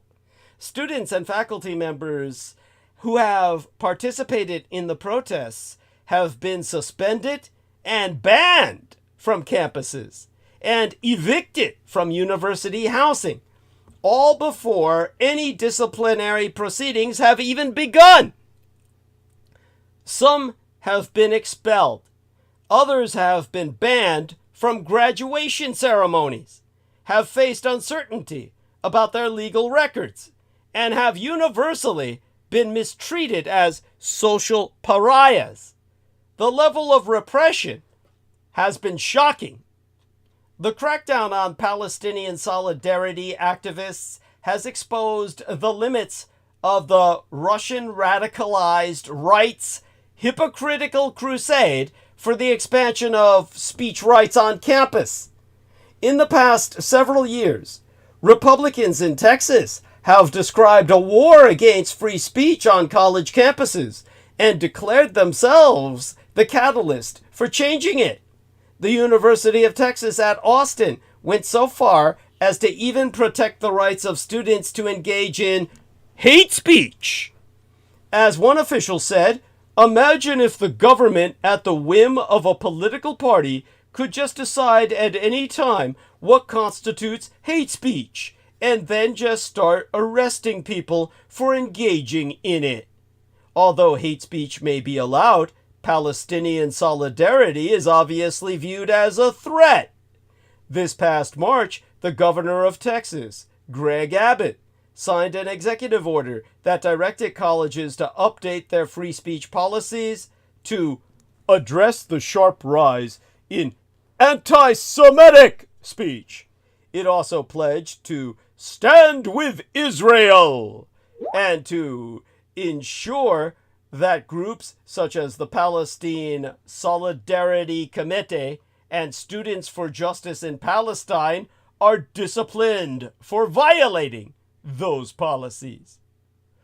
When, in April, anti-war students gathered to march on campus, they were met by state troopers in riot gear and police officers who deployed pepper spray and flashbang explosives.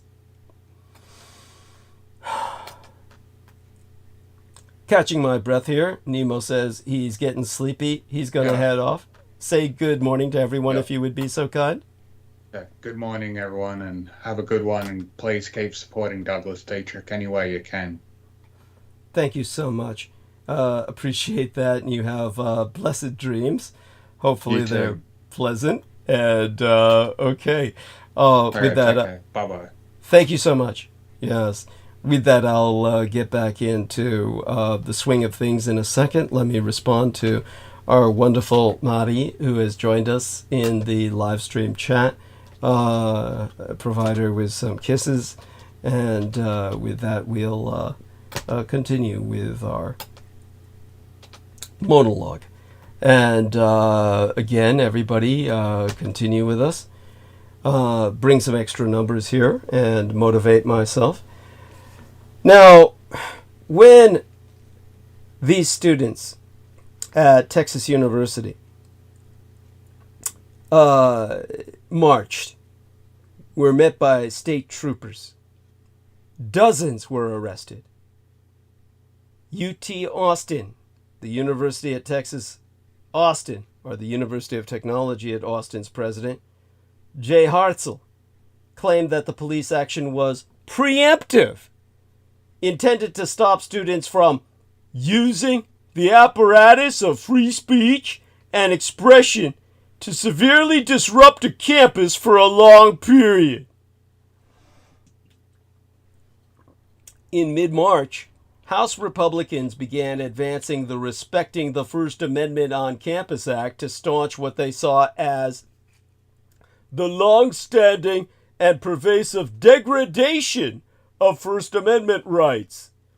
The bill encourages colleges and universities to enshrine the so-called Chicago Principles for Free Speech, which say, in part, that universities should not attempt to shield individuals from ideas and opinions they find unwelcome, disagreeable, and even deeply offensive.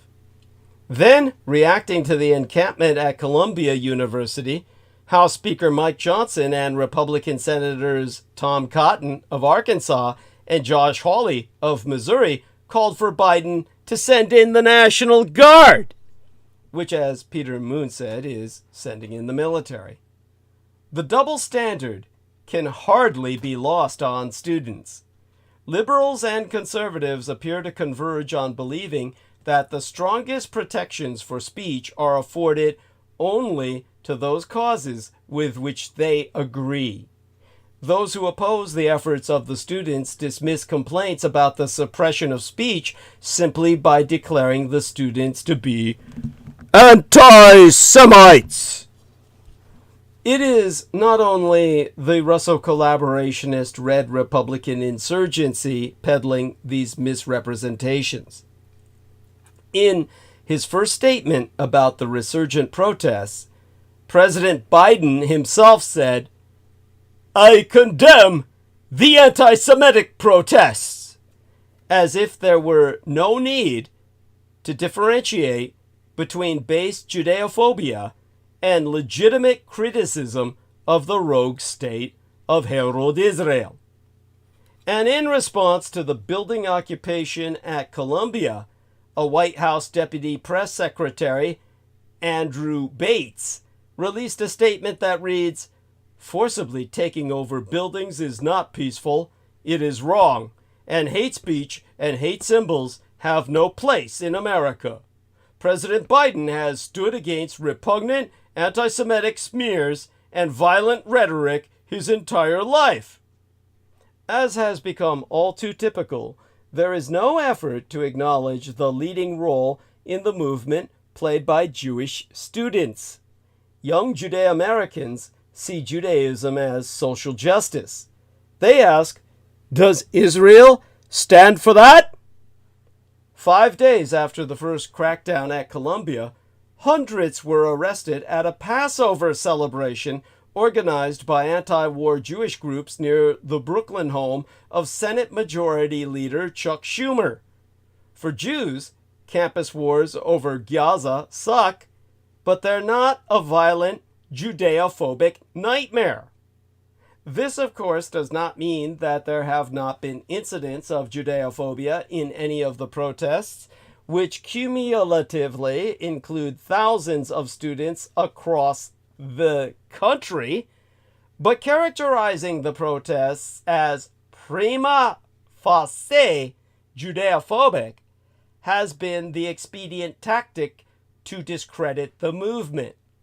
And for all the public concern expressed about the well-being of Jewish students, there has been a near absence of concern or media coverage about the health and safety of Arab or Muslim students.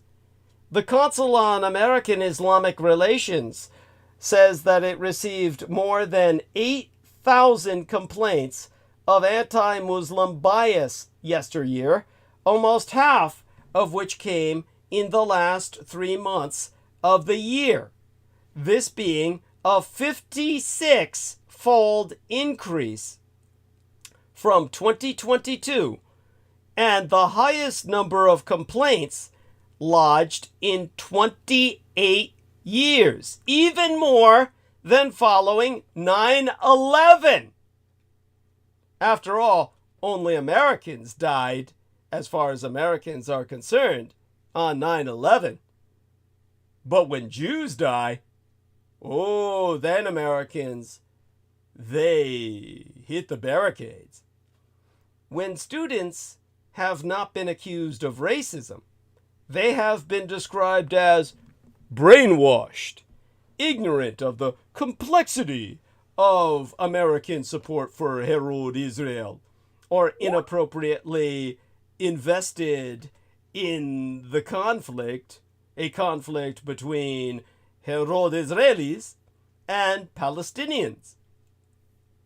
Eric Adams, the New York mayor, was panned for describing the Columbia protests as the work of outside agitators, attempting to radicalize our children. But even David Axelrod, the architect of Barack Obama's presidential campaigns, wrote on X, "It will be interesting to learn how many of those arrested in Hamilton Hall at Columbia are actually students." Reports have indicated that at least 13 of the 44 people arrested in Hamilton Hall were not students. The reality is that social activism pulls support from wherever it can for the sake of a successful movement. We celebrate the solidarity events by student activists of the 1960s who left the comfort of their campuses to travel to Mississippi to register people to vote. They were also derisively described as outside agitators by white Southerners who could not believe that black people on their own would challenge the status quo. Before the panic about the role of outsiders in the protests, the complaint was that left-wing professors were at the root of student anger. The New York City councilwoman, Vicky Palladino, wrote on X, and here I quotist what she said. They're from, verbatim, "The NYPD confirms that 99% of arrests at NYU were indeed students, not outside agitators. The sad reality is that our schools are producing monsters, and it's now our job to slay them." So, what can you say to that? And that having been said, just what explains this growing student movement? Sometimes the correct answer is the one right in front of you. The students want an end to a Holocaust that has been executed with breathtaking violence and killed more than 34,000 Palestinians thus far, almost all of them women and children. Every university in Gaza has been destroyed. More than 77,000 people have been crippled for life if they survive at all. And at least 17,000 children that have been recovered are now orphaned.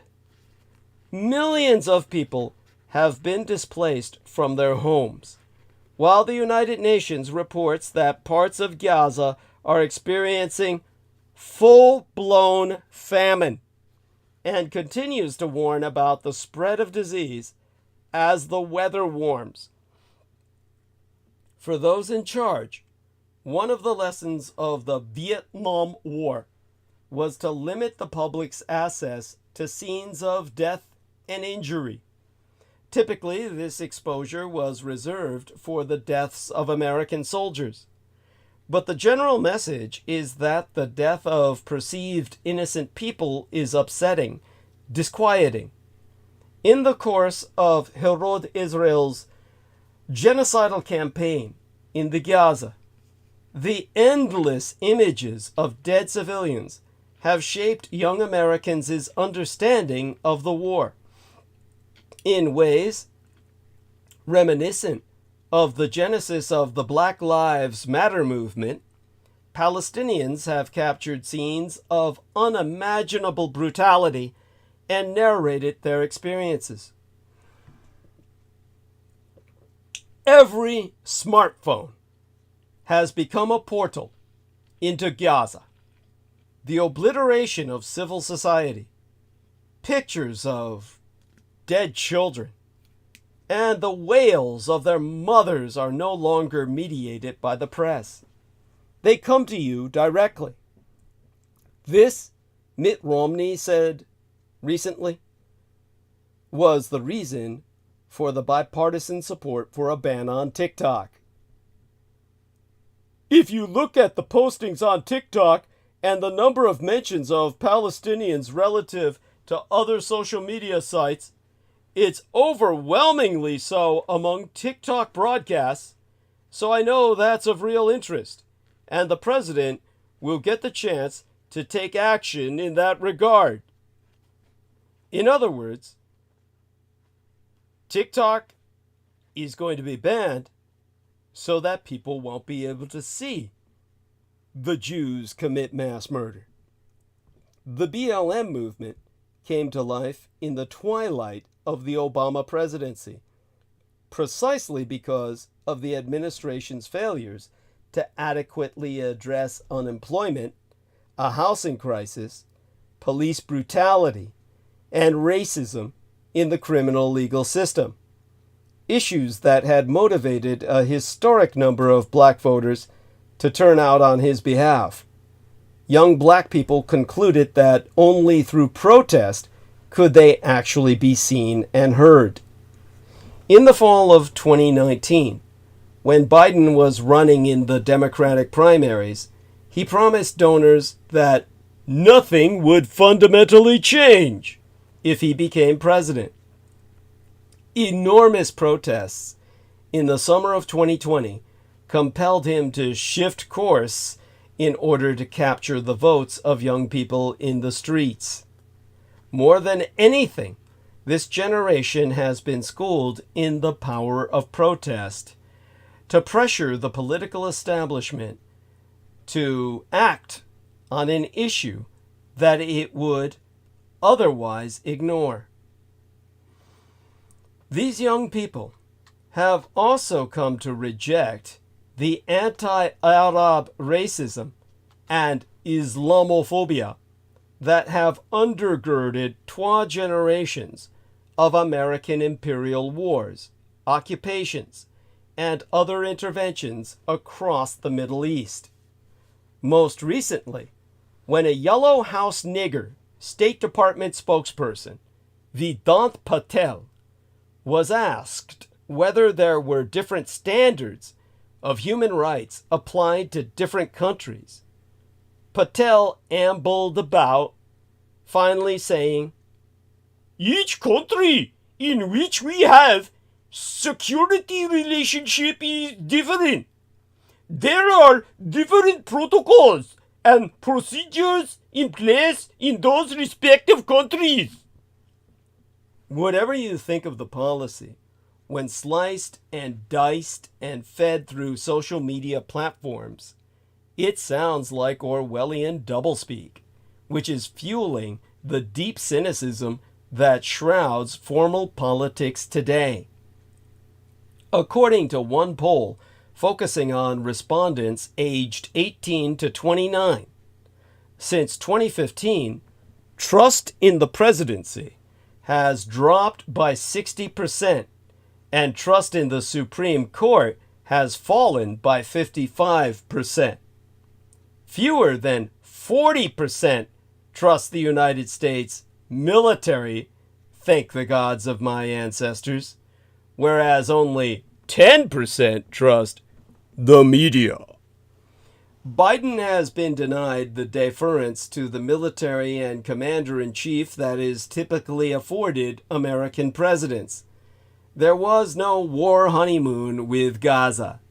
The eruption of the student movement threatens to deepen the problem for Biden's campaign. The singling out of students may make it appear as though they are extreme and out of touch with the public, when in fact they are giving expression to widely held sentiment. Since Herod Israel began its offensive in the wake of Hamas's attack on October 7th, American support for the war has steadily eroded. According to Gallup, last November, 50% of the public approved of Herod Israel's military action. By this past March, that support dropped to 36%, with 55% disapproving. And for Democrats, the collapse of support for the war has been even more dramatic, falling from 36% last fall to 18%. Even the College Democrats of America, the student wing of the Democratic Party, which is certainly not known for its radical politics, has exalted students for enduring arrests, suspension, and threats of expulsion to stand up for the rights and dignity of the Palestinian people. In the broader scope of American politics, Herod Israel's war in Gaza has not ranked as a top issue among young people compared with inflation, healthcare, or housing, but an overwrought and violent attack by the rogue state can quickly turn a marginal movement into a central one, pulling in people who might otherwise not have paid attention or would have remained on the sidelines. At SUNY, SUNY, all in the uppercase, the State University of New York, New Paltz, about 150 baton welding cops in riot gear and a pair of vicious attack dogs violently confronted more than 130 students sitting on the ground, refusing to move, in a show of solidarity with the besieged Palestinians. The police arrested the students and cleared out the camp. One bystander, a first-year student, said, "I wasn't too involved in what was going on. I saw what happened last night, and it was completely unnecessary and disgusting. Now I feel like I need to get involved." The school year is wrapping up, but it feels like this movement, is just beginning. The Democratic Convention, which is scheduled to take place in Chicago in August, just weeks before school resumes, will be a site of enormous protest. Cook County, home to Chicago, has the largest Palestinian American population in these United States. Given the general unpopularity of Biden, there is no reason to believe that students still smarting from the chaotic ending of this academic year will not reconvene to register their discontent. Biden is willing to sacrifice re-election for Herod Israel. That's shocking, heartbreaking, and dangerous.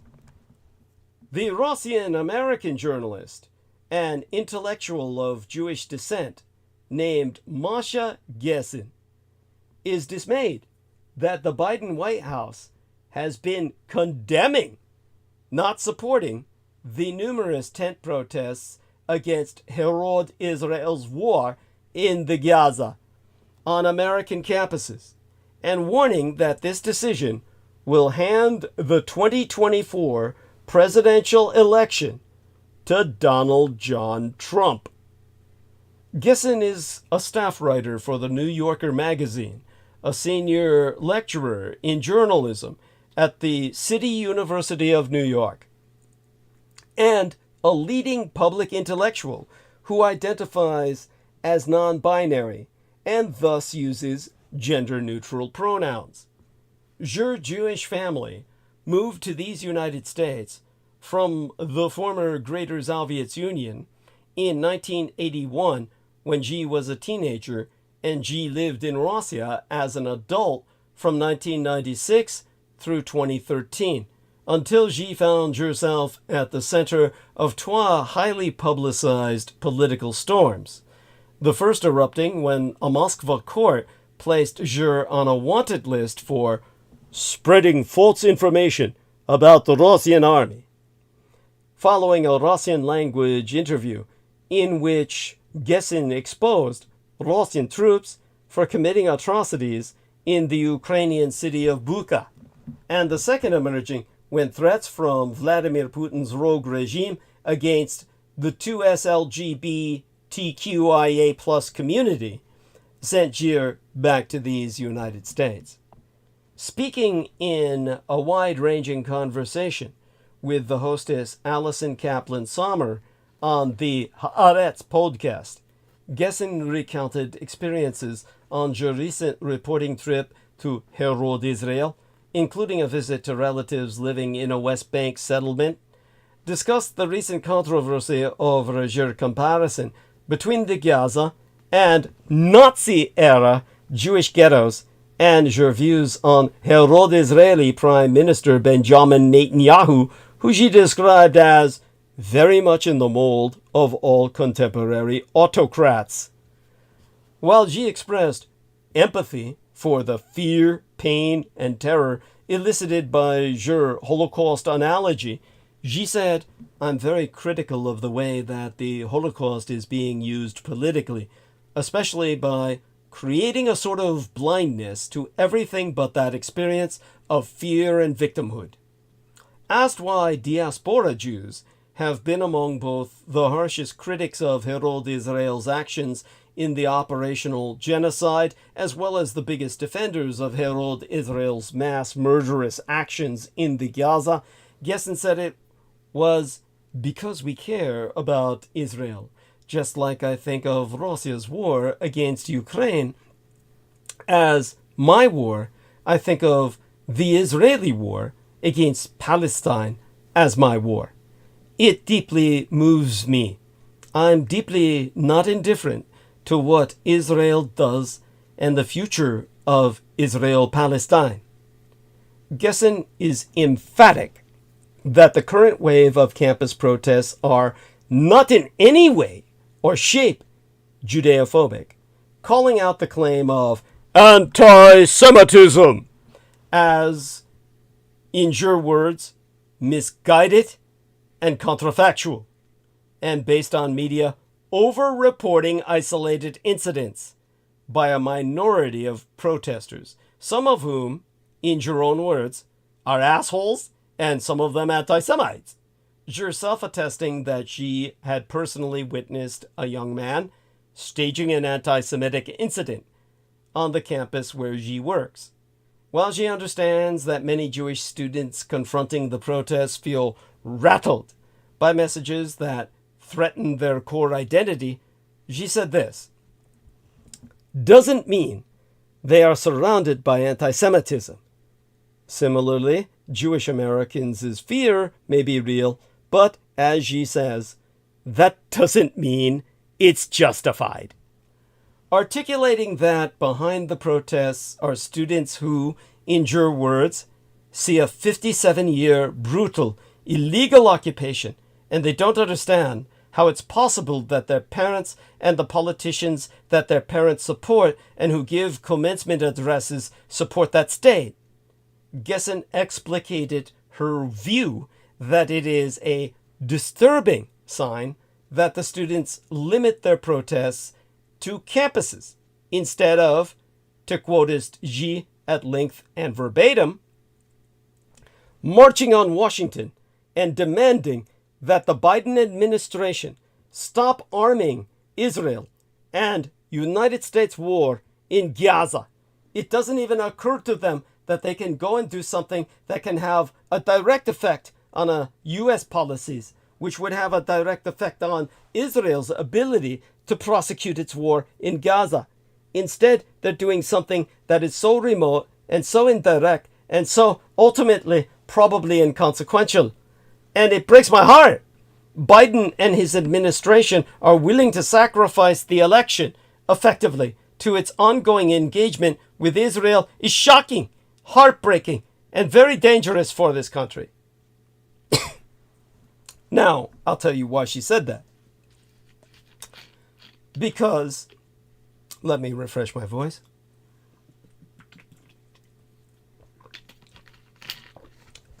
Because this year's presidential election could blow up America as we know it. During every modern presidential election cycle, pundits and experts have claimed the current election is the most consequential, whether it be in my lifetime, in this century, or since World War II. Thankfully, America survived all of those contests and often thrived after a course correction or pendulum swing away from the loser. Looking back, those most consequential presidential elections have always seemed tame compared to the next one. But today, when it comes to 2024, most consequential may be tragically understated. The extreme polarization in today's body politic rivals, that of the 1860 presidential election won by Abraham Lincoln, whose inauguration was followed by the start of the Civil War just 5 weeks later. Like 1860, the 2024 presidential election is fraught with explosive constitutional and institutional issues, potentially threatening America's founding principles. Millions of Americans believe that the preservation of democracy is indirectly on the ballot. So too is the potential consolidation of power in an executive branch poised to unbalance tri-equal power shared with the legislative and judicial branches of government. The perception of an existential crisis for the American empire has only been enhanced by the blockbuster movie titled Civil War, and a recent poll that inspired the screaming Jewish Drudge Report headline, 41% see Civil War II on the horizon. Last month, a Pew Research Center survey found that half of registered voters would prefer replacing both Trump and Biden on the ballot. Pew's data reinforced a March YouGov/Yahoo News poll in which 53% of voters chose a combination of dread, exhaustion, or depression to describe their feelings about the 2024 rematch. This unpopular, historic Biden-Trump rematch unnerves most Americans paying attention, even many of their supporters. Whoever wins, half the nation will be disgusted, angry, pessimistic, and fearful of the future, wondering how America can endure with that guy as president for a second term. And 4 additional minefield issues could explode during the campaign's final 6 months or before the 2025 inauguration, further exacerbating that pessimism. 1. On my pinky finger. The first pertains to whether the loser will accept the outcome. Trump has continually planted seeds for inevitable unrest, even predicting the end of democracy if he loses. On CNN in May of 2023, Trump qualified his acceptance of the 2024 results by saying, "If I think it's an honest election, I would be honored to." Recently, Trump doubled down on that qualifier. During a Milwaukee Journal-Sentinel interview, he said, "If everything's honest, I'd gladly accept the results. If it's not, you have to fight for the right of the country." Trump has yet to explain that fight statement, perceived as a dog whistle for encouraging political violence, nor defined his criteria for everything's honest. This is a warning. After numerous court decisions and recounts, Trump still believes the 2020 election was stolen, making it a test of loyalty. Now it appears not committing to accepting the 2024 results is a litmus test for his vice presidential nominee. If Trump loses on November 5th, will he again try to subvert democracy as he shamelessly did on January 6th of 2021, for which he has been indicted? A potential minefield surrounds your voting booth. And 2, on my ring finger here.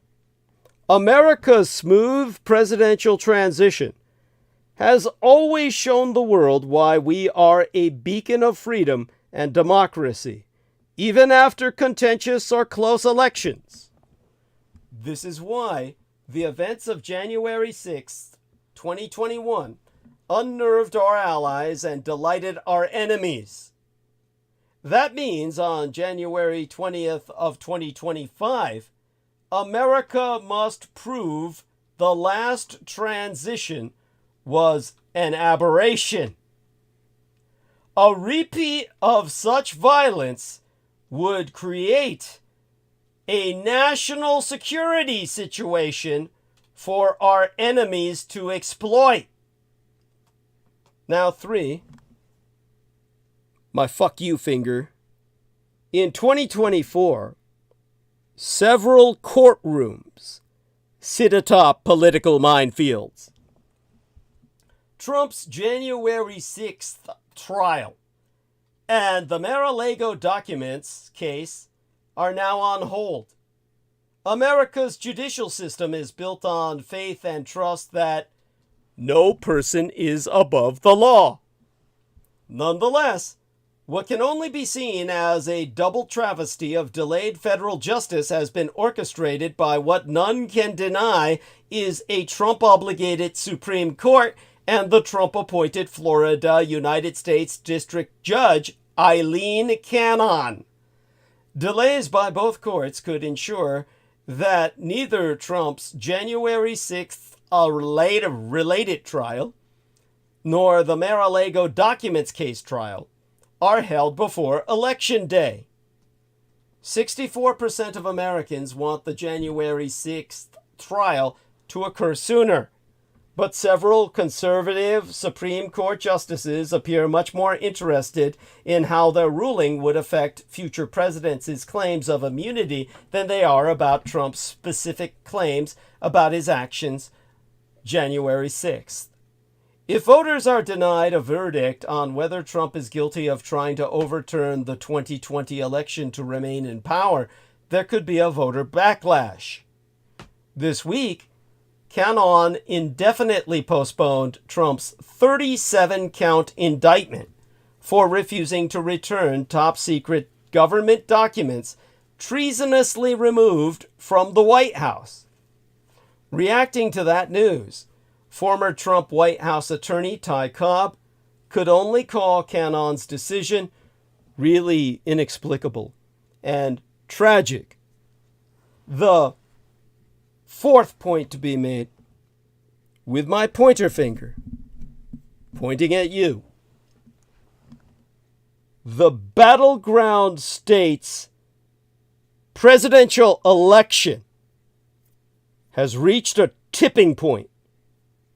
A 2023 Pew Research Center study found that 65% of American adults favor a nationwide popular vote to elect our president.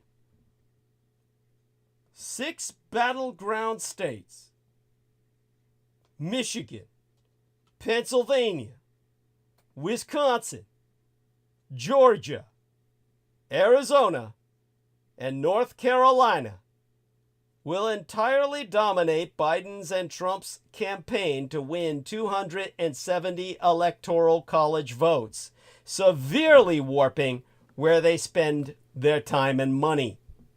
An angry sentiment that my vote doesn't count has long been growing among Americans who live outside of presidentially relevant states. If Trump or Biden wins only the unpopular electoral college, but loses the popular vote, as Trump did in 2016, Civil War level outrage will result. Because democracy is losing the new propaganda war.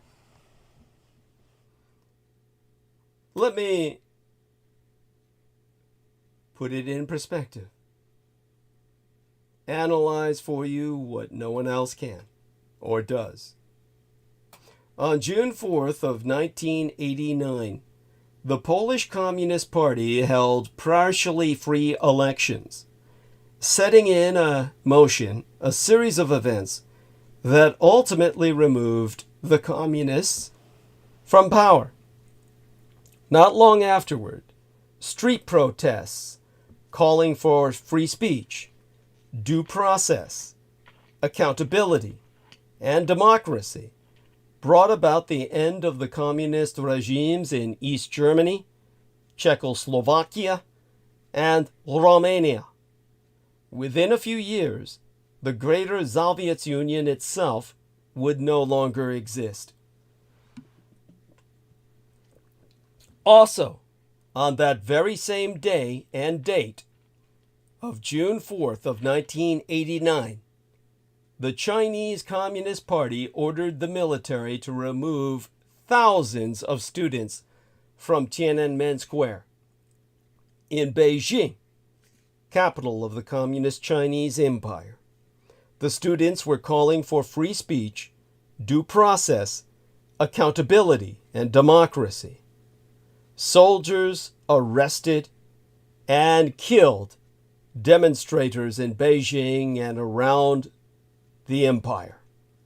Later, they systematically tracked down the leaders of the protest movement and forced them to confess and recant. Some spent years in jail. Others managed to elude their pursuers and flee the totalitarian state forever. In the aftermath of these parallel, simultaneous events, these simultaneous parallel events, the Chi-Coms, the Chinese communists, concluded that the physical elimination of dissenters was insufficient to prevent the democratic wave then sweeping across Central Europe from reaching East Asia. The Chinese Communist Party eventually set out to eliminate not just the people, but the ideas that had motivated the protests. In the years to come, this would require policing what the Chinese people could see online. Nobody believed that this would work. In 2000, Anno Domini, President William Jefferson Clinton told an audience at the Johns Hopkins School of Advanced International Studies that it was impossible. He said, and here I quote his T verbatim, "In the knowledge economy, economic innovation, and political empowerment, whether anyone likes it or not, will inevitably go hand in hand." Now, the transcript records the audience reactions. "Now, there's no question China has been trying to crack down on the internet." Chuckles. "Good luck!" Just out and out laughter. "Ah! That's sort of like trying to nail Jell-O to the wall." Laughter in parentheses. I'm reading from the transcript here. "Ah!" While we were still rhapsodizing about the many ways in which the internet could spread democracy, the communized Chinese were designing what's become known as the Great Electronic Firewall of mainland China.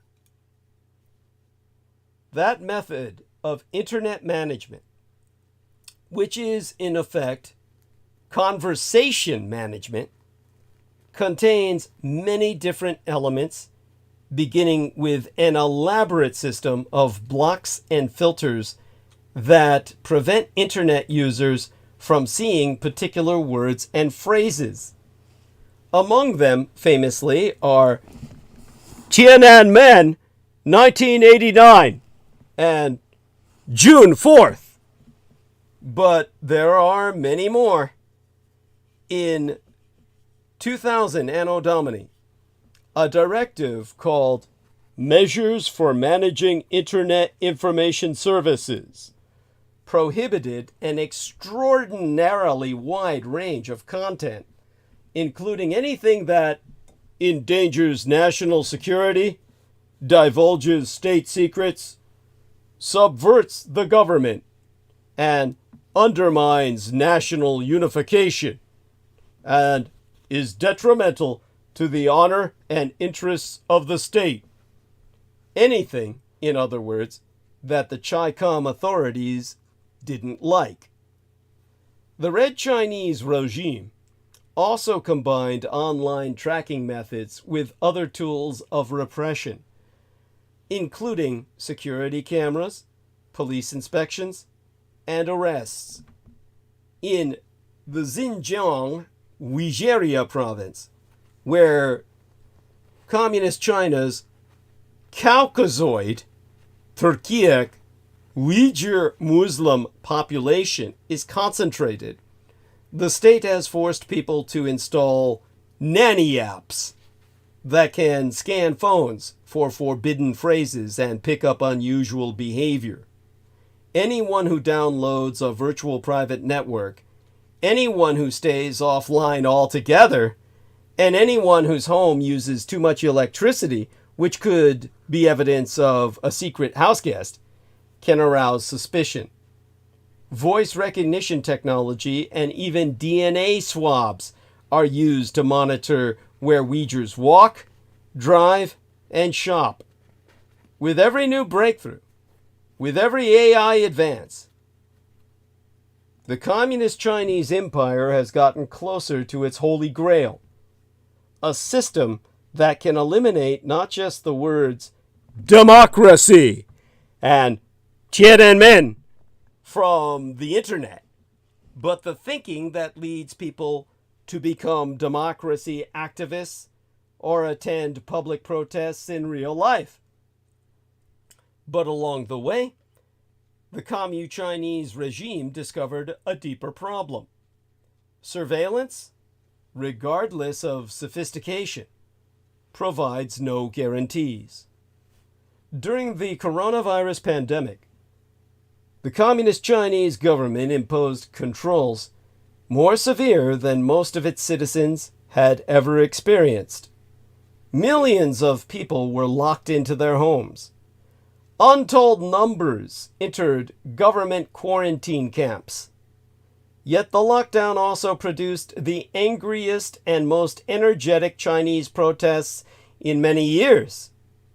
Young people who had never attended a demonstration and had no memory of Tiananmen gathered in the streets of Beijing and Shanghai in the autumn of 2022 to talk about freedom.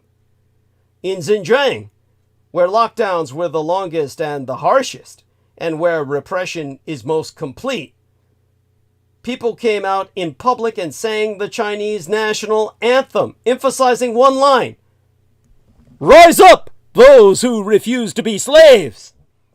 Clips of their performance circulated widely, presumably because the spyware and filters didn't identify the national anthem as dissent. Even in authoritarian states where surveillance is almost total, the experience of tyranny and injustice can radicalize people. Anger at arbitrary power will always lead to someone to start thinking about another system, a better way to run society.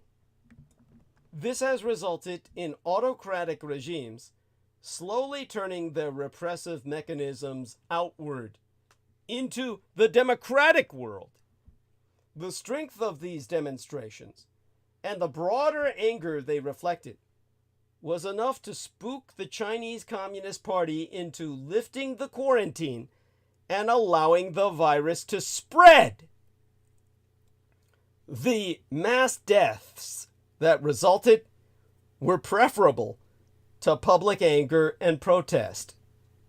Like the demonstrations against the Russian dictator Vladimir Putin in Russia itself that began in 2011, the year my late and sainted mother was murdered, just prior or just after the meltdown of Fukushima Daiichi nuclear power plant cluster.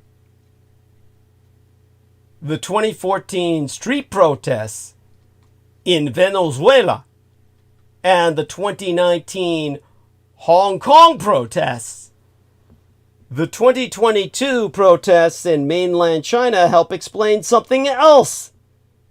Why autocratic regimes have slowly turned their repressive mechanisms outward into this democratic world of ours. Because if people are naturally drawn to the image of human rights, to the language of democracy, to the dream of freedom, then those concepts have to be poisoned. That requires more than surveillance, more than close observation of the population, more than a political system that defends against liberal ideas. It also requires an offensive plan, a narrative that damages both the idea of a democracy everywhere in the world and the tools to deliver it.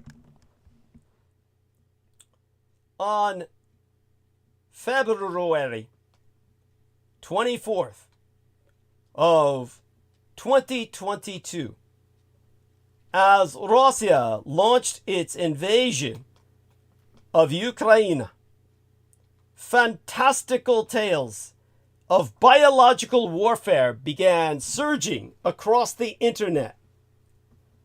Russian officials solemnly declared that the secret United States-funded biolabs in Ukraine had been conducting experiments with bat viruses and claimed that American officials had confessed to manipulating dangerous pathogens. The story was unfounded, not to say ridiculous, and was repeatedly deconstructed. Nevertheless, an American Twitter account with links to the QAnon conspiracy network, @WarClandestine, began tweeting about these non-existent biolabs, racking up thousands of retweets and views. The hashtag biolab, the hashtag biolab, started trending on Twitter and reached more than 9 million views, even after the account, soon revealed to belong to a treasonous psychotic veteran of the Army National Guard, was suspended. People continued to post screenshots. A version of the story appeared on the InfoWars website created by Alex Jones, worst known for promoting conspiracy theories about the shooting at Sandy Hook Elementary School and terrorizing the families of the victims. Tucker Carlson, then still hosting a show on Fox News, played clips of a Russian general and a Chinese communist spokesperson repeating the biolab fantasy and demanded that the Biden administration stop lying and tell us what's going on here. Commu-Chinese state media also leaned hard into the story. A foreign ministry spokesperson declared that the United States controlled 26 biolabs in Ukraine, declaring, Russia has found during its military operations that the United States uses these facilities to conduct biomilitary plans. Xinhua, a Chi-Com state news agency, ran multiple headlines. U.S.-led biolabs pose potential threats to people of Ukraine and beyond. Russia urges U.S. to explain purpose of biological labs in Ukraine. And so on. United States diplomats publicly refuted these fabrications. Nevertheless, the Chi-Coms continued to spread them. Okay, just got a incoming notification from our friend Realtek about AstraZeneca withdrawing COVID. Feel free to comment on this for a few moments, if you wish. Well, it's low demand Okay. for it now. But Okay. also, I heard, I'm trying to find it right now. Mhm. Am I coming in clear? Because I'm just using my Yes. phone to talk. You're coming in quite clear. Okay. Yeah, there's also lawsuits because they admit now that it's causing blood clots. Okay. But I did want to mention also about there is a Chinese lab that was working on different mutations in California. Do you know about that? No, I'll appreciate any links, of course. And tell me what you know. It's, Yes. they're working on HIV and Ebola. Mm. But, Okay. yeah, I'm gonna put the link. I just trying to remember where it was, but Mm-hmm. But thank you for that. Yes. Go on. But the I remember my wife telling me she had this customer telling her about the biolabs in Ukraine. I was like, that guy's a fucking idiot. Thank you. Go on. Yes. And another excuse just to as a justification for invading a country that had nothing to do with it. It's the same thing. I mean, just harmless. It's the same thing also with the propaganda notion that America had a coup against the government that was supposed to be democratic. War lies. Thank you. I appreciate that. So thank you again for your input. Always encouraged. And going back to my own train of thought before I lose it, I'll dive back into monologue now. I want to thank, of course, our man Realtek for participating. It's important. I actually enjoy it. So when the Chi-Coms continued to spread these fabrications about biolabs in the Ukraine, so did scores of Asian, African, and Latin American media outlets that have content sharing agreements with communist Chinese state media. So did Telesur, the Venezuelan network, Press TV, the Iranian network, and Russia Today in Spanish and in Arabic, as well as on the innumerable Russia Today linked websites around the world. This joint propaganda effort worked. Globally, it helped undermine the American-led war effort to create solidarity with Ukraine and enforce sanctions against the Russian Empire. Inside these United States, it helped undermine the Biden administration's efforts to consolidate American public opinion in support of providing aid to Ukraine.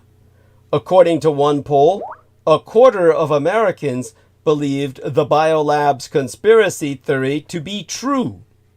After the invasion, Russia and Red China, with again help from Venezuela, Iran, and far-right Europeans and Americans, successfully created an international echo chamber. Anyone inside this echo chamber heard the biolab conspiracy theory many times from different sources, each one repeating and building on the others to create the impression of veracity. They also heard false descriptions of Ukrainians as Nazis, along with claims that Ukraine is a puppet state run by the CIA and that NATO started the war. Outside this echo chamber, few even know it exists. At a dinner in Munich in February of 2023, my son's husband found himself seated across from a European diplomat who had just returned from Africa.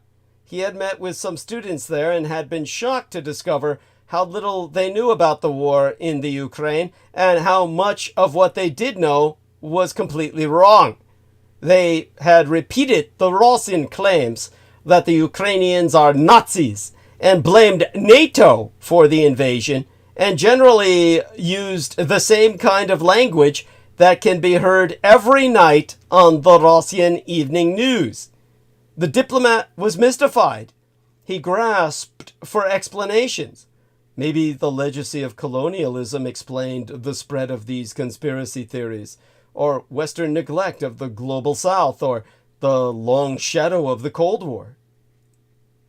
But the story of how black Africans, as well as Latin Americans, Asians, and indeed the majority of Europeans and Americans, have come to spout Russian propaganda about the Ukraine is not primarily a story of European colonial history, Western policy, or the disastrously misnamed Cold War.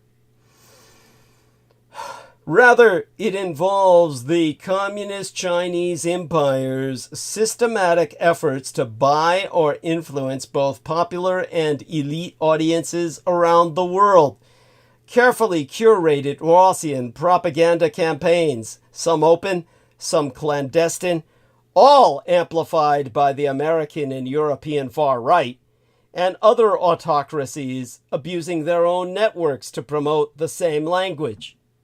To be fair to that European diplomat, the convergence of what has been disparate authoritarian influence projects is still new. Russian information laundering and communist Chinese propaganda have long had different objectives. Red Chinese propagandists mostly stayed out of the democratic world's politics, except to promote Chi-Com achievements, Chi-Com economic success, and Chi-Com narratives about Tibet or Hong Kong. Their efforts in Black Africa and Latin America tended to feature dull, unwatchable announcements of investments or state visits. Russian efforts were more aggressive, sometimes in conjunction with the far right or the far left in the democratic world, and aimed to distort debates and elections in these United States, the United Kingdom, the United Germany, the Fifth Republic of France, and elsewhere. Still, they often seemed unfocused, as if computer hackers were throwing spaghetti at the wall just to see which crazy story might stick. Venezuela and Iran were fringe players, not real sources of any influence. Slowly, however, all these autocracies have come together, not around particular stories, but around a set of ideas, or rather, in opposition to a set of ideas. Transparency, for example, and rule of law, and democracy. They have heard language about those ideals, which originate in the democratic world, coming from their own dissidents, and have concluded that they are dangerous to their regimes. Their own rhetoric makes this clear. In 2013, as the communist Chinese dictator Xi Jinping was beginning his rise to power, an internal Red Chinese memo, known enigmatically as Document Number 9, or more formally as the Communique on the Current State of the Ideological Sphere, listed 7 perils faced by the Chinese Communist Party. Western constitutional democracy led the list, followed by universal human rights, media independence, judicial independence, and civic participation.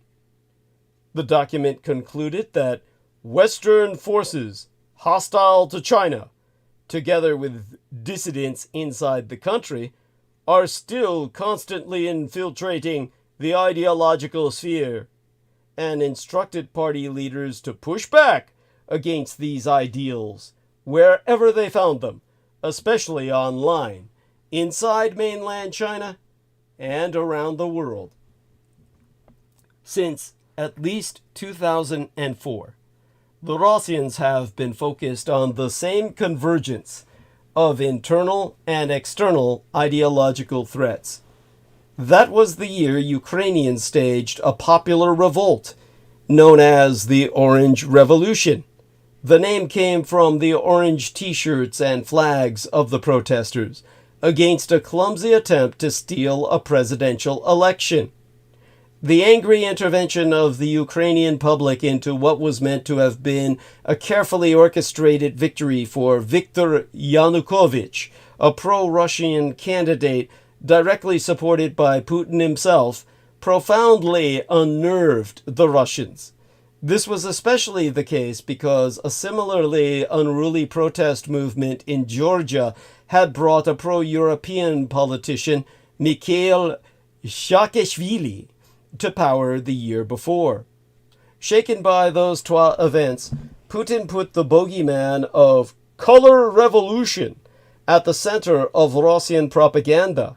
Civic protest movements are now always described as color revolutions in Russia and as the work of outsiders. Popular opposition leaders are always said to be puppets of foreign governments. Anti-corruption and pro-democracy slogans are linked to chaos and instability wherever they are used, whether in Tunisia, Syria, or these United States. In 2011, again the year of my mother's murder, a year of mass protest against a manipulated election in Russia itself, Putin bitterly described the Orange Revolution as a well-tested scheme for destabilizing society, and he accused the Russian opposition of transferring this practice to Russian soil, where he feared a similar popular uprising intended to remove him from power. Putin was wrong. No scheme had been transferred. Public discontent in Russia simply had no way to express itself except through street protest, and Putin's opponents had no legal means to remove him from power. Like so many other people around the world, they talked about democracy and human rights because they recognized that these concepts represented their best hope for achieving justice and freedom from totalitarian power. The protests that led to democratic transitions in the Philippines, Taiwan, South Africa, South Korea, and Mexico. The people's revolutions that washed across Central and Eastern Europe in 1989, the Arab Spring in 2011, that year of my mother's murder and the meltdown at Fukushima Daiichi just before she died. And yes, the color revolutions in the Ukraine and Georgia. All were begun by those who had suffered injustice at the hands of the state and who seized on the language of freedom and democracy to propose an alternative. This is the core problem for autocracies. The Russians, the Red Chinese, the Israelis, and others all know that the language of transparency, accountability, justice, and democracy appeals to some of their citizens, as it does to many people who live in dictatorships. Even the most sophisticated surveillance can never entirely suppress this. The very ideas of democracy and freedom must be discredited, especially in the places where they have historically flourished.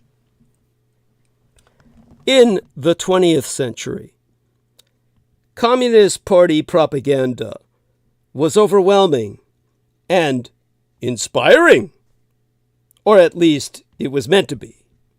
The future it portrayed was shiny and idealized, a vision of clean factories, abundant produce, and healthy tractor drivers with large muscles, and square lantern jaws drawn using T-squares.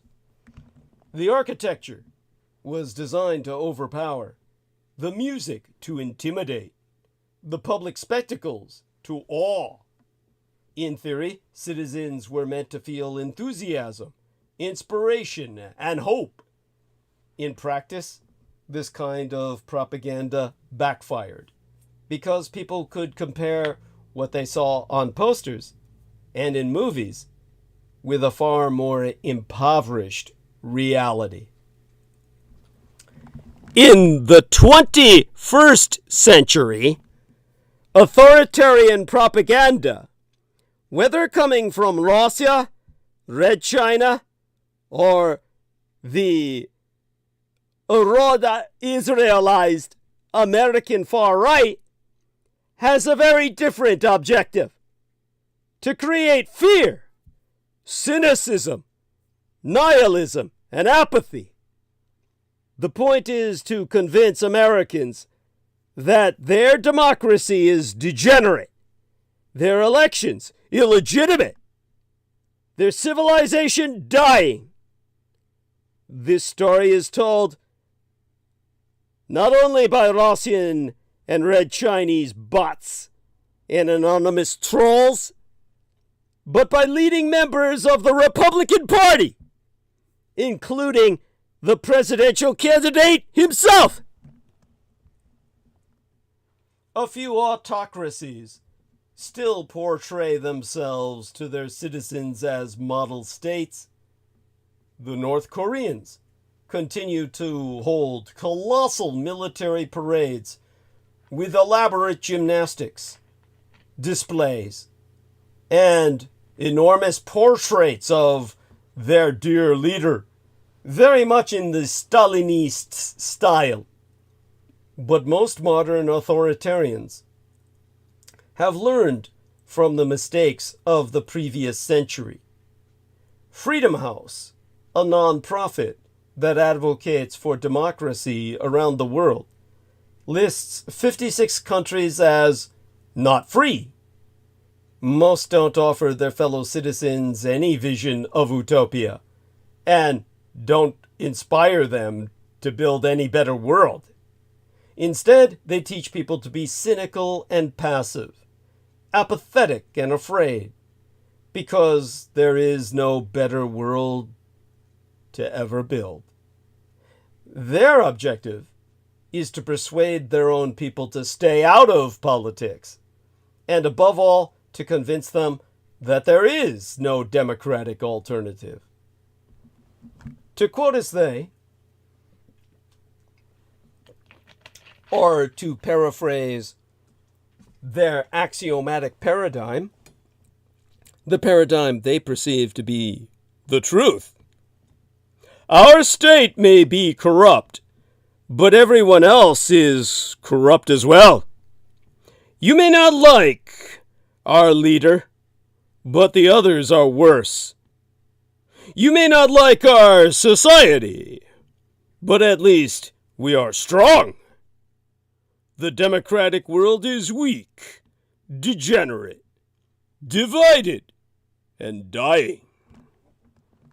Instead of portraying the communist Chinese empire as the perfect society, postmodern Commu-Chinese propaganda seeks to inculcate nationalist pride based on mainland China's real experience of economic development, and to promote a Beijing model of progress through dictatorship and order that's superior to the chaos and violence of democracy.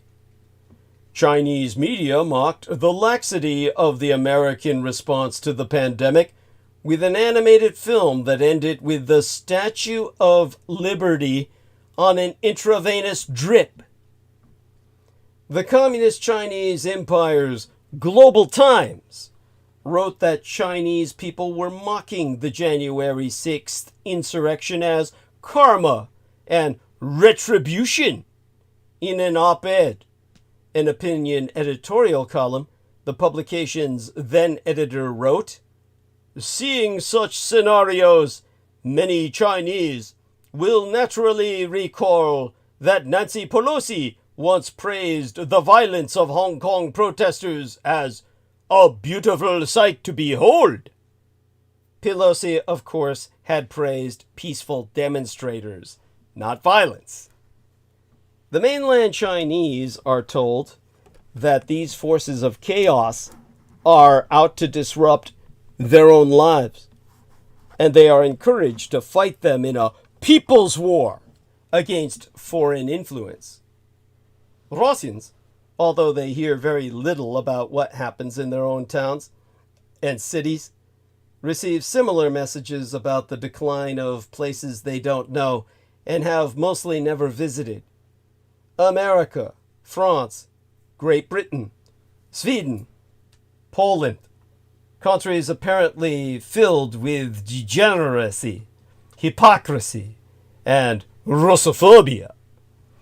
A study of Russian television from 2014 through to 2017 found that negative news about Europe appeared on the three main Russian channels, all state-controlled, an average of 18 times a day.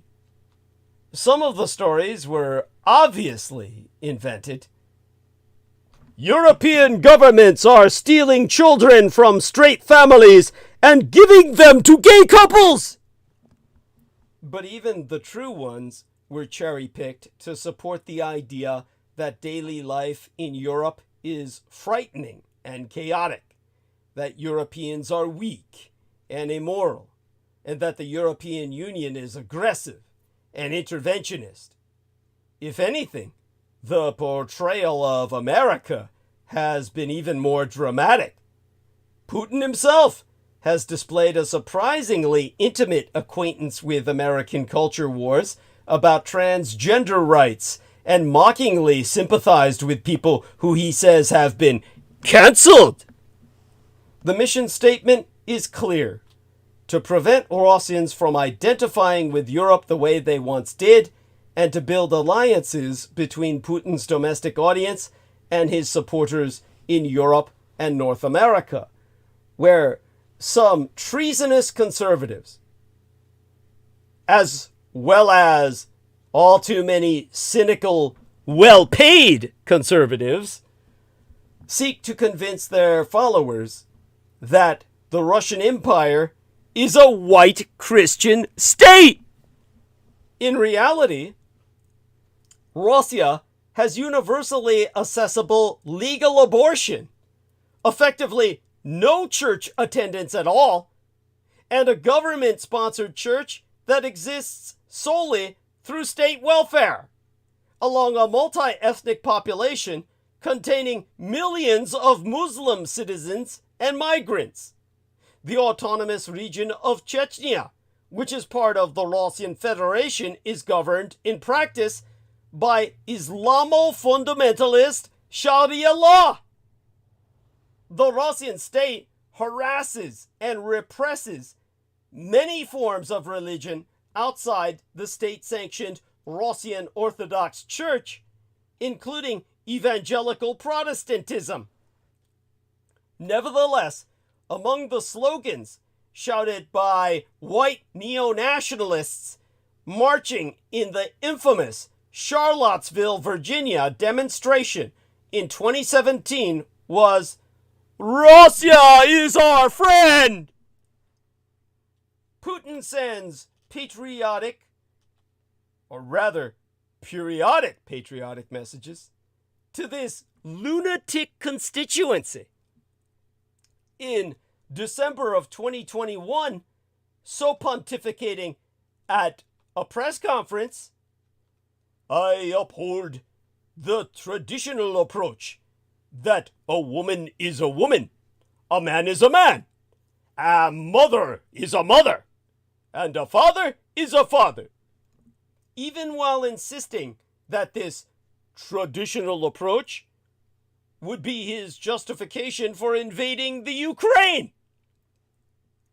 This manipulation of strong emotions around gay rights and feminism has been widely copied throughout the autocratic world, often as a means of defending against criticism of the regime. The maniacal Yoweri Museveni, who has been the dictator of Uganda for more than 3 decades, passed an anti-homosexuality bill in 2014, instituting a life sentence for gay people who have sex or marry, and criminalizing the promotion of a homosexual lifestyle. By picking a fight over gay rights, he was able to consolidate his supporters at home while neutralizing all foreign criticisms of his regime, describing them as social imperialism, so declaring, "Outsiders cannot dictate to us. This is our country."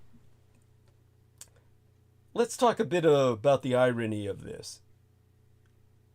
Vis-a-vis the historic phenomenon of colonialism and homophobia. When European countries invaded and brutally conquered and colonized Black Africa, they brought with them an entire host of conservative social mores. Among these was the taboo against homosexuality, which was itself a product of Christianity.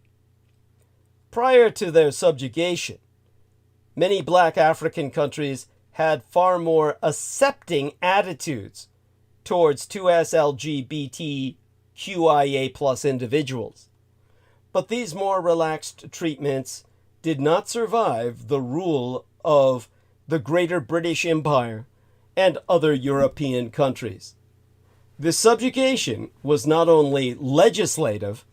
The growth of Christianity in Black Africa helped to perpetuate the notion of homophobia as a value native to many Black African nations.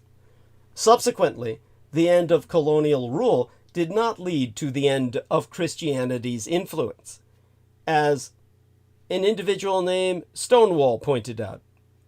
While many of the countries under British rule are now independent, the majority who still criminalize homosexuality, including Jamaica and Uganda, have carried over these laws from the colonial era. Generations later, many Black Africans now believe that an anti-gay attitude is one that is a part of their culture. So much so that former Zimbabwean President Mugabe labeled homosexuality as a white disease. In fact, this legacy of homophobia is particularly prominent across Commonwealth countries, those that are part of the English-speaking community of nations through British colonialism.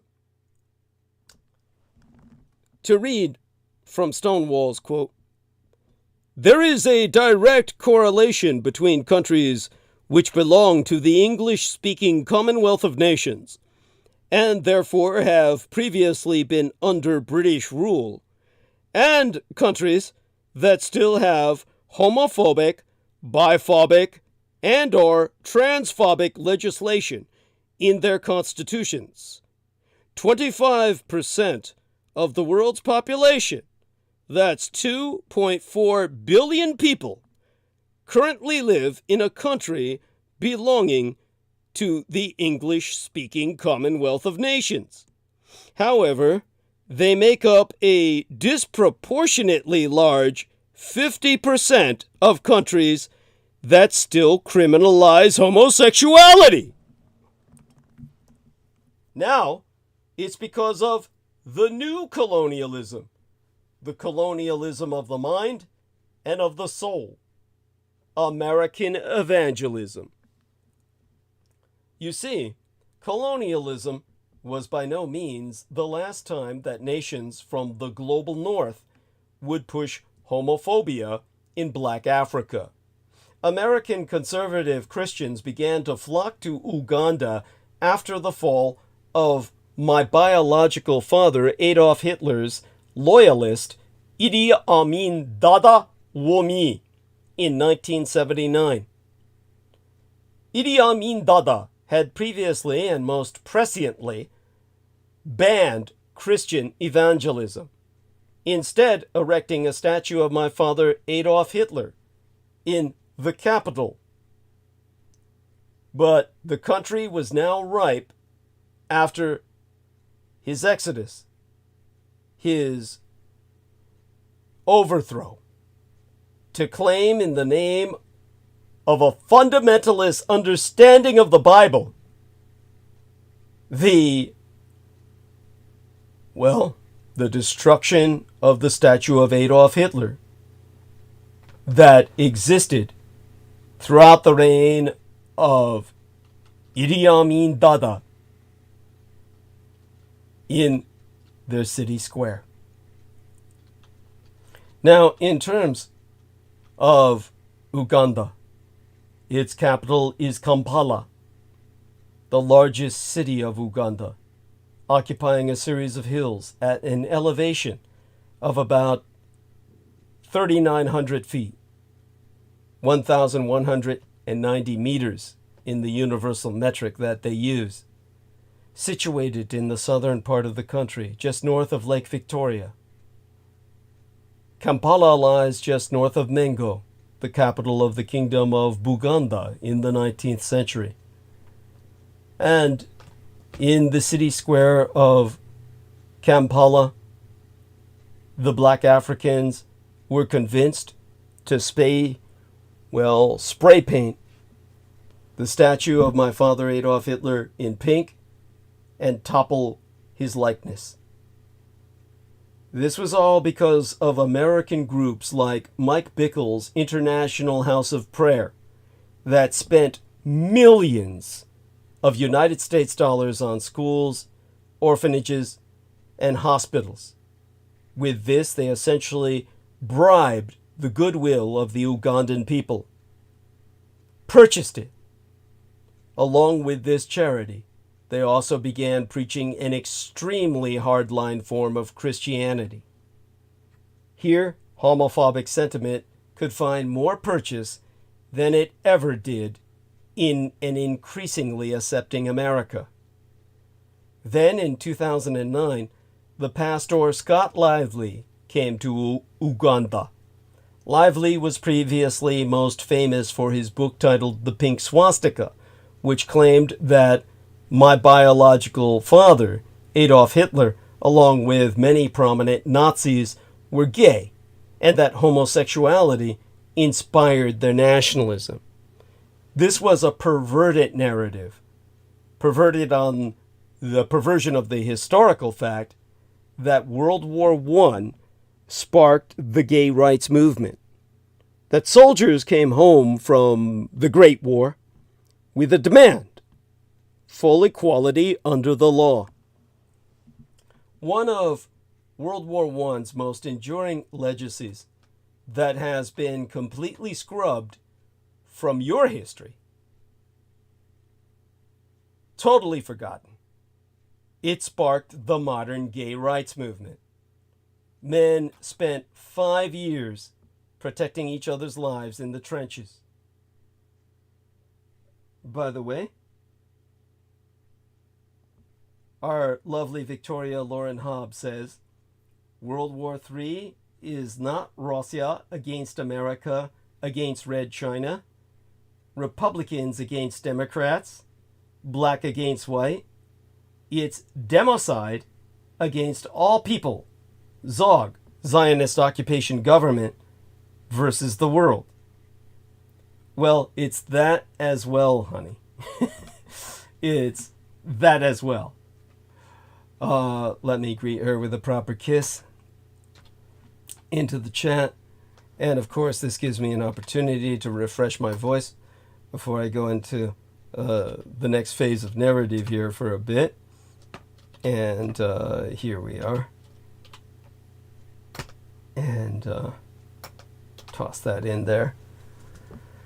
And give myself a drink of water.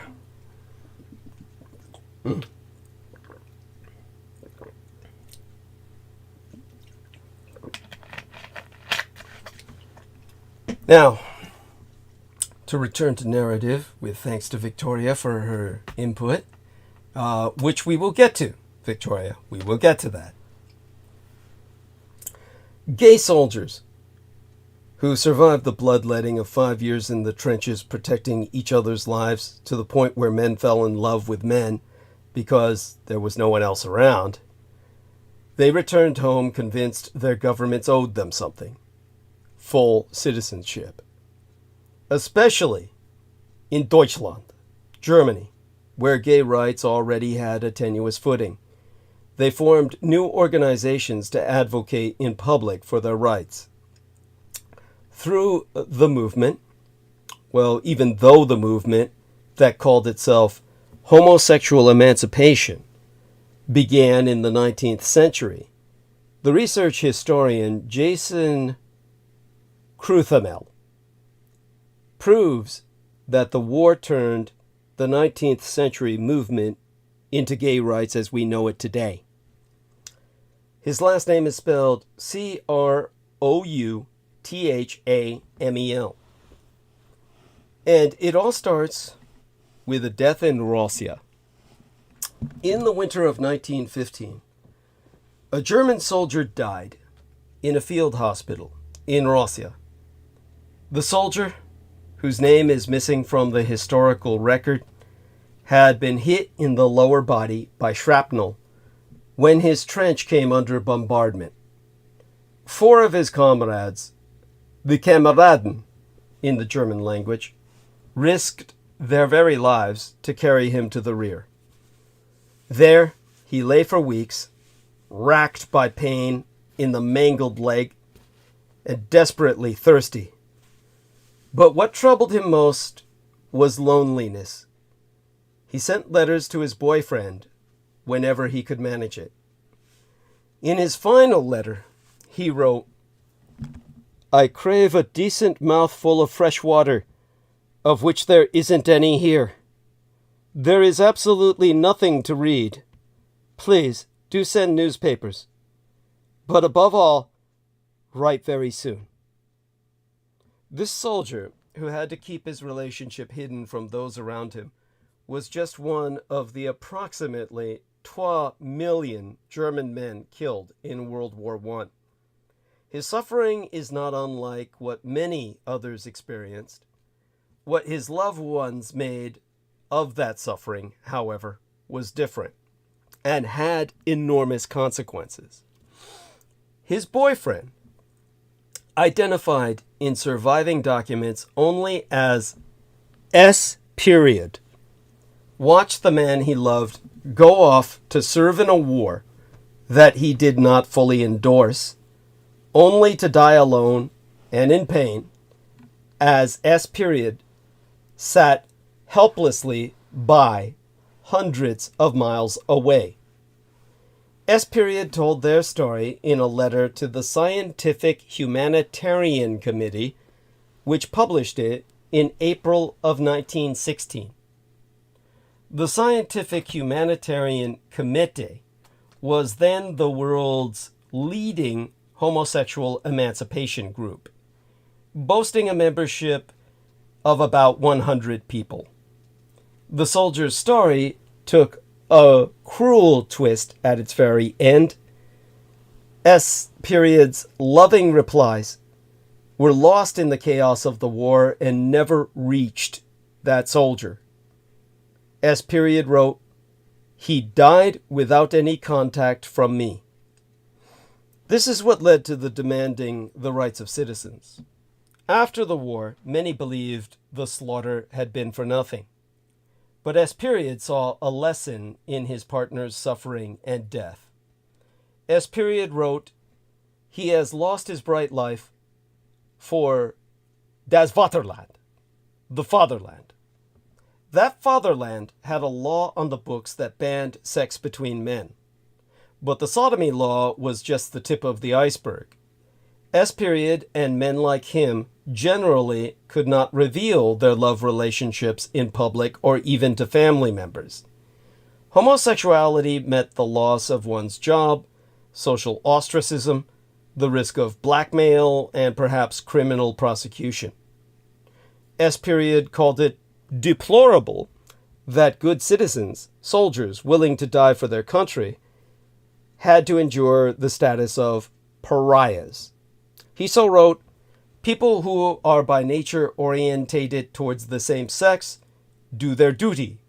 It is finally time that the state treated them like they treat the state." This ushered in a new phase of gay rights. Many veterans agreed with S. There were men out there who were straight and heterosexual, but their lives had been saved by gay soldiers.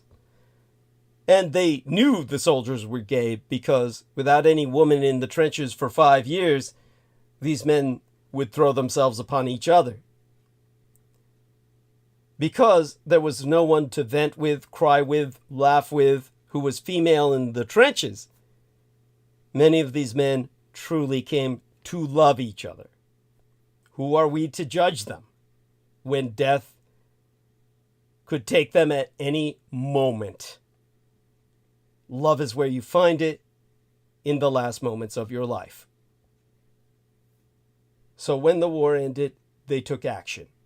They formed new, larger groups, including one called the League for Human Rights, that drew 100,000 members. In addition, the rhetoric of gay rights changed. The pre-war movement had focused on using science to prove that homosexuality was, quote-unquote, natural, or at least naturally emergent in some people. But people like S. People who had made tremendous sacrifices in the name of citizenship, now insisted that their government had an obligation to them, regardless of what biology might say about their sexuality. They left science behind. They went directly to a set of demands that characterizes gay rights to this day, that gay people are upstanding citizens and deserve to have their rights respected. In the year after the war, an activist wrote, "The state must recognize the full citizenship rights of inverts." That was the old term, the German term, inverts, or homosexuals. He demanded not just the repeal of the sodomy law, but the opening of government jobs to known homosexuals. A radical idea at that time, and one that would remain far out of reach for many decades. But that brings us back to the respectable citizens idea, that the ideals of citizenship led activists to emphasize what historians call respectability. Respectability consisted of one's prestige as a correctly behaving middle-class person, in contrast to supposedly disreputable people such as quote-unquote prostitutes. Throughout the 20th century, gay rights groups struggled for the right to serve openly in the military, a hallmark of respectability. With some exceptions, they shied away from radical calls to utterly remake society's rules about sex and gender.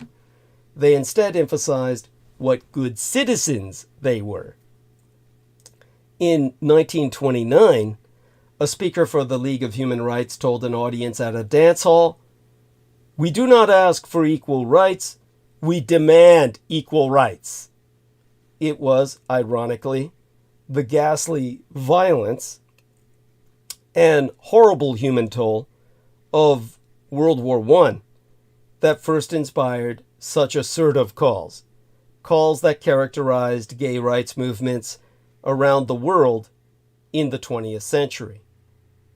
It would take nearly a century for these activists to achieve one of their central goals, the repeal of sodomy laws.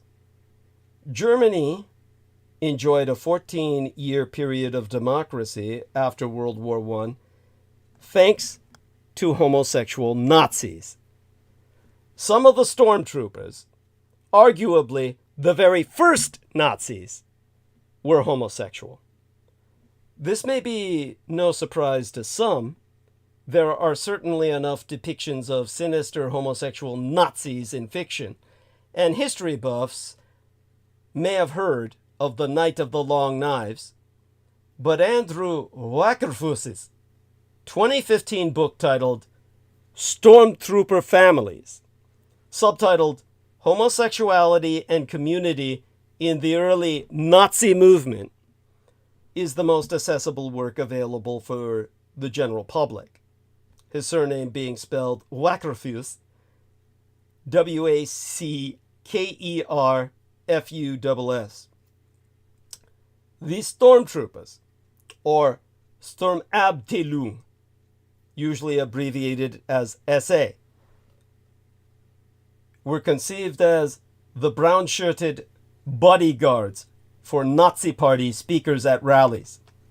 They gradually transformed into a paramilitary militia that furthered party aims by intimidation and spilling blood in the streets.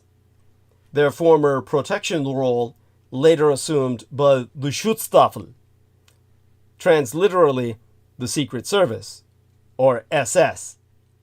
In short, the stormtroopers were the vanguard who helped get the Nazis into power in Germania. Stormtroopers stuck together and formed support networks. Perhaps inevitably, this male-only organization was attractive to homosexuals, particularly the veterans from the trenches.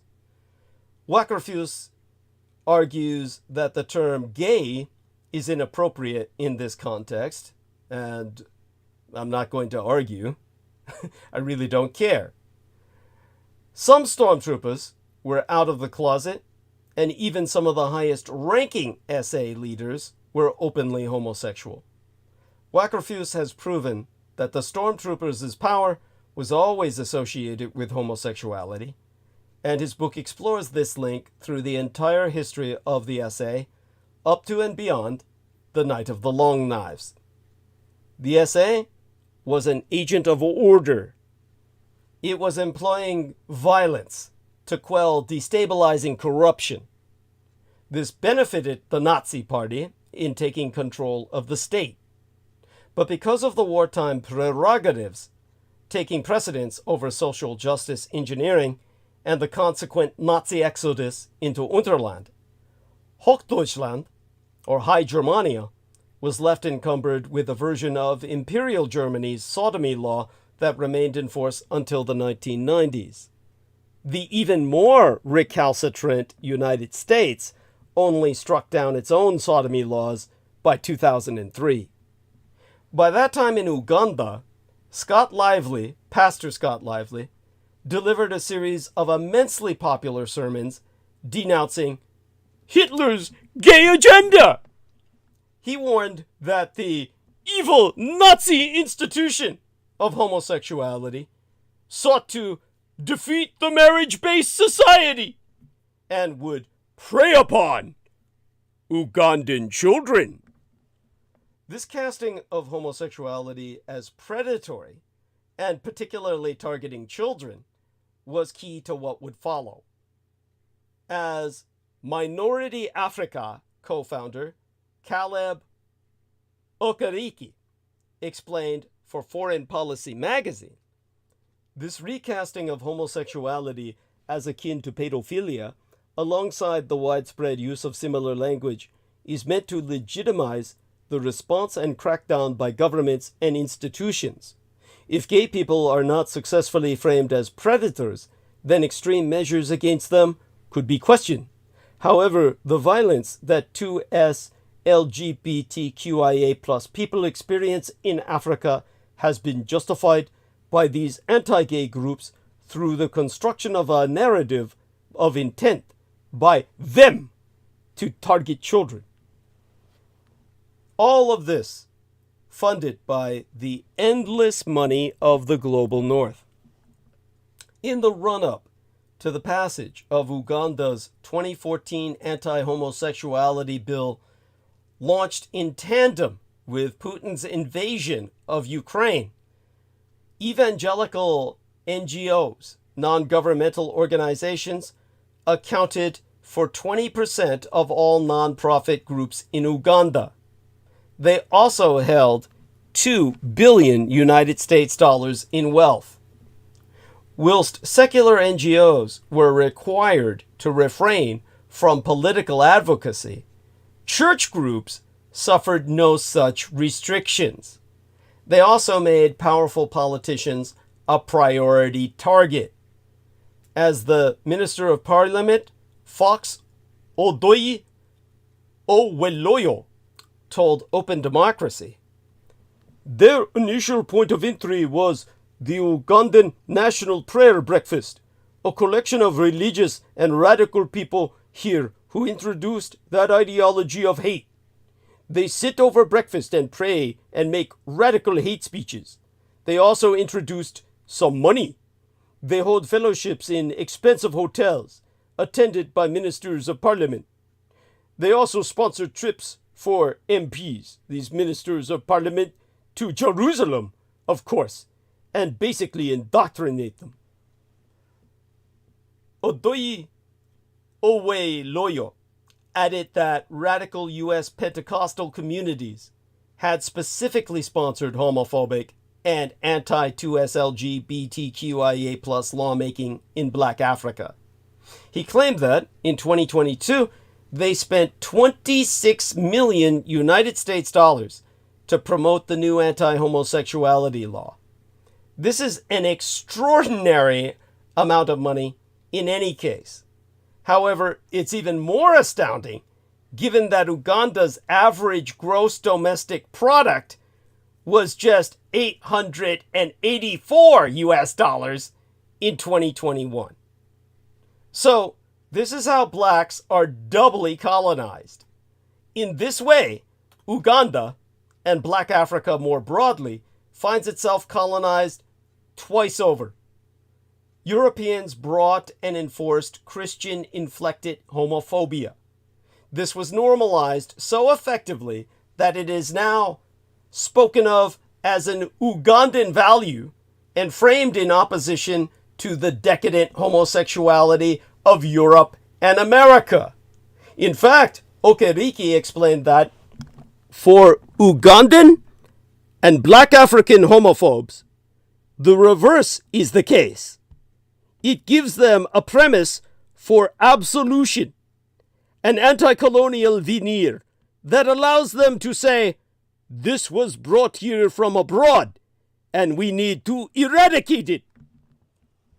Second, American evangelists, losing their battles on the home front, shifted their focus to Black Africa. The same poverty inflicted by colonization made nations like Uganda ripe for exploitation by seemingly endless supplies of American money.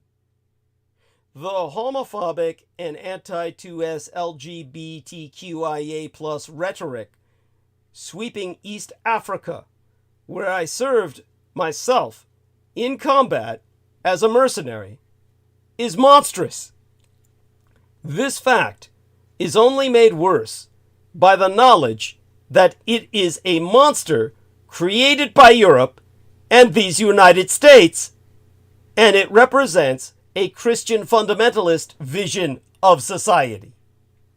Viktor Orbán, the dictatorial prime minister of Magyarország, Hungary, also ducks discussion of Hungarian corruption by hiding behind a culture war. He pretends that ongoing tension between his government and the United States ambassador to Hungary concerns religion and gender. During Tucker Carlson's recent visit to Hungary, Carlson declared that the Biden administration hates Magyarország, the land of the Magyars, Hungary, because it's a Christian country. When in fact, it is Orbán's deep financial and political ties to the Sinoslavic Synaxis of Russia and Red China that have so badly changed and damaged beyond repair Americano-Hungarian relations. And the Russian Empire is no champion of Christian and traditional values. For years, Vladimir Putin has sought to present Russia as the champion of Christian and traditional values. He portrays the West as a dystopia of decadence, where elites push strange and trendy ideas like dozens of genders or gay pride parades.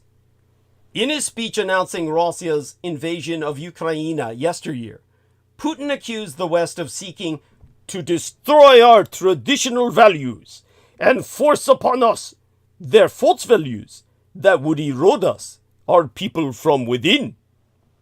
Just yesteryear, Tucker Carlson spewed his speech in Hungary, where he warned that Washington hates Russia because it's a Christian country.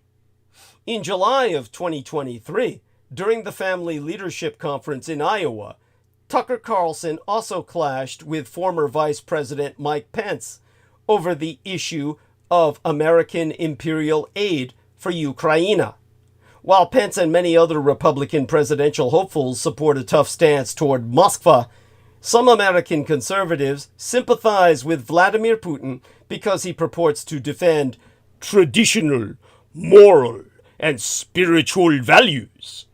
But American conservatives should take a deeper look at the leaders who are espousing these values. As a proudly true conservative baptized into the Orthodox Christian faith myself, I know precisely what they'll find: heretical hypocrisy and an insidious threat to American interests. The Kremlin's objectives are twofold. First, it seeks to consolidate Russian society and legitimize the rogue regime. At the same time, Moscow aims to appeal to sympathetic audiences abroad, including in the West. Exempli gratiae. At recent meetings of Russia's Valdai International Discussion Club, Putin offered lengthy critiques of Western cancel culture, which he likens alleged discrimination that Russia faces from the United States and Europe. Moscow's efforts have yielded results beyond their wildest dreams. In February of yesteryear, for example, the former National Security Advisor, the traitorous Lieutenant General in retirement Michael Flynn, publicly praised Putin's defense of the family and God, which fag baiter Flynn called strong values the West is destroying. Yet for all that Putin touts Russia as a model of traditional values, it's anything but. As of 2020, Russia had one of the highest abortion rates globally at 31.6%, far surpassing the European Union at 11.4%, and these United States at only 9% at the time. Meanwhile, Moscow denies its citizens their God-given rights to freedom of speech and the press. That's hardly something that should resonate with American conservatives. But then, of course, they're trying to eliminate such here. By the way, let me give our lovely Victoria my heart here, and I mean that literally. Here we are. You have my heart. Here we are. My heart, Victoria. My dear Victoria. Here we are.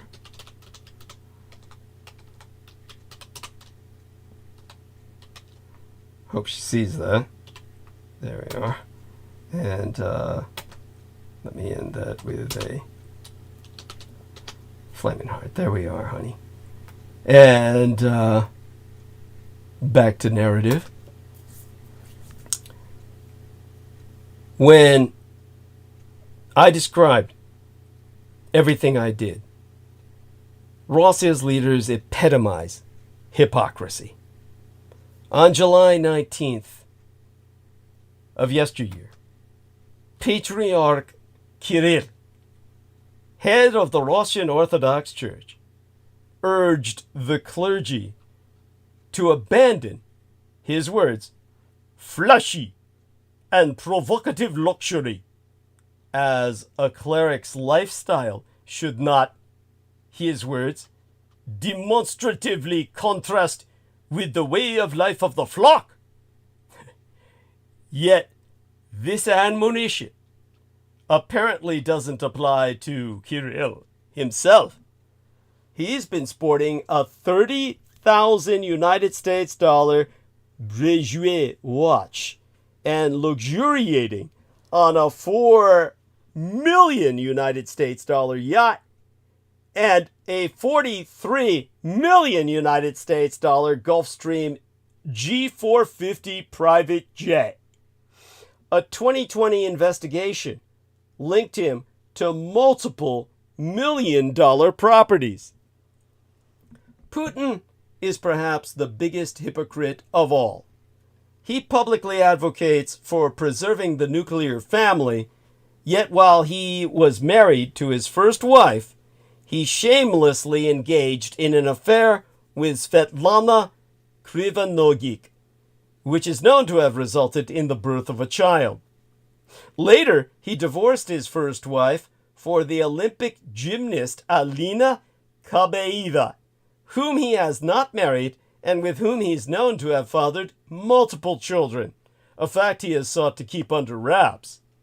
Some fellow conservatives probably ask themselves how Putin, with his communist upbringing, steeped in Marxist ideology that teaches that religion is the opium of the masses, would support the church.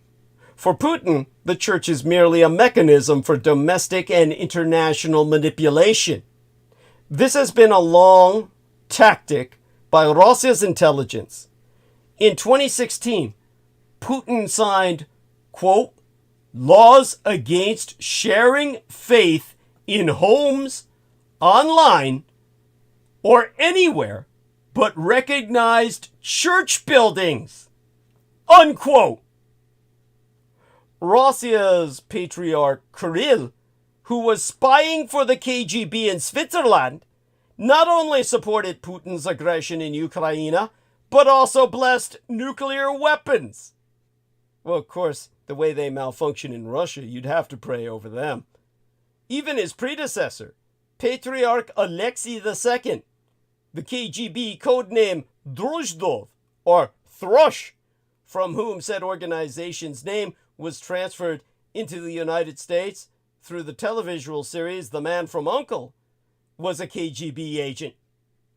In 2002, at the opening of a departmental church of the FSB, the Federal Security Bureau, the one Russian agency which has an acronym which matches English letters, Patriarch Alexei II blessed the church's opening of the successor state to the KGB. These facts reveal Putin's claims to defend traditional values for the hollow propaganda that they are. The sooner American conservatives realize that they are being taken for a ride, the better. As well, the new authoritarians have a different attitude toward reality itself. When the old Soviet leaders lied, they at least tried to make their falsehood seem real.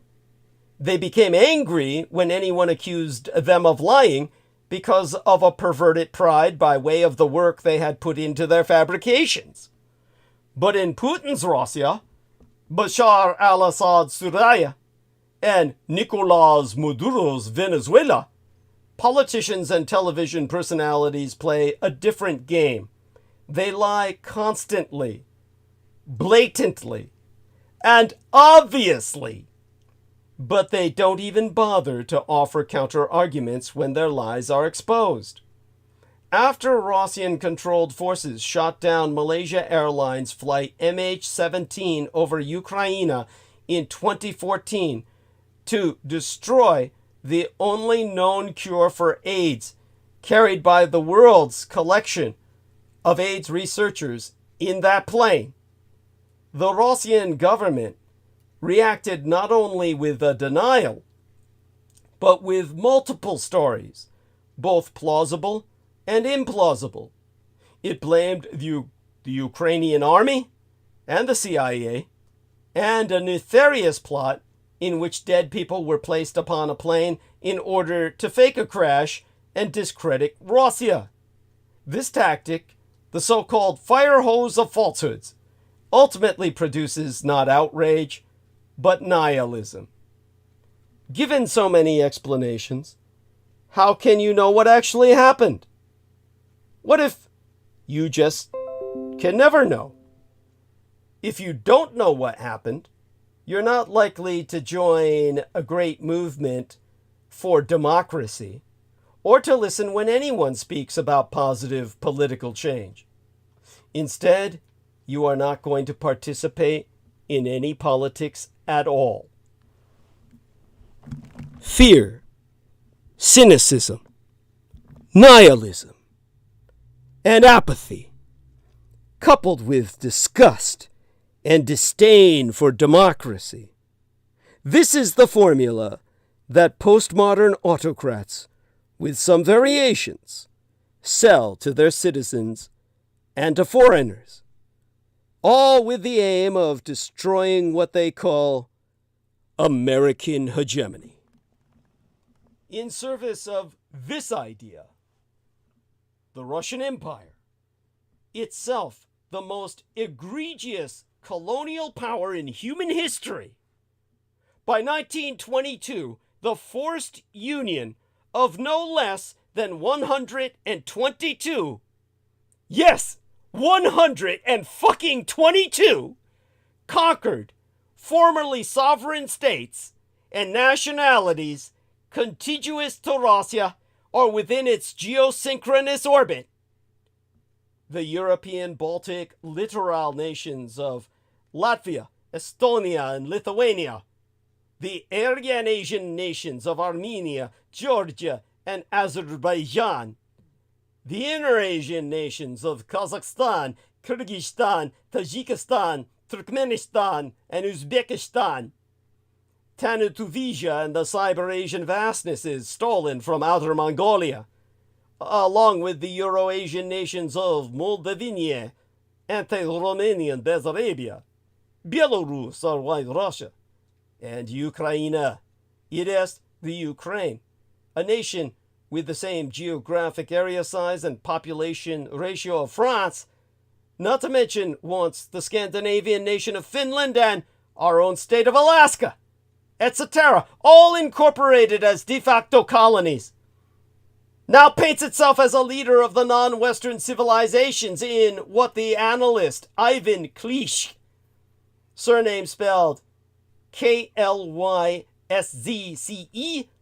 calls their struggle for messianic multipolarity, a battle against the West's imposition of decadent globalist values.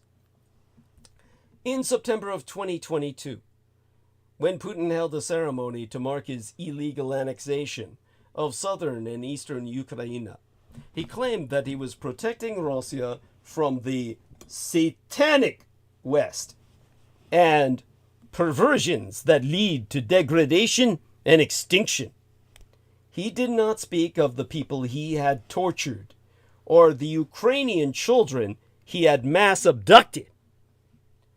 A year later, Putin told the gathering in Sochi, "We are now fighting not just for Russia's freedom, but for the freedom of the whole world. We can frankly say that the dictatorship of one hegemon is becoming decrepit. We see it, and everyone sees it now. It is getting out of control and is simply dangerous for others." The language of hegemony and multipolarity is now part of communist Chinese, Israeli, and Venezuelan narratives as well.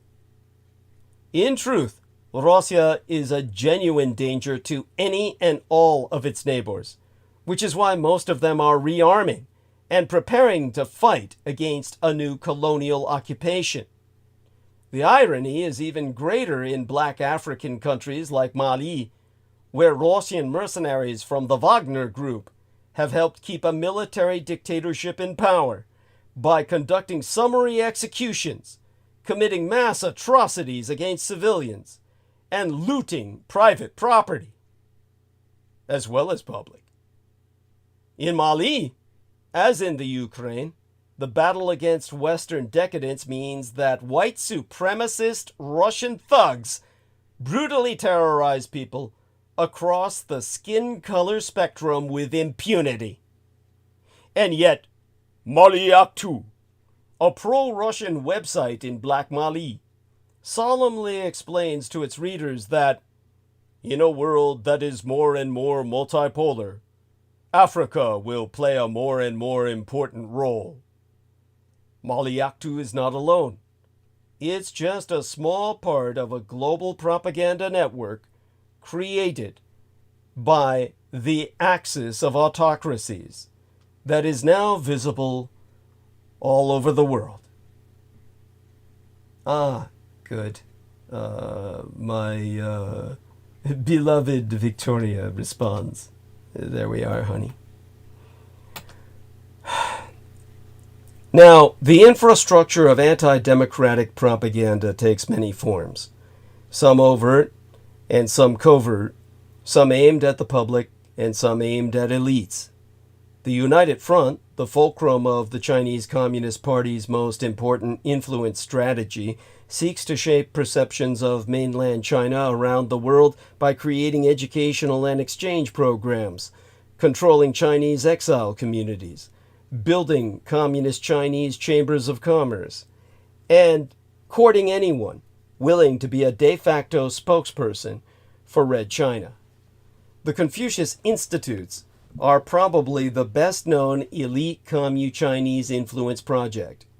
Originally perceived as benign cultural bodies not unlike the German Goethe Institute, run by the German government itself and the Alliance Française, they were welcomed by many universities because they provided cheap or even free Chinese language classes and professors. Over time, the institutes aroused suspicion, policing Chinese students at American universities by restricting open discussions of Tibet and My Taiwan, and in every case, altering the teaching of Chinese history and politics to suit communized Chinese narratives. They have now been mostly disbanded in these United States, but they are flourishing in many other places, including Black Africa, where there be several dozen.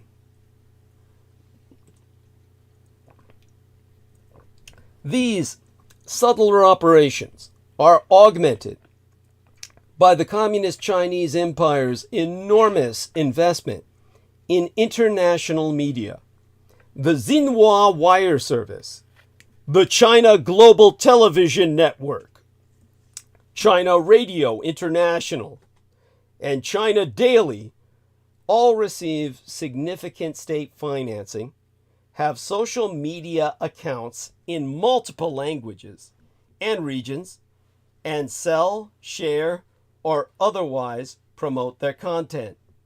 These Chi-Com outlets cover the entire world and provide feeds of slickly produced news and video segments to their partners at low prices, oftentimes for free, which makes them more than competitive with reputable Western newswires such as Reuters and the Associated Press. Scores of news organizations in Europe and Asia use communist Chinese content, as do many in Black Africa, from Kenya and Nigeria to Egypt and Zambia.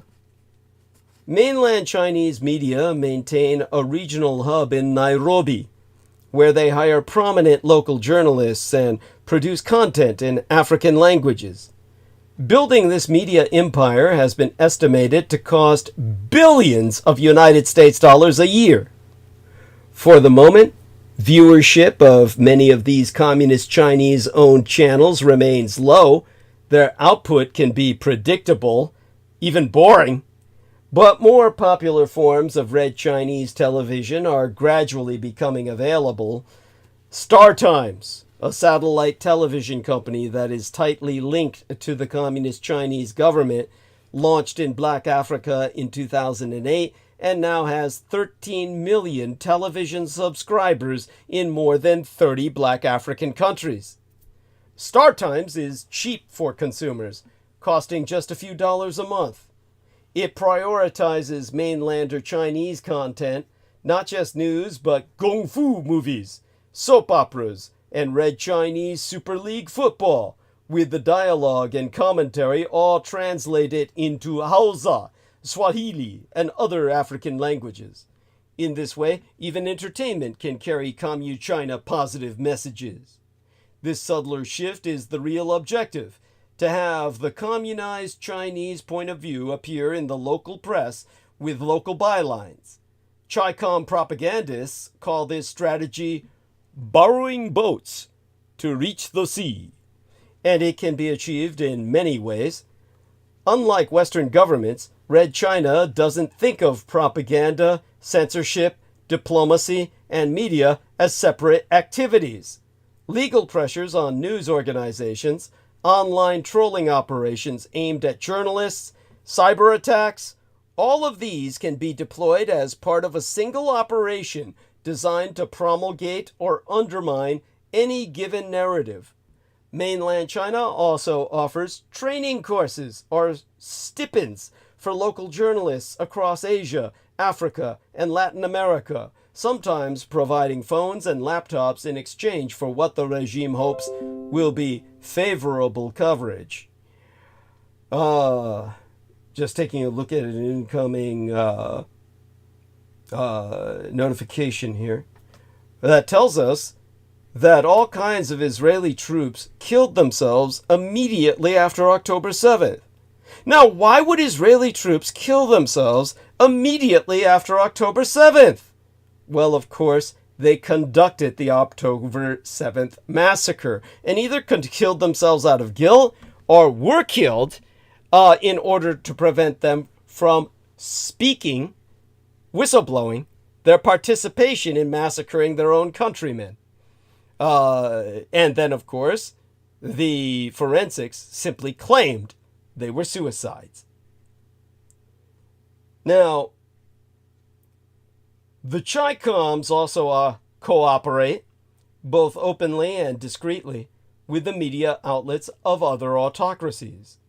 Telesur, a Hugo Chavez project launched in 2005, is headquartered in Caracas, capital of Venezuela, and led by Venezuela in partnership with Cuba and Nicaragua.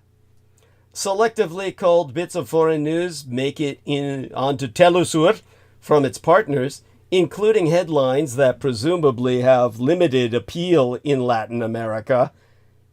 U.S.-Armenia joint military drills undermine regional stability, for example.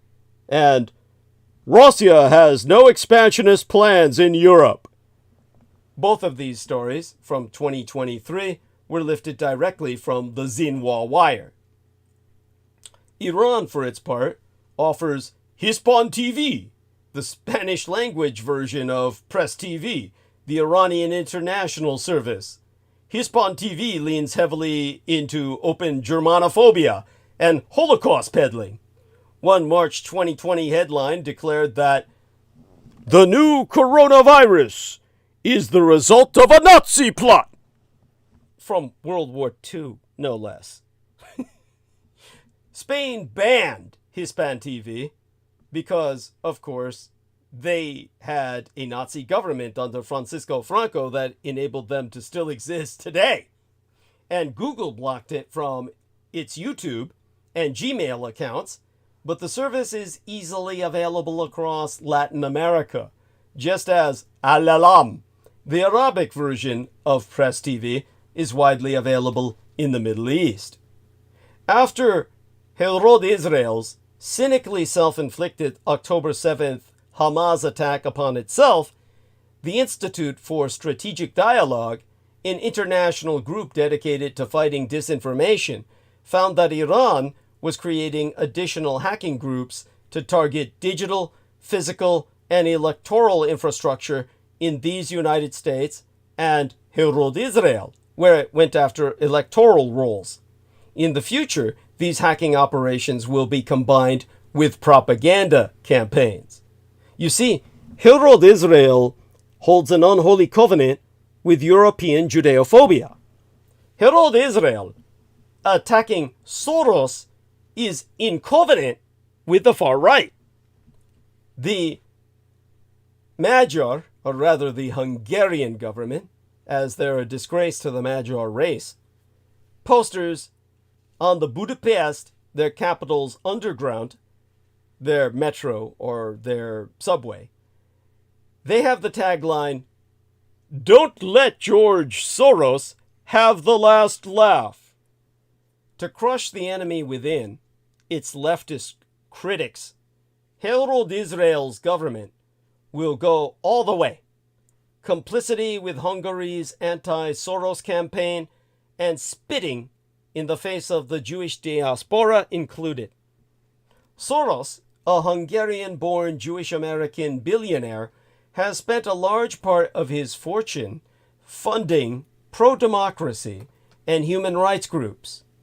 Among the organizations he funds is Human Rights Watch, a frequent critic of Herod Israel's occupation of the West Bank and its policies towards the Palestinians. The images of Soros and the reptile evokest Judeophobic conspiracy theories claiming that Jews control the world.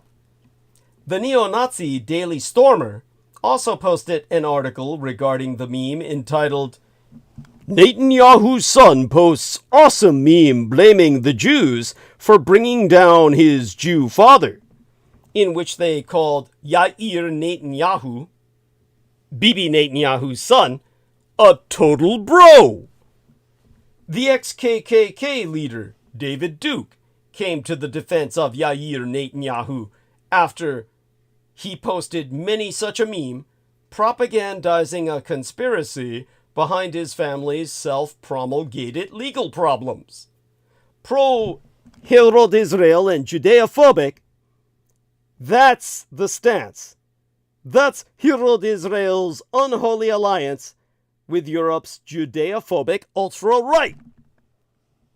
For more than a decade now, at this point I'd say a decade and a half, right-wing NGOs or non-governmental organizations such as Im Tirtzu, which translates as Triumph of the Will in Hebrew, they had to steal the Nazi line, and the My Israel movement have been leading vehement campaigns against progressive philanthropies.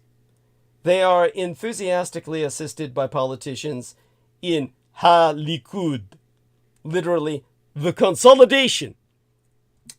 That's the ruling party of Israel for all too long, and Habayit Ha-Yehudi, the Jewish home parties. Now, for the right, such attacks kill two birds with one stone. First, in the absence of a functioning center-left parliamentary opposition in Herod Israel, attacks seek to delegitimize the most vocal opposition against government policies, those that tend to originate in civil society. Secondly, by shifting the focus to the enemies within, Herod Israel's right-wing leadership, de facto in power for well over 4 consecutive decades, going on half a century by now, manages to evade wide public criticism against its stagnant governance and policies. Attacking the new Herod Israel Fund, well, the New Israel Fund is what it's called, or European governments who support human rights work in Herod Israel, served as an Archimedean inflection point to discredit many dozens of their grantees, rendering all as traitors in a wholesale manner. The success of the right strategy has been so overwhelming that in public debates in Herod Israel and in the diaspora today, right-wingers have largely abandoned the practice of providing arguments and simply responding to challenges, any and all challenges, by arguing that their interlocutor is funded by the aforementioned evil anti-Herod Israeli forces and therefore not worthy of stating any claim. You'd expect that, bearing in mind this ever-expanding attack on progressive foreign aid, George Soros' global philanthropic OSF, Open Society Foundations, which embodies the kind of support the right demonizes, would become an obvious major target. Yet, until 2017, little to no attention was paid by the usual Herod Israeli right-wing attackers to Soros or to OSF. In all probability, the reason for sparing Soros' philanthropy that far lay in the nature of their giving. You see,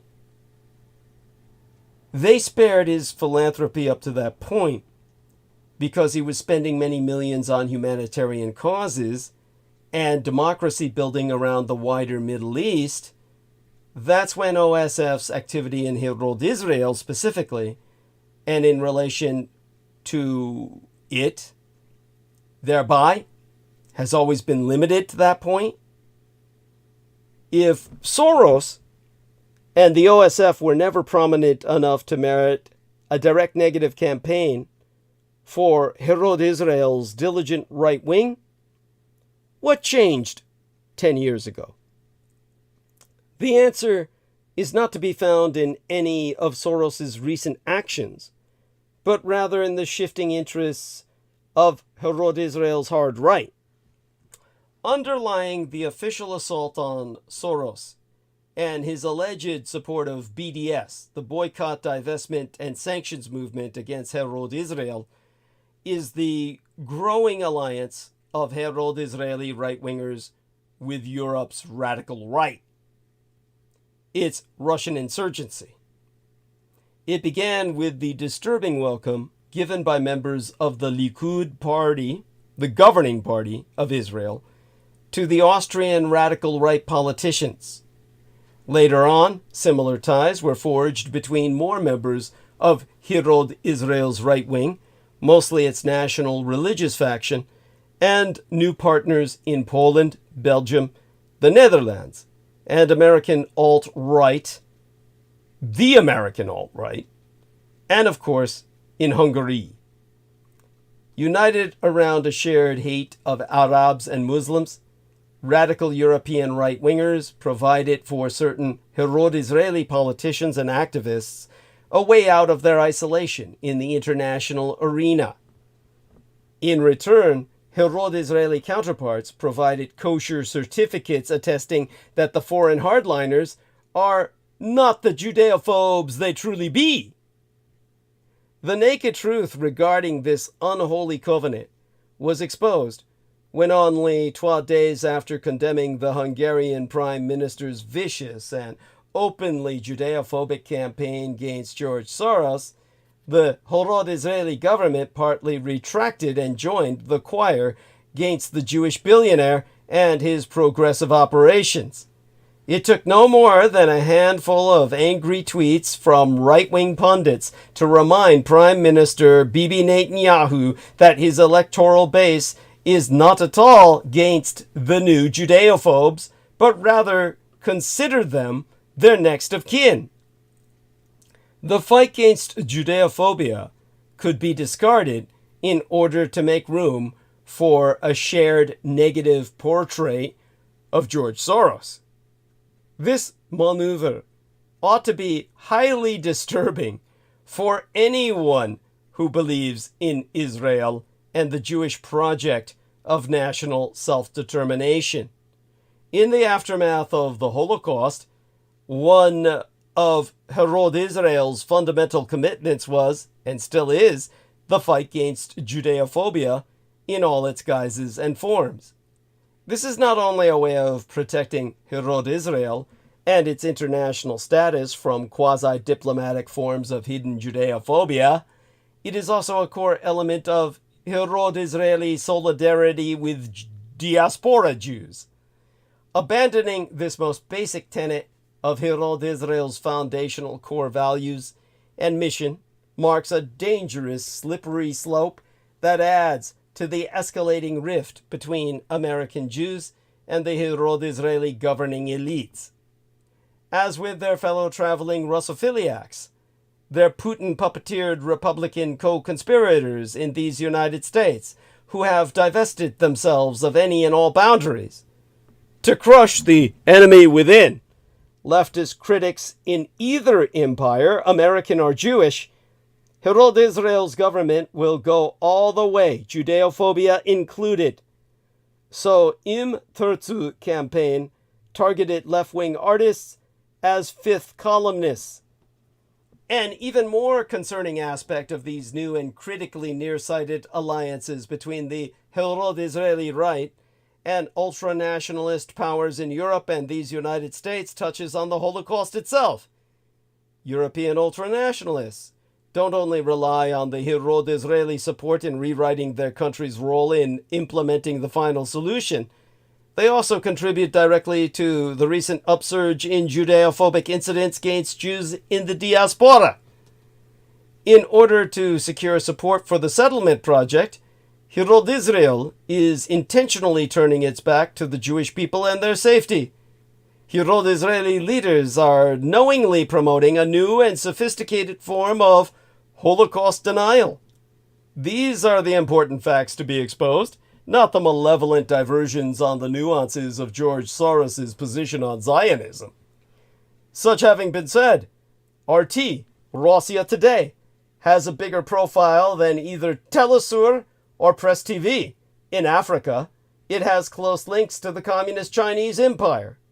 Following the invasion of Ukraine, some satellite networks dropped RT, but Red China's Star Times satellite picked it up, and RT immediately began building offices and relationships across Black Africa, especially in countries run by autocrats who echo its anti-Western, anti-2S LGBTQIA+ messages, and who appreciate its complete lack of critical or even investigative reporting.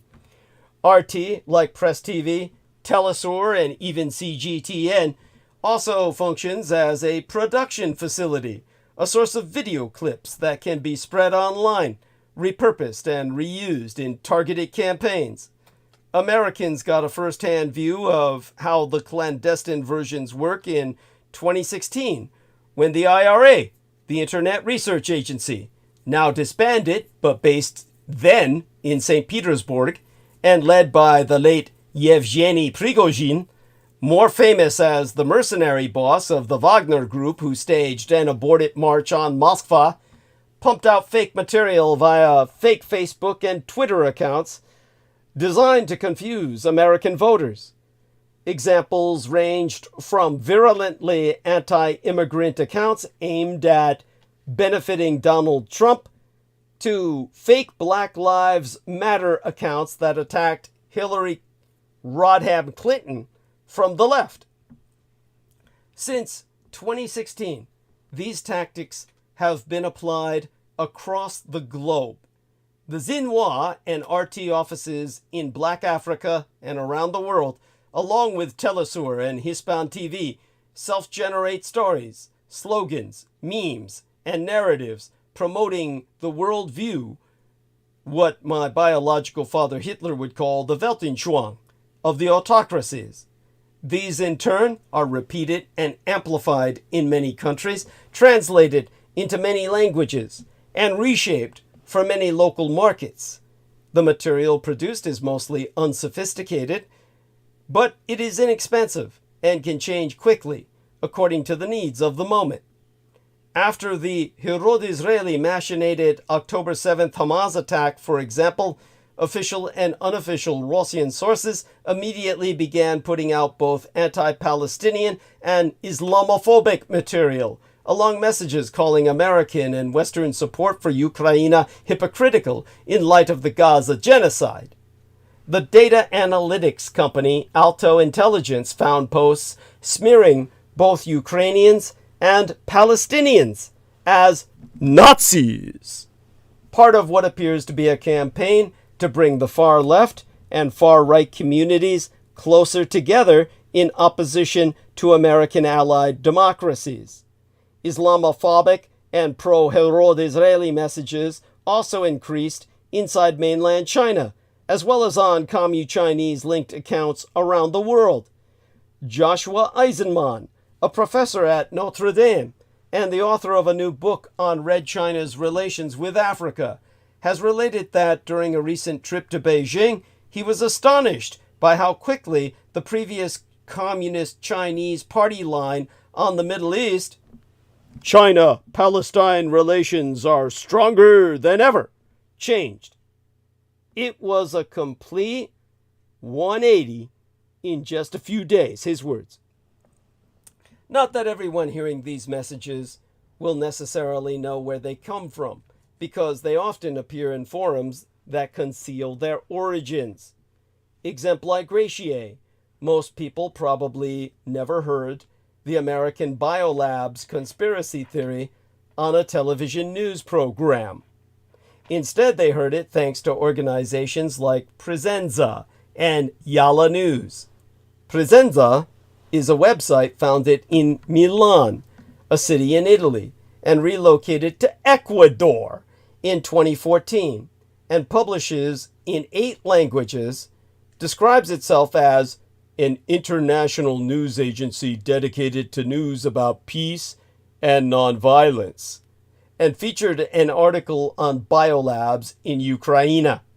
According to the United States State Department, Presenza is part of a project run by 3 Russian companies that plan to create articles in Moskva and then translate them for these native sites, following communist Chinese insurgency practice, to make them seem local.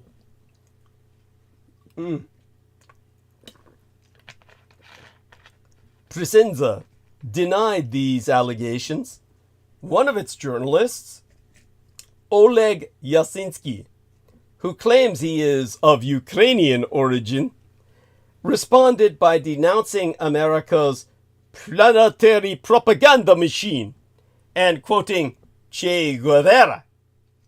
Like Presenza, Yalla News also markets itself as independent.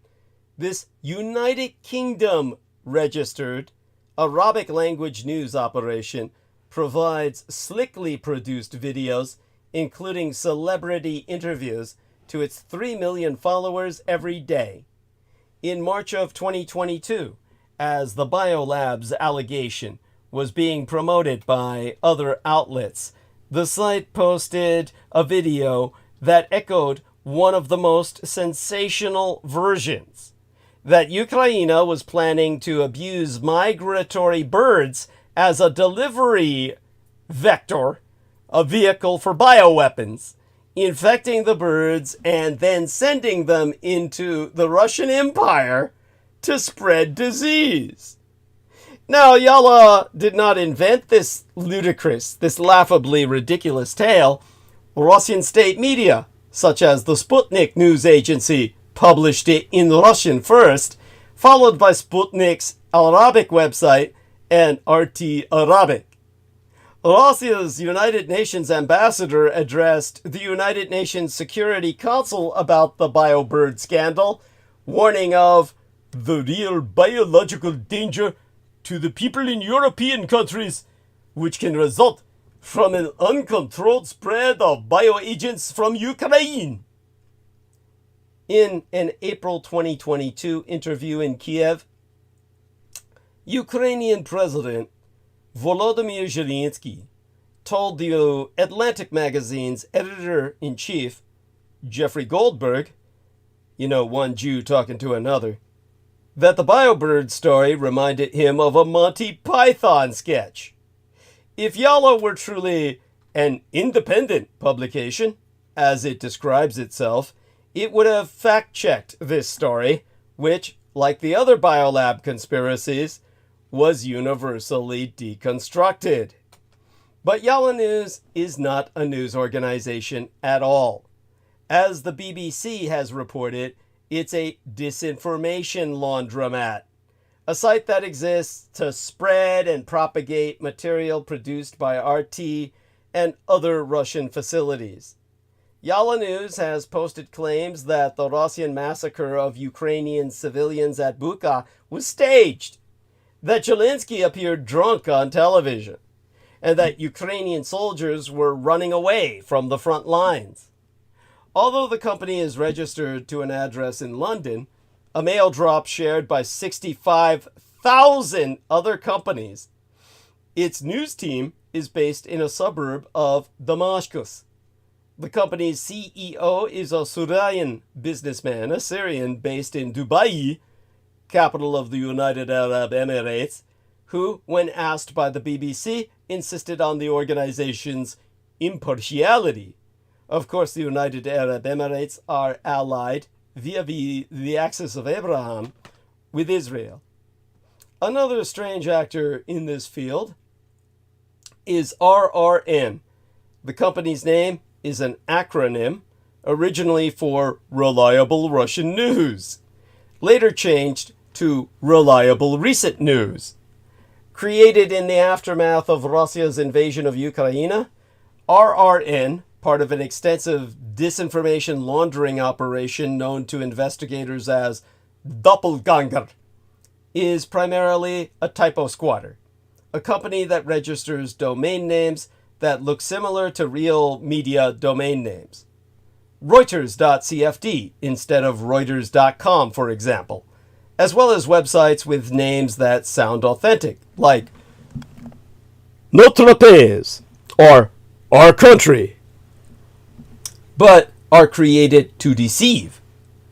RRN is prolific. During its short existence, it has created more than 300 sites targeting Europe, the Middle East, and Latin America. Links to these sites are then used to make Facebook, Twitter, and other social media posts appear credible.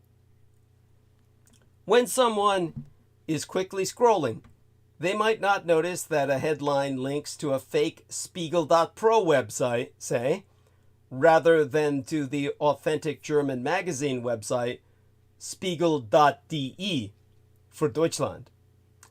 Doppelganger's efforts, run by a clutch of companies in Russia, have varied widely and seem to have included fake NATO press releases with the same fonts and design as the genuine releases, revealing that NATO leaders were planning to deploy Ukrainian paramilitary troops to France to quell pension protests. In November, operatives, who the French government has since proven are linked to Doppelganger, spray-painted Stars of David around Paris and posted them on social media, hoping to amplify French divisions over the Gaza war. Russian operatives built a social media network to spread the false stories and the photographs of so-called anti-Semitic graffiti. The objective is to make sure that the people encountering this content have little clue as to who created it, or where, or even why. Russia and Red China are not the only parties in this space. Both real and automated social media accounts geolocated to Venezuela played the deciding role in the 2018 the Mexican presidential election, for example, boosting the campaign of Andrés Manuel López Obrador. Notable were two kinds of messages: those that promoted images of Mexicano violence and chaos, images that might make people feel they need an autocrat to restore order, and those that were angrily opposed to NAFTA, the North American Free Trade Agreement, and the American empire more broadly. This minuscule social media investment can only be deemed to have been wildly successful. After he became El Presidente, López Obrador engaged in the same kinds of smear campaigns as unelected politicians in autocracies, empowered and corrupted the military, undermined the independence of the judiciary, and otherwise degraded Mexicano democracy. In office, he has promoted Russian narratives about the war in Ukraine, along with Red Chinese narratives rationalizing the extermination of the white Muslim minority of Uyghurs in northwest China. Mexico's relationship with these United States has ever since become more difficult, and that, most surely, was parcel the point. None of these efforts would succeed without local actors who share the autocratic world's goals. Russia, Red China, and Venezuela did not invent anti-Americanism in Mexico. They did not invent Catalan separatism, to name another movement that both Russian and Venezuelan social media accounts supported, or the German far right, or France's Marine Le Pen. All they do is amplify existing people and movements, whether anti-2S LGBTQIA+, Japanophobic, Islamophobic, xenophobic or anti-immigrant, anti-Ukrainian, or above all, anti-democratic. Relentlessly, they provide a social media echo.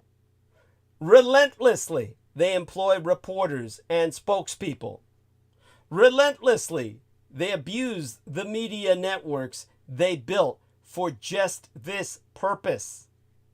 And relentlessly, they can always rely on Americans to do it all for them for free.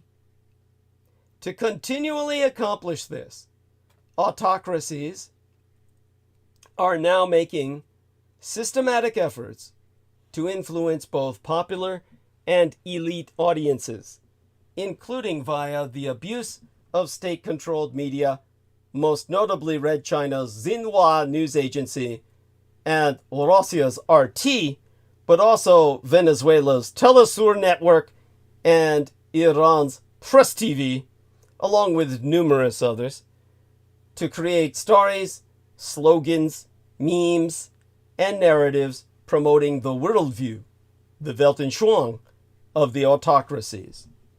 These, in turn, are repeated and amplified in other countries, translated into multiple languages, and reshaped for local markets around the world. Now, there we are. Jacob Waters says, cheers, everyone. Hope you are doing well. Thank you, Jacob Waters. Appreciate your coming back. Let's give him a warm welcome.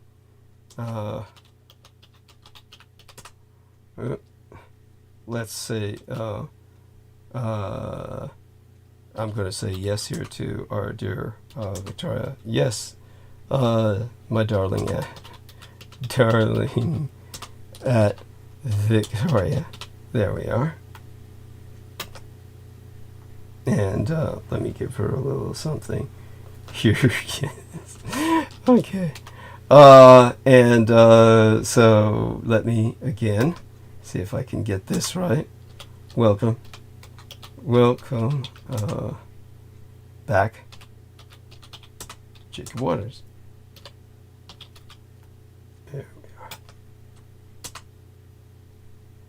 Hey, was that Jackstar who was up there earlier? Oh my God, Jackstar. How exciting. Let me scroll up a bit further and see if I read that right. Okay, Jackstar, 73. Love that person. Love that person. Oh my God, this is priceless. Oh my God! So Jackstar was here. I wonder if it's the same Jackstar that I know of. At any rate, Here is the difficult truth. When these stories make their way to the United States, a part of the American political spectrum is not merely a passive recipient of the combined authoritarian narratives that come from Russian, Red China, and their ilk, but is an active participant in creating and spreading this disinformation, this disinformation. Like the leaders of those totalitarian cesspits, the American MAGA right also wants Americans to believe that democracy is degenerate, their elections illegitimate, their civilization dying. The brains of their fellow citizens, and in convincing them, how do I say this, or rephrase it in a manner that is comprehensible without going into the vernacular of social engineering, that a part of the American political spectrum is not merely a passive recipient of the combined authoritarian narratives that come from the revanchist, revisionist Russian Empire, from the Red Chinese and their ilk, but is an active participant in creating and spreading these lies. And just like the leaders of those totalitarian cesspits, the American MAGA right also wants Americans to believe that their democracy is degenerate, their elections illegitimate, their civilization dying. The MAGA movement's leaders also have an interest in pumping nihilism and cynicism into the brains of their fellow citizens, colonizing the empty space between their ears, and in convincing them that nothing they see is true. Their objectives are so identical that it is impossible to distinguish between the online American alt-right and its foreign amplifiers, who have multiplied ad infinitum since the days when this was solely a Russian project. Tucker Carlson has even promoted the fear of a color revolution in America, lifting the phrase directly from Russian propaganda. And now, Dr. Evil himself, the madman proudly introduced by the equally deranged Alex Jones as Putin's brain, has declared victory after Tucker Carlson posted their non-compos mentis, literally not having control of one's mind, interview, Alexander Dugin, since thinking he has managed to get his chaosist ideas across to the American mainstream. The far-right Russian philosopher, who's called for Russia to eternally expand its borders and rise up against the West, says his interview with Tucker Carlson proves Americans are ready to accept his chaosist ideas. Alexander Dugin, dubbed Putin's brain for unduly influencing the Russian dictator's geopolitical crusades, took to Telegram in the wake of his interview with the former Fox News host to note that he'd made it into the American mainstream by sitting down with Carlson, and that the American public is a little ready for my ideas. In his interview with Carlson, released yestermensis last month, Dugin blamed the Anglo-Saxon world for the rise of liberalism, claimed films like The Terminator and The Matrix would become a reality in the West, and declared that Vladimir Putin is the one man who can save the world from such horror. He claimed there'd been a defamation campaign against him, hatched by globalists and left-wing liberals who portrayed him as Dr. Evil and the most dangerous philosopher in the world. Of course, Carlson himself used precisely those descriptors in trying to hype the 20-minute spectacle on X, falsely claiming ahead of the interview that Dugin's ideas are so dangerous that his books have been banned by the Biden administration in the United States. You cannot buy them on Amazon.com because Amazon won't sell his books.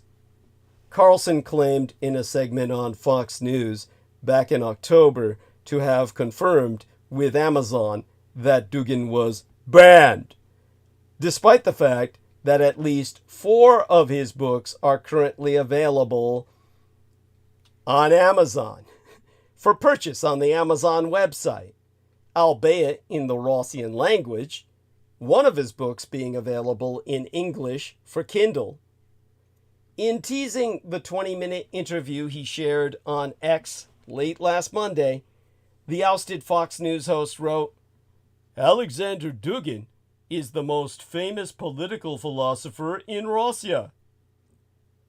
In hyping up Alexander Dugin, Carlson went on to stress that the Ukrainian government murdered his daughter, referring to Daria Dugina, who hated her father so much she changed her last name, who followed in her father's footsteps nonetheless and cheered on attacks on the Ukraine until she was killed in a car bombing near Moscow in August of 2022 because she was completely estranged from her father, who hated her.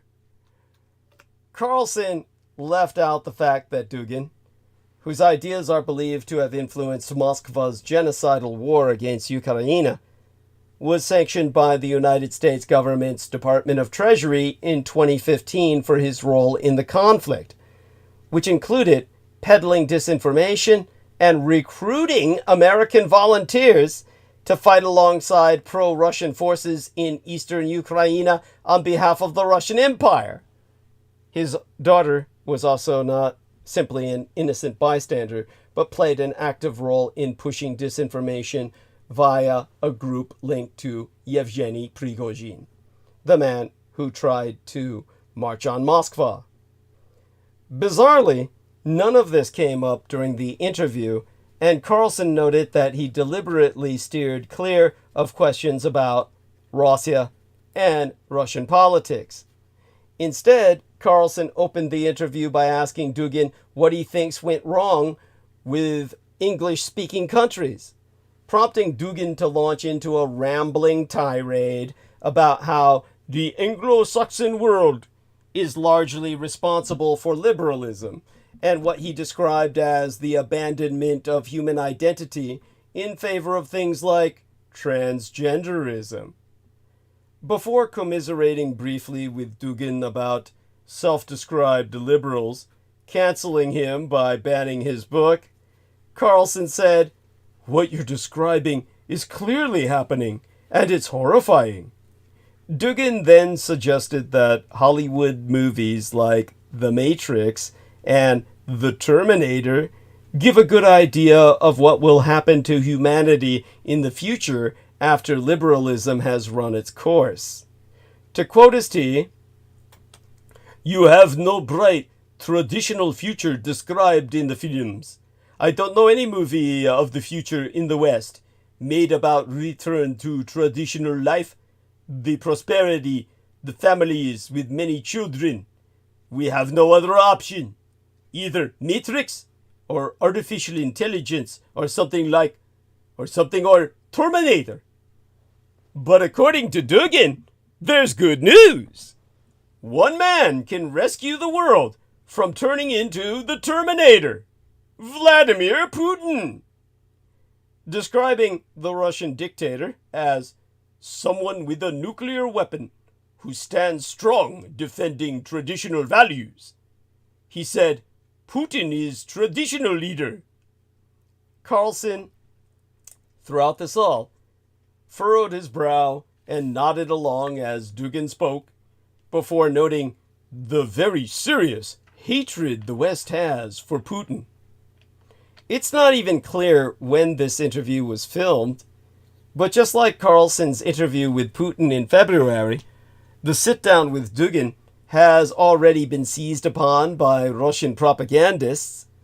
Dugin has since said that his interview with Carlson, whom he describes as the #1 journalist in the world, was the first time he was able to appeal directly to Americans on such a scale, whilst Kremlin-controlled media immediately reported on Carlson hailing Dugin as the most famous political philosopher in Russia, who was supposedly been persecuted by the Ukraine.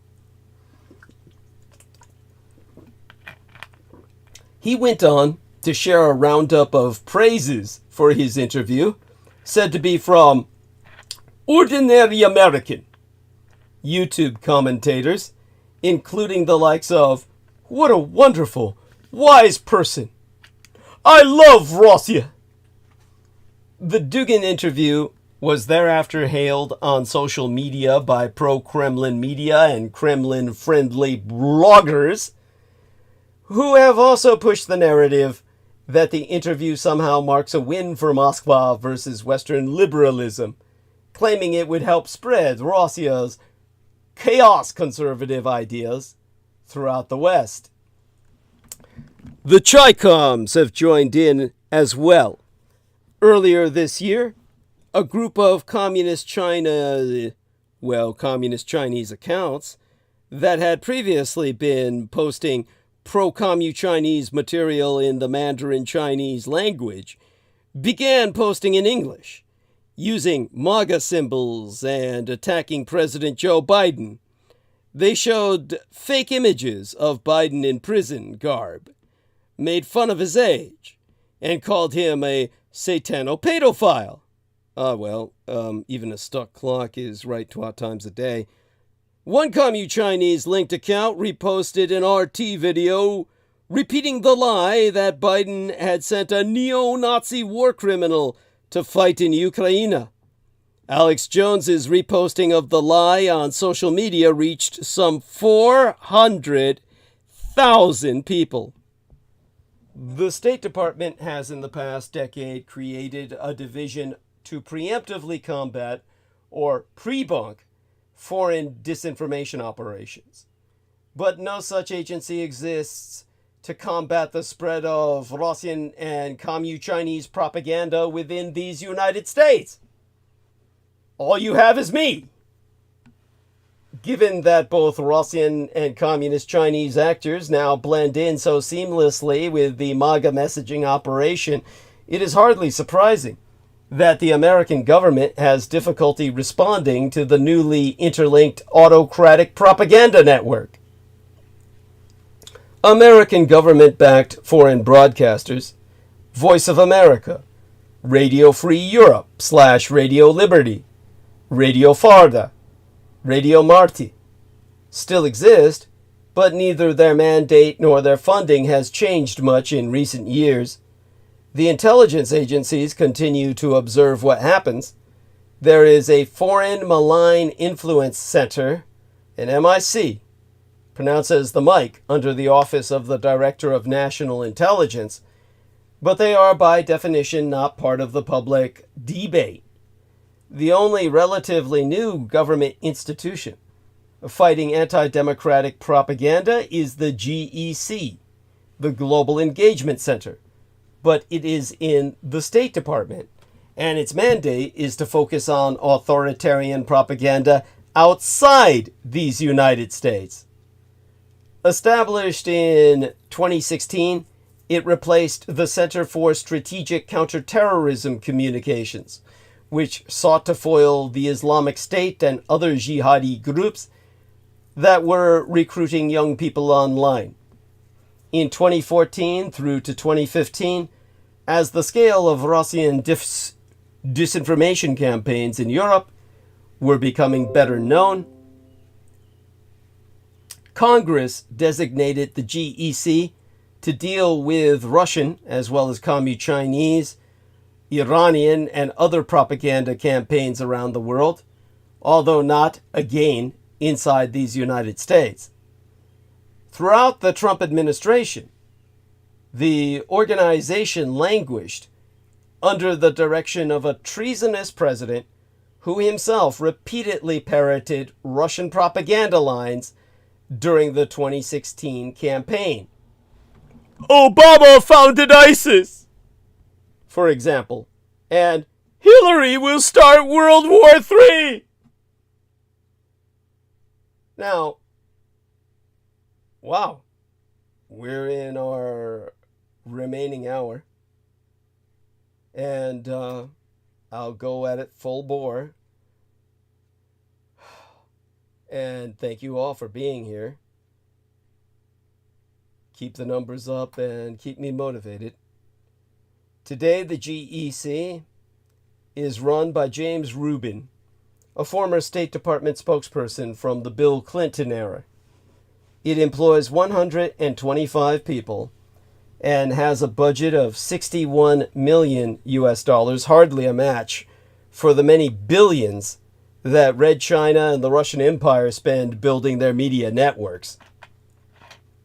But it is beginning to find its footing, handing out small grants to international groups that track and reveal foreign disinformatia, or disinformation operations.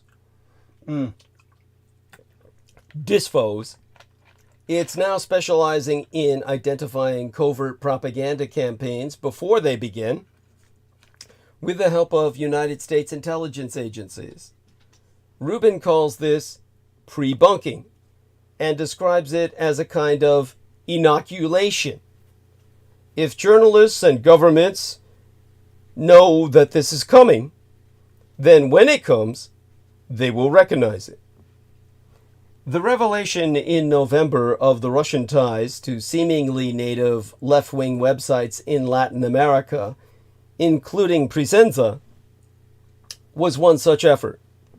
More recently, the GEC published a report on the African Initiative, an agency that had planned an enormous campaign to discredit Western health philanthropy, starting with rumors about a new virus supposedly spread by mosquitoes.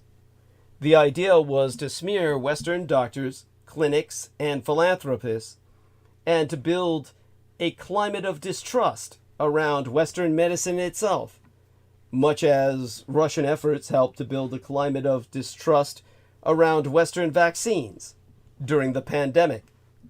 The GEC identified the Russian leader of the project, Artem Sergeyevich Kuryev, noted that several employees had come to the African Initiative from the Wagner Group and located 2 of its offices in Mali and Burkina Faso. Rubin and others subsequently spent a lot of time talking with regional reporters about the African Initiative's plans so that people will recognize them when they launch.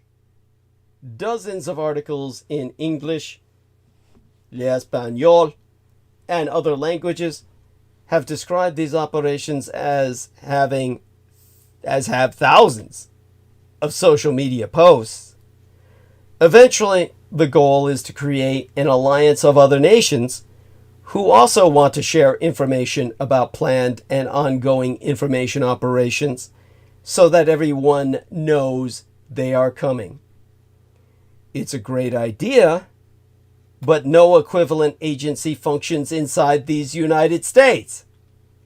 Some social media companies have made purely voluntary efforts to remove foreign government propaganda, sometimes after being tipped off by the United States government, but mostly on their own.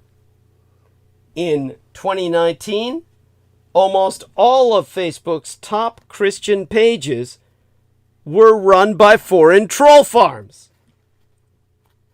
In these United States, Facebook created a security policy unit that still regularly announces when it discovers coordinated, inauthentic behavior, meaning accounts that are automated and are obviously part of a planned operation from always Russian and sometimes consultant Chi-Com or even Iranian sources, and then takes down the posts.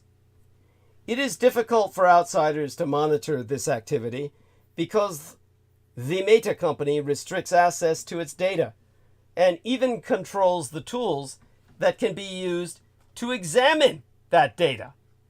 Internal documents leaked to MIT Technology Review reveal that in 2019, 19 of Facebook's top 20 pages for American Christians were run by Eastern European troll farms overseas. The data proves the vast spread of Facebook misinformation is largely powered by coordinated efforts among foreign professionals working together to spread perfidiously provocative content in these United States. These groups, based largely in Kosovo, Metohija, and Macedonia, have been particularly successful when it comes to targeting American Christians. Though they split their efforts among multiple pages, they were mostly operated by the same groups. Collectively, their Christian Facebook pages reach about 75 million users a month, an audience 20 times the size of the next largest Christian Facebook page. For the most part, the people who saw and engaged with these posts didn't actually like the pages they're coming from. Facebook's engagement-hungry algorithm simply shipped them what it thought they want to see. Internal studies revealed that divisive posts are more likely to reach a big audience, and troll farms use that to their advantage, spreading provocative misinformation that generates a bigger response to spread their online reach. The Facebook study was conducted in the lead up to the 2020 United States presidential election and found that these troll farms were targeting the same audience that Russia attempted to manipulate in 2016 with their own Facebook misinformation campaign. Though Facebook was aware of these troll farms and their manipulation of Americans in 2016, they did nothing to address the issue. It's difficult to calculate the amount of influence such Facebook pages are exercising over American Christianity, but it certainly seems like it would be having some sort of impact. Christian pastors have congregations in their pews, at best, one morning a week. Facebook is in their pocket all day long, shaping their theology for its own ends. And of course, there's no telling how many Christian pastors themselves are engaging with bad faith Christian content from troll farms as well. It's tough to know how widespread the problem they document remains now, 12 years after the report, or more by now, I guess to say, now half a decade after their report. But given the lack of serious attempts to quell such behavior, it's safe to assume that it persists on at least some level. The report's author, Jeff Allen, who used to be a senior level data scientist at Facebook, so wrote, Our platform has given the largest voice in Christian America, in the Christian American community, to a handful of bad actors who, based on their media production practices, have never been to church. This is not normal. This is not healthy. We have empowered inauthentic actors to accumulate astronomical followings for completely unknown purposes. In March, Meta announced that by August, it would phase out CrowdTangle, a tool used to analyze Facebook data, and replace it with a tool that analysts know will be harder to use. X, formerly Twitter, also used to look for foreign propaganda activity, but under the ownership of Elon Musk, that voluntary effort has been completely subverted. The new blue check verification process permits users, intentionally anonymous pro-Russian users, to pay to have their posts amplified. The old safety team no longer exists. The result? After the collapse of the Kakhovka Dam in Ukraine last summer, a major environmental and humanitarian disaster caused by Russian bombing over many weeks, the false narrative that Ukraine had destroyed it appeared hundreds of thousands of times on X.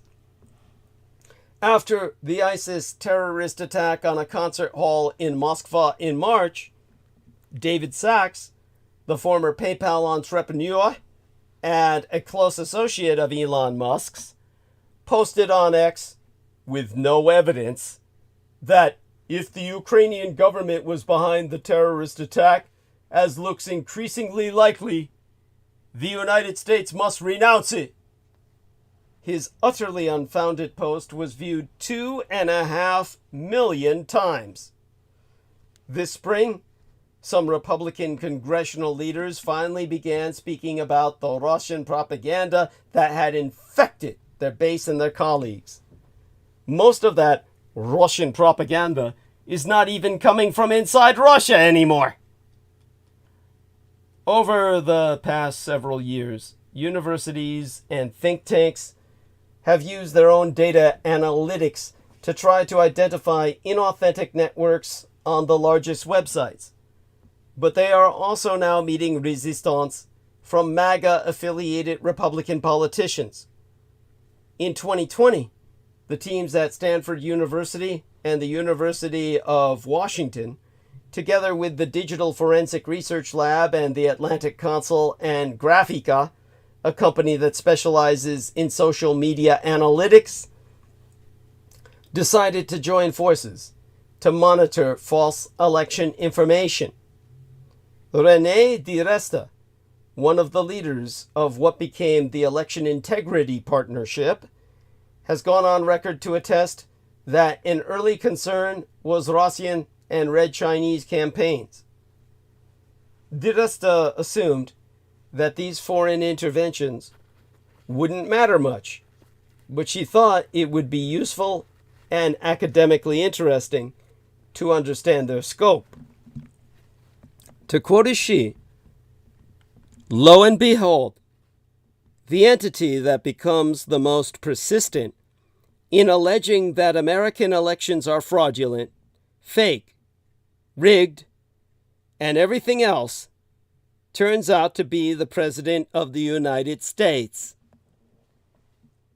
The Election Integrity Partnership tracked down election rumors coming from across the political spectrum, but observed that the MAGA right was far more prolific and significant than any other source. The Election Integrity Partnership was not organized or directed by the United States government. It occasionally reached out to platforms, but had no power to compel them to act. Nevertheless, the project became the focus of a complicated MAGA world conspiracy theory about alleged government suppression of free speech. And it led to legal and personal attacks on many of those involved. The project has been smeared and mischaracterized by some of the propagandists attached to Musk's Twitter Files investigation, and by Representative Jim Jordan's Select Subcommittee on the Weaponization of the Federal Government.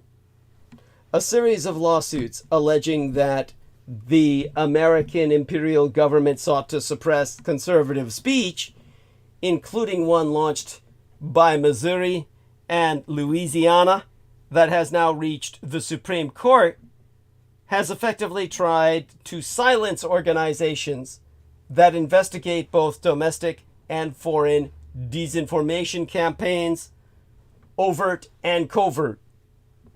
To state baldly what is happening, the Russo radicalized Republican Party is actively harassing legitimate, good faith efforts to track the production and dissemination of autocratic disinformation here in these United States.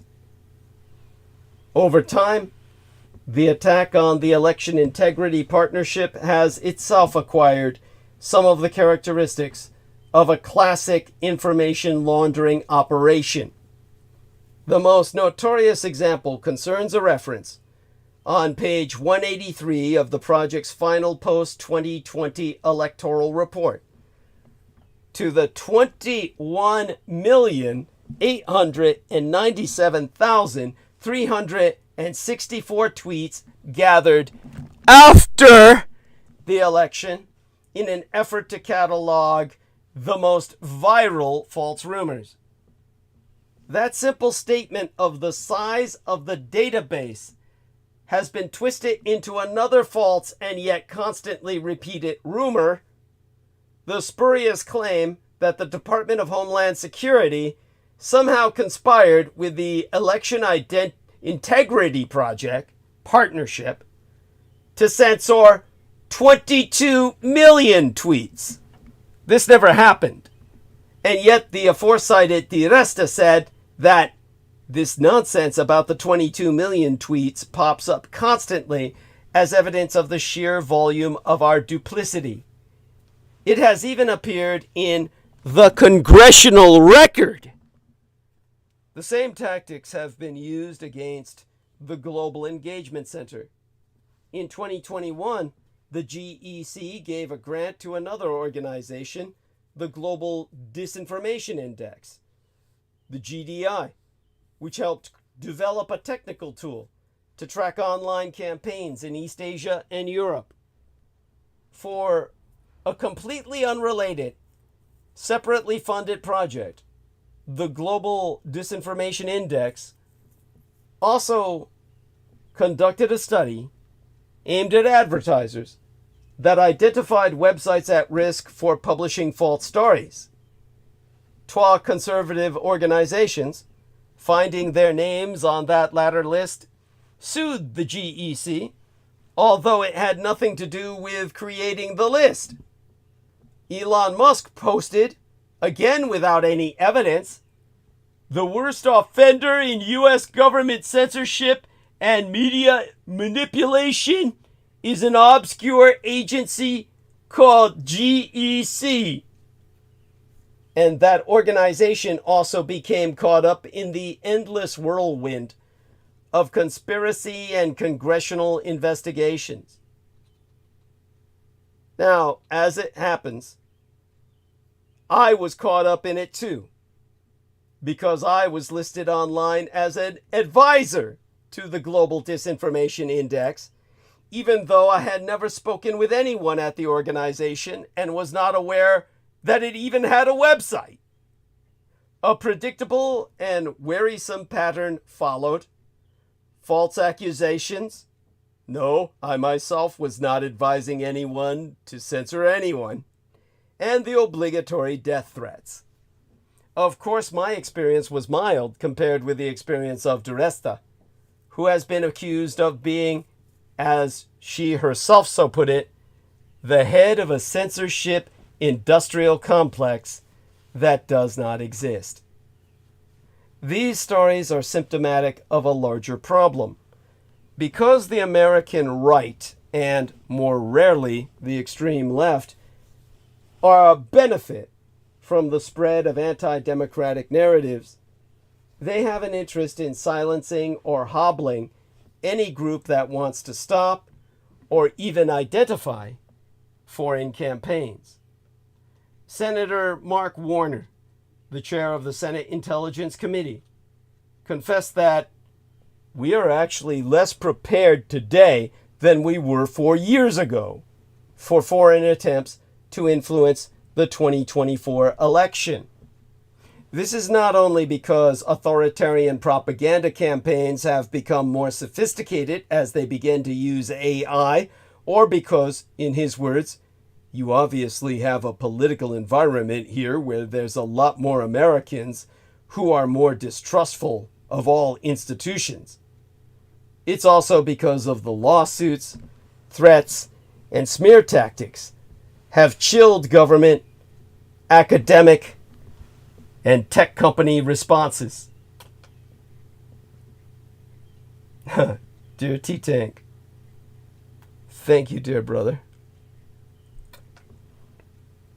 Now, one could call this a secret authoritarian plot to preserve the ability to spread anti-democratic conspiracy theories, except that it's not a secret. It's all visible, right on the surface. Russia, Red China, and sometimes other state actors, Venezuela, Herod Israel, Hungary, work with Americans to discredit democracy, to undermine the credibility of democratic leaders, to mock the rule of law. They do so with the ultimate objective of electing Donald John Trump, whose second presidency would damage the image of democracy around the world, as well as the stability of democracy in America, even further. Towards such an end, autocrats in Red China, the Russian Empire, and other places around the world are now making common cause with MAGA Republicans to discredit liberalism and freedom everywhere. And the liberal international order is slowly coming apart. Its collapse could be sudden and irreversible. Our T-Tank Barry says, God bless you, brother. Same to you, dear brother. Now, at first glance, the world economy looks reassuringly resilient. America has boomed even as its trade war with the communist Chinese empire has escalated. Das neue in Deutschland, the new United Germany, has withstood the loss of Russian gas supplies without suffering an economic disaster. War in the Middle East has brought no oil shock. Missile-firing Houthi rebels have barely touched the global flow of goods. As a share of global gross domestic product, trade has bounced back from the pandemic and is forecast to grow healthily this year. Look deeper, though, and you see fragility. For years, the order that has governed the global economy since the Second World War has been eroded. Today, it is close to collapse. A worrying number of triggers could set off a descent into anarchy, where might is right and war is once again the resort of great powers. Even if it never comes to conflict, the effect on the economy of a breakdown in norms could be fast and brutal. As I host this transmission, the disintegration of the old order is visible everywhere. Sanctions are used 4 times as much as they were during the 1990s. America has recently imposed secondary penalties on entities that support Russia's armies. A subsidy war is underway as countries seek to occupy Red China's and America's vast state backing for green manufacturing. Although the dollar remains dominant and emerging economies are more resilient, global capital flows are starting to fragment. The institutions that safeguarded the old system are either already defunct or fast losing credibility. The World Trade Organization turns 30 next year, but will have spent more than 5 years in stasis, owing to American neglect. The IMF, our International Monetary Fund, is gripped by an identity crisis, caught between a green agenda and ensuring financial stability. The United Nations Security Council is paralyzed. And as I host this transmission, supranational courts like the International Court of Justice are increasingly weaponized by warring parties. Last month, American politicians, including Mitch McConnell, the leader of Republicans in the Senate, threatened the International Criminal Court with sanctions if it issues arrest warrants for the leaders of Harbored Israel, which also stands accused of genocide by South Africa at the International Court of Justice. So far, fragmentation and decay have imposed a stealth tax on the global economy. Perceptible, but only if you know where to look.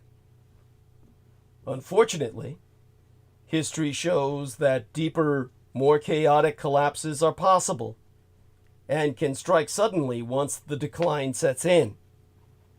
The First World War killed off a golden age of globalization that many at the time assumed would last forever. In the early 1930s, following the onset of the Depression and the Smoot-Hawley tariffs, America's imports collapsed by 40% in just 12 years. In August of 1971, Richard Mulhouse Nixon unexpectedly suspended the convertibility of dollars into gold. Only 19 months later, the Bretton Woods system of fixed exchange rates fell apart. Today, a similar rupture feels all too imaginable. The return of Donald Trump to the White House, with his zero-sum worldview, would continue the erosion of institutions and norms. The fear of a second wave of cheap Chinese imports could accelerate it. Outright war between the American and communist Chinese empires over my Taiwan, or between the West and the Russian Empire, could cause an almighty collapse. In many of these scenarios, the loss will be more profound than many people think. It is fashionable to criticize untrammeled globalization as the cause of inequality, the global financial crises, and neglect of the climate. But the achievements of the 1990s and the aughts, the zeros of the early 2000s, the high point of liberal capitalism, are unmatched in history. Hundreds of millions escaped poverty in mainland China as it integrated into the global economy. The infant mortality rate worldwide is less than half of what it was in 1990. The percentage of the global population killed by state-based conflicts hit a post-war low of 0.0002% in 2005. In 1972, it was nearly 40 times as high. The latest research shows that the era of the Washington Consensus, which today's leaders hope to replace, was one in which poor countries began to enjoy catch-up growth, closing the gap with the rich world. The decline of the system threatens to slow that progress, or even throw it into reverse. Once broken, it is unlikely to be replaced by new rules.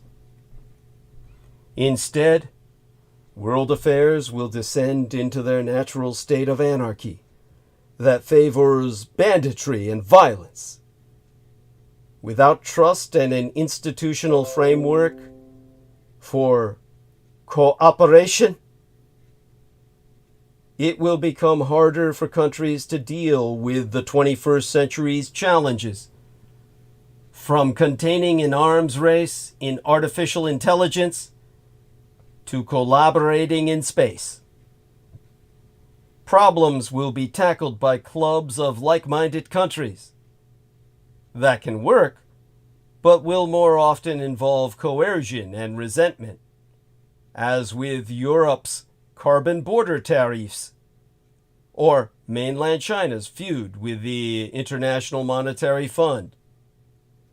When cooperation gives way to strong arming, countries have less reason to keep the peace. In the eyes of the Chinese Communist Party, Vladimir Putin, or other cynics, a system in which might is right would be nothing new. They see the liberal order not as an enactment of lofty ideals, but an exercise of raw American power. Power that is now in relative decline. So when it all goes, it'll be gradually, then suddenly. It is true that the system established after the Second World War achieved a marriage between America's internationalist principles and its strategic interests. Yet the liberal order also brought vast benefits to the rest of the world.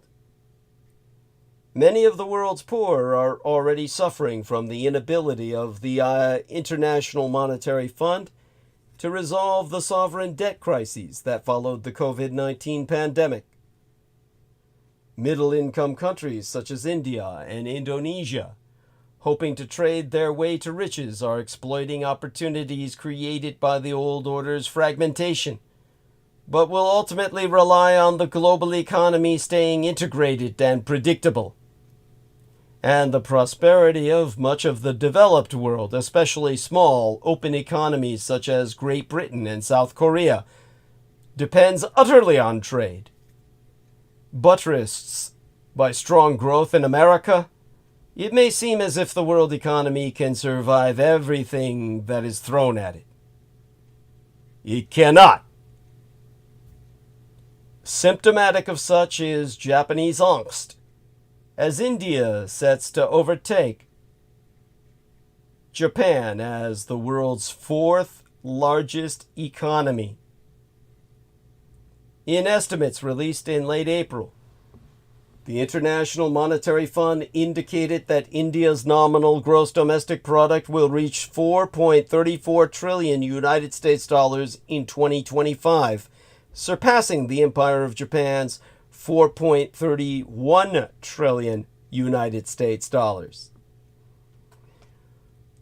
Once an economic powerhouse that was the envy of much of the world, there is deep concern in Tokyo that the Communist Chinese Empire and das neue Deutschland, the new United Germany, have already surpassed the Empire of Japan's economy, and that India will do so next year. The announcement that India will overtake Japan in nominal gross domestic product in dollar terms in 2025 has shocked Tokyo, which had, until 2010, been the undisputed second largest economy in the world, but is now on the brink of slipping into fifth place. In estimates released in late April, the IMF, the International Monetary Fund, indicated that India's nominal gross domestic product will reach 4.34 trillion United States dollars. That will be 4.03 trillion euros in 2025, surpassing the Empire of Japan's 4.31 trillion United States dollars. The timing of India's surge into fourth place in the world comes 1 year earlier than the IMF's last estimate, due in large part to the weakness of the Japanese yen. Japan's decline in the global economic standings comes after the government confirmed that the nation slipped behind United Germany in 2023. The shock at India likely surpassing Japan next year is comparable to 2010, when a buoyantly monolithic communist Chinese superstate replaced the Empire of Japan as the world's second largest economy. We've been attempting at implementing Abenomics. The problems the empire faced were recognized by Shinzo Abe when he became prime minister in 2012 and announced sweeping plans dubbed Abenomics to lift Japanese growth. And while two of the three arrows of the policy, monetary easing by the Bank of Japan and fiscal stimulus through government spending, enjoyed a good degree of success, the third arrow, structural reforms, fell short. As elsewhere, the COVID-19 pandemic and Russia's war in Ukraine have had an impact on Japan's economy that are still being felt, but other agencies indicate that the problem may be more acute here. The OECD, the Organization for Economic Cooperation and Development, heaped new pressure on Tokyo with the May 2nd release of its latest report on the outlook for global economic growth. While the OECD predicts growth of 3.1% for the world as a whole, up from 2.9% in its February report, and that both the American and communist Chinese empires will outpace previous predictions, the Paris-based organization cut the Empire of Japan's likely growth from 1% it had projected 3 months earlier to just 0.5 percentile. Some of the Empire of Japan's economic malaise can be linked to the 3 lost decades of stagnant economic growth. At the same time, however, other economies have caught up. This is where we deal with the developed nations via the emerging markets. The key for future growth in the Empire of Japan will be investing in productivity growth, technology, human capital, improvements in business processes, as population growth will not remain the primary driver of economic expansion. Japan cannot match India's investment in infrastructure and a rapidly growing middle class, while the United Germany surpassed the Empire of Japan primarily on the precipitous drop of the yen against the euro over the last 12 years. A decline of 40% that puts the real exchange rate effectively at a 500-year low. The feeble yen is arguably the Japanese government's greatest challenge at the moment, as indicated by two apparent market interventions in April in an attempt to bolster the currency.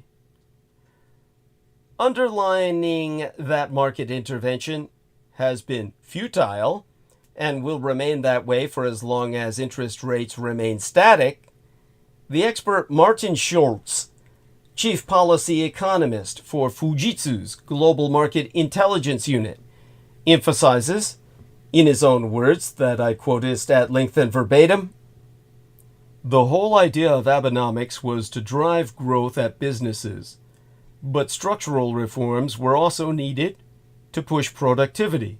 But that is very hard to do in a country that is aging and where there is resistance to change, to digitalization, and people who have been in positions for a long time simply prefer the old ways. For Japan, this is a very big concern. But few people are talking about it openly because it is embarrassing and very difficult to solve. The yen is becoming a major problem, and while in the past, if governments did nothing, it would bounce back, that is not happening this time. The solution is for the Bank of Japan to adopt a tighter monetary policy, and for the Empire of Japan to focus on improving productivity. There be cautious optimism amongst all this, affirming that a number of initiatives which have already been implemented, altering corporate governance practices, encouraging greater labor participation to reduce the pressures of shortages of skilled labor, and fashioning policies to help burnish human capital will pay off. Naomi Fink, the global strategist and managing directress of Nikko Asset Management in Tokyo, is cautiously optimistic that improvements might be on the horizon. She herself pointing to companies' investment behavior in response to labor shortfalls, particularly in the form of wage increases this spring, which, in her own words, may show some positive spillover into the rest of the economy. That's her words with Deutsche Welle, the German Wave magazine, quoting her at length and verbatim as saying, "There are already some good signs that this is happening. I expect Japan to clear its low bar of potential growth, but we cannot expect developed economies to grow as rapidly as developing economies. I think the main goal for Japan is not to achieve nominal growth at all costs, but to conquer deflation for good and increase its currently low potential growth. Both the US and Japan are developed markets and cannot be expected to grow as quickly as emerging markets, such as China and India, where the middle class is occupying an increasing share of GDP. Infrastructure remains to be built, and in some, a whole lot of capital has yet to be mobilized. It's altogether normal for developed countries to grow more slowly than emerging markets. They have less growing to do before they hit a growth equilibrium. They typically have aging populations, even with a degree of inward migration. And of course, all this is simply the economics behind the Communist Chinese Empire versus the Empire of Japan, a battle of diplomacy over debt trap accusations. Communist China has strongly criticized the Japanese Prime Minister Fumio Kishida's recent criticism of its debt trap diplomacy, stating it, quote, tarnishes China's image, unquote. The CHICOM embassy in Japan announced on the 8th, through a spokesperson statement, that China has repeatedly explained the facts and tried to ensure correct understanding. Before this, in a speech at the University of São Paulo during his recent visit to Brazil, Prime Minister Kishida had criticized the Communist Chinese Empire's debt trap diplomacy, in which it uses, rather abuses, excessive lending to exert influence, as seen in its Belt and Road Initiative, its Land and Maritime Silk Road. He stated that his empire would pursue sustainable economic cooperation. The statement from the CHICOM embassy was an immediate opposition against this. It also criticized the Empire of Japan for disparaging the perception and judgment capabilities of the country by spreading falsehoods. Oh, they'd know a lot about that. Red China immediately followed up its complaints with action. That morning, it dispatched a Coast Guard patrol ship to the Diaoyu Islands, the Senkaku Islands in the Japanese, over which it has a territorial dispute with the Empire of Japan, to express its protests. It further explained that this is an activity carried out by the Chinese Coast Guard to protect its rights according to the law. Yeah, the law as they reinterpret it. Red China has historically stepped up patrols of the Diaoyu Islands when relations between the two empires enter a tense phase, such as whenever the Empire of Japan sends a delegation of lawmakers to my Taiwan, or discharges contaminated water from the Fukushima Daiichi nuclear power plant cluster. This can be seen as a sign of protest. The same interpretation could be applied to this case. And in this new economic order, well, America is putting its chips on the table.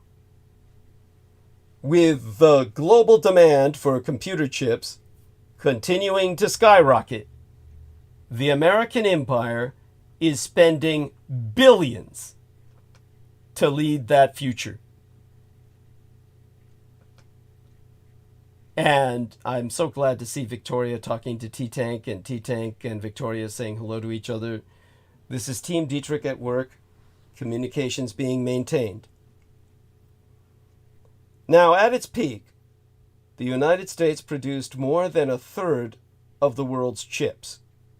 But that was 3 decades ago. Since then, the likes of my Taiwan, as leader of the pack, South Korea, the Empire of Japan, and even the Communist Chinese Empire have all taken a larger share.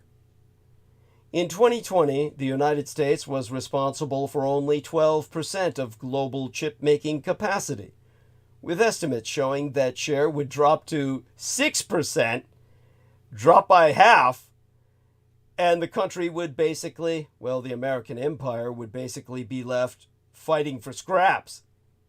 12 years ago, the CHIPS, the Creating Helpful Incentives to Produce Semiconductors, is what that acronym is for, CHIPS, and the Science Act was passed partly to reverse that trend.